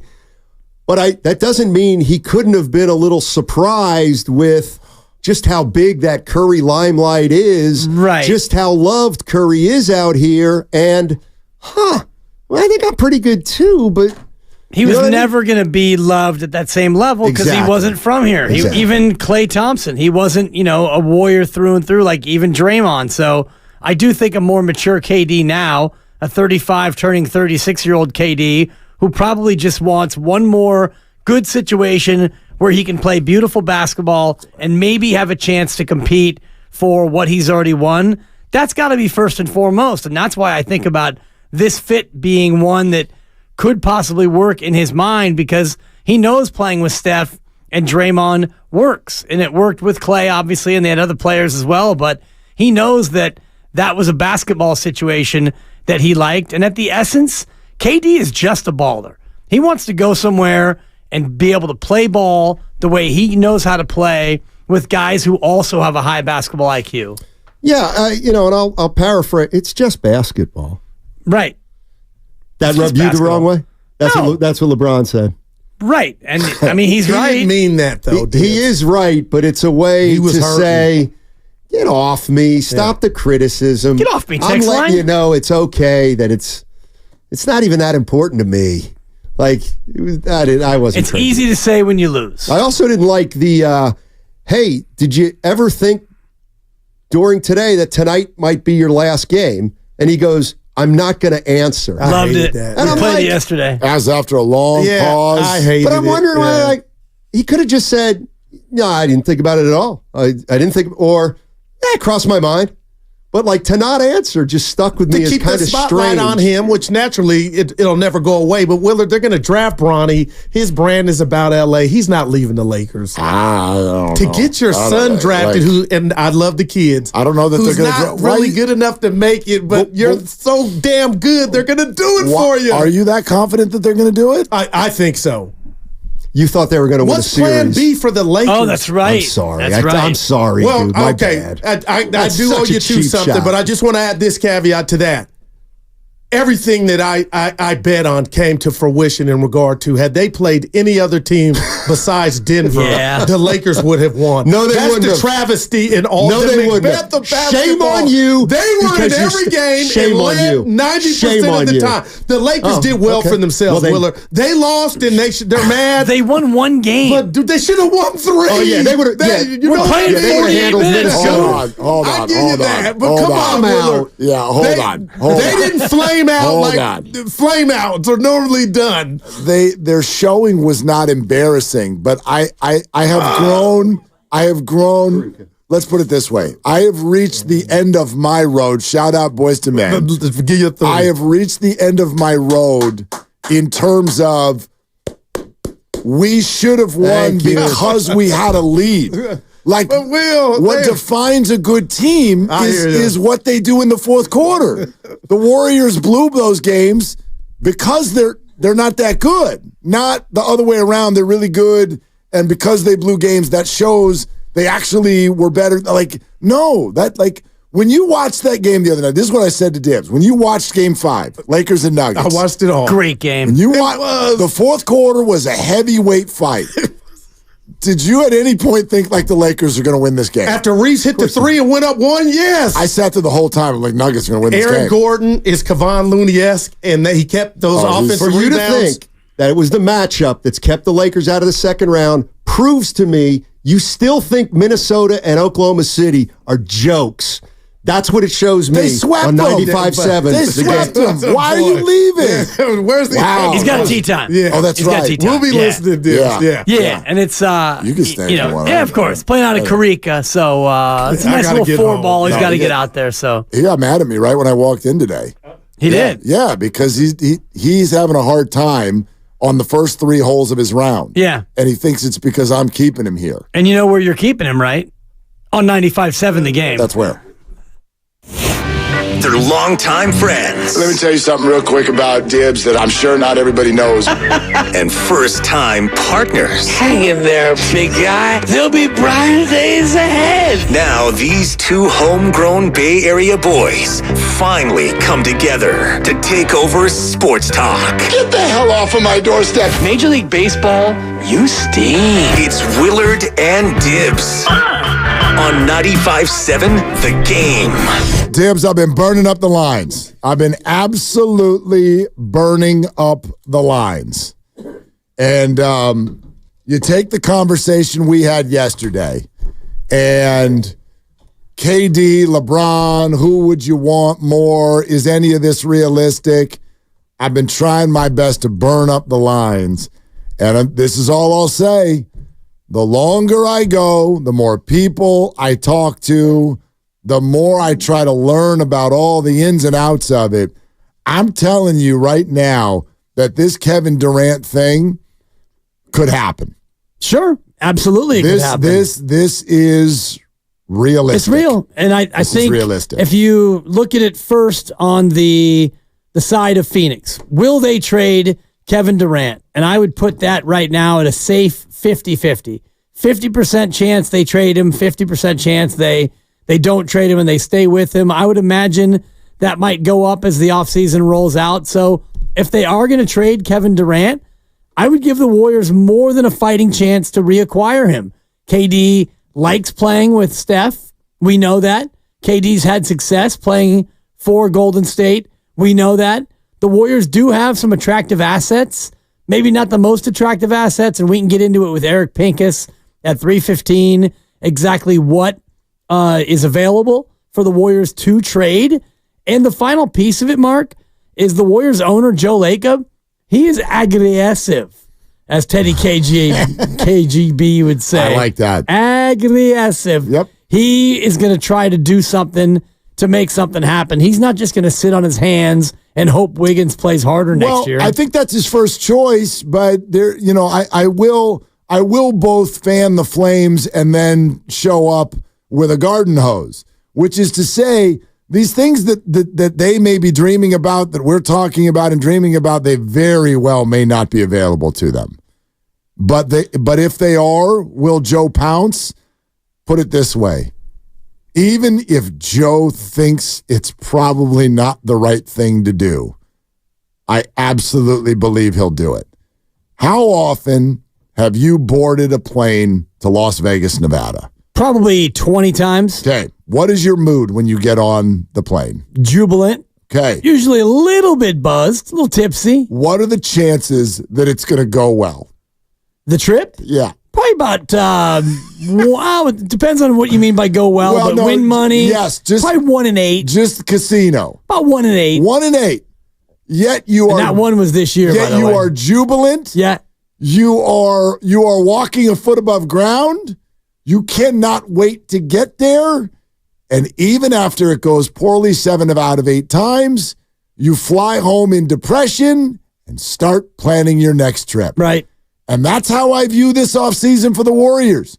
You mean to tell me that Joe Lacob is going to be presented with something potentially now shiny, the ability to look like a show again, the ability to get fans excited, interested, and buzzing, and national TV audiences lining up?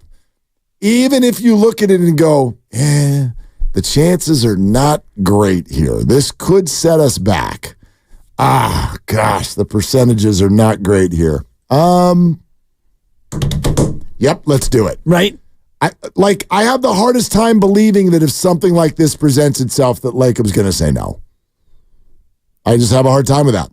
Yeah, especially when you think about what it would mean either way. So if you start to look at the cost-benefit analysis, yes, Clay would be gone and maybe Wiggins and who knows what else, and you're going to probably have to give up a couple of draft picks, 2, maybe 3. You're giving up assets, things that are both known and unknown, and what you're getting back is it's both known and unknown because Kevin's getting older. He'll be 36 next year, and you've already got an old team. So what are you really trying to do? Are you trying to take your team and turn it into a championship contender? Well, yeah, but this is not necessarily going to make that goal much more likely. But what you're trying to do is make your team more interesting again and more exciting and give Steph a chance to maybe take that step and get back to the finals again. All right, Dibs, I'm about to unveil my package. I like it. Okay? Grandy, relax. Whoa. Let's cut just that. Just relax. No, I gave that. Yeah, don't. I don't want to be. It's a yellow card caution early. I'm about to unveil the package, and I'm going to admit something to you first, and that is... It's not an impressive package. Well, I don't even know if it's legal. It's a barely legal package, potentially. I don't know. In other words, I want to be very open with the audience in terms of what I know and what I don't know. I'm not a capologist. I don't wear an apron. I don't know. I know what the first apron is. I know what the second apron is. I understand a lot of the penalties that come along with it, but there are so many intricacies to these kinds of deals. I'm not going to act like I know fully, well, they can do this, they can't do that. So I'm going to make my package a preliminary package. Okay. And then Eric Pincus of the Bleacher Report, who wrote about the Suns' problems and is an expert on this stuff and joins us in exactly 1 hour, we will pepper him with specific questions, both about the Warriors, the Suns, the rules, and the package. Now, we have done some pre-texting, some preliminary on the preliminary with regard to what the package could look like. And here's all I'll say before we unveil it, because I also want you to hear. It's a lot of build-up for your package. It's a lot of build-up. I get it. When I unveil the package, you're going to want to do it. Well, I have a feeling, of course, I'll want to do it, but will they want to do it? You're all going to want to do it. Phoenix? Sure. They may not be impressed by your package. Phoenix is not going to get an impressive package. They might get a more impressive package than the package you're trying to offer. Phoenix is not in a spot to get an impressive package. They might get a more impressive one, but I'm eager to hear your package. I doubt it. These deals, as you know, very, very complex. Kevin Durant makes $50 million a year. Correct, yeah. It is not easy to just be like, we'll take him. You got to put some money together. It's got to be players who actually can still play and make the Phoenix Suns like they still think that they're good. So it has to make them not have some massive fall off. And what they really want is the ability to, while they're still kind of trying to stay good, they get a parachute. They need a way out. They gave up all of their draft assets. They gave up all of them. Yeah. So what do they want back? Draft assets. Now, Monty Poole, our good friend, NBC Sports Bay Area. He's been embedded with the Warriors for as long as I can remember. He knows what's going on with the organization. So for anybody who's listening to us doing the Kevin Durant, again, really? We're doing this again. We're doing we're not doing Kevin Durant. Okay, Monty Poole, are we doing Kevin Durant? If you're the Warriors, you would be in on Kevin, and the question is whether Kevin would want to come back, because he has said, I don't really regret anything I've done. Didn't regret going to the Warriors. Didn't regret leaving the Warriors. Didn't regret going to Brooklyn. Don't know if he regrets leaving Brooklyn, but apparently not, because he doesn't. I don't do regrets. I just do what I do, and whatever's supposed to happen is going to happen. I've even seen that KD might go back to OKC. Wow, that would be a serious turn. But yeah, if KD is on the market, the Warriors are shopping. First of all, I'm really digging the vibe of the music in the background. Totally. The Dubs Talk podcast. Acid jazz is what that NBC is. NBC Sports Barry. Set the mood, everybody. Big time. Here comes Kevin with a snifter glass. And I texted you in the thread yesterday about Kevin Durant and I having one thing in common. And I'm glad that we discovered that, because I also don't do regret, Mark. And I believe that what you do in life is what you do. And you can't go back and undo it. So why would you wallow in regret and self-hatred? Now, should KD have left the Warriors? Maybe, maybe not. Should he have gone to Brooklyn? Maybe, maybe not. He did what he did. I said what I said. And here we are, and KD's stuck in Phoenix, and if he forces his way out and he winds up in another bad spot, he won't regret it. Regrets for the weak. What's that song that you're singing? Do what you do when you did what you did. That's Jermaine Jackson. Thank you, Jermaine. I knew it was one Do of them. what you do when you did what you did to me. To me. Yeah. Good. If KD doesn't do regret, then the Warriors are in great shape. Yeah. And I know. Up in 3 hours, you actually unfurl your package. Exactly. No, you want me to? There's a lot of teasing for your package. I'll give it to you right now. Give it to me. All right. Well, sorry. Go ahead and dump that, Grandy. I really don't like this. I was a little too thirsty for his package right there. All right. I'm going to stop you right there. Let's move on. Can we ban the word package? What's wrong with you people? It's a double entendre. I can turn your mic off. I'm going to unveil my trade idea. Thank you. For the Warriors and Suns. I put it in the trade machine. I didn't. Actually, I haven't put it in the trade machine. I have not put it in the trade machine at all. And actually, will someone, hey, Grandy, Lucas, one of you guys, or maybe Chickering, this guy's 1,000 feet tall, somebody come in here and kick me in the mouth if the first question I ask Eric, like, let me say, how you doing? Let me say hello to him first. But after that, if I ask anything other than, can you please explain to me what is the value of a first-round draft pick in the whole matching of salaries in trades? Kick me in the face if that's not my first question, because I'm so tired of bringing on these experts and forgetting to ask and still cruising around in life not knowing the answer. I don't know the answer. So let's get the answer. Eric Pincus, 315. All right. And that's a great question. Thank you, Buster. All right. My second favorite Buster right there. Buster only. All right. I think that the Warriors could get into discussions with the Phoenix Suns with an idea like this. You are going to have to take Andrew Wiggins. That is going to help with the salary matching. We are also going to opt in to Chris Paul and then trade Chris Paul. Now, the numbers immediately match up right then and there. Chris Paul and Andrew Wiggins for Kevin Durant. However, Suns probably not going to want to do that. You're right. They're going to get a better offer somewhere else. But I would mention quickly two things about those two players. One, Andrew Wiggins might be perfect for the Phoenix Suns. What are they looking for? They got Booker. They got Beal. They want the ball. Kevin Durant wanted the ball. I got an idea. How about if we get a good, solid wing who doesn't care if he doesn't get the ball? I prefer not to have the ball. I know someone just like that. Totally. Okay? Good defender. And Chris Paul. Chris Paul was phenomenal in Phoenix. Yes, he's a little bit older. Little bit. Well, not that much older than when he was in Phoenix. Second oldest player in the association. Right, but that wasn't that long ago that he was with Phoenix and playing well. I think the memories there are good for both sides, as far as I know. I know they loved him when he was there.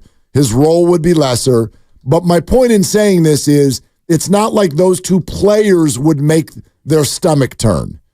Now's where we get to the part of the offer where Phoenix might have a little bit of some say. Hey, Phoenix, we could do 2 future first-round draft picks, or we could do 1 for future first-round draft pick and Moses Moody. And you send Kevin Durant. Now, I think that's a viable offer. It is my belief that that is a doable, allowed, within the rules trade. I'm not 100% sure, but I think so. I think that's something that Phoenix would really have a hard time saying no to. And I think that that's something that doesn't turn the stomachs of Warrior fans. Now, there is one thing to add. You're letting Klay Thompson walk. Sorry, you're letting Klay Thompson walk. Right. I think that Phoenix would be in the no camp because why? For one, you're paying Chris Paul $30 million, and as outlined in the Eric Pincus article in Bleacher Report, he joins us at 3:15. They are already over the second apron as well, so they would be paying exorbitant tax penalties for a 39-year-old point guard who may or may not be healthy enough to play a full season. Remember, you're doing that anyway, though. You have Kevin Durant now, so you're not taking on extra money. Well, if you took on $30 million for Chris Paul and you took on Wiggins would be 26, that would be $56 million coming back, and you're sending out 51. Phoenix, I don't think, is allowed to do that because they're a second apron team as well. Toss in another whatever player. Toss in another player. A Phoenix whatever. Yeah. Nasir Little. They wouldn't want to do that. Whatever. Again, those numbers are close enough to where I think that there can be action within a discussion. And if I'm Phoenix, I'm looking at 2 or 3 first-round picks, not 1 in Moses Moody. I'd be looking at probably 2 in Moses Moody or an outright 3. Yeah. Because you're getting Chris Paul for 1 year at $30 million, and their experience with Chris Paul is already having him get hurt in the biggest moments, and they're not in a championship window anyway. Exactly. And you're getting Andrew Wiggins, a player whose stock is not as high as it was 18 months ago. You're missing something here. I'm not missing anything. I think you are. It's my opinion. Oh, no, that's fine. That's your opinion. I think we're leaving something out so far. It's the leverage of Phoenix. They don't have a lot of it. Absolutely. And I get that. So you're not demanding 3 first-round draft picks. You, Phoenix, are in quicksand. You are up a creek. You are in hot water. I love the cliches. You are in a spot. You're in a really bad spot, and you put yourself there. So the rest of the NBA is not coming to bail you out. And that affects one of these deals. It does. Anytime, you know this better than anybody, anytime one of these big names is on the market, the need to get rid of him versus the want or openness to get rid of him affects the leverage and the return. The Suns are not in a spot where they just want to get rid of Kevin Durant. They're in a spot where they need to get rid of Kevin Durant. But Kevin Durant is still a good enough player to where there will be multiple teams who are going to make offers to trade for him, which moves the price upward. Also, just like the Warriors getting Chris Paul for Jordan Poole, part of the lure was Chris Paul, we can get out of this in 1 year. Right. And that's what Phoenix would be trading Kevin Durant, which is 2 years, in exchange for Chris Paul, who's only 1. That offers draft pick compensation and it offers some financial flexibility. I think it's viable. Eric will tell us. Definitely viable. Yeah, Eric will tell us more. And Warrior fans, would you do something like that? Just the baseline for the conversation. 888-957-9570. Sponsored by the Order of the Malta Clinic. This is Willard and Dibbs. Is no reason to lose hope. The Order of Malta Clinic in downtown Oakland offers health care for adults who don't.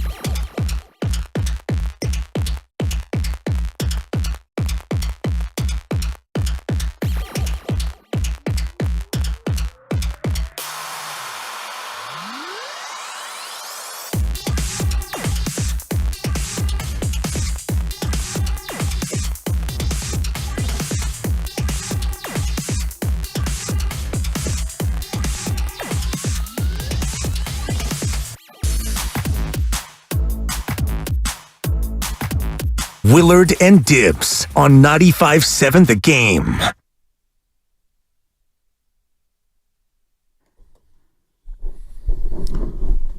I want to say hello to all of our streamers, wherever you are. You might be on YouTube. What up, YouTube? You might be on Twitch. You might be on Twitter. I will never not call it Twitter, by the way. I'm just sorry. I'm not on X. I never have been. I've never tried it in my life. And I'm not going to start now. The Chargers are in San Diego, and Twitter's called Twitter. Sorry. Twitter is called Twitter. Yeah, that's when you go and type it in the address bar and you type twitter.com, you go to Twitter. Twitter, yeah. I don't know what happens if you type x.com. I'll I'm try. afraid to. And don't do that on a work computer. No, it's on my laptop. X.com. Okay. Yeah, you go to Twitter.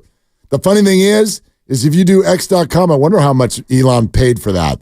X.com, it forwards you immediately to Twitter.com. Right. In other words, it says it won't continue to say X.com. It changes to Twitter.com/home. Right. There you go. So here we are. So therefore, good. Now you made me feel even better about it. Yeah. Twitter, there. I mean, we're streaming live. Musk, what are you doing? I mean, the thing is, you can ask that every day. It's ubiquitous. Like Twitter is synonymous with what it is. X. Nobody knows what X is. X is Twitter. Try to get one of the 26 letters of the alphabet for yourself. That's exactly. I mean, there's only 25 left. Right. We're streaming live, though, on Twitch and YouTube. Twitch.tv/957 The Game. YouTube.com/957 The Game. You watch us live. Dibs. I tell you what, people, you better tune in now. He about to be gone. You so small. I don't even know if the cameras are going to see you here in a few more weeks. If I turn sideways, I disappear. Yeah, what are you down to? 22. We're down. You weigh 22 pounds? It's funny because my daughter weighs 22 pounds. I'm down 22. I'm at about 173 right now, Mark. 173 as of this morning. All right. Hoping to get to 160.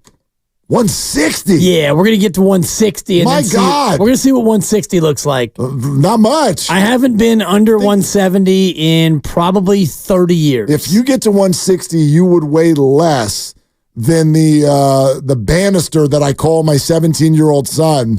And he's 6'4", right? 6'4". Yeah. He went to the doc yesterday. He's a slender cat.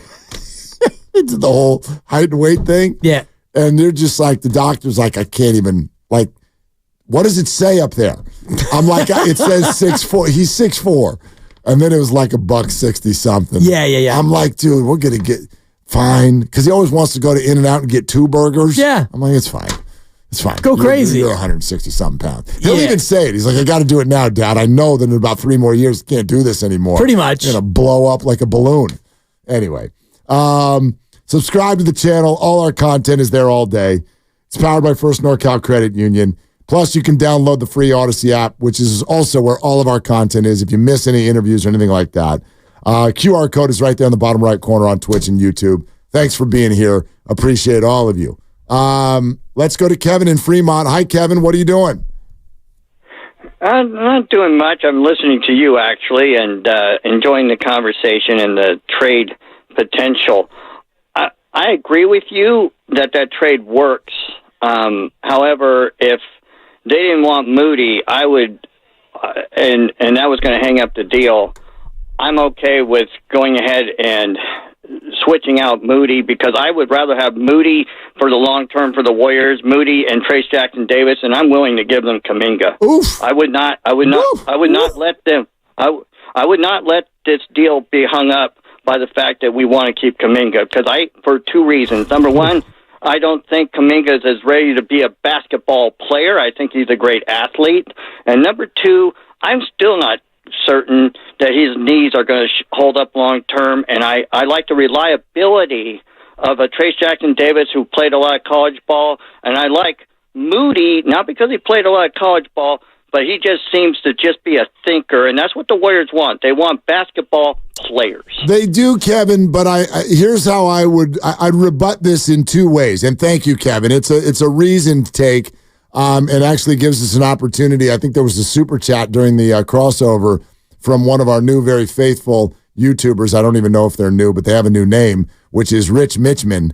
And that is because that is making fun of what Guru did when Mitch Richmond was on the air. So Rich Mitchman said... So I'm asking the great Rich Mitchin. There it is. It was actually Rich Mitchin. Yeah. But Rich Mitchman said, quote, I pray we trade Kuminga. Let's not waste 5 to 10 years because of some dunks. Now, here's how I would rebut it. First of all, Kuminga going forward, I know he and Moody the same year. They're both technically extension eligible. Kuminga is going to be a lot more expensive than Moody. So if Phoenix is taking back money, if the idea is for them to start worrying about aprons and picks, I don't even know. This is one of the reasons I love it. I don't even know if they want Kuminga because that's about to cost a whole lot of money. And they're trying to shed some of that in this process and gain assets. The second part of the response, though, is just the flat disagreement of saying I would rather, he said he would rather keep Moody than Kuminga because Moody's a thinker out there. Even if I grant you that Moody looks like, at this point in his career, a headier basketball player than Kuminga, even if I acknowledged that, Draymond said something on his pod last week that I think is important for all of us to remember. It's a very few number of basketball players in the NBA who, quote, affect winning. I don't even know for sure if Kuminga is one, but he might be. Right. And he has been on certain nights. And that's enough for me to want to keep him because those are the players you're looking for. Those are the players, when you talk about guys, like guys can be a one. Oh, he's like, I'll give you an example. Trey Young, he doesn't affect winning. Oh, but Mark, he's a one. No, those are just his numbers. He's a one on a bad team. He doesn't affect winning, which means he's not a one. Like the Warriors. Bradley Beal's been that player forever. Bradley Beal's another great example. By the way, so is Jordan Poole. Yeah. I'm sorry. Like, he can affect winning as a 3, but not as a 1. Sometimes the Warriors have been cruising around with 3 or 4 ones. Guys who affect the outcome of a basketball game. Moses Moody does some really good things when he's out there.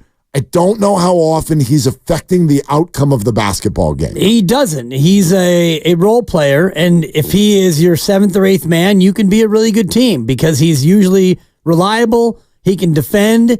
His three-point shot is getting better, and I think that he's the kind of guy, if he is your 7th or 8th man, you can be a really solid team. But if you're picking between the two and you want to have the best team you can have, it's Jonathan Kuminga, and it's not even close as far as who you're going to keep. That being said, if I'm Phoenix and I'm entertaining a trade to Golden State and I'm looking at this roster and you want to offer me Wiggins and Chris Paul, I'm going to say I want Kuminga. If I'm going to take some of your detritus, some of your garbage, you're going to have to give me a player that I actually really want. And if I'm Phoenix, that's going to be Jonathan Kuminga, even though it would be expensive, not next year, but the year after. And that would put them into a tough spot cap-wise. You like to say kick the can down the road. If I'm Phoenix and I look at this roster, my number one target would be Jonathan Kuminga. It would. Yes, it would. But no. Right. Well, then maybe it's a non-starter. It might be. It might be. Like, I can't sit here and tell you what's driving and floating Phoenix's boat. But I think this is a very viable offer. Yeah. And there's so much that goes into it, as you know, in the NBA. Like even the way Monty Poole just said that. And maybe we should play it again. A, because it's got great vibes. but B, there's something that's important in here that we should entertain. Once again, Monty Poole, Dubs Talk Podcast, NBC Sports Bay Area. If you're the Warriors, you would be in on Kevin, and the question is whether Kevin would want to come back because he has said, I don't really regret anything I've done. Didn't regret going to the Warriors. Didn't regret leaving the Warriors. Didn't regret going to Brooklyn. Don't know if he regrets leaving Brooklyn, but apparently not because he doesn't. I don't do regrets. I just do what I do, and whatever's supposed to happen is going to happen. I've even seen that KD might go back to OKC. Wow, that would be a serious turn. But yeah, if KD is on the market, the Warriors are shopping. They're shopping. But he says in there, would KD want to do that? It's funny because you look at it and you're like, it's a trade. KD doesn't have anything to say about this. Well, he does. But he does. He does. He does because it's the NBA and that's just that's how the game goes. Right. So, you said earlier he would definitely want to play with Steph. I would think so. Does he want to play with Draymond? I don't know. Does he want to put that uniform on again and be a part of what no doubt was what he was criticized for more than anything in the history of his life? I don't know. And I do think the criticism would be even more. It might be twofold for what he got the first time around. See, I think that's the wildest statement. I think that Tell me why. Because he comes back to Golden State, and it's like, oh, you got to go back to the only place where you were able to chase a championship. You're not good enough to go out there and do it on your own. You got to go running back to Steph and Draymond. You got to go back to Golden State to try to be a winner again. I think people would come at him for being soft and for not being a real one and all the rest of it. See, I look at it this way, and to me, it's totally different this time around. First of all, there's no way it would be twofold as opposed to last time. Last time it was the loudest thing in sports for 4 months. If they won again, then I think it would be twofold. See, but the more that they win, the more he's going to get criticized. Right, but but the winning was because of before it. Remember, the big criticism was you went and joined the team that beat you, and they're already in the finals, and they'd already won a finals. Well, now he'd be joining a 10 seed. Plus, here's another difference. Last time he's a free agent. This time it'd be a trade. And then here's the third difference. Last time he's in his 20s. This time he's not. These are different guys now. The big thing then, I think, was the world looked at Kevin Durant, and they're like, dude, you're the baddest scorer on the planet. You're like badder than LeBron on offense. LeBron might be better all around, but Kevin, you're that dude. You're him. He's him. And when, in the Michael Jordan and Kobe Bryant of it all, does him go join a bunch more hims?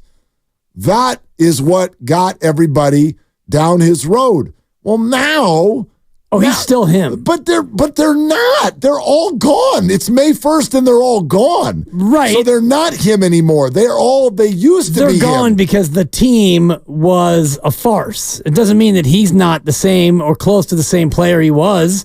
He averaged 27 a night this year in 37 minutes a game. But you know the NBA. If you're him, you alone can take your team to the second or third round. You should be able to, but he didn't. He was in a broken situation. Well, you could look at it that way, but to me, this is way less like triggering of a transaction to people this time around versus what brought Kevin Durant here last time. I think it's equally triggering, and maybe it's a little bit less because you're right, the team that did knock them out, and now you're going to go and join them. If you can't beat them, then you join them is the adage, but now you're going back to the only place that you had success. You couldn't do it on your own in Brooklyn.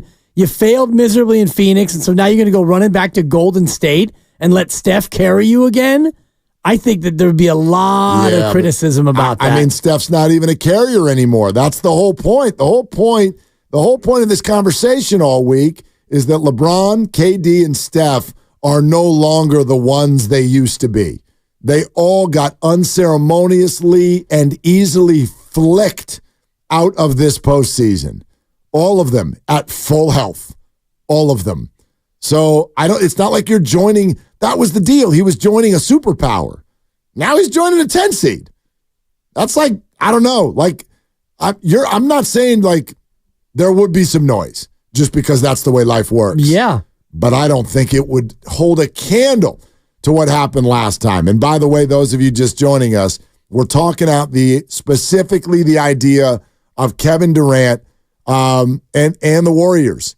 And Monty Poole says if Kevin Durant is available, the Warriors are definitely in the market, and the Phoenix Suns are up a complete creek and need to do something to financially reboot what was a bad idea and a bad result.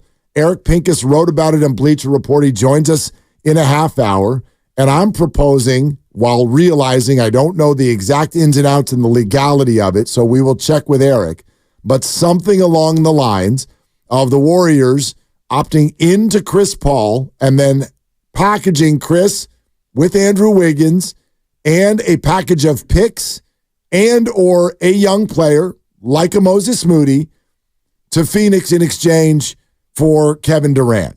And yes, it would also mean that Clay walks. So this is an emotionally difficult move to make on two fronts. This would not just be you say Kevin Durant running back to the Warriors. This would also be the Warriors running back to Kevin Durant. Yeah, which I think is easier to stomach, although with Clay leaving, it would be the end of an era, and it would also be the rebooting of a previous era. So the Warriors would get some criticism, but if you just looked at KD in, Clay, Moody, and Paul out, you could look at the Warriors and say, well, they're a better team, even though you hate to see Clay go. Bringing KD in, you would feel like the Warriors got better in this trade. And I'm going to ask Eric about the idea of a sign and trade with Klay Thompson, because I would love, Chris Paul walks for $30 million. You sign and trade Clay. I like your trade idea. Other than that, I do think it's a couple of picks and Moses, or a pick and Moses. It feels like Moses Moody's going to get a chance to go spread his wings and play elsewhere.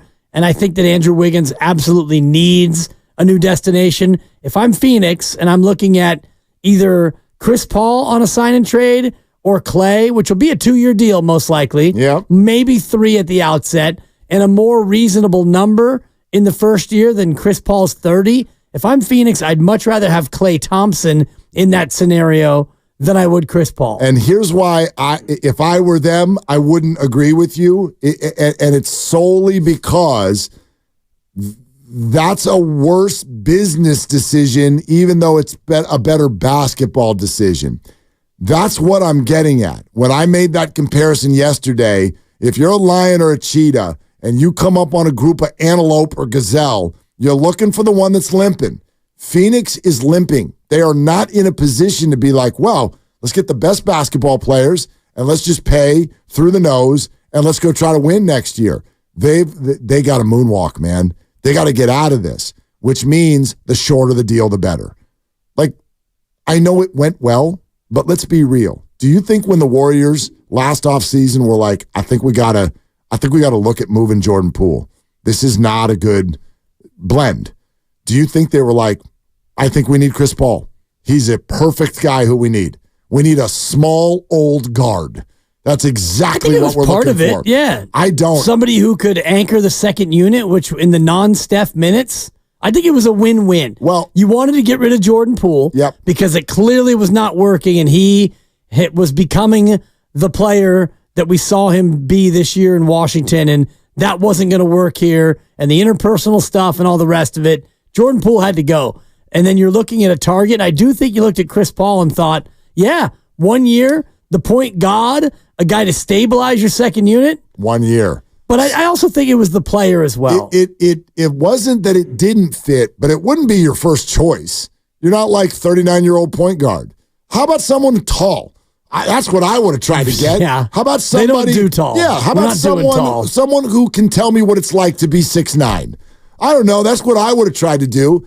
But Chris Paul, 1 year, financial flexibility. These are the things the Suns are going to be out there looking for. I know our brains always look at it and go, well, wait, but the Suns are going to want good players. Yes, they are.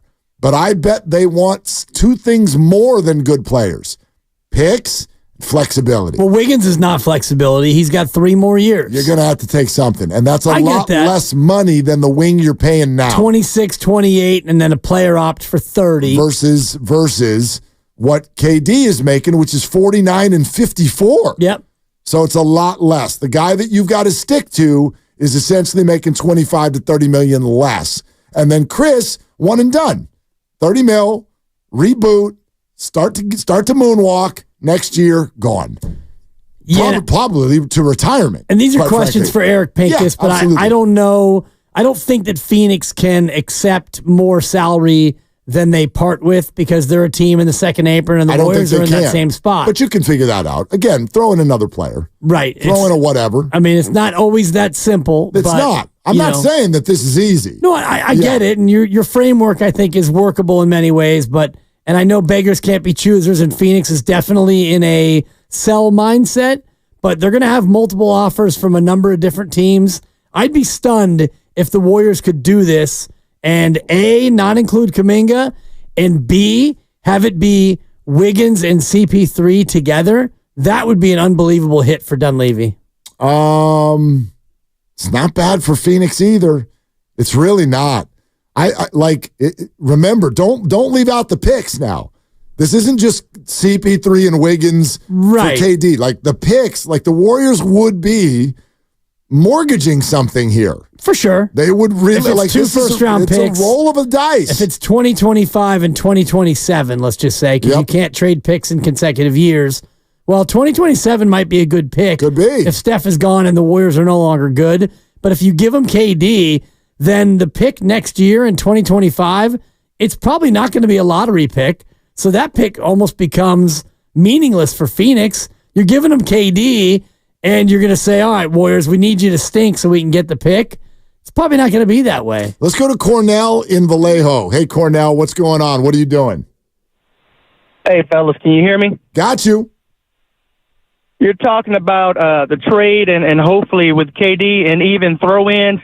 Don't stone me, but can we get Bol included in the deal? Bol would fit the system great. He can shoot. He killed my Rockets with, 28 points, like 5 or 6 3-pointers when they put him in the game. KD said he's going to mentor him, and we're going to be losing some shooters.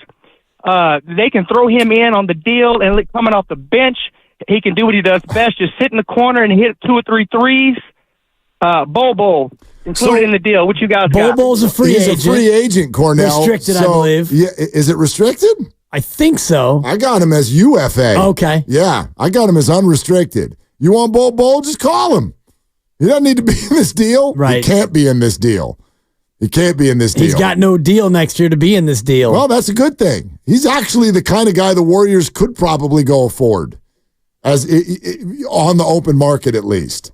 But obviously a young and unproven player too.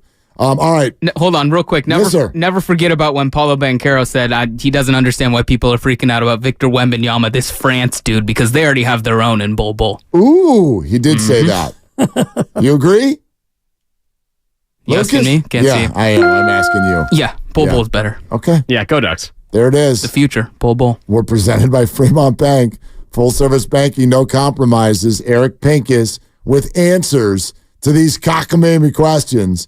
Coming up in 20 minutes, we continue with your phone calls. Plus, coming up next, Simmons and Russillo, 2 well-known names in our industry. They weighed in on this. Want to hear what they had to say? We'll do that next on Willard and Dibs. Visit History San Jose.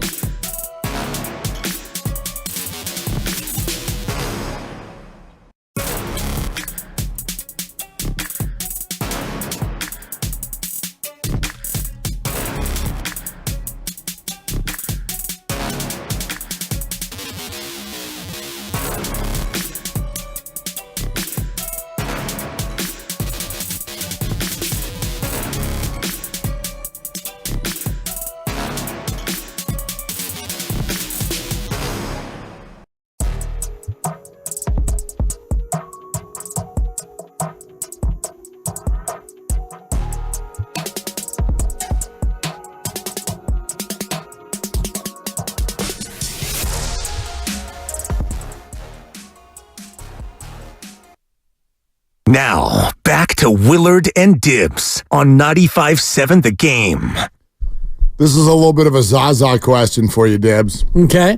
That's a good question. It's also a stupid question. Exactly what I was getting at. Have you ever thought something is both a stupid point and a good point? Sure. At the same time? Yeah. I kind of think this is that. Check it out. Simmons and Russillo on the Warrior offseason. If we're just talking what's the most fun, Durant to Golden State is the most fun. If they're just like, we're running it back. It's like when a band gets back together. It's like, oh, the Police are back together. Sting and Stuart Copeland and Andy Summers, they're all talking. They're going to do a tour. We're like, what? That would be the Warriors. Okay, first of all, Bill Simmons clearly wants to do music media. Like every comparison now, right? He's like, we're doing sports podcasts, and then Eddie Vedder is on the show. Right. I'm like, dude, just lean into it. Just lean into it, dude. Go do a music podcast. But anyway, it's a silly point. Well, I'll tell you what, let's just have fun. Like, who cares about the cap? Who cares about winning? Let's get stupid. But he's also right. In other words, going back to the point I made yesterday, I do think that there's a big part of the conversations. I could be wrong, but I feel like in the Warrior war rooms right now, the conversation is not solely, hey, how can we be really good next year? How can we save the rest of Steph Curry's career? Any of this stuff. I also think it's how can we stop from being stale? How can we be a show again? And that's the danger of Klay Thompson being your big offseason signing. As much as we're all emotionally attached to Klay and love him, if that's what you offer your fan base for an offseason that feels like the biggest one in recent memory, and all you do is just kind of look exactly the same, and then you're ho-humming at 500 in early February, you run the risk of feeling stale. Yeah, of being the Giants. And we can get into that as the week rolls on, because that is stale. And, you're pulling for Slates and Wilmer and late night Lamont, who hasn't been late night in years. And if you're the Warriors and you bring back the same band of brothers and you get the same results, then yeah, you've kind of seen it, right? You've been there and you've done that. And even though KD would be a reprisal of an era gone by and everybody's older now, and it probably won't net the same results, there's a definite sizzle to it when you bring back Kevin Durant, KD and Steph again with Draymond. And you're right, it would signal the end of Klay Thompson. And, Klay might be gone anyway. No matter whether you get Kevin Durant or not, Klay Thompson's time with the Warriors might already be done based on the money. And maybe Klay wants to try something else anyway. We don't really know the full details of what's going to happen, KD notwithstanding. So if you're going to do something different, you might as well make a big splash. That'd be fun. I did sort of get that vibe from Klay down the stretch. I don't really want to say it because I don't know if I'm reading it right, and that's all I'm doing. Right. He didn't say it. I don't know it. I'm just listening to him talk. And when he says at the end of the year, I need to find out what my priorities are. I need to find out what's best for my mental health. I need to think about that, what would really feel good the rest of the way. This is just me. This is an unfair way to sort of present it. But there was part of my brain that went, gosh, what are you grinding on right now? You got to figure out what your priorities are. Is it not obvious to you? Because if it was I want to retire a Warrior, that would be in a neon sign. That's been my priority. It's still my priority. But he has been, of course I want to stay with the Dubs, but has kind of been the vibe. And I'm like, gosh, there is a possibility that Klay looks at this whole thing and goes, not I want to leave, but I see why that might be best for everyone involved.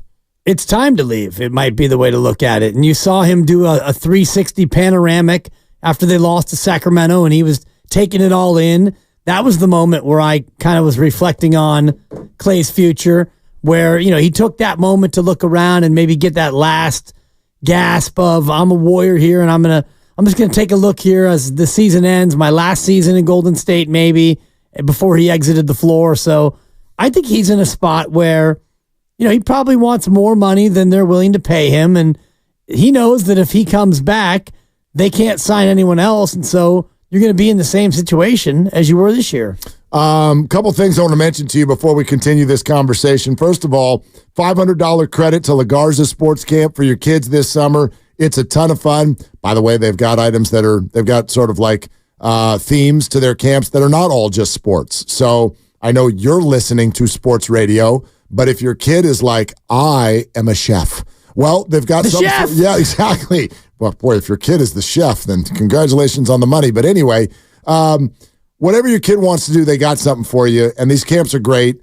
And I can say that from experience. My son went last year. He'll go again this year. Everybody who runs this is just really, really good. So a $500 credit for your kids this summer. Make sure you're listening right at 4 o'clock, and we will tell you how to win. Speaking of 4 o'clock, Amin El Hassan, who is one of the most fun voices out there and is big on the NBA, he's going to join us at 4 o'clock as well. So that's coming up in an hour. Eric Pink is coming up in 10 minutes. Eric, for Bleacher Report, and a capologist, wrote a big article on how the Phoenix Suns are just ready to completely come apart at the seams. To me, look, we have to remember that the Warriors also cannot head into this offseason with their pick of the litter. They are also in a situation and in a tough spot, as we've detailed many times. So this may well, I find it to be a fit. Two teams, both in a bad situation. Warriors in a tough spot. Phoenix is in a disaster mode. But I do see the potential for both sides to help one another out a little bit. I really do. Potentially, and I don't want to get too deep in the weeds of the finances, but I'm looking at the Pincus article, and what Phoenix is facing restrictions-wise is the same as Golden State. Correct. Because they're both in that second apron luxury tax, and so he's writing that Phoenix, Golden State, can bring back an equal or lower salary for any player, but not $1 more. So the Warriors and Suns would have to find a trade that is absolutely dollar-specific to the penny in order to deal just with each other and not have a third team involved. Well, no, because the Warriors can get under the second apron before this deal is even consummated.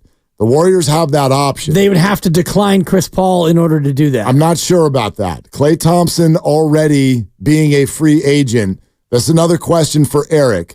But even with Klay off the books, they're still at 174. Well, 178 is the second apron. So they're under. So that would pin them under. That's what the second apron is at 178. So if you're at 174, we got action. So then the Warriors could take back less than they're sending out, but Phoenix can't take back more. Correct. Phoenix cannot take back more. And Phoenix cannot aggregate. But the Warriors can.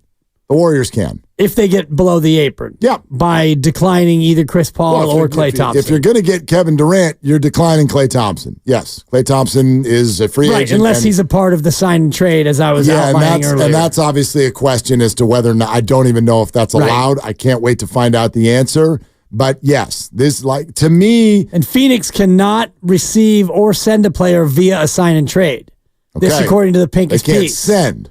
Or receive. Oh, so there you go. So Phoenix cannot send or receive a player via sign and trade. So no Klay Thompson. And no Chris Paul. I guess Chris Paul would work because he's not a sign and trade. Right. He's an opt-in. There you go. He's an opt-in and trade.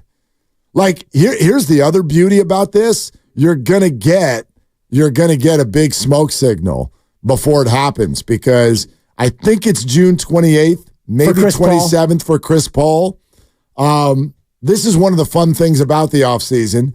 You're either going to see, and I think this is the likely outcome, the Warriors just decline Chris Paul, and poof, there's money on the books that they could be using for Klay Thompson. If they opt in on Chris Paul, then it means that the trade winds are about to blow. It becomes fully guaranteed on the 28th. There you go. There you go. Thank you, Grandy. There it is. Yep, June 28th. So, and that's going to be all butting up against free agency starting July 1st. And you would imagine between now and then, And we're already into May, for crying out loud. That thing snuck right up on you. Sure did. You got about a month and a half for the KD part of it to play out. The I want out, or probably going to be a whole cycle of, I'm really happy here. I want to give it another go. And then I think it's going to be silent. I'm totally silent. He is under contract for 2 more years. Yeah. And nobody, including Kevin, nobody benefits by going to the media and barking. And the season is over. The press conference. He doesn't have to bark at the media. The leak will come out. No, but he doesn't this conversation may have already happened. The only way I see that this goes to the media is if Kevin Durant is trying to work his way out and Phoenix is like, no, we're keeping you. And Kevin really wants to get out and they won't let him. And I doubt that because then again, it's why I think these two are a good match. I really think they can scratch one another's back. The Warriors need a 2. They need to get off of Andrew Wiggins. They need to get under the second apron. They need to be more interesting. Phoenix needs to trade one of their stars, needs future first-round capital. They sent their 3 first rounds to Brooklyn in 25, 27, and 29. F them picks. And they have pick swaps in 26, 28, and 30. Correct. So even if they get a good pick in 26, well, they got to swap it with Washington or Memphis. Well, no, that's their own.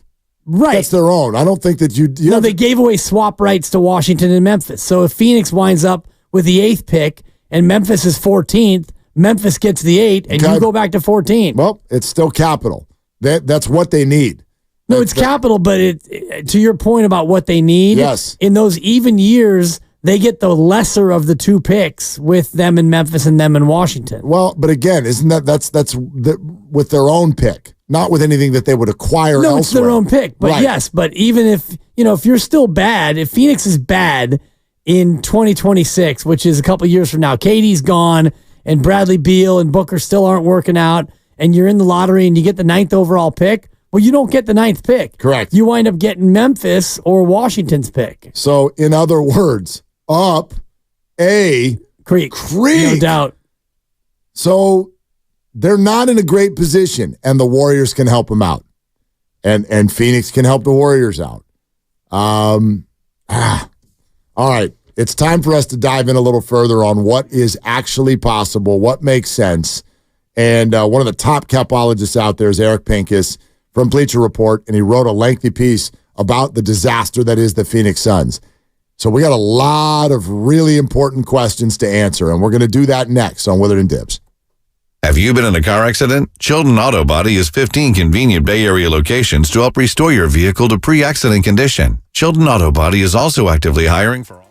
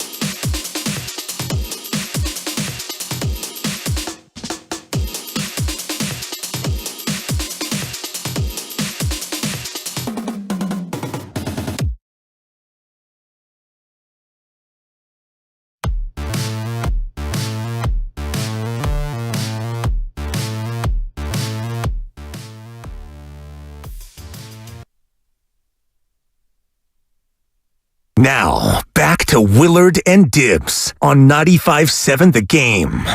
It's a big moment. Huge. Well, we're sitting here diving into the Warriors offseason much earlier than we're used to.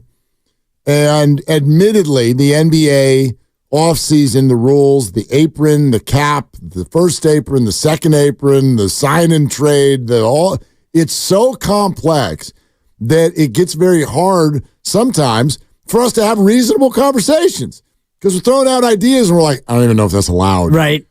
So every so often, pretty often, we got to go to our people who actually know what the hell's going on and can figure this out. Thank God for Pincus. And this is one of those people, man. This is our guy, Eric Pincus, Bleacher Report, and he wrote all about the problems for the Phoenix Suns. Could the Warriors take advantage of that? Could they be a good match? Good afternoon, Eric. How you been, buddy? I've been doing great. Thanks for having me on. Yeah, appreciate you coming on. Now, I've already promised my very first question, and it's a bit of a one-off, but we ask it every year, and for some reason, I always forget to ask the people who know.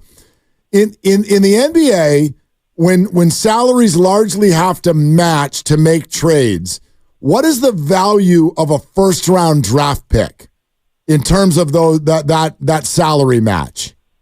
Oh, in the actual salary match, zero. You don't include the dollars for a draft pick or a drafted player. It's not until they're signed to a contract that you actually include them at what they're making. Okay, so in other words, if salaries for traded players were off by $20 million, you cannot make up that gap by throwing in picks.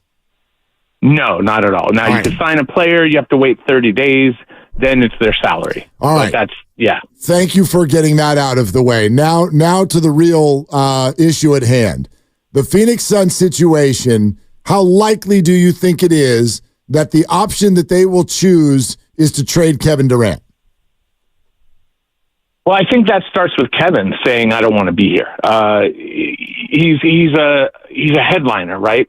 So he's a star player, a Hall of Famer eventually. So I think it would take that. Now, they face some really difficult issues, self-inflicted. They went after Beal, added on a giant salary, obviously have Booker, they have Nurkic, and they basically have 5 players, Grayson Allen. Everybody else, Royce O'Neal they can keep, but it's going to cost a lot of money, not just in his salary, but in the tax they're going to have to pay to keep him.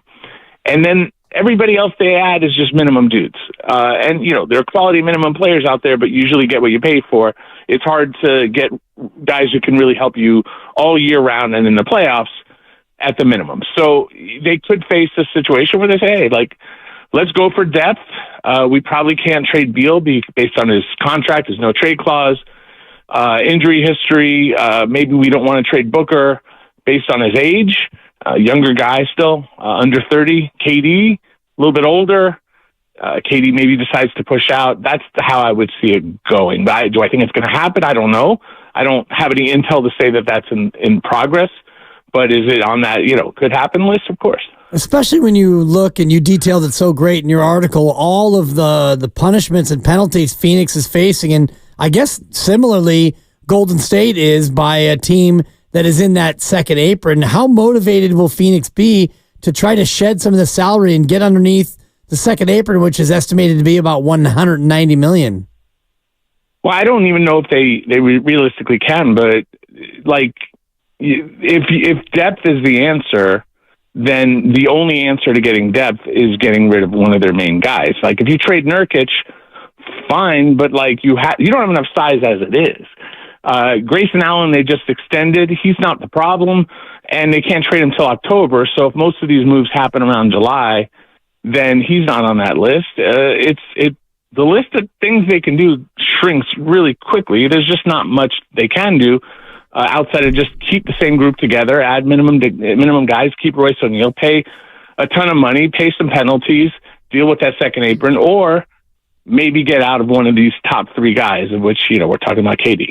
Eric Pincus, Bleacher Report with us, Willard and Dibs, 95.7 The Game. Eric, I'm going to bring everybody into our text conversation from last night.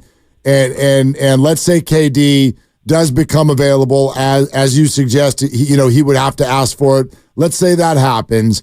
what would the Warriors have to offer? And I sort of brought up Wiggins, obviously, to start. You mentioned that Chris Paul would have to be in on that deal as well. And then you said, I don't know what's in it for Phoenix. And I said, what about picks? So you tell me if a Paul, Wiggins, and picks, let's say 2 picks for Kevin Durant, you tell me, are we at least having a viable conversation? Well, it's complicated. I mean, I would say this, like whether Paul was in it or they just cut Paul, they would have to get out of Paul. But for the Warriors, right, to get KD to make it work legally, they have to commit for the season as an under the first apron team, right? So we were talking about the second apron, which is this upper bound, right? Well, now we're talking about this other line projects to be about $188 million. The second apron's about $199 million. So that's where the Warriors have been. That's where the Suns are above that second one, but it's that first one. The Warriors would have to commit for the entire year next season to be below 188 roughly. And so that limits what you can do. So you start by getting out of Wiggins. You probably cut Chris Paul, and then they have guys like Looney. They have Gary Payton II. Then you start looking at, well, like, are they moving maybe a Kuminga, a Moses Moody? I mean, if you're the Suns and you can get a Kuminga and get out of money and get some picks, it's at least a conversation. I don't know that it happens, but at least you could talk about it. As far as the Warriors and their picks, there's something called the Stepien rule where you can't trade. You have to have certain picks. You can't just trade all your picks, right? So they can pick in this draft. Now, right now, they have, let's see, the Warriors, man, they're after this draft, basically, assuming that they give their pick, they don't win the lottery. They're not going to win the lottery. So but if they don't win the lottery, it goes to Memphis. Now their picks open up a little bit. Now they could trade 25, they could trade 26, 27, 20, 29, but they have to have one every other year. So it's a couple of picks. It's not like a crazy number, but it's something. And so, yeah, the picks exist. If you're Golden State, if you're including a Kuminga, a Moody, along with Wiggins, and it's a commitment, on the Suns. Wiggins isn't cheap, but he's certainly cheaper than KD, and maybe you're adding depth. I don't know that they care about picks, but at least maybe they could trade those picks or get another team involved who wants those picks and get more help, because the Suns just need bodies, good players, in volume. And this would mean letting Clay walk, for sure, right? Well, not necessarily.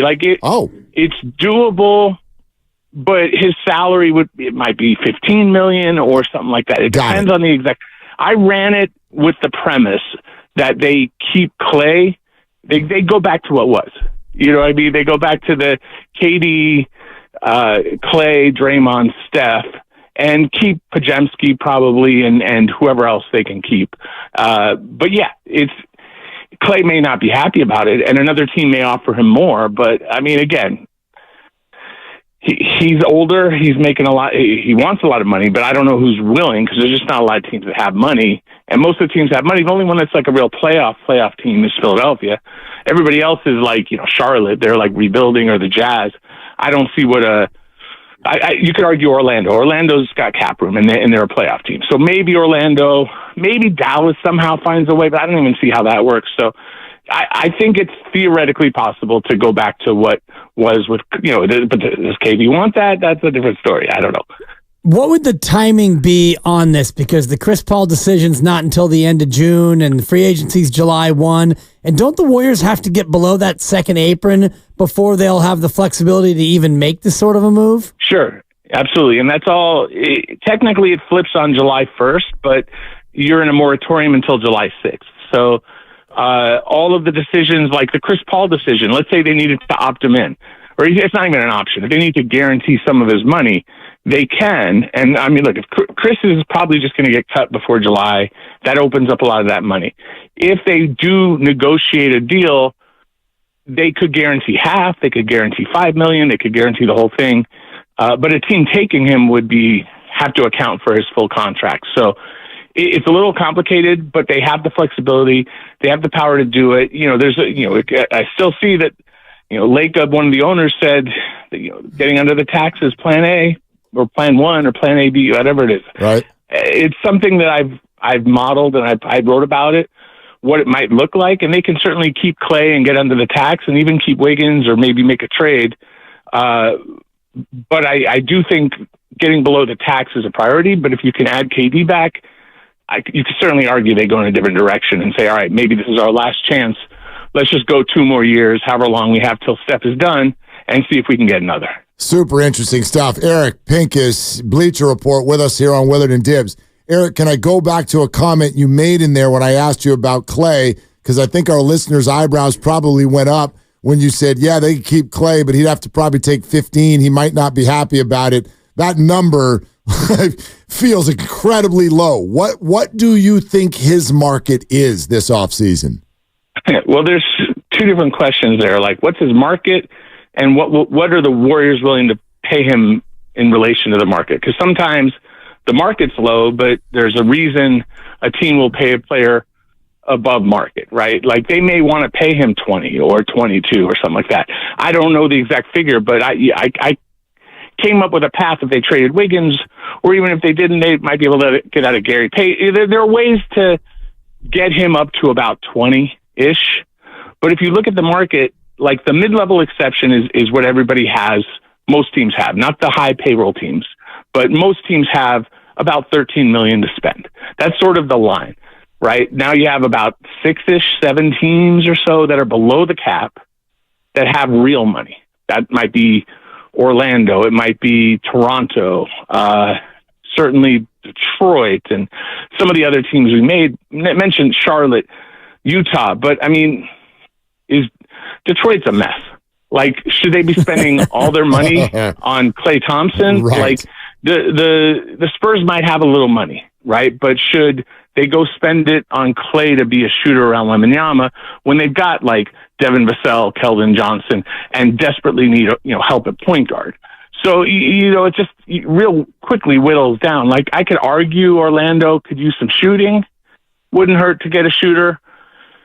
Is Klay the right age and fit for them right now? Maybe on a short deal, I could squeeze my mind into it. Maybe the Sixers strike out with Paul George, decide they don't want Buddy Hield back, think they want a shooter that has more experience in the playoffs. Maybe it's Klay. Maybe they go for Klay for 20 and somebody else for 20, et cetera, et cetera. So there's a pathway where he might get paid. But I mean, the reality is he's had some serious injuries, and he's probably worth more to the Warriors than he is probably to anyone else. The idea of Klay, I mean, hell, everyone loves Klay, but the reality of like 6, 7 teams that have very limited time to use that money, and they're going to, rebuilding teams just have no interest in why Klay Thompson. So, and that's without even looking at, well, who else is out there? There are other guys out there that might get paid. So is Klay the number one guy who's going to get that money, or is it going to go to someone else? So that's the question. Fantastic breakdown from Eric Pincus really there, good. because the teams that can't afford him can't really use him like the Warriors could, so therefore his price goes down. What about the market for Andrew Wiggins? We've debated it here. We see him up close, and we see him coming and going and playing and not playing. What is the league-wide view of where Andrew is as a player? Well, I think they looked at, I know that other teams told me that he was at least shopped around at the deadline. They at least tried to gauge his value. Obviously, nothing happened. And I do think if you look at his numbers, 2 years ago, All-Star, the next year missed a lot of time, still put up great numbers, still shot just as well from 3. This year, he went from about a 17 or so point a game guy to about 13. 3-point shooting dropped. I could easily see someone saying, the Warriors were just not as good. It was situation. You put him, again, like Philadelphia. You're like, we got Joel Embiid, we got Tyrese Maxey. We want to replace Tobias Harris. And we have a ton of money. And we're going to go after Paul George, but say Paul George extends with the Clippers. Now, who do they go after? They go after Klay, or maybe you say to the Warriors, hey, we'll take Wiggins off your hands. We're not going to give you much. We'll just take him. And maybe the Warriors look at that and say, hey, that's a pathway to us getting our books in order. Maybe we get some, I came up with a theoretical where they get like Malcolm Brogdon and Robert Williams III, which is, he's hurt this year, but man, I mean, if that kid's healthy, he's like a younger version of Looney, would totally help that team as far as a defensive big. And Brogdon's like maybe not an all-star, but Brogdon's like a 40-ish, 38-ish, whatever percent three-point shooter, plays either guard position, bigger guard, can defend, has playoff experience. It's at least an idea, and then that allows you to pay Clay to stay. So these are the sort of things that, like, there's no answer because, like, teams don't know what's going to happen yet, right? They haven't had those conversations, but it's time now for teams and agents and everybody involved to start planning this stuff out. And really, by the draft, most of this stuff's figured out. By the time we get to July, right, July 1st, most of it's done. So we could say, oh, this is down the road. We shouldn't be talking about this yet. It's like, no, we're talking about within 6 weeks, most of this is going to be decided. By 8 weeks, it's going to be done. Man, I'm gigging on this right now. Eric Pincus is with us here on 95.7 The Game.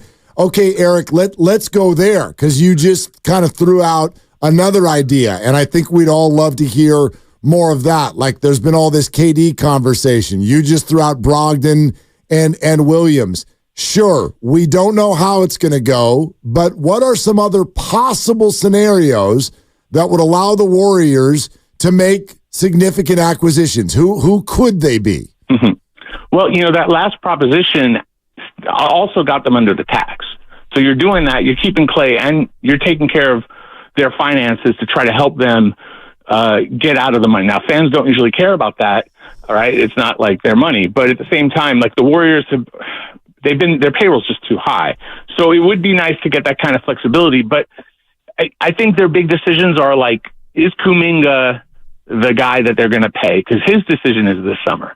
They need to either extend him or not, and that decision comes before the start of next season. So we're talking about mid-October, mid to late October. So about 5 months from now. But that decision needs to be made, at least in theory. They could agree to a deal in July. So knowing that number would help what direction they're going. Similarly with Moody.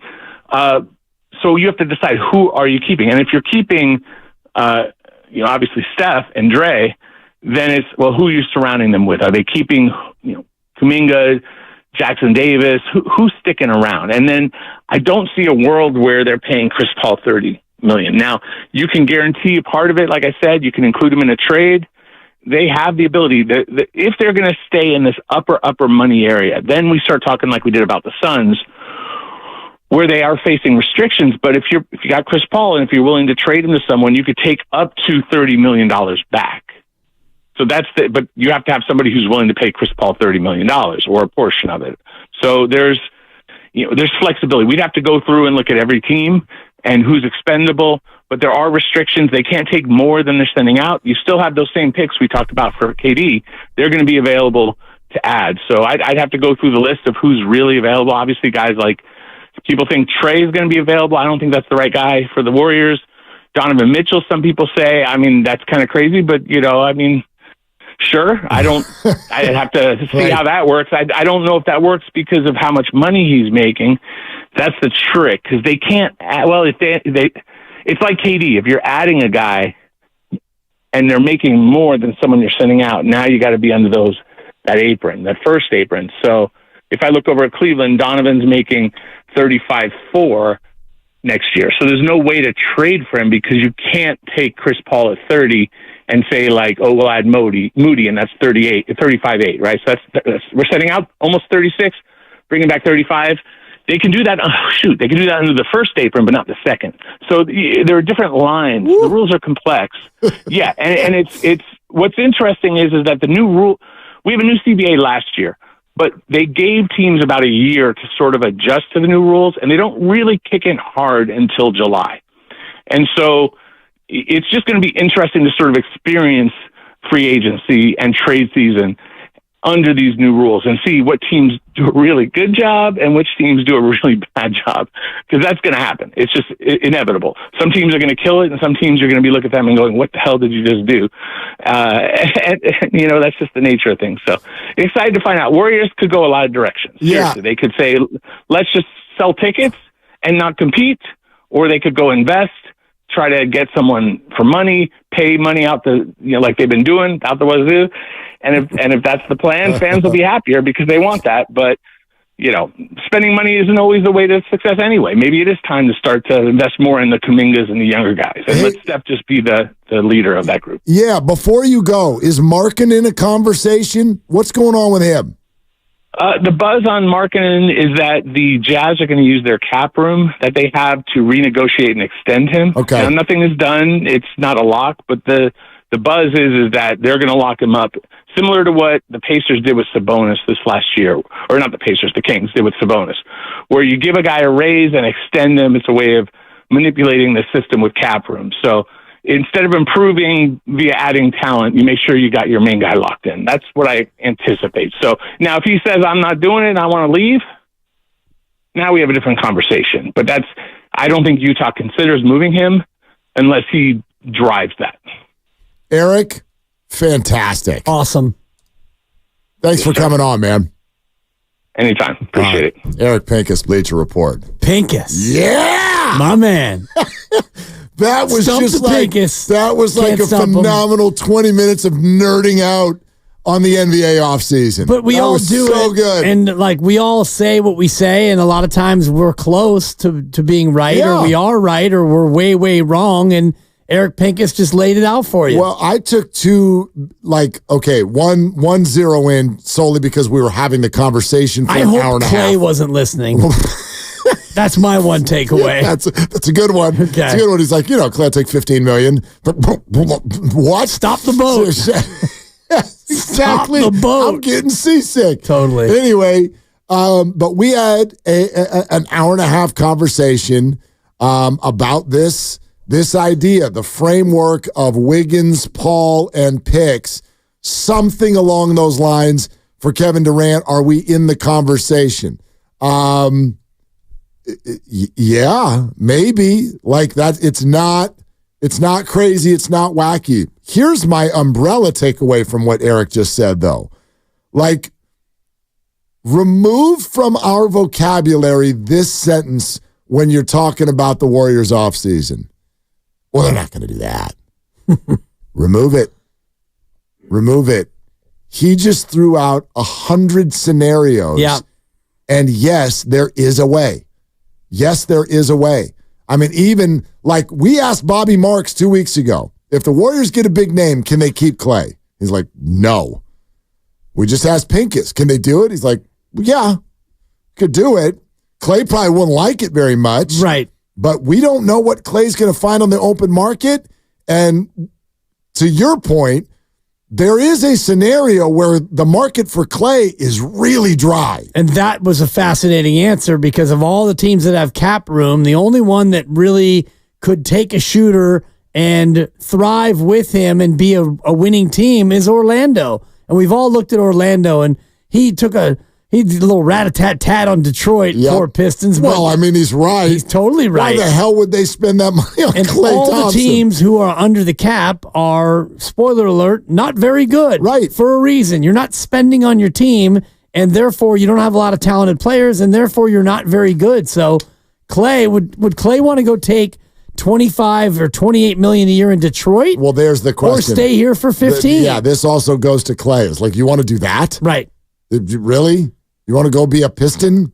Well, even if it's stay for 15 or go for 28, still that becomes a hard question. 13 million's a lot of money. It is, but you don't want to. I mean, really? What did they win? 18 games this year? You want to go do that?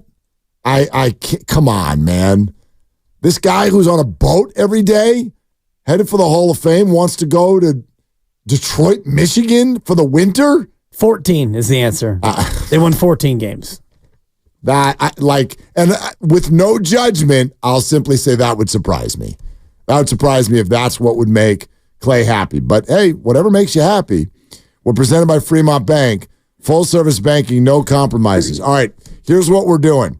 If you want to react to any of that, because we thought it was phenomenal, 888-957-9570. We'll take some calls, and then Amin El Hassan, who's also fantastic on the NBA, is going to join us in 20 minutes. This is Willard and Dibs. And you can take that to the bank, and in this case, the Fremont Bank, Mark. 22 branches around the Bay Area, and that means 22 different places where I feel like family. You walk into a Fremont Bank, and you matter to them. You're not just a series of figures and numbers, and you're not an account number. You're an actual person. They've got that family-owned feel. One of the things I love about Fremont Bank the most. They're celebrating their 60th anniversary, and 60 years ago, they set out to build a local ecosystem that's built on relationships with the people that they serve and the communities all around us. When you invest your money with Fremont Bank, they take that money and they pump it into the local economy, into the businesses and the home ownership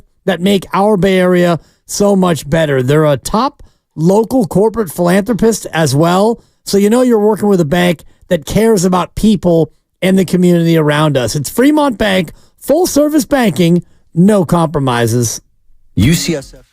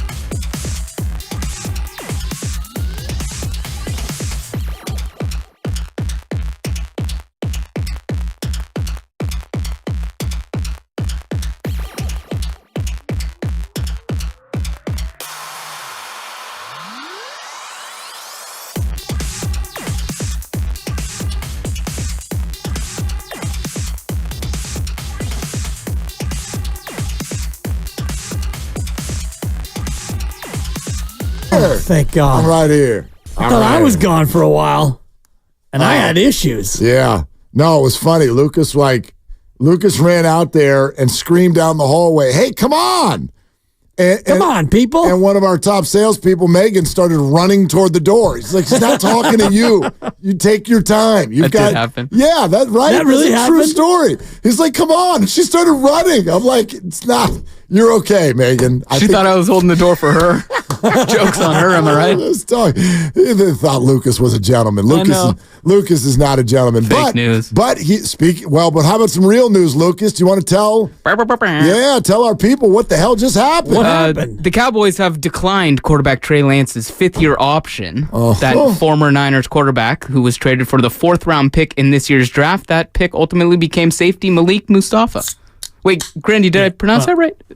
Yeah, it's Malik. Malik. Yeah. And Malik Mustafa. they declined to pick up the 5th-year option. They didn't decline the option. But it's just semantics. Don't be a grandpa. I'm not being a grandpa. You are. That if is he's something going to weigh in, No. we're going to weigh in correctly. That's something You're not my going to grandma. mispronounce a guy's name and butcher the bit. My grandma used to do this all the time. I love your grandma. Jenny and me are going to the store. Jenny and I Good for you, Grandma. are going to the store. Actually, because of her, thank you, Grandma. May you rest in peace. I actually understand that rule of the English language. Right. I didn't then. You don't So say good for her. me go to store. Yeah, but I was a kid. Like, Lucas, how old are you, Lucas? He's 31. Are you 31? 32. Magic. The grown-ass man. You telling him, we Malik. know, Pronounced Malik we know what he meant. He just corrected me. He knew what he meant. So I correct him. Do you do this when people go, I could care less? Yes. Do you? That is the worst. That is so annoying. It's my pet peeve. If you're out there, but I'm still not going to correct you to your face. Like fine, Grandy will do it. You could care less? I know. See, people don't know. I could care less. Do you understand? That means Then you care a lot. It means the opposite of what That means you think. you really, really care. Irregardless of what you think. Oh, don't even start with regardless and irregardless. I just did. You're going to make people's brains explode. So, yes, Lucas, you're valuable. I love you, and I appreciate your contribution. Clean it up in there. They didn't decline his 5th-year option. They kind of They did. declined They didn't pick it to up. pick up the 5th-year option. But they had an option for the 5th year, and they declined it. They had until Thursday to do so, and the Broncos did the same thing with Zachy Poo-Poo. Yep. They declined to pick up his 5th-year option, Zach Wilson. Poo-Poo. Ah. Yeah. Yes. Zachy is your mom busy, Wilson. Listen. What about Mac Jones? Can I? Thank you, big fella. Whatever. I find this to be a difficult little bit of a lane right here. This is a little back alley here that I don't like. I do not is this like the this. seedy underbelly of Mark Willard? Well, look. You're delighted that they didn't pick up I'm his not option. delighted. You're taking a mental victory lap right now. Absolutely not. Absolutely not. But, yes, I was right, and I don't mean about Trey Lance. This is what I'm talking about, okay? I'm not celebrating. I want Trey's career to go well. But for crying out loud, there's one thing I'd love to see stop, and it's not even about Trey. This is about any athlete, okay? James Wiseman, same thing. Stop with the whole, well, they never gave him a chance. We've never seen him play. Yes, they have. Yes, they have. We haven't, but they have. Y'all have never seen me play. I could hit a 3. Well, Warriors never gave me a chance. I played at San Mateo, right down the street. Anybody could have come and scouted me. Wore the orange and black. Shorts were way too tight. Button it up, San Mateo High School. Get some new unis. They finally did senior year. How come I never got my chance? You never saw me play. You have no idea if I can play. Odds are you're probably not very good. Thank you. Well, you didn't play at the next level. And, you came off the bench for a middling Peninsula team. Correct. So I'm using context clues. But you've never seen me. I never did. You've never seen it, Dibs. They didn't give you a chance. They never I was Moses Moody back in 1993.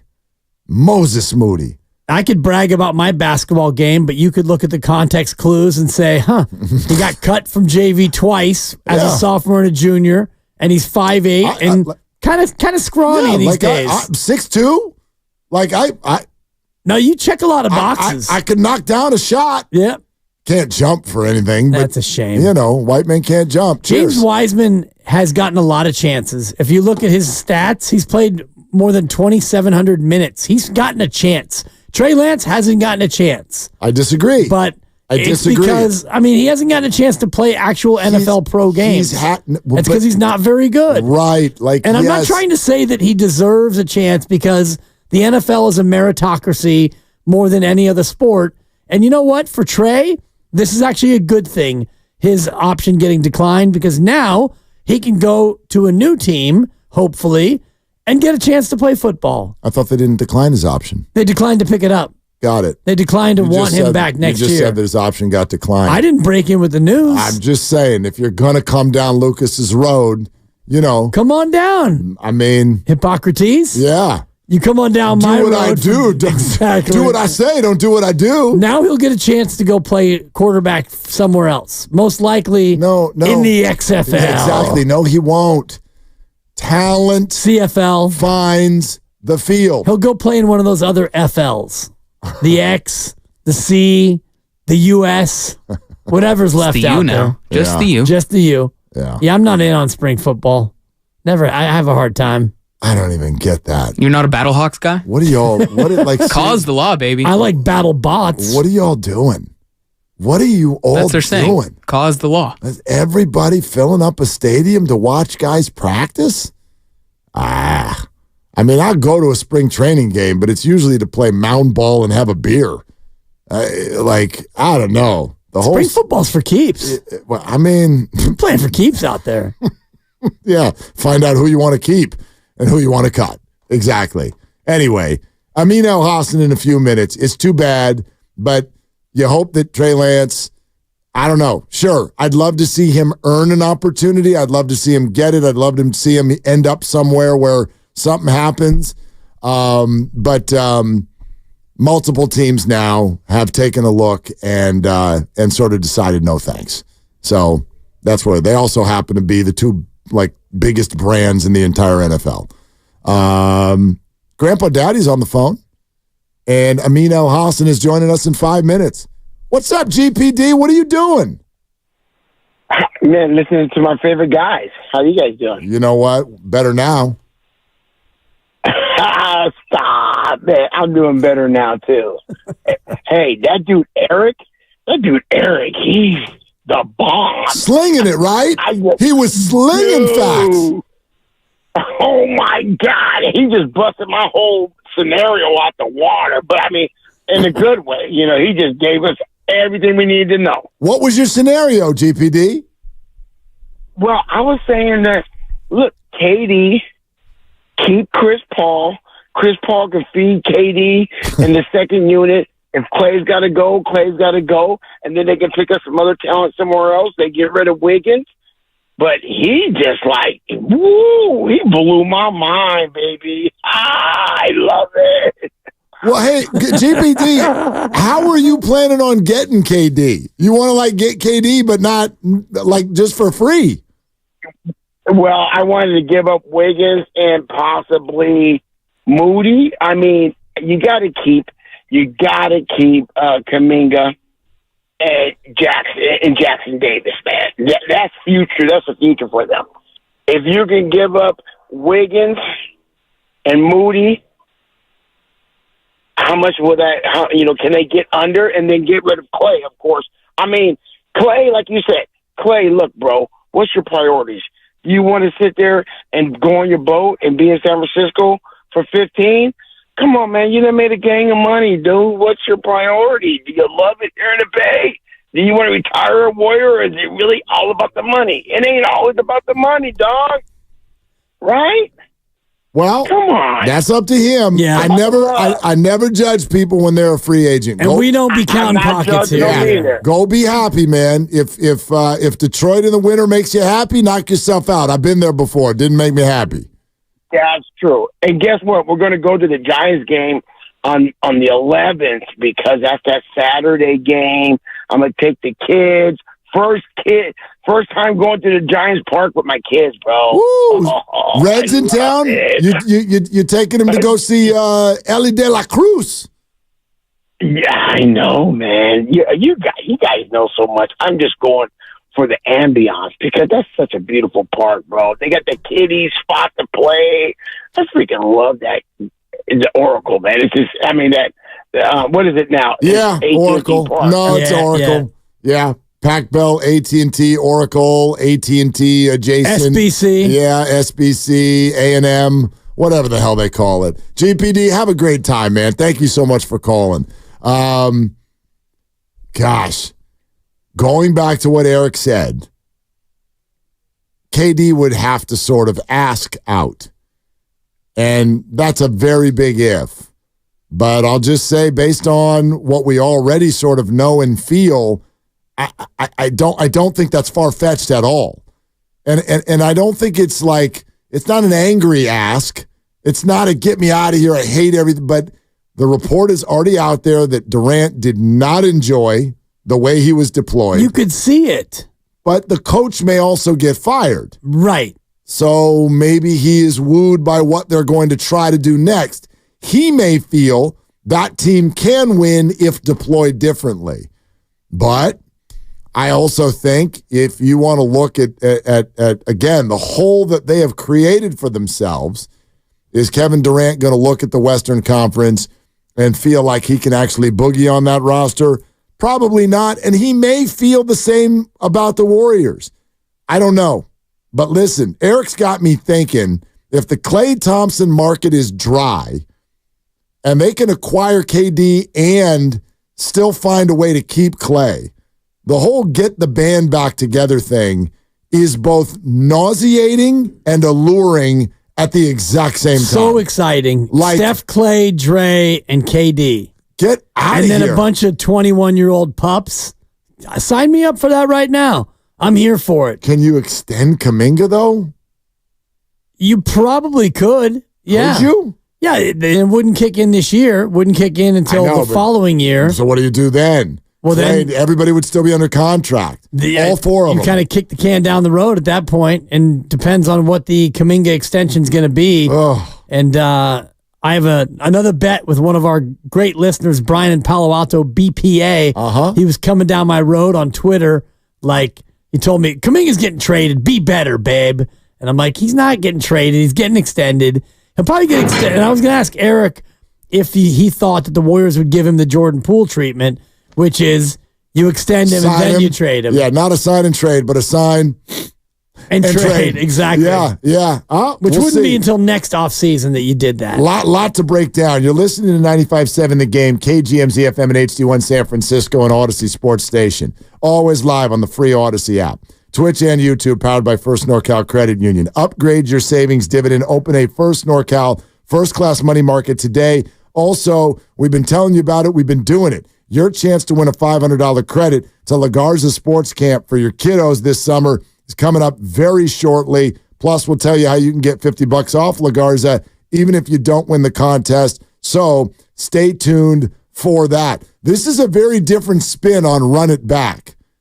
Don't run it back. Get the band back together. I think everybody out there who says they hate it, I think you'd all love it. I don't think there's any question. You'd all love it. Let's talk to Amin Elhassan about that and more. Formerly of the Suns front office and now with Meadowlark Media, and of course the host of the Le Batard Show and host the Oddball podcast with Charlotte Wilder. Amin Elhassan joins us on Willard and Dibbs 95.7 The Game. Amin, how you doing? How's it going, guys? Good to be with you. It's fantastic to have you. What do you think about that idea? Without getting too far into the weeds of the how you do it, how about Kevin Durant and the Warriors getting the band back together? I think, I just don't see it happening for several reasons. I think for Kevin specifically, well, first of all, the Phoenix Suns I don't think would entertain that sort of move because what it would basically be kind of a tear down or kind of like, let's start this thing over. And I don't think Matt Ishbia is in that kind of frame of mind. Matt Ishbia, the principal owner of the Suns. But the other part of it is Kevin Kevin's been searching to kind of distance himself from what he accomplished in Golden State. And specifically, Kevin definitely has sought to distance himself from playing that style of basketball. So going back to kind of being an auteur, this savant who does everything isolation and basically can get his bucket any way that he wants. He doesn't want to come off of down screens and split action and all that stuff. If he did, he would have done it in Brooklyn. He would have done it in Phoenix. But he's resistant to that kind of play, I guess, because he finds it insulting, or maybe deep down, like I said, it just reminds him of his time in Golden State where he wasn't his version of himself. He was kind of the Warriors version of himself. So I just think there's a lot of, baggage there from him specifically that will kind of prevent that from happening. Would that also prevent him from going just flat elsewhere? Because you watch the Phoenix Suns, and I coined the phrase hate ball, because it looks like they hate each other, and they play with that certain level of hatred for playing together. Can you imagine them trying to run this back in Phoenix with the big three? Yeah, I don't think they hate each other. I don't think there's any kind of, or even hate playing with each other. I don't think it's a personal thing, and I don't think it's a basketball thing. I don't like playing with this guy. I think it's just, this is a team that didn't have structure. Without a point guard, you need to have a structure to your offense. And they didn't have that. Now, whether that's because Coach Vogel didn't come with a structure, or whether because the guys were resistant to a structure, either way, it needed to exist. It did not exist. And what you saw was the difficulty of playing pickup basketball in an organized league. These teams know what they're doing. The Timberwolves had a week basically to game plan to go against the Suns. The Suns had the same week. Apparently, they didn't game plan anything because they played 3 games playing the same dumb way. And then in Game 4, so what if we put Durant at the 5 and that's your chance to win? But of course, then they don't execute in the end. As far as answering your question about are they going to run it back? Look, I think in a perfect world, they'd probably not do the Beal deal. In a perfect world now, they'd find someone to be the taker for Bradley Beal's deal. That's not going to happen. He's got somewhere in the neighborhood of $160 million, 3 years left on his deal. So you're not going to see a bunch of people lining up to take Bradley Beal's contract on. And so they're kind of stuck with what they have. I don't think they'd trade Durant unless it were something that would keep them as a competitive team. They definitely don't want to trade Booker. He's the youngest of the 3. He's the face of the franchise. He's their homegrown talent. Unless Booker says, get me out of here, I don't think he'd be on the move. So you're kind of almost stuck with, all right, these are our 3. How do we get a better supporting cast? How do you balance what the Warriors are looking at in a general sense? Steph is 36, still really good. He has aspirations for the rest of his career, but they've got to balance the win now versus build for the future thing. How would you suggest they go?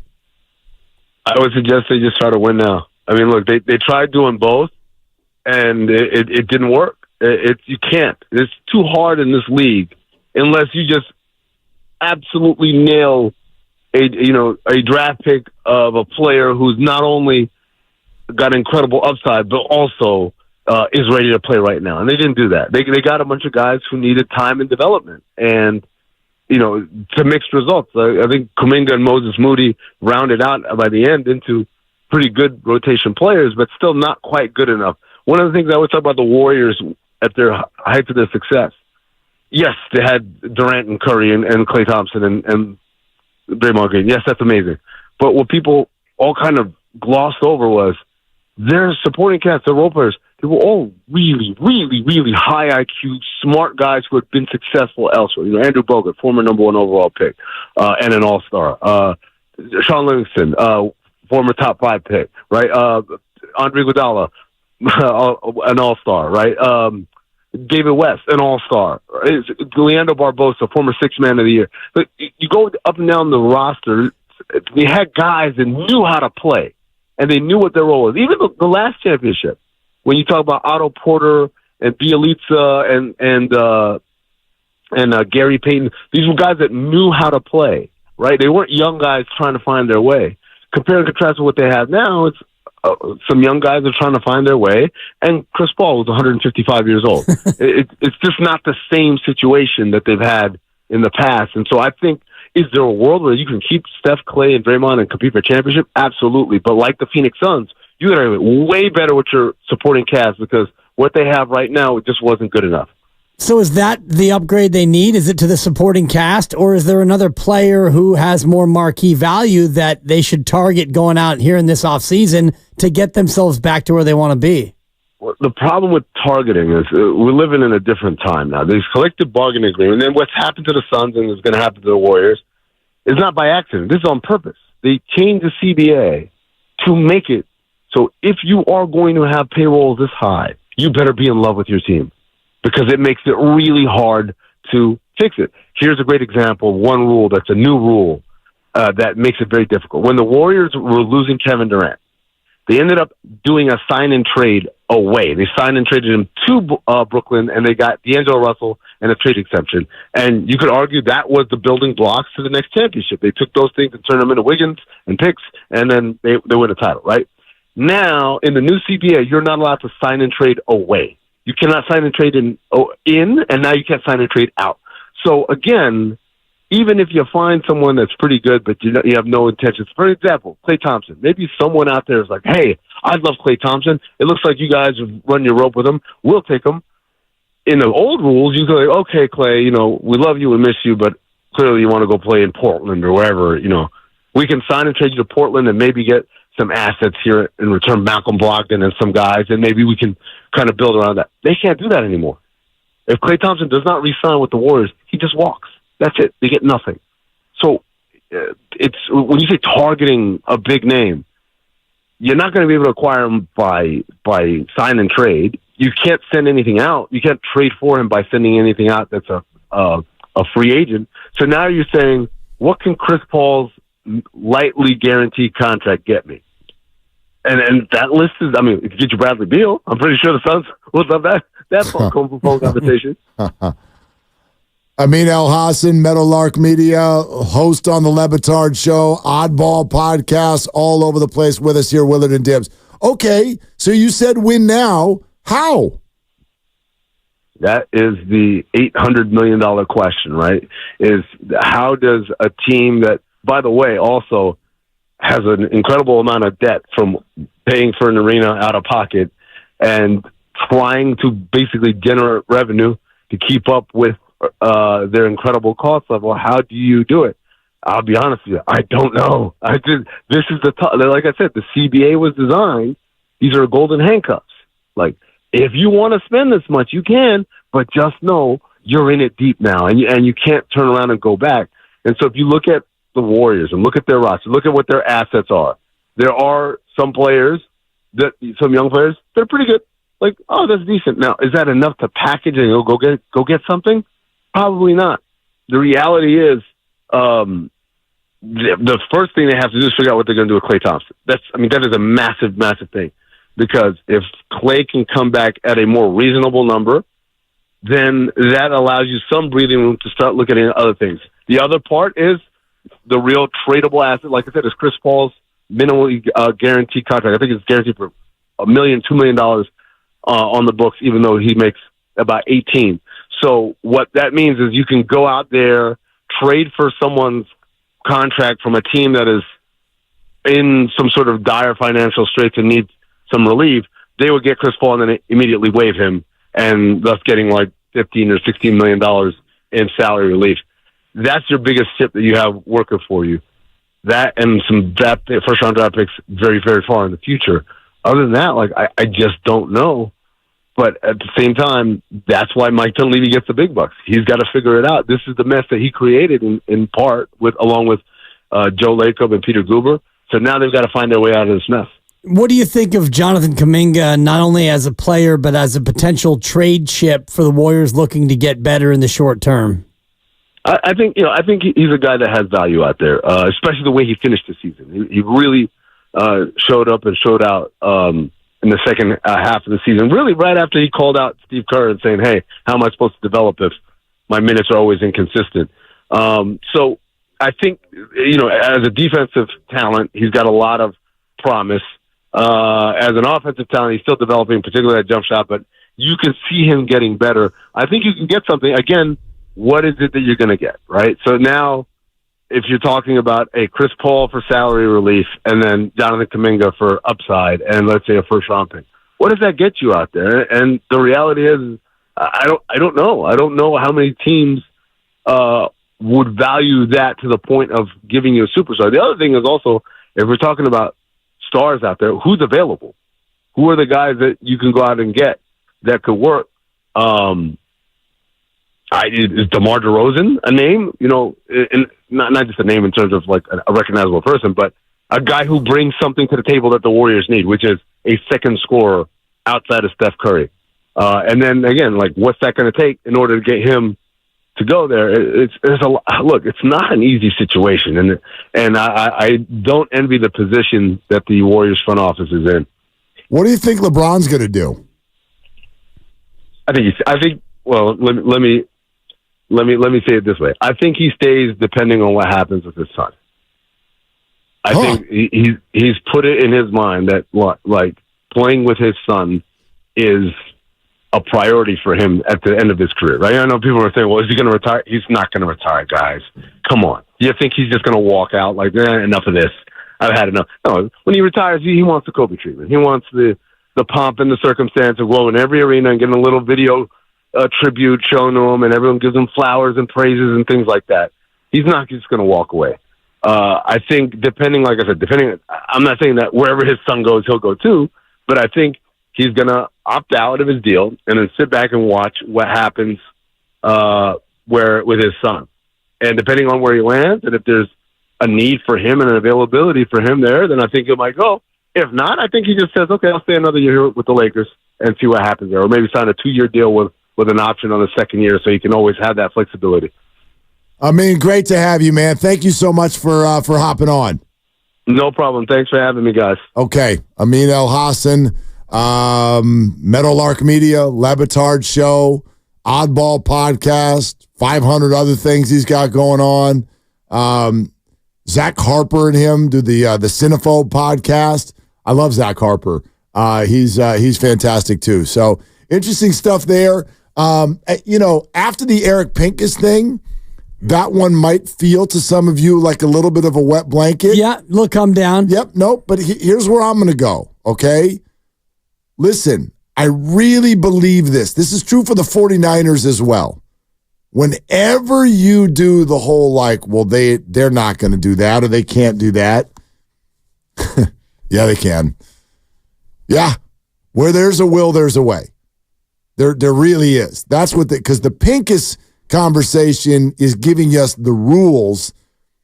I think the conversation with Amin is more like the emotional sort of like, how do we see the way people feel and what they're going to do? Yeah. And the practicality of Phoenix blowing it up, quote unquote. I don't know if we know that yet. And so, okay, Phoenix could say we're going to ride it out with these guys.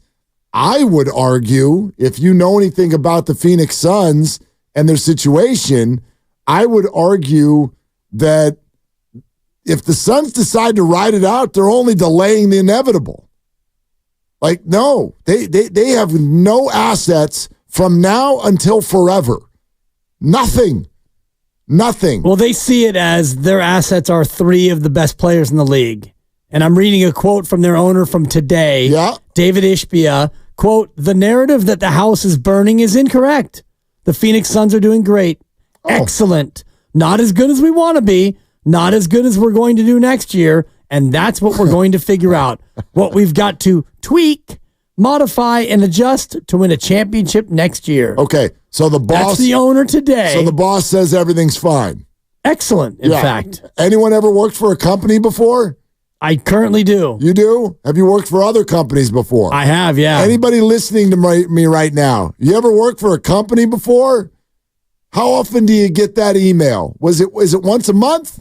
Or is it once every 2 months? Sometimes it's only once a quarter. It's from the CEO. What does it always say? I know it looks like it's not going well, but it actually is. Everything's fine, and it's about to get better because we're about to do this darn thing. That's all the Phoenix Suns owner just said. And he's brand new. So he's not going to come in here and signal that anything is a problem. Let me tell you that it is a problem. Let me tell you that what the Suns have going on, the house is on fire. And the longer you wait to reboot, the assets that you have that can help you reboot expire. And they are no longer assets.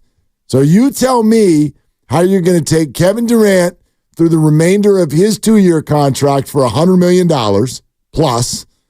You're going to have no tradable Bradley Beal continue to cruise. And whenever that expires, all of the not workingness of all of it, and then it's going to expire and you've got no draft picks to do anything about it. Sure. Go ahead, Suns. Do nothing.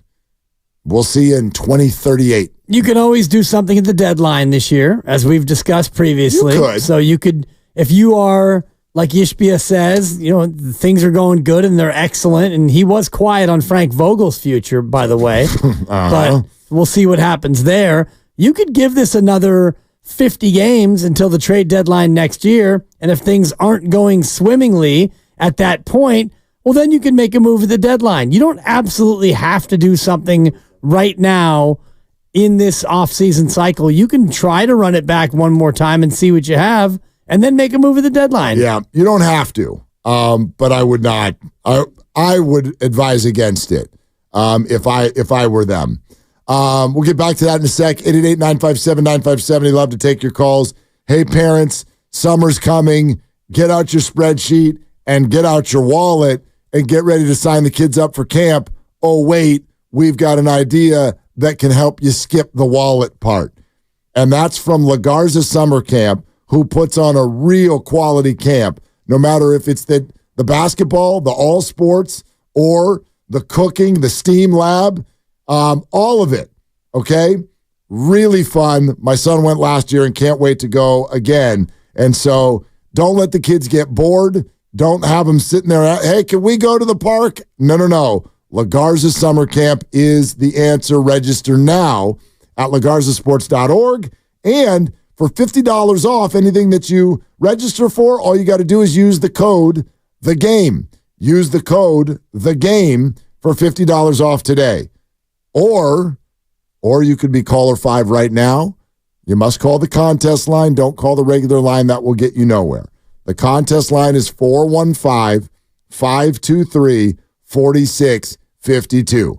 415-523-4652. One more time.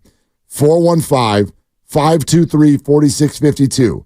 Caller 5 wins a $500 credit to La Garza Sports Camp. Get your kids all set this summer. And you're qualified for the grand prize, which is an $800 credit. So good luck. And if you don't win today, we'll do it again tomorrow and the day after that, all week long. A $500 credit every single day. $500. Caller 5 right now, 415-523-4652. It's a sweet prize, not only for the camp quality and the dollar amount, but what it means for your schedule. Go ahead and check a week right off of what you're trying to do with your little kid. 9 to 3. That's it. 9 to 3. Done. Drop them off. You give them a little lunch box or something like that. Put a little PB&J in there. We'll see you at 3:30, kiddo. Perfect. Done. Exactly right.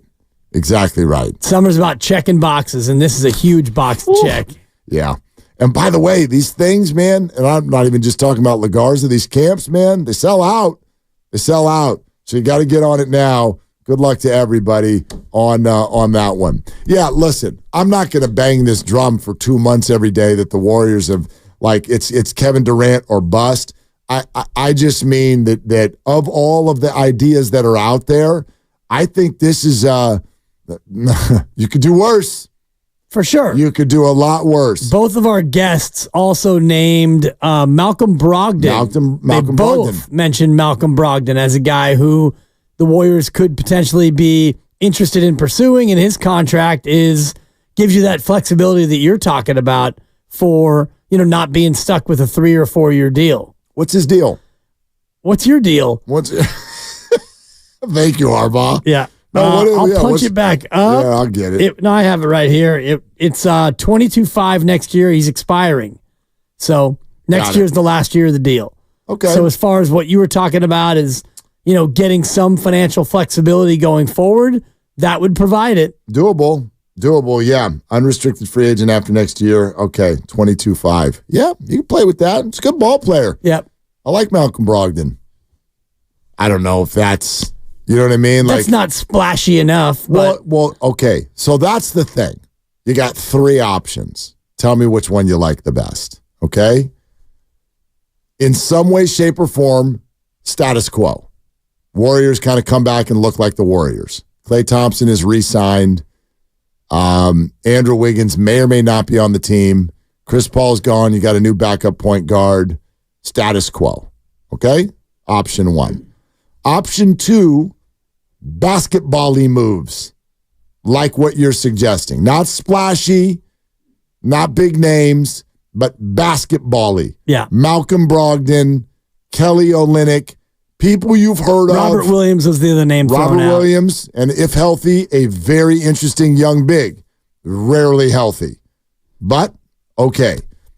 There's that. That's option 2. Option 3. Come on. Get fancy. Get fancy and be a show. I don't know if any of the 3 are championship contenders. Probably not. But which of those 3 options would you choose? I would choose option 3. Mm-hmm. I would choose option 2 second, and option 1 I would be shaking my head at. If it was, we let Chris go, we convince Klay to sign for 18, and we bring in the next Corey Joseph as a backup point guard, no thanks.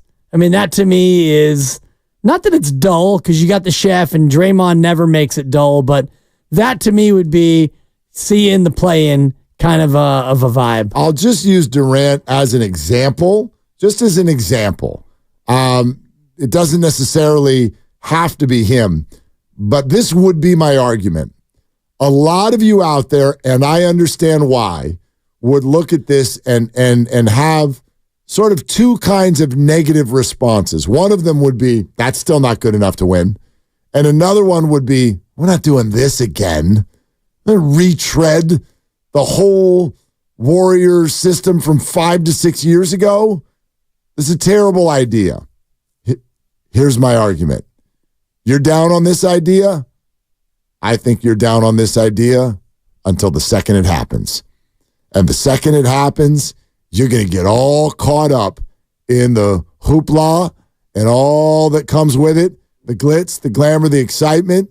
I think that you hate the idea, and within 7 minutes after it happens, you're on the internet looking for tickets. Starting at forward from the University of Texas in his 15th year. 6'11", 6'12", 6'13", we don't even know. Kevin Durant.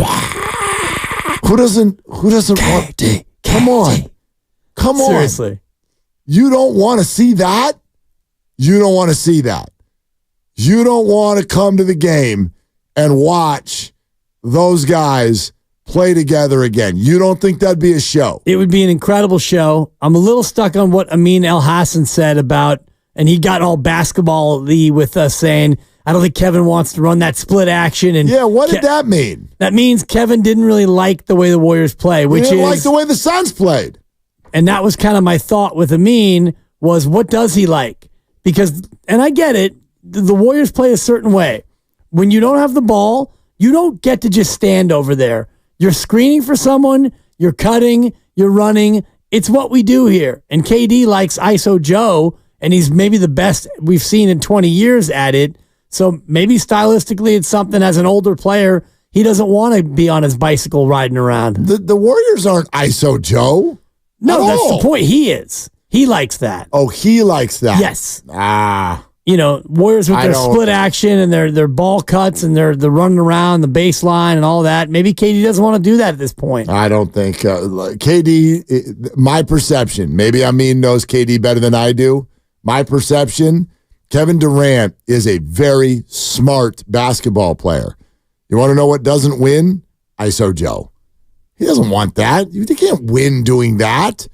James Harden's been doing that his entire career. He's never gotten anywhere doing it. I don't see that at all. There's got to be some sort of movement and rotation.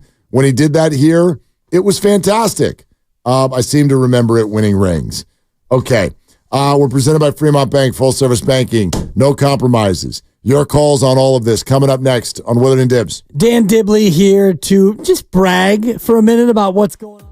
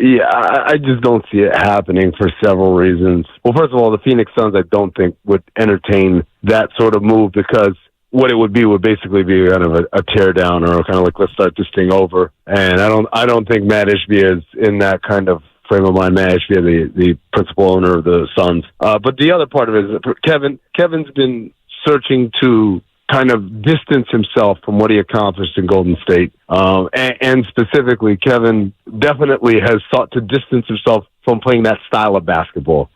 Who are you? Now, back to Willard and Dibs on 95.7 The Game. I got a little bit of an issue with that. I really do. I'm glad you replayed that. The more I'm sitting here with it, hold on a second. And I'm not saying Amin Elhassan is wrong. He's top 10. He's dialed in. I got you. He's been seeking to distance himself from what he achieved at Golden State. Excuse me? First of all, dude, you've been gone for years.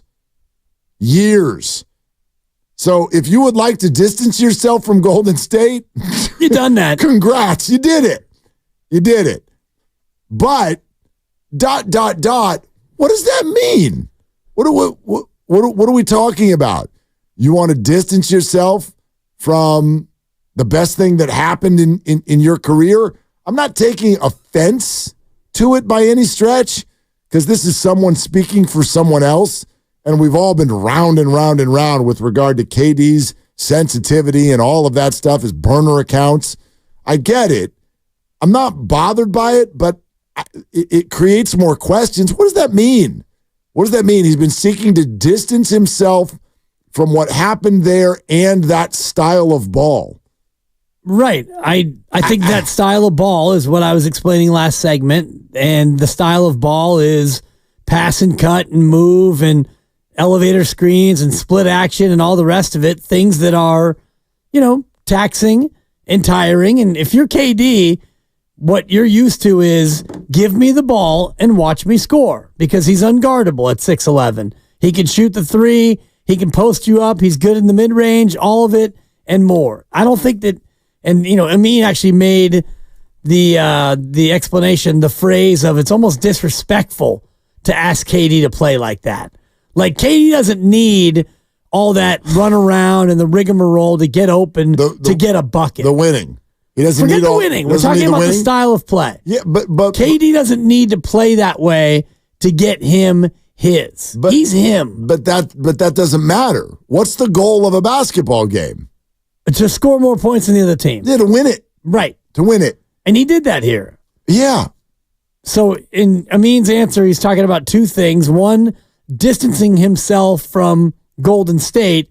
That part of it to me is, getting to a spot where he's the man. Unequivocally, he's the man. And when he was here, he was not the man. Even though he won the MVP finals twice. Kind of was. He wasn't the favorite. Not emotionally. No. But basketball-wise, he was, and that's supposedly the only thing he cares about. Well, basketball-wise, Steph was his equal, and... not quite. Well... Not quite. Kevin was the one winning the awards. Right, but in the eyes of the fans, he was not even anywhere near emotionally Steph Curry. Yes, right, correct. And I think that matters. That matters to KD. We know he's a sensitive creature. I don't know, man. I don't know. I have a hard time with this. This is at least related to what Amin Elhassan is saying is having a relationship with the idea of Kevin Durant being a selfish player, and I won't buy that. I don't think he is. I do not think that he is. I've never thought that about Kevin Durant. I think Kevin Durant's an awesome dude. I really do. I think he gets it. I think he's all about ball. I think he understands ball. I think one of the reasons he came to the Warriors is because Jerry West told him, wait till you see the shots you get with this team. Wait till you see the shots you get with this team. That spoke to him. He did it. Is Amin tapped in? Sure, maybe. But that's what I mean by, what are you saying? Are you telling me that Kevin Durant wants to distance himself from successful basketball in favor of one-on-one? I have a very hard time buying that that's what is making Kevin tick right now. Well, maybe it's just separating himself from what coming to Golden State meant for so many people, which was him chasing a championship and him joining a super team. And he did that, and he won here, and then he tore his Achilles, and that was it. He moved on to Brooklyn, and he tried to do the same thing there. He tried to assemble as much talent as they could in a super team. He had James Harden there. Remember those Brooklyn teams? They had all kinds of guys on those teams, including Blake Griffin, recently retired. Right. They were chock full of great players, and they did nothing. And then he went to Phoenix, and they kind of did the same thing or tried to, and that didn't work either. So to go back to Golden State would be him, I think, going back, tail between his legs, to the only spot he's been at that actually won. Yeah. I don't know. I see a bunch of this stuff differently now based on his age, based on what he has tried that hasn't worked, based on the fact that it would be a trade rather than free agency. I don't think this would be embarrassing for Kevin to do at all. 888-957-9570. Let's keep taking your calls. Michael in Concord here with Willard and Dibbs. Hey, Michael, what's up? Hey, guys. How you doing? Thanks for taking my call. Love your show, and I appreciate what you guys do out there. I listen to your guys' show all the time. Yesterday, you guys were talking about LeBron. We're talking about Warriors, hypotheticals. How can we make the team better? And you guys were talking about yesterday how LeBron wouldn't fit because he wants to play downhill, and that just wouldn't be a good fit schematically. Today, we're talking about Kevin Durant, and you guys are bringing out people like Andrew Wiggins, some draft capital, maybe Moses Moody. And I'm sitting here wondering, why is Draymond Green untouchable? Why are we talking about maybe moving him on?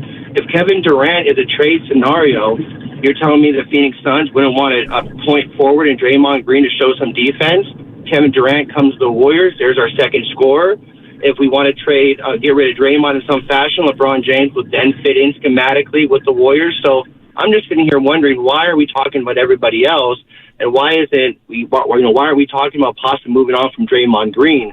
Me personally, I'm over Draymond. With all his antics and all that stuff, I'm over him personally. So, Michael, my answer to your question is a very fair question, and thank you so much for the call. My answer to the question is the reason you think that Draymond is a good idea to trade is because of what you said there right at the end.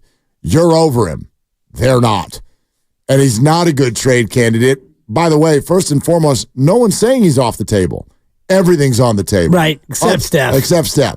Everything's on the table. So if that worked, great. But here are the two major problems with it. Teams that are acquiring very expensive players are looking for financial flexibility in the very near future. Draymond's got the most years left on his deal out of all of these guys. So A, that's a problem. B, the Warriors believe right now, I think, that Draymond Green is their second most important player. That's what they think. Doesn't matter what we think. You're over him. Dibbs, you're over him. Yep. Shasky's over him. Right? Ponte doesn't want to interview him anymore. I mean, I'm kidding. He does. But, I'm surprised you talking to me. Why are you even talking to me, Ponte? I get it. A lot of you are over him. That's not a good reason to trade him. The Suns don't care that you're over him. How do you think Yusuf Nurkic would like the idea of acquiring Draymond Green? So, there's so many challenges to that. But for me, the two chief ones are, A, he's got a lot of years, expensive ones left on his deal, number one. And B, the Warriors are interested in trading all of the other people first. Yes. Maybe even Jonathan Kuminga. Well, and C, for me, which really should be A, the chef likes him. The chef wants him that's there. That's baked into when I say they. No doubt. Yeah. They, for me, means he, because I do believe that even if other members of the organization were fed up with Draymond Green and Steph said, guys, I really want Draymond Green to be my teammate, that might trump everything. If it were the coach or the GM or certain members of ownership, or if there were a lot of people in the front office, and we heard a report like that, didn't we, Mark, about a month or so ago, that there are certain factions in the Warriors organization that are, quote, fed up with Draymond Green. I mean, and yet, I don't want to say can confirm. I'll tell you, I've heard it in about 12 different places. Yes. So if that's true, and I believe it to be true, And it's also true that Steph wants to play with Draymond Green. Well, all those people who are fed up, including me and Shasky, the caller, and many other fans, you're just going to have to eat it. None of them are Steve Kerr. None of them are Steph Curry. Steph Curry, there you go. Yeah. At least I don't think. I mean, I'm sure on certain days, it's unforgivable. Right. 4 days later, we're going to forgive him. If Steph was fed up with Draymond Green, he would be on the move. Correct. And to me, that's where this conversation both starts and stops. And, as much as Draymond Green is maddening and frustrating, and it makes it hard for me to want to root for him. Say it. He wins. Say it. He wins. He's still really They good. win with him. He's still really good at basketball. Yeah, he can be. He's still really good at basketball. He's not as good as he was. And, the number one ability is availability. Yep, that's fair. That's fair. Unfortunately, he's not always available. And when things don't go well, he tends to blow up the spot and get thrown out. And he quit on an entire season because Steph got hurt and they were going to be bad. So it's not as easy as he still is a good basketball player because, of course, he is. By the way, that for me is a little bit, I don't want to say unfair, but I'm not going to attack the whole he quit on the season because Steph was gone. Because quite frankly, that helped the Warriors. That helps them. By tanking. Yeah, teams do that all the time. They were able to get James Wiseman. Well, they were able to get the number 2 pick. It's not Draymond's fault that they blew it. True. NBA teams do that all the time. Your star goes down. Why do you think you get a month left to go in the season, your star's a little dinged up, and then all of a sudden it's we're just going to go ahead and shut that thing down. Yeah, man, lose as many games as possible. Lose as many as possible down the stretch. Why wouldn't you? So I get what you're saying, though. That one didn't bother me. Let's go to Doug in Berkeley. Hi, Doug. What are you doing? Hey, guys. How are you doing? What's up? Listening to the show, all these great opinions. I have a few so I'm just going to rattle them off. Okay, let's hear them. Keeping a dynasty. Popovich did it, but each iteration had a different star. Or, at least had, different major guys. It wasn't like keeping the same old dynasty and trying to make it work. That's number one. Okay. Number two, star teams, you put together a star team of older players, and it doesn't work more often than it does work. I don't think that that's a guarantee. Number three, I would love to have KD back, of course. It would be exciting. It would be great. The stands would be packed. We'd love it.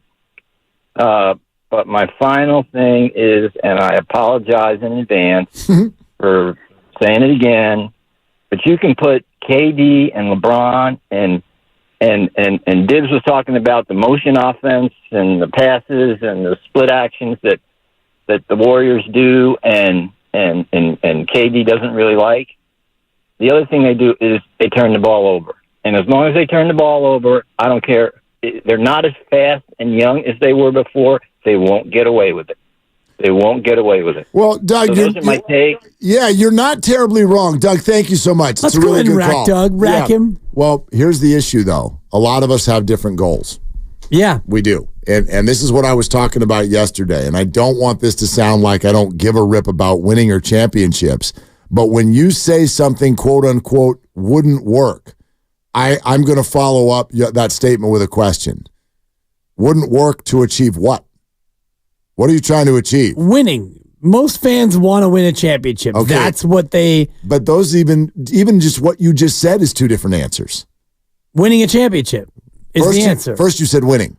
Right. And then you said winning a championship. The implication of winning is winning a championship. Not always. For me. I think they won last year. They won 10 more games than they lost. And I find I find value in no. I'm talking the year before. You went to the conference semifinals, game 6, you lost. Frustrating, but I find value in that. That was a better year than this year was. I think that Steph Curry probably has at least one more playoff run in him. Does he have another ring? Very unlikely. But another playoff run, like a deep one, one that's got some intrigue and all of that. 3 series worth. I mean, a deep run as you make it to the conference finals. You're one of 4 teams remaining. You're playing in late May. I think that can happen. I think there are scenarios. It better happen soon because he's no spring chicken. And, correct. He's got 2 more years in his deal, and we don't know if he's going to continue on beyond that. We'd all like to think we know, and we'd all like to think that he will play as long as we want him to play. But Steph may have other goals. He's a global humanitarian. He's addicted to golf, and he's about to have his 4th child. Kid. So he may get to a spot after 2 years and think, you know what, I'm good. He might. We don't know. We hope he's here for 5 more. That'd be amazing.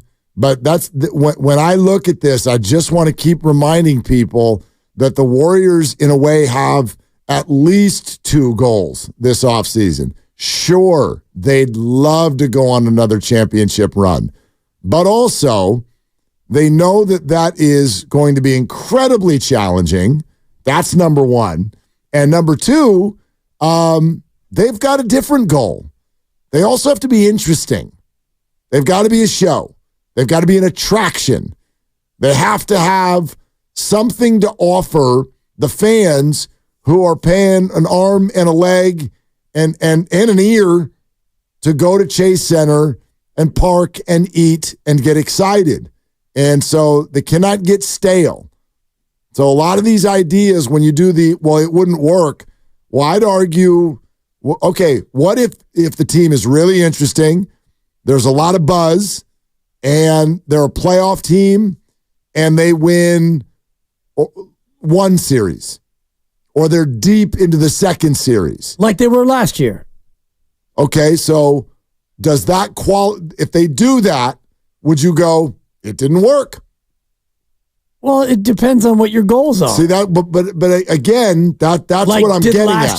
Did last year work? Yeah, it worked. Last year was more interesting and exciting than this year was for a number of reasons. Yep. 1, because Draymond Green punched Jordan Poole in the face. That was interesting. That was beyond interesting. That was the most salacious thing we've had in Warrior basketball since Latrell choked PJ. Yes. So easily. That made the season a lot more interesting than it otherwise would have been for a 6 seed that won 44 games. If they do next year what they did last year, would it be interesting? Yeah. And would it be good enough?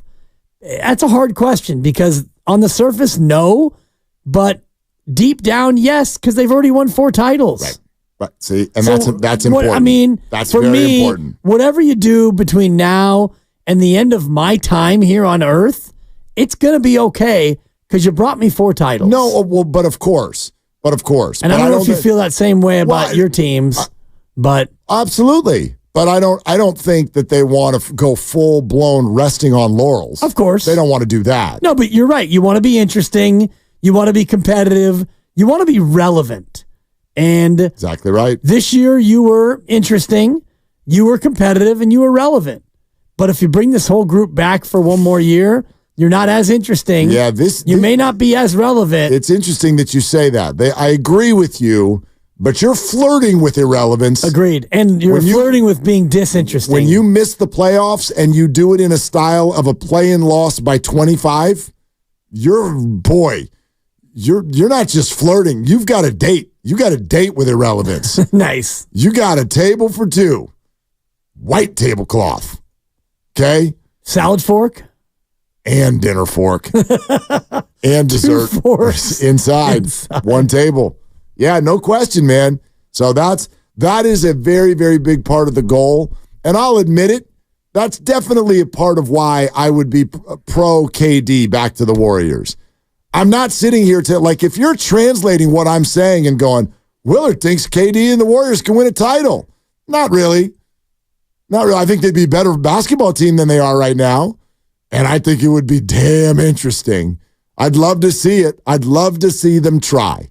Which is really all we're doing every year in any sport. I'd love to see them try. The 49ers will come back in September. I'd love to see them try. Super Bowl or try again. Oh, Guess what? Guess what they're going to do next year, Dibs? They're going to try again. They're going to try again. This year is Super Bowl or bust. And by bust, bust it up. I didn't even go on my victory lap for that one yet. What victory lap? Of course they're going to try again. Super Bowl. What do you think? They're going to move the franchise? We're going to fold up shop? Was last year a bust? Yes. No. No, and I told you if they make the Super Bowl, it would not be a bust. There you go. So Super Bowl and try again. Super Bowl or bust, and they made it to the Super Bowl. They didn't win the Super Bowl, but they made it to the Super Bowl. Semantics. That's where I set the bar. Yeah, I know. You did. I remember that conversation. Yeah. Yeah. If they would have lost to Green Bay like they almost did yesterday. That would have been a disaster. When we were rewatching it. That'd have been a bust. God, that game. Oh, my God. Let alone the Detroit debacle. Oh, my God. That was the most stressful playoff run I have ever watched in my life. All 3 games. My mother-in-law to the rescue in the Detroit game. She came over and took the baby at halftime. Remember my daughter also. Yeah, same thing, yeah. Boy, the ladies in our life saved our bacon. Saved our bacon. No doubt. What did your mother-in-law came over and took the baby? Took the baby. And so I could, be alone with my angst. There you go. And at halftime, I went and picked up my daughter, and I said, you better get ready for the likelihood that this season is over. And she said, oh, we're not having that kind of talk around here. Nice. It's only halftime, Dad. Woo. And then boom. Puts you right in check. Like balls bouncing off people's helmets. Oh, my God. The Ayuk fluke. Incredible. Thanks. So, yeah, listen. There's no way to guarantee even championship contention. But, boy, I'd love to see him try. And I do really think that in the end, that's sort of the vibe that the Warriors front office takes into this offseason. I know a lot of you are like, man, this is like chasing ghosts. 36 years old, and you're going to let Steph Curry just be the king of everything we got to do for Steph. It's like, well, if you put it that way, it sounds like he controls the whole thing. Let me put it another way.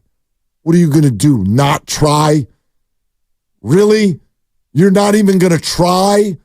You're just going to accept that everyone's old and, oh, well, let's just see what Kuminga can do. Really? Is that your motto for next season? Warrior basketball. Let's see what Kuminga can do. Larry O'Brien or try again? Is that what we're doing? No, but you got to try. You have to try to be good next year, whether any of us think it's possible or not. You got to try. And the only thing that I think is fact from all these people joining us, you don't know what's going to be available this offseason. You don't know. Well, you never know. And you have to be ready to pounce. You don't know, Jordan. Totally. You don't know, and it could all change here in the next couple of days. If Milwaukee gets knocked out, you could have Dame or Giannis both grumble how they want out. Yeah, any player at any time can decide they want to go elsewhere in the NBA, and the team must capitulate. It's a capitulation sensation is what it is, Mark. I'm glad you got to that real quick. Had to. Squeeze it in. We got plenty of time. In fact, wide open for your calls, 888-957-9570. If you haven't already, make sure you subscribe to Willard and Debs on the free Odyssey app or wherever you find your favorite podcast. While you're there, check out our other shows, including The Roast. They had Ricky Pearsall on today. I swear to God, I thought Shasky was going to ask him for an autograph.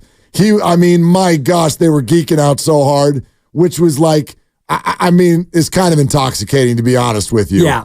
2 grown men doing the interview. Both of them sounded like they were 11 years old the whole time. You should go listen to it. It was really, really good. All right, more of your calls next. Willard and Dibs. Great. Let's drink. Hey, Bay Area, find your fill at Jack's Restaurant. As a brother-owned and operated establishment, Jack's Restaurant has always believed in making great food and serving.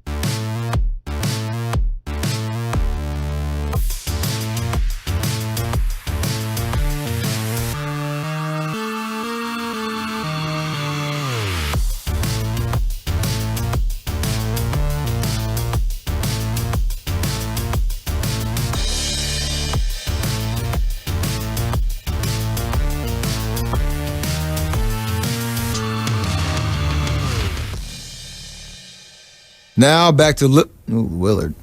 Now back to Willard and Dibs. Take it away, Mark.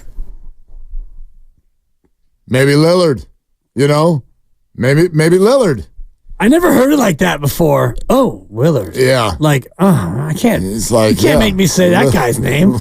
Now back to Willard. Willard. Now back to Willard and Dibs. Take it away, Mark. Just like I'm an NBA player. When I see ILLARD, I think Lillard. Yeah. It's like, who's Willard? What the hell's that?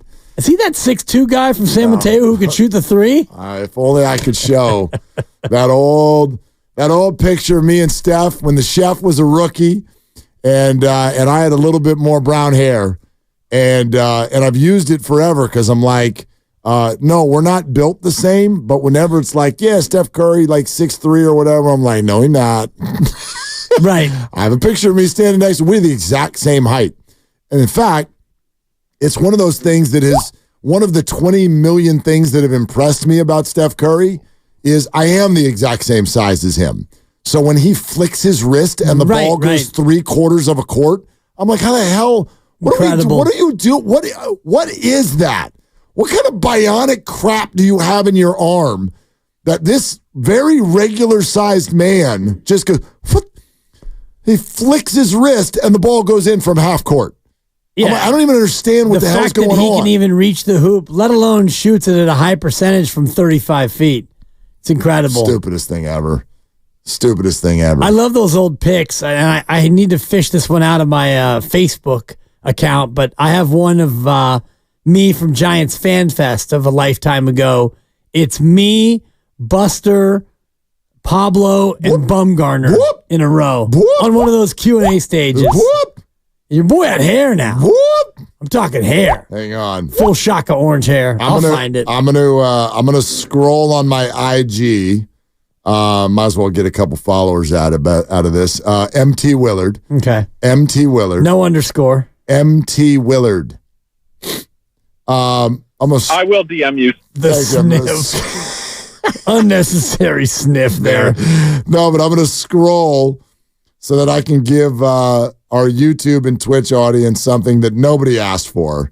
But I'll show you. I got to find that picture of me and Steph, and I'll put it up to the camera.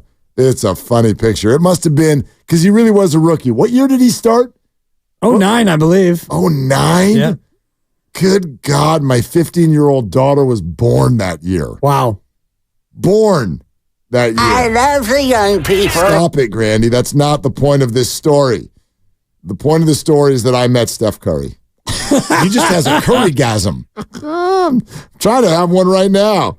I can't find it. Anyway, Here, I'll hold mine up to the camera and I'll show you first. Oh, you were able to find it? Look at those kids. Wait a minute. Is that you with the microphone? And look how fat I am. What the hell is that? That's hair, Mark. You have hair and I'm giant. Wow. I'm a fat red pumpkin. That actually plays. Here, I'll hold it up to the camera. Is that all because of the weight loss thing that you're doing right now? Yeah. Oh my goodness. That plus it's a bad sweater. Pablo, Buster, and Bum, and me. I'll show it. I don't know if people can see it, but terrible angle. Oh my gosh. And bad sweater too. I don't know what I was thinking.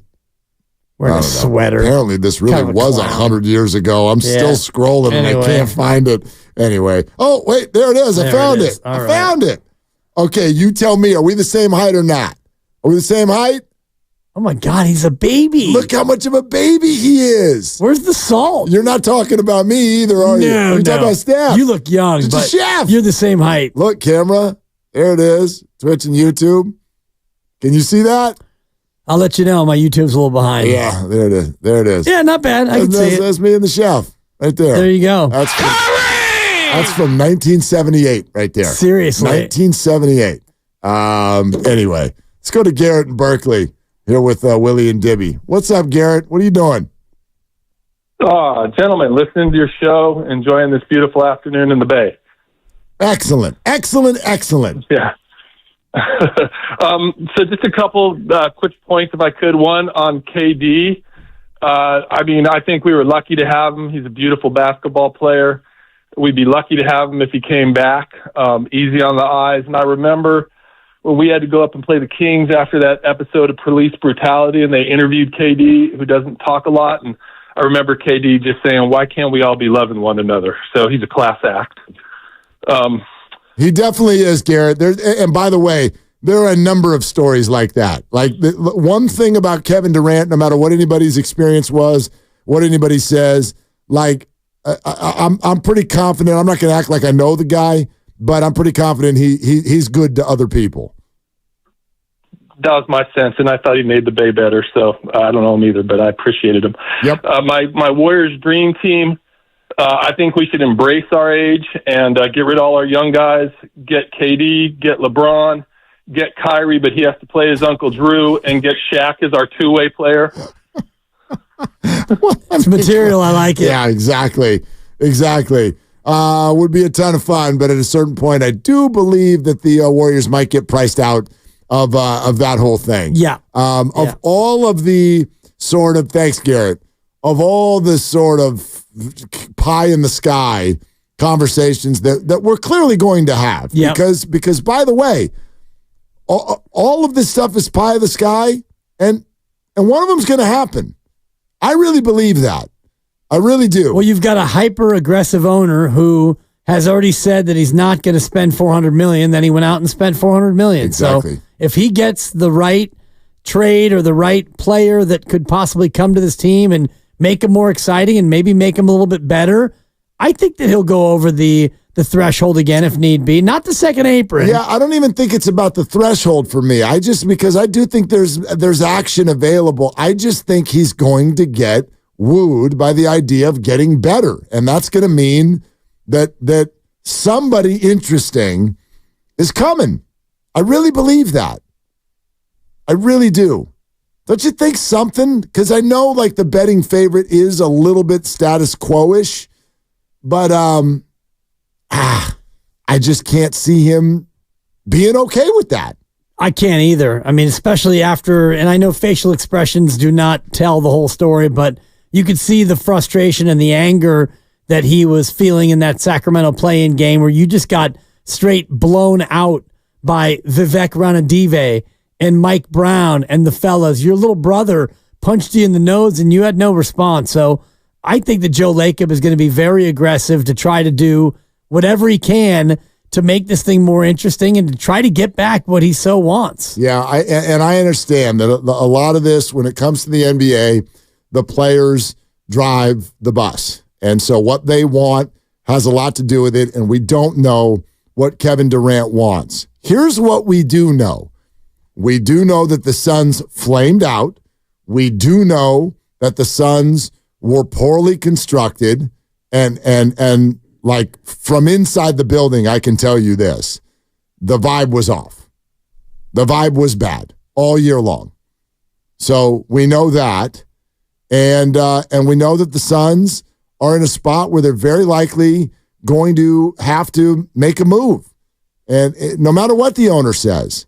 And then we also know this. We know this from Monty Poole, NBC Sports Bay Area Dubs Talk podcast. If you're the Warriors, you would be in on Kevin, and the question is whether Kevin would want to come back, because he has said, I don't really regret anything I've done. Didn't regret going to the Warriors.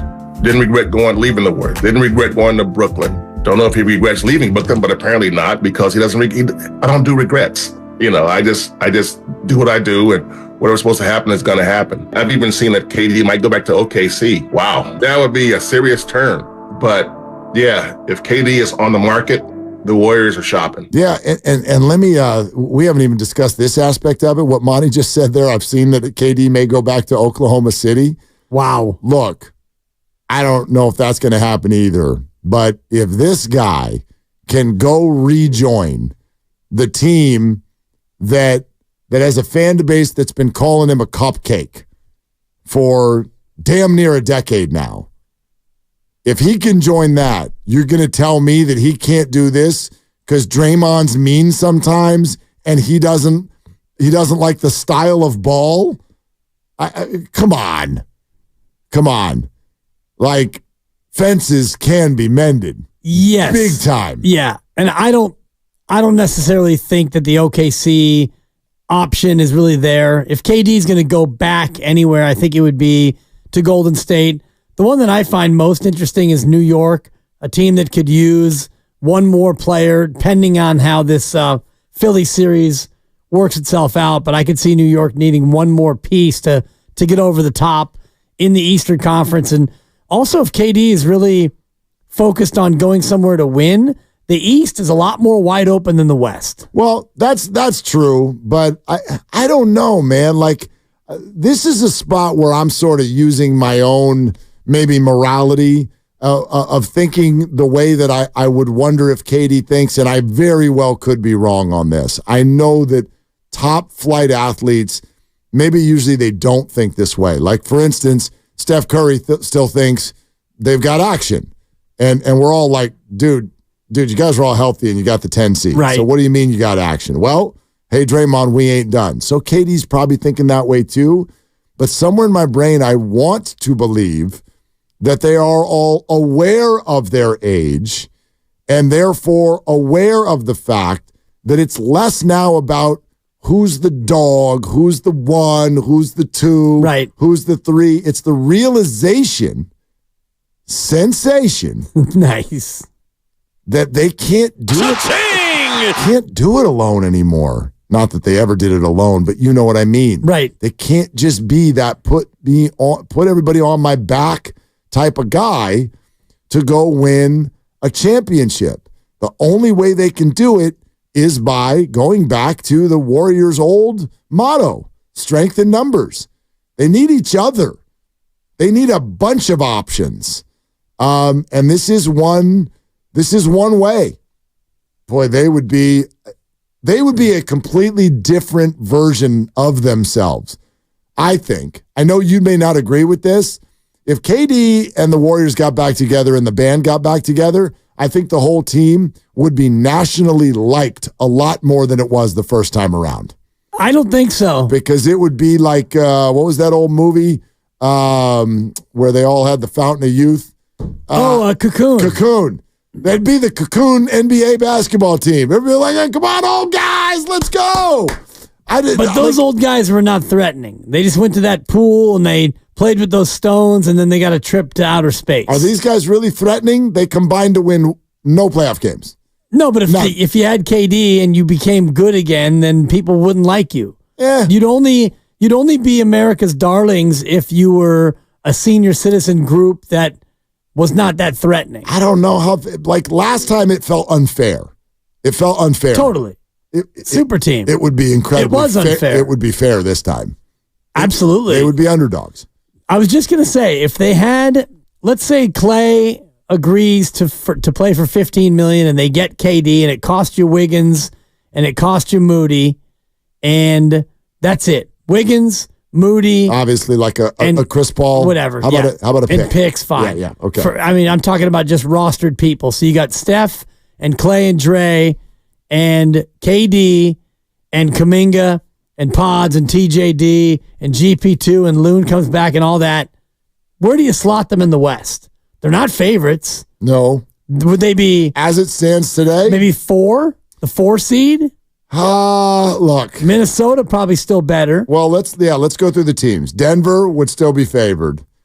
I think we're still getting to know the sustainability of Minnesota and OKC. Right. I think OKC is big time arrow up. This is big for them that they swept round 1. Let's see what they do next. That's going to be huge. Minnesota, I don't know how they're going to be constructed going forward. Is Cat still with them? Is he not? And then after that, so Denver, yes, I'd put ahead of him. Oklahoma City, yes. Probably the Wolves. Maybe Dallas. I think that'd be about it. Yeah. I mean, where would Vegas put them?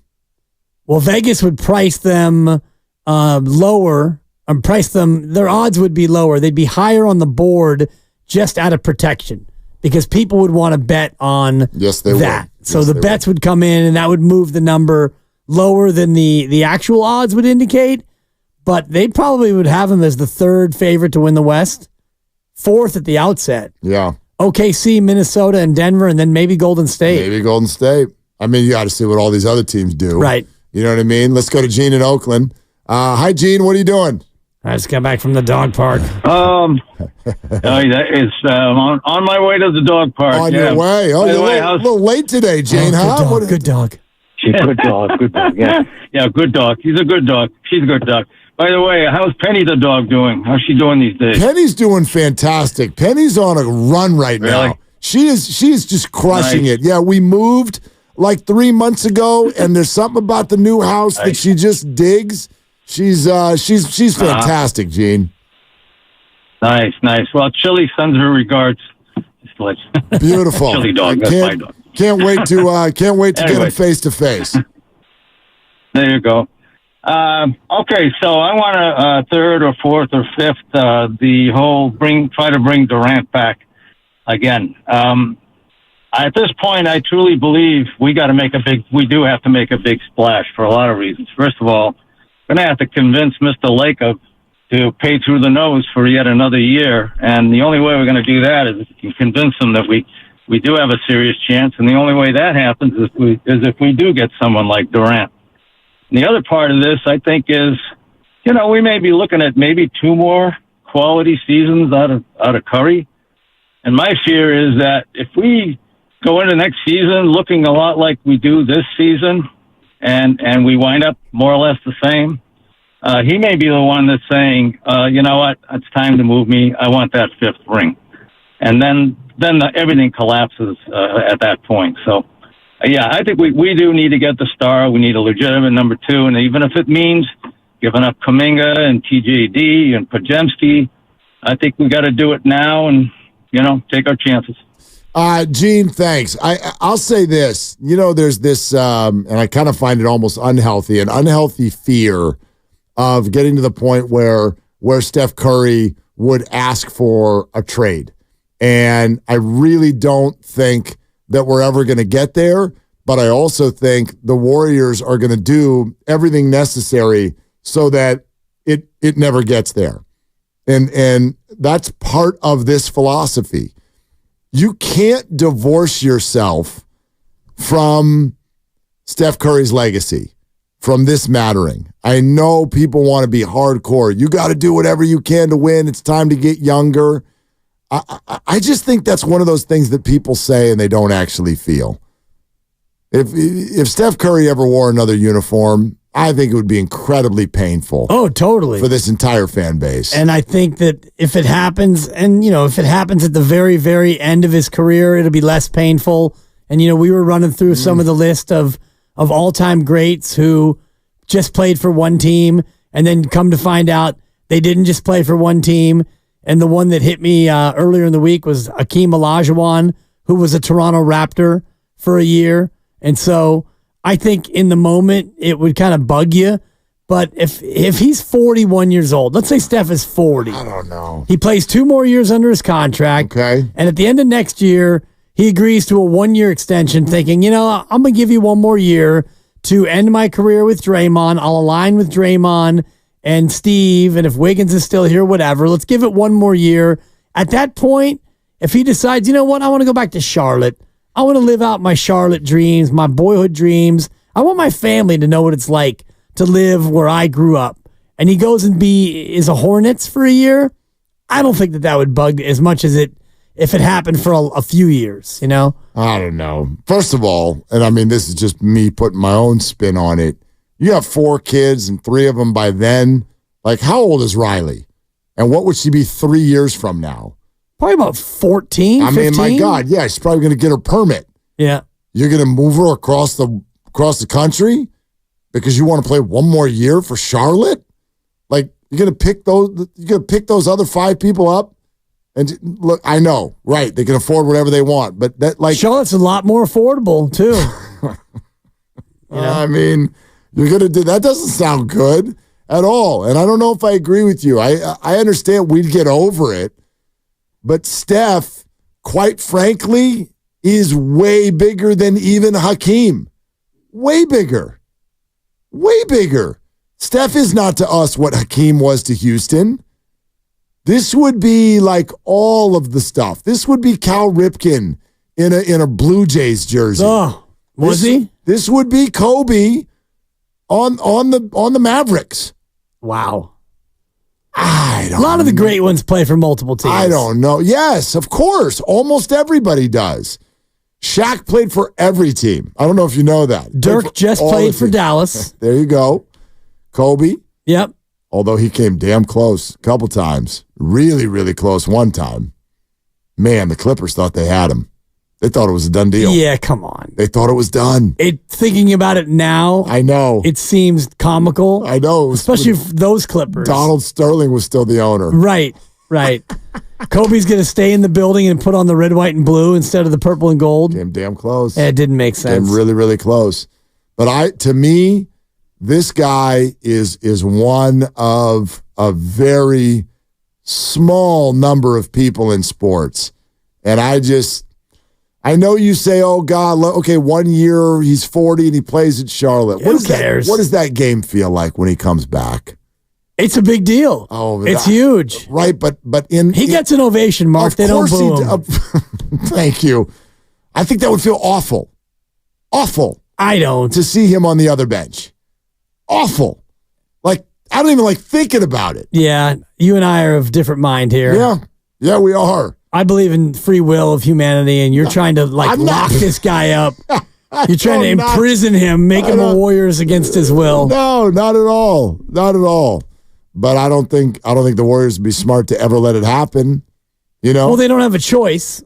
You know, he gets to the end of his 2-year contract that he's got, and he can just walk. Correct. I don't think he will. Yeah, as long as they do everything to make him feel like this is the right. You're making the right moves. Why would he go anywhere? I don't think he would. So they'll do those things. Well, depends on the finances at that point. He's going to get 59.6, not this year, but the year after. And then Steph wants an extension. What are you going to give him? $80 million a year? He's worth it. Well, not necessarily. The salaries can go down when you get old. None of us have any problem cutting Klay Thompson's number in half, or in a third. Yeah, totally. No one's got any issue with that. He's not the chef. He's not. He's a future Hall of Fame Warrior. Right, but he's not the team's best player. No. I mean, who else is even on that list? How would you have felt if Posey had a year with the Diamondbacks? Be all right with it. Or if he went and played for the Braves. Yeah, the majority of these guys. Although you do place extra reverence for a guy like Tony Gwynn, who was a forever Padre, grew up in San Diego and played for his hometown team his whole career. That's kind of cool. I'm not saying it's not cool. If Steph played 20 years as a Warrior, that would be awesome. I'm not trying to say that wouldn't be the best possible result, but it just wouldn't bother me that much if he went out and if he was a Pistons or a Raptors. His dad played for Toronto. Maybe he wants to. His dad played for a few teams. Yeah. The Hornets. Ugh. Yeah. No, Bobcats. I think it's off the table, and I think it's fundamental to the point that I'm making about this Warriors offseason. You can easily convince me. You could sit here. You could be smart. We could clink beers, and you could look at me and be like, Mark, this is not smart anymore. This is not smart anymore to make this all about Steph and to be hell-bent on winning next year because that situation, that scenario doesn't really exist. So it's time to focus a little bit more on the finances and the youth. And I could sit here and listen to you and be like, yep, everything you're saying makes sense. I'm still out. They have to try. They don't owe the whole organization to Steph. I don't even know what maximizing the remainder of his career means. I just know they've got to try. And I have full faith that Joe Lacob will. They have to try to be very good next year. Right. And I do believe there are ways. Well, I think that's what it means. Maximizing the Steph Curry window means surrounding him with the best players you possibly can. And if it means you go over the luxury tax, then you go over the tax. I don't think you want to go over the second apron. And Eric Pincus, who joined us earlier, said it's $199 million is the projected. And I don't think the actual number comes out till July 1st. But if it's $199, that's pretty good news as far as where you sit. It's doable. Right now you've got $190 on the books for next year. That includes, actually, I'm sorry, that was Phoenix I was looking at. You got $174 on the books. Yeah. That includes Chris Paul at 30. So you really have 144 on the books if you say bye-bye to Chris. And that means if you get Clay in even at 20, now you're at 164. Well, I think Chris is off the books no matter what. Yeah, but I'm looking at these figures, and he's being counted in the 174. I think there's only two scenarios that exist, and one of them is cutting Chris Paul, and the other one is trading Chris Paul. I do not see a keep Chris Paul at option. 30. No chance. God, no. No. And Eric was saying you can guarantee a portion of the contract and then trade the contract, but the team that takes it on, if you guarantee $5 million of it and you trade it, they got to take on the full $30 million guaranteed. 888-957-957 if you want to weigh in. We did have Eric Pincus on earlier. We also had Amin El Hassan, Lebitard show, big voice across the NBA. A couple things he said. Number one, he doesn't think the Suns would even entertain the idea of trading Kevin Durant.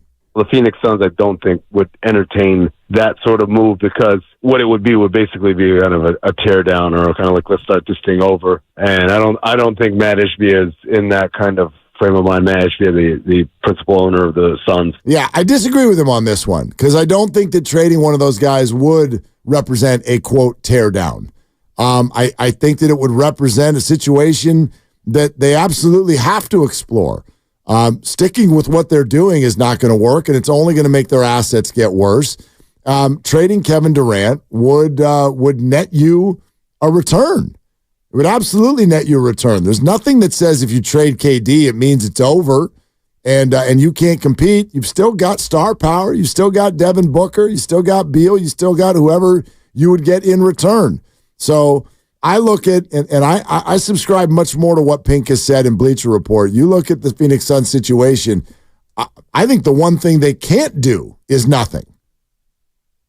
Well, they disagree with you. And I read you don't know that. Well, I read the quotes from the owner earlier saying that he's full of it.